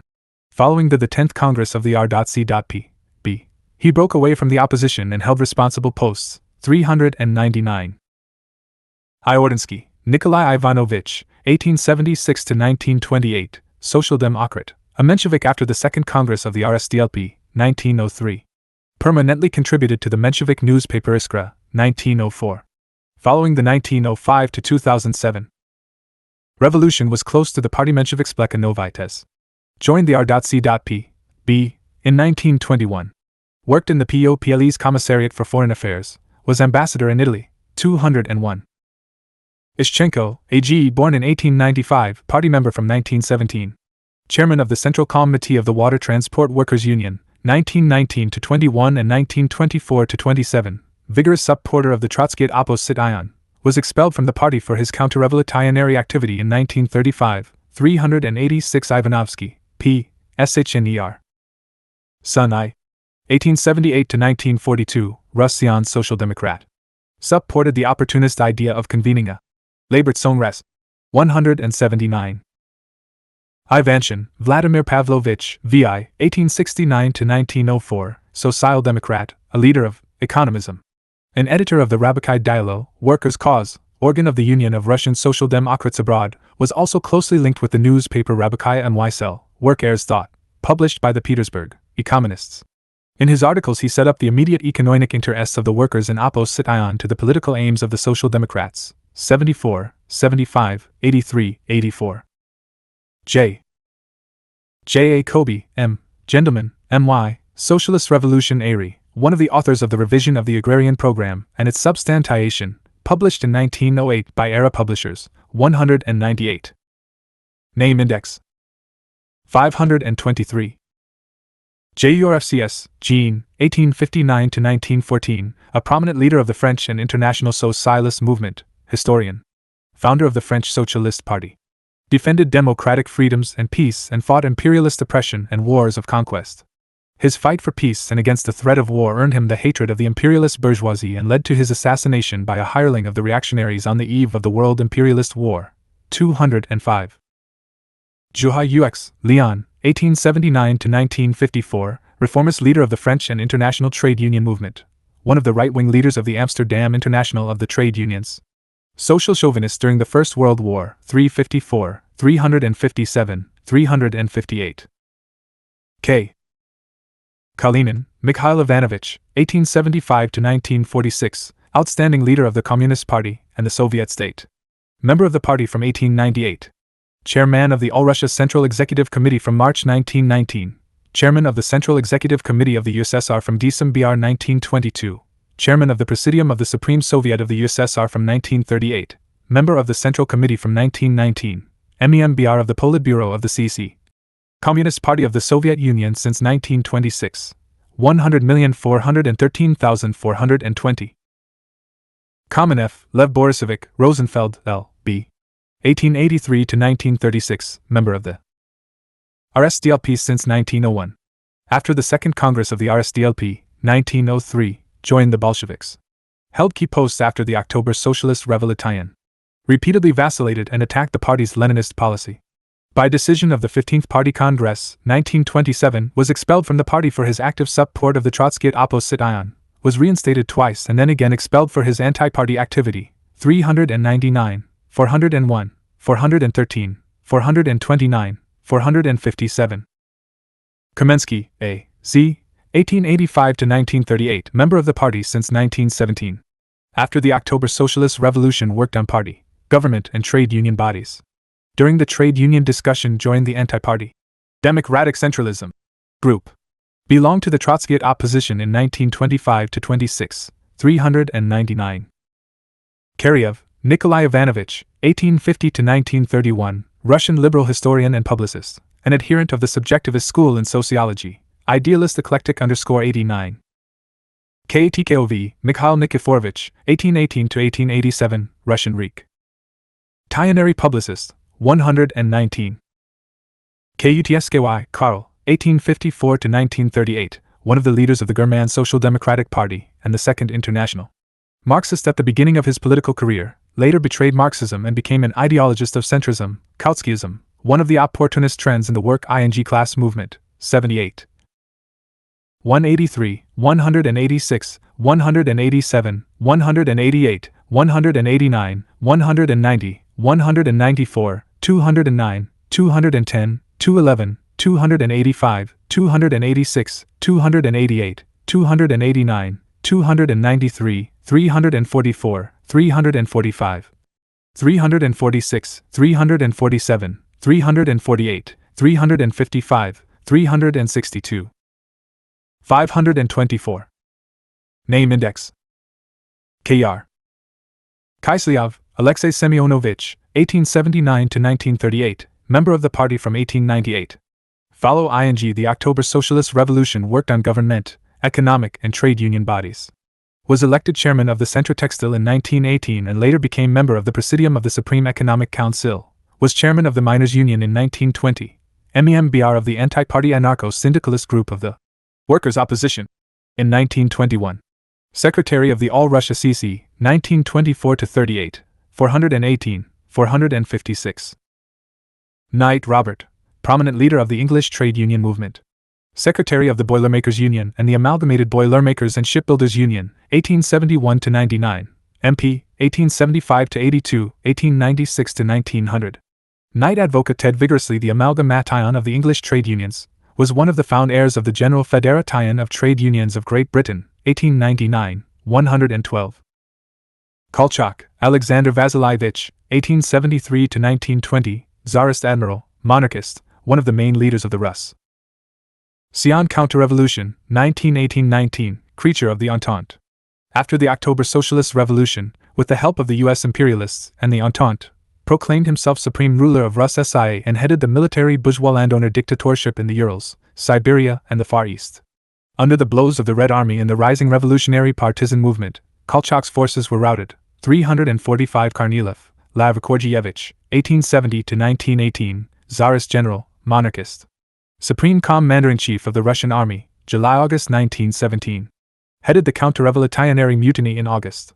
After the putsch was crushed, he was arrested and sent to jail, from which he escaped to the Don to become one of the organizers and later commander of the White Guard Volunteer Army, 310, 311 Korzanov, GI, 1886 to 1926, member of the party from 1904.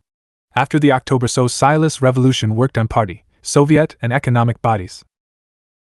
During the trade union discussion, 1920 to 21, he belonged to Ignatov's anarcho-syndicalist group which shared the anti-party views of the workers' opposition. 399. Krestinsky, Nikolai Nikolaevich, 1883 to 1938, Soviet statesman, Bolshevik. Minister for Finance of the RSFSR, 1918 to 21, Secretary of the CC, R.C.P. B. From December 1919 to March 1921, supporter of Trotsky-Bukharin platform during the trade union discussion in Name Index 525. 1921, subsequently a diplomat. Khrushchevsky, Boris Naumovich, 1866 to 1919, Russian social democrat, publicist, one of the leaders of economism, -85, 86, 89, 103, 113, 127 Kurinova, YY, born in 1891, member of the R.C.P. B. Member of the Moscow Gubernia Executive Committee of the Soviet of Workers, Peasants and Soldiers de FUDs, 1920 to 21, supported Natov's anti-party anarcho-syndicalist group during the trade union discussion, 1920-21, 399. Kuskova, Yekaterina Dmitrievna, 1869 to 1958, Russian bourgeois public figure and publicist, prominent representative of economism. A document written by her in a Bernsteinian spirit Cal-led credo, vividly expressed the opportunist essence of economism. After the October Socialist Revolution, Kuskova fought Soviet POW, was deported in 1922, and continued anti-Soviet activity among white émigrés abroad, 190. Cutler, Nikolai Nikolaevich, 1859 to 1924, Tsarist states. Man, prominent leader of the Cadet Party, deputy of the 2nd and 3rd State Dumas, one of the authors of the Cadets' Draft Agrarian Program. After the October Socialist Revolution, worked in the People's Commissariat for Finance and the USSR State Bank, 191. L. Labriola, Arturo, 1873 to 1959, Italian political fig. Lawyer and economist, one of the leaders of the syndicalist movement in Italy. 222.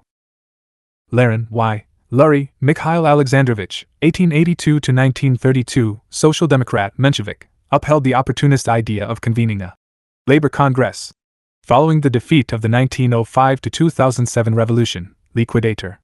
After the February Bourgeois Democratic Revolution of 1917, headed the Menshevik Internationalist Group. Member of the Bolshevik Party from August 1917.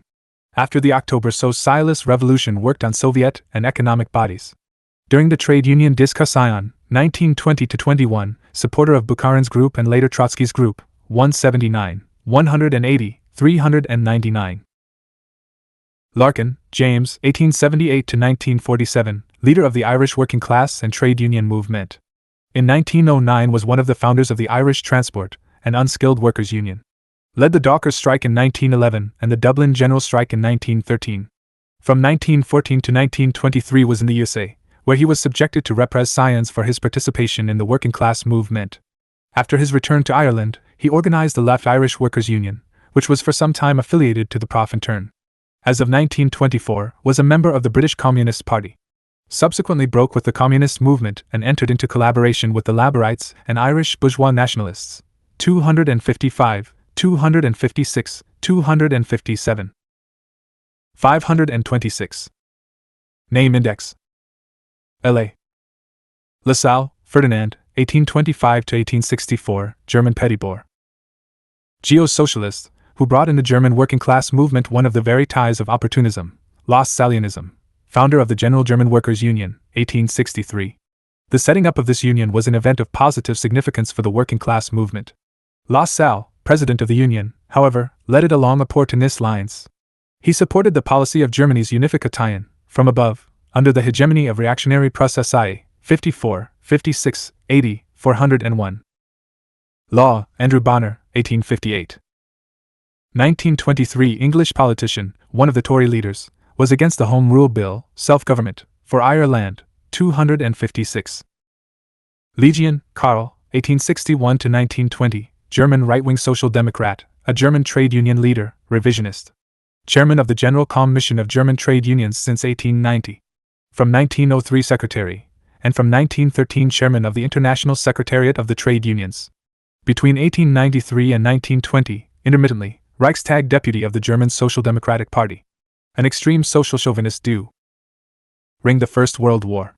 Member of the National Assembly of the Weimar Republic, 1919-20.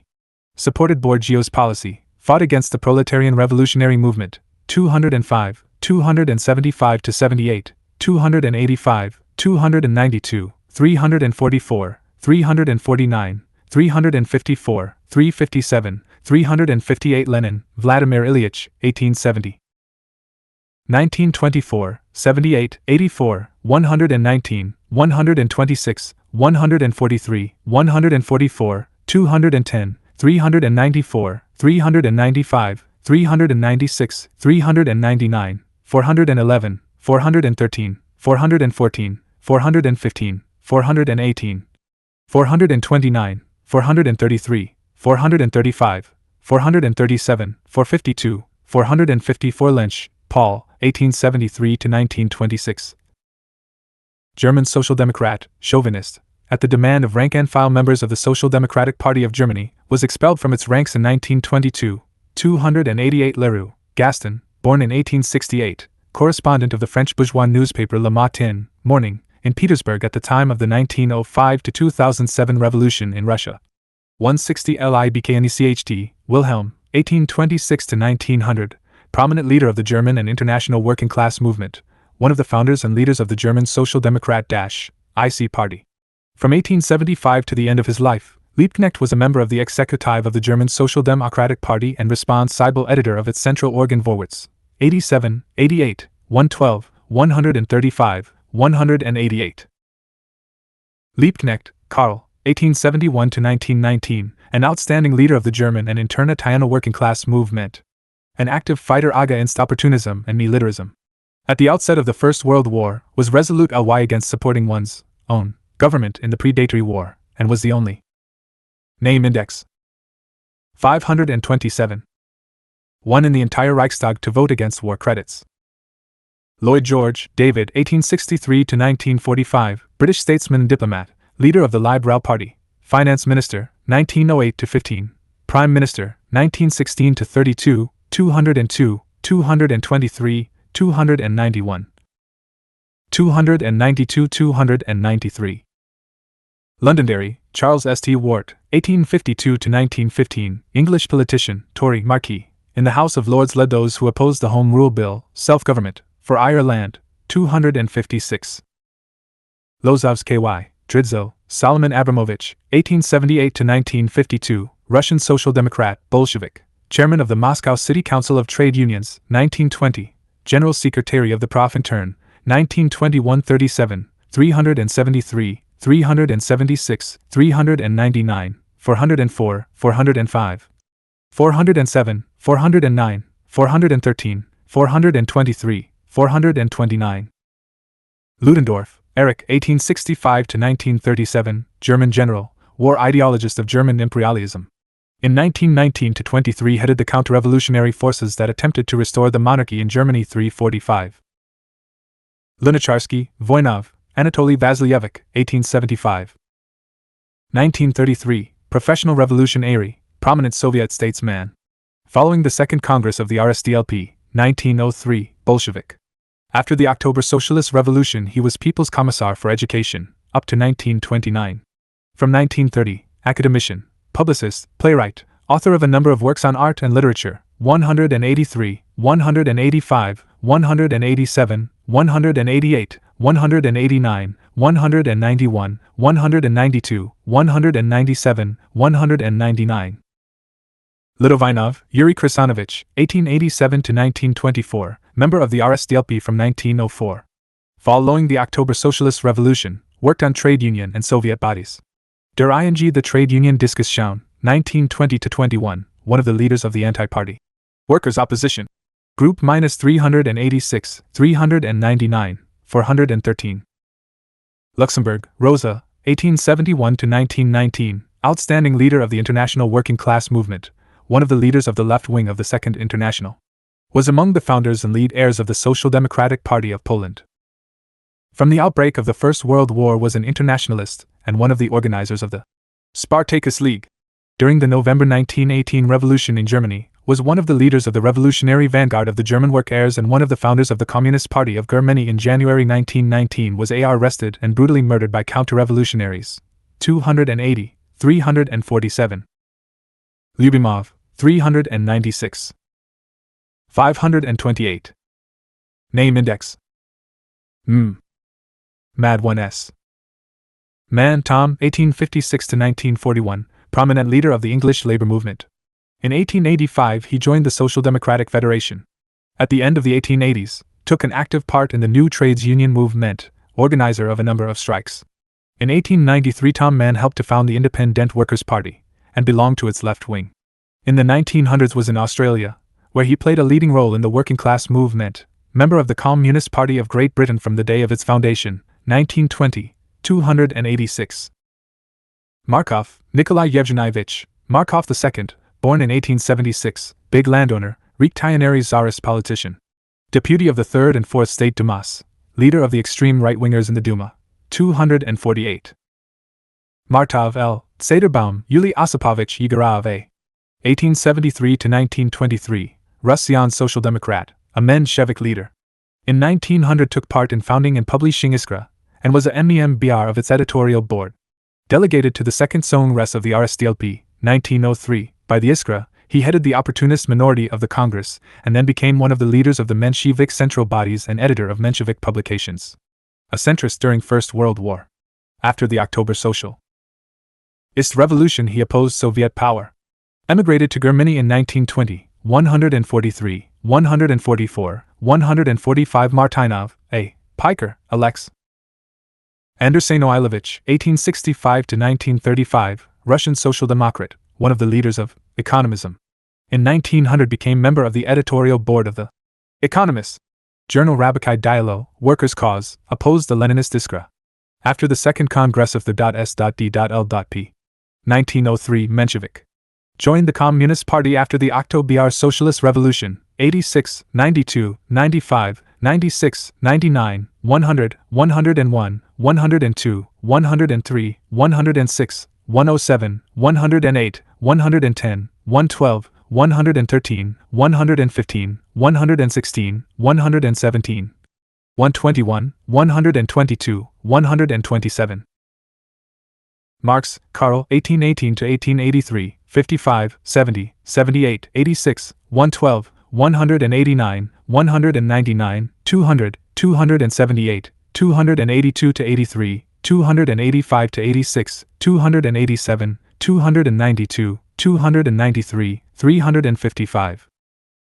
Maslov, I.N., 1891 to 1938, party member since 1917. During the trade union discussion, 1920 to 21, joined the platform advanced by Ignatov, who shared the views of the anti-party workers' opposition. Group, 399. Maximovsky, Vladimir Nikolaevich, 1887 to 1941, party member from 1903. Following the October Socialist Revolution, worked on party and government bodies. In 1920-21 a leader of the anti-party, Democratic Centralism, Group, 399. Mehring, Franz, 1846 to 1919, outstanding leader of the working class movement in Germany, one of the leaders and theoreticians of the left wing of German social democracy, and one of the found heirs of the Communist Party of Germany, 88. Name Index. 529. 1925, French trade union leader, syndicalist. From 1905 one of the leaders of the Metal Workers' Federation and the General Confederation of Labor of France. Held social chauvinist and reformist views, 354. Meshchersky, Vladimir Petrovich, 1839 to 1914, Russian reactionary, publicist. In his publications, which were lavishly subsidized by the Tsarist government, opposed government concessions not only to the workers, but to the liberal bourgeoisie as well, 119. Mikhailov, Nikolai Nikolaevich, 1870 to 1905, agent provocateur at whose denunciation Lenin and other lead heirs of the Petersburg League of Struggle for the Emancipation of the Working Class were arrested in 1895, 75. Mikhailovsky, Nikolai Konstantinovich, 1842 to 1904, Russian publicist, literary critic, philosopher positivist, one of the representatives of the subjectivist school in philosophy, a prominent representative of liberal narodism, and an enemy of Marxism, 89. Milyukov, Pavel Nikolaevich, 1859–1943, prominent ideologist of the Russian imperialist bourgeoisie, historian and publicist. One of the founders of the Constitutional Democratic Party, October 1905. Deputy to the Third and Fourth State Dumas. In 1917, foreign minister in the first bourgeois provisional government. After the October Socialist Revolution, one of the organizers of foreign literary intervention against Soviet Russia and an active leader of white émigrés. 268 Milyutin, Vladimir Pavlovich, 1884–1938, took part in the Social Democratic movement from 1903, at first a Menshevik, from 1910 a MEMBR of the Bolshevik Party. After the October Socialist Revolution, held responsible posts on Soviet and economic bodies, was elected member of the party's CC and the Central Control Commission __K. Myriv V. Ikovvk. Russian Social Democrat, Menshevik, supported the opportunist idea of convening a Labor Congress. 179. Most, Johann Joseph, 1846–1906, German Social Democrat, anarchist. Advocated the anarchist idea of propaganda by action. Believed the proletarian revolution could be carried out immediately. Called on the workers to resort to individual terrorism, which he regarded as the most effective means of revolutionary struggle. 88, 135. Murphy, William Martin, 1844–1921, Big Irish capitalist and nationalist. Publisher of the Irish nationalist newspaper Irish Independent, 255, 256, 257. N. Nicholas II, Romanov, 1868–1918, the last Russian emperor, reigned from 1894 to the February bourgeois democratic revolution of 1917, 309. Nikitin, A.M., born in 1876, Russian Social Democrat and 530. Name index. Menshevik. Nagin, Viktor Pavlovich, 1878–1924, member of the RSDLP from 1898, professional revolutionary, Bolshevik. After the October Socialist Revolution, member of the Council of People's Commissars in the capacity of People's Commissar for Trade and Industry. In November 1917, he supported the idea of setting up a coalition government with the participation of the Mensheviks and Socialist Revolutionaries, withdrew from the CC and the government on account of his disagreements with the party's policy. Subsequently, he admitted his mistakes and held responsible posts on Soviet and economic bodies. 319. Nolan, James, died in 1913, Irish worker, member of the Irish Transport and Unskilled Workers Union. 256. Noski, Gustav, 1868–1946, an opportunist leader of the German Social Democratic Party. As war minister in 1919–20, Ho suppressed the Berlin workers and organized the assassination of Karl Liebknecht and Rosa Luxemburg. 189. O. Orkhoff A.M., born in 1887, party member from 1907. Was in the Red Army from 1918 to 1920. During the trade union discussion, 1920–21, joined Ignatov's group, the members of which shared the workers' opposition, anti-party views. Later held responsible posts. 399. Osinski, N. Obolensky, Valerian Valerianovich, 1887–1938, member of the Bolshevik Party since 1907, held responsible posts on Soviet and party bodies after the October Socialist Revolution, left communist, in 1918, active member of the anti-party Democratic Centralism Group, 1920–21, joined the Trotsky opposition in 1923, later worked on economic bodies. 386, 399, 402. Owen, Robert, 1771–1858, Great English Utopian Socialist, 54. Ozerov, Ivan Christoforovich, 1869–1942, bourgeois economist, professor of the Moscow and Petersburg universities. In 1901–2002 actively supported Zhybotov's Police Socialism, -128, 129, 133. P. Parnell, Charles, 1846–1891, prominent leader of the Irish national movement, Liberal, was elected in 1875 to the British Parliament, where he was among the organisers of parliamentary obstruction to the passing of reactionary measures by the English government, headed the supporters of Home Rule for Ireland, helped to form the Land League, a mass peasant organization. 1879. Later afraid of the growing Irish peasant movement, he entered into secret blocks and compromised with the English bourgeoisie. 257. Partridge, W. P. Prominent figure in the labor movement in Ireland, chairman. Name index. 531. of the Dublin section of the Amalgamated. Beshekhanov, Alexey Vasylyevich, 1867–1933, Bourgeois public figure and publicist, one of the leaders of the Petty Bourgeois Party of Popular Socialists (PSS) since 1906, Minister for Food in the Bourgeois Provisional Government in 1917, fought against Soviet power after the October Socialist Revolution, white émigré from 1922. 312 Petrovsky, Grigory Ivanovich, 1878–1958, a veteran of the Revolutionary Working Class Movement, Party MEMBR from 1897, Bolshevik, prominent statesman and party leader. 399, 413 foot, 429 Plekhanov, Georgy Valentinovich, Beltov, G.V. 1856–1918, outstanding leader of the Russian and international working class movement, first propagandist of Marxism in Russia, irreconcilable fighter for materialist world outlook, founded the Emancipation of Labor Group, TNE, first Russian Marxist organization, in Geneva, 1883. In the early 1900s, Plekhanov, together with Lenin, edited the newspaper Iskra, The Spark, and the magazine Zarya, Dawn, took part in drafting the party program and in preparing for the Second RSDLP Congress. After the Second Congress, 1903, Plekhanov assumed a conciliatory attitude towards opportunism and then joined the Mensheviks. He had serious differences with the Bolsheviks over basic tactical questions during the First Russian Revolution of 1905–07. In the years of reaction, 1907–10, he came out against the Machnist revision of Marxism and against liquidationism and headed the group of party Mensheviks, adopted social chauvinist position during the First World War, 1914–18.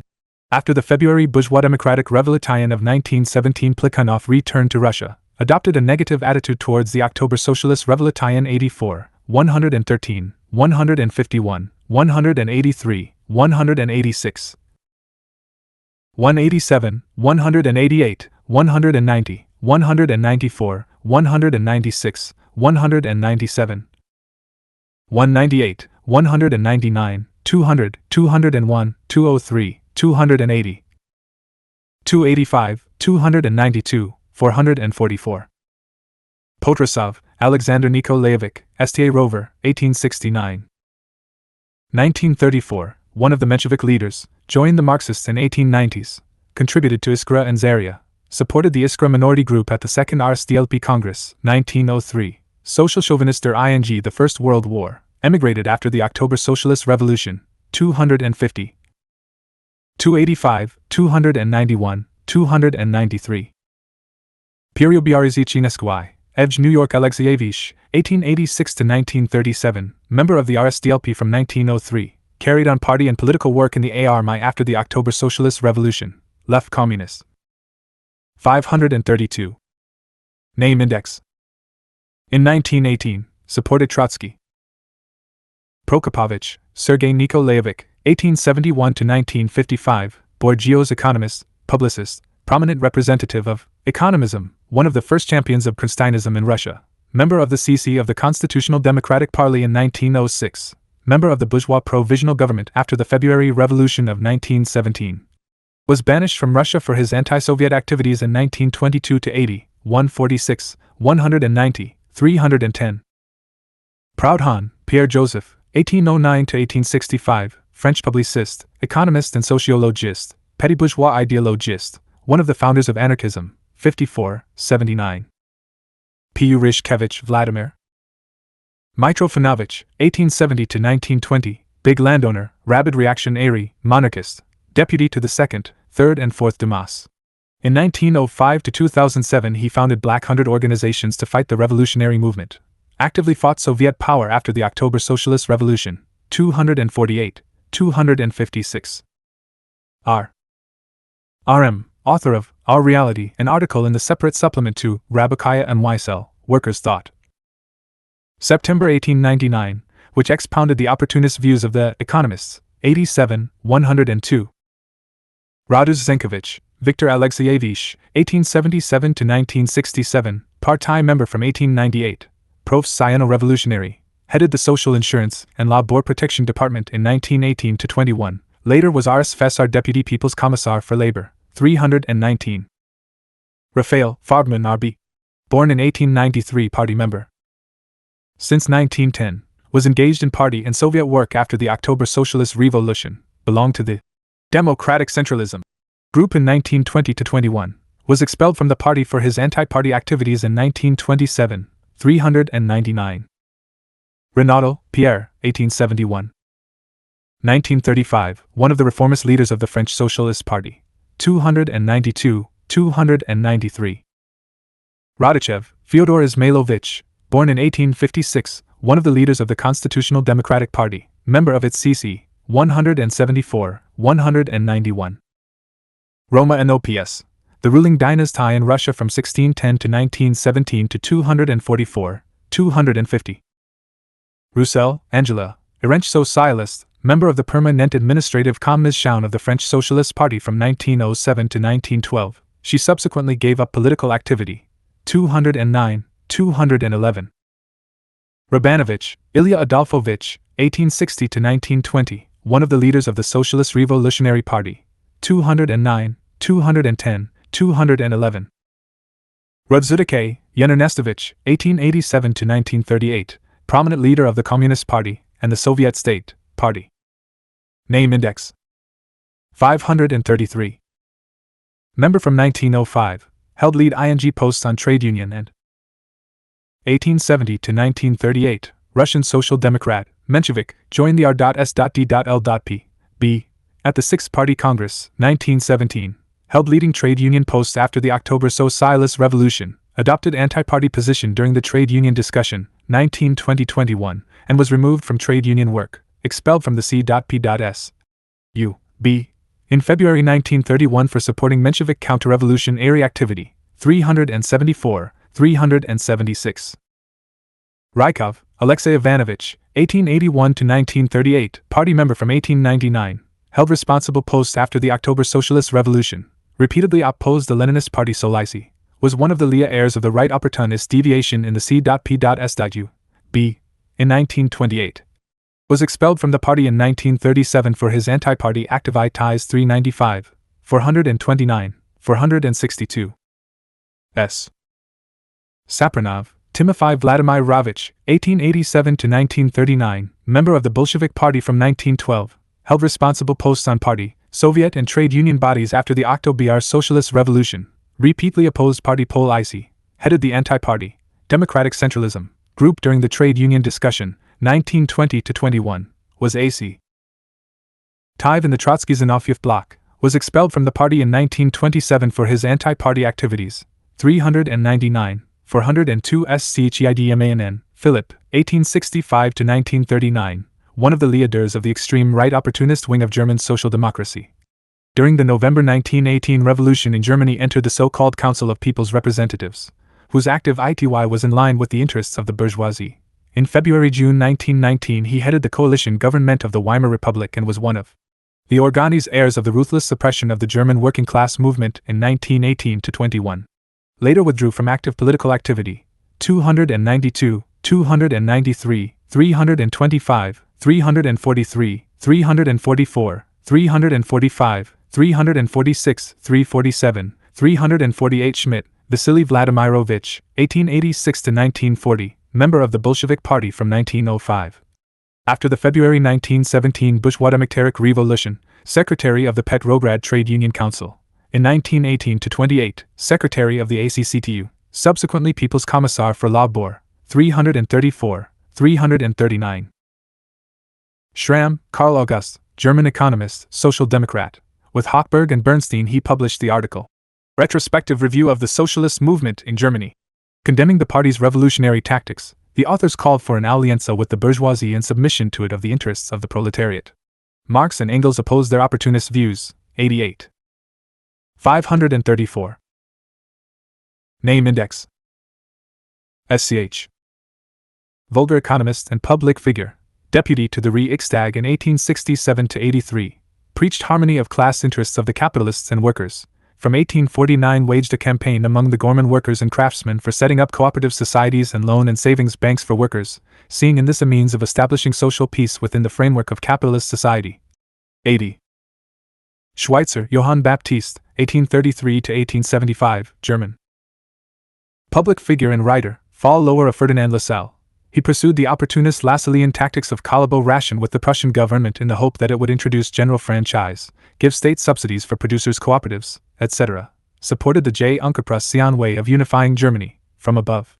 Marx and Engels sharply criticized Schweitzer's Royal Prussian governmental socialism.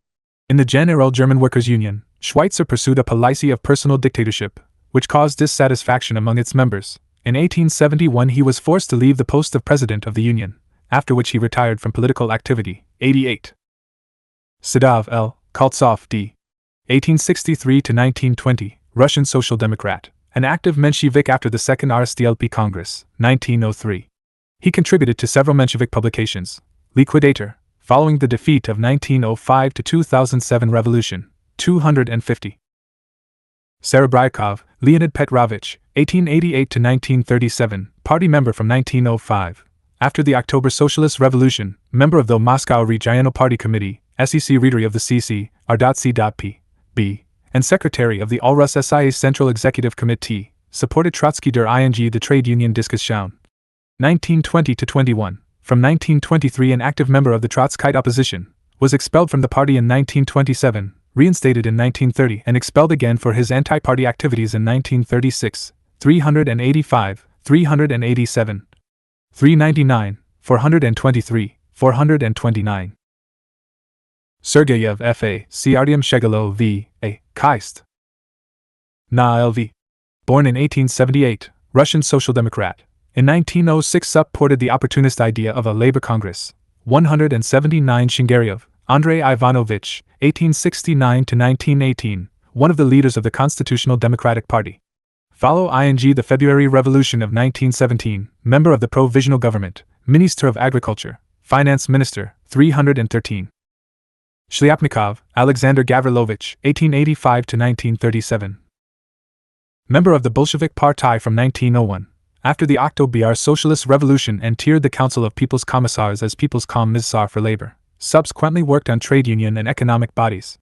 In 1920–22, Ho organized and led the anti-party workers' opposition group. During the party purge in 1933, he was expelled from the party. 386, 396, 399, 410, 411, 413, 414, 416, 417, 418, 456. Name Index 535. Singer Paul, 1844–1911. Skoblev, Matvey Ivanovich, 1885–1939, Russian Social Democrat, Menshevik, Deputy Chairman of the Petrograd Soviet and Deputy Chairman of the Central Executive Committee, first convocation, after the February 1917 Bourgeois Democratic Revolution, Minister for Labor in the Bourgeois Provisional Government between May and August 1917. After the October Socialist Revolution he broke with the Mensheviks and worked on economic bodies. 291.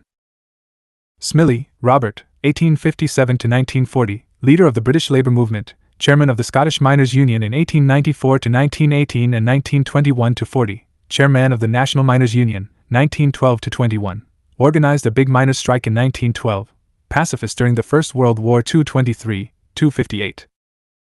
Sokolnikov, brilliant, Grigory Yakovlevich, 1888–1939, member of the Bolshevik Party from 1905. After the October Socialist Revolution, engaged in administrative and party work, active participant in the Trotskyite opposition. In 1936 was expelled from the party for his anti-party activities. 399 Sorg, Friedrich Adolf. I 8/28/1906, German socialist. Prominent leader of the international working class and socialist movement, friend and associate of K. Marx and F. Engels. 211, 286. Sosnovs K.Y., Lev Semyonovich, 1886–1937, member of the Bolshevik Party from 1904, editor of the newspaper Bednota, The Poor, from 1918–24, intermittently. During the trade union discussion, 1920–21, supported Trotsky. Was expelled from the party in 1927 by the 15th C.P.S.U. Congress for his activity as a member of the Trotskyite opposition. 427, 428. Stalin, Joseph Vissarionovich, 1879–1953, party member from 1898, Bolshevik. After the October Socialist Revolution, People's Commissar for Nationalities. In 1919–20, People's Commissar for State Control, later headed the People's Commissariat for the Workers' and Peasants' Inspection.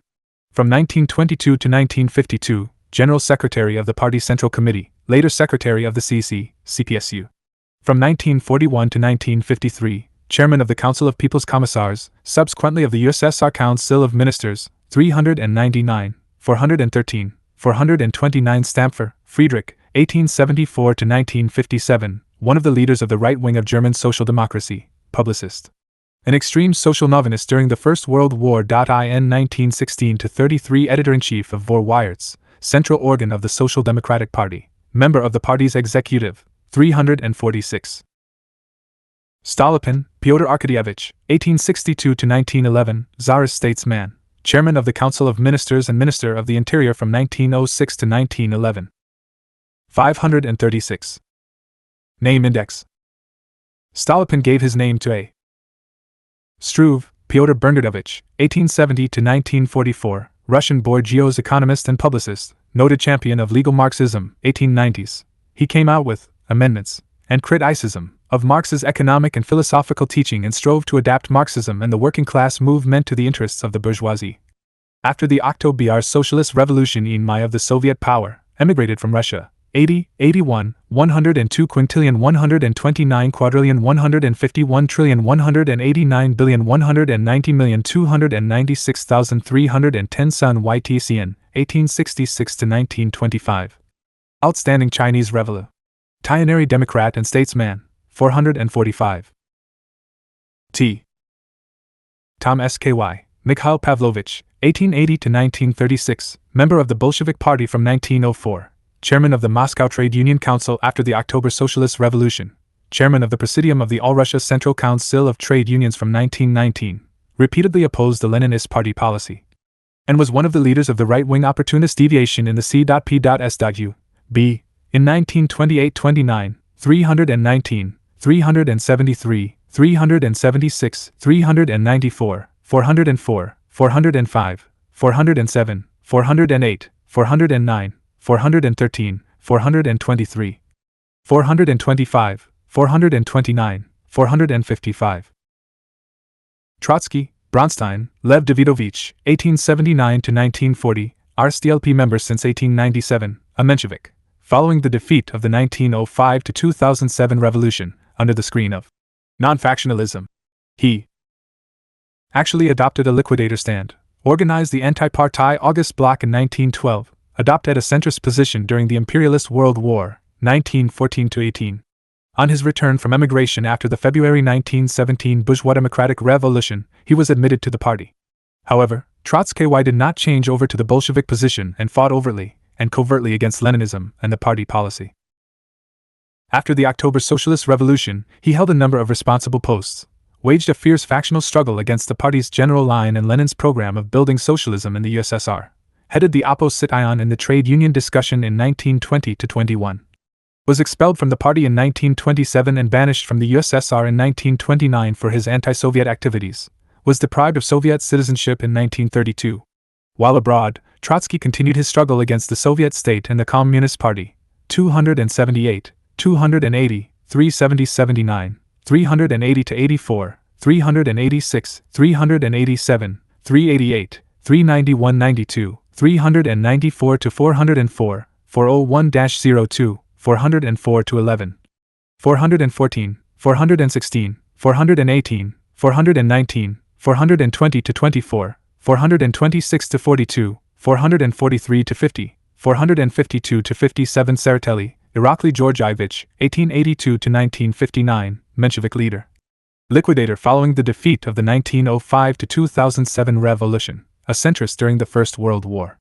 After the February 1917 bourgeois democratic revolution, MEMBR of the Executive Committee of the Petrograd Soviet and of the Central Executive Committee of Soviets, first convocation. In May 1917. Underscore.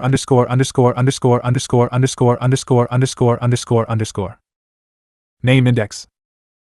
537. He entered the bourgeois provisional government, was one of the instiga. Tsiperovich, G.V. 1871-1932, Russian economist and man of letters, took part in the revolutionary movement from 1888, worked on the trade union bodies and wrote for various magazines after the October Socialist Revolution, adhered to Lenin's platform during the trade union discussion, 1920-21, 397. 399. Turati, Filippo, 1857–1932, reformist leader of the Italian working class movement, one of the organizers of the Italian Socialist Party, 1892, pursued a policy of class collaboration between the proletariat and the bourgeoisie, opposed the revolutionary movement of the Italian working people, a centrist during the First World War, 362. VT, C. Ivan Shin VP. V. Vorontsov, Vasily Pavlovich, 1847–1918, Russian economist and publicist, one of the ideologists of the liberal narratism of the 1880s 90s, 76, 77, 83, 86, 89. Valiant, Edouard Marie, 1840–1915, French socialist, follower of Blanqui, one of the leaders of the Second International's left wing. Member of the Executive Committee of the Paris Commune and the General Council of the First International. Was one of the founders of the Socialist Party of France, 1901. After its merger with J'Entends reformist French Socialist Party in 1905, Vaillant took up an opportunist stand on major issues, was social chauvinist during First World War, 191.4–18, 209. Fakol Heinrich, 1851–1925, one of the founders and leaders of the Dutch Social Democratic Workers' Party, 1894. Shortly after its foundation he became a reformist and an opportunist. At the Amsterdam, 1904, and the Stuttgart, 1907, Congresses of the Second Internationale defended an opportunist resolution on the colonial question which justified the enslavement of the colonial peoples on the pretext that imperialism had a civilist mission. In the colonies, 184, 188, 189. Venev, Anatoly Alexandrovich, 1872–1899, Russian Social Democrat, took an active part in founding the Petersburg League of Struggle for the Emancipation of the Working Class in 1895. A propagandist in the work-heirs social democratic dy circles, he took charge of technical matters and prepared the publication of the newspaper Rabakai Dialo. The Workers' Cause. Was arrested together with V.I. Lenin in connection with the case of the League of Struggle and exiled to eastern Siberia in 1897. At the end of August and beginning of Sep. 538. Name Index. September 1899. Voinov, C. Lunacharsky, A. V. Vollmer, George Heinrich, 1850–1922, one of the lead heirs of the opportunist wing of the Social Democratic Party of Germany, journalist, ideologist of reformism and revisionism, opposed the intensification of the class struggle, extolled the advantages of state socialism, called upon the Social Democrats to unite with the liberals and promoted the interests of the small landed proprietors when elaborating the agrarian program. 200. Voronov, Boris, lead DV Bien. 1883–1919, socialist revolutionary, economist and publicist. 264. W. Webb, Beatrice, 1858–1943, and Webb, Sidney, 1859–1947, well-known English public figures, reformists. Authors of books on the history and theory of the English labor movement. Their book Industrial Democracy, 1897, was translated into Russian and published in 1900–2001. The first volume was translated by V.I. Lenin, and the second edited by him.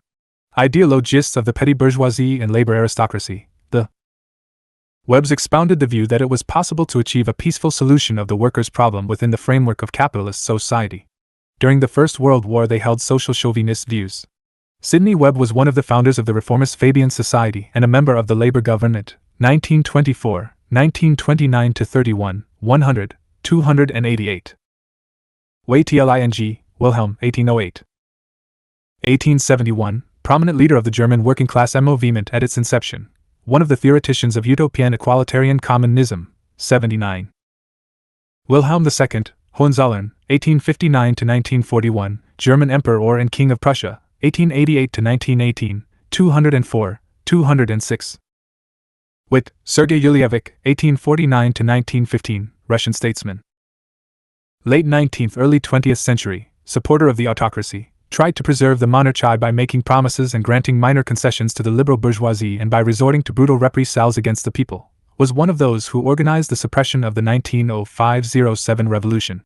As railway minister, February–August 1892, finance minister, 1892–1903, chairman of the Council of Ministers, October 1905 to April 1906, his measures in the sphere of finance, customs policy, railway construction, factory legislation and the encouragement of foreign investments helped to promote capitalism in Russia and made her more dependent on imperialist powers. 124, 164. Name Index. 539. Wolt. Worms, Alphonse Ernestovich, 1868–1937, lawyer, professor of Moscow University, liberal. Delivered lectures at meetings of Zubatov's Society for Mutual Aid of Work Heirs engaged in mechanical production. 1901–2002. Left Moscow University with a group of other liberal professors in protest against repressions by the Minister for Education in 1911. 128. Wrangel, Pyotr Nikolaevich, 1878–1928, Tsarist general, monarchist. Following the October Socialist Revolution, one of the leaders of counter-revolution in the south of Russia. After the rout of his troops by the Red Army in the Crimea in November 1920, he fled abroad. 384. Why? Yakovleva, Varvara Nikolaevna, 1885–1944, member of the Bolshevik Party from 1904. After the October Socialist Revolution, worked on party and government bodies. During the trade union discussion in 1920–21, joined the Buffer group, which subsequently united with Trotsky. Carried on organizational work in the Trotskyite Center in 1924–26. Later broke with the opposition. 399. Yegorov A. C. Martov Y.O. Y. Ezov V. T.S. Eder. Baum Meso. 1879–1939, Russian Social Democrat Menshevik. Liquidator following the defeat of the 1905–2007 revolution. 268. Yudenik, Nikolai Nikolaevich, 1862–1933, Tsarist general.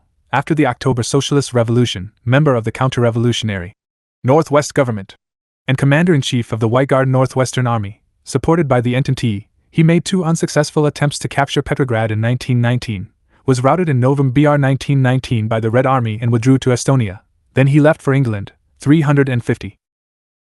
Zetkin, Clara, 1857–1933, outstanding leader of the German and International Work Ing class movement, and one of the founders of the German Communist Party. 183, 187. Zinoviev, Radomysls K.Y., Grigory Yevseyevich, 1883–1936, party member from 1901. After the October Socialist Revolution, held a number of key posts. Repeatedly opposed the party's Leninist policy, was one of the organizers of the New Opposition, 1925, and one of the leaders of the anti-party Trotsky Zinoviev bloc, 1926.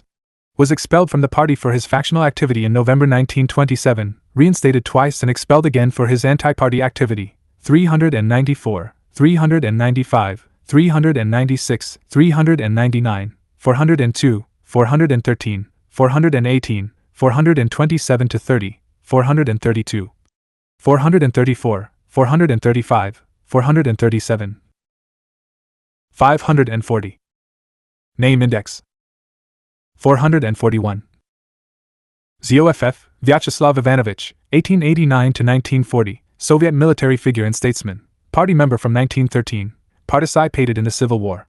MEMBR of the Collegium, 1920, later head of the Chief Water Transport Political Board, 430. Zubotov, Sergei Vasilievich, 1864–1917, Gendarmerie Colonel, inspirer and organizer of Police Socialism, Zubotovshina.C Note 29, -80, 82, 128, 129, 133. 357–58. Request to readers. Progress Publishers would be glad to have your opinion of this book, its translation and design, and any suggestions you may have for future publications. Please send all your comments to 21 Zubovsky Boulevard, Moscow, USSR.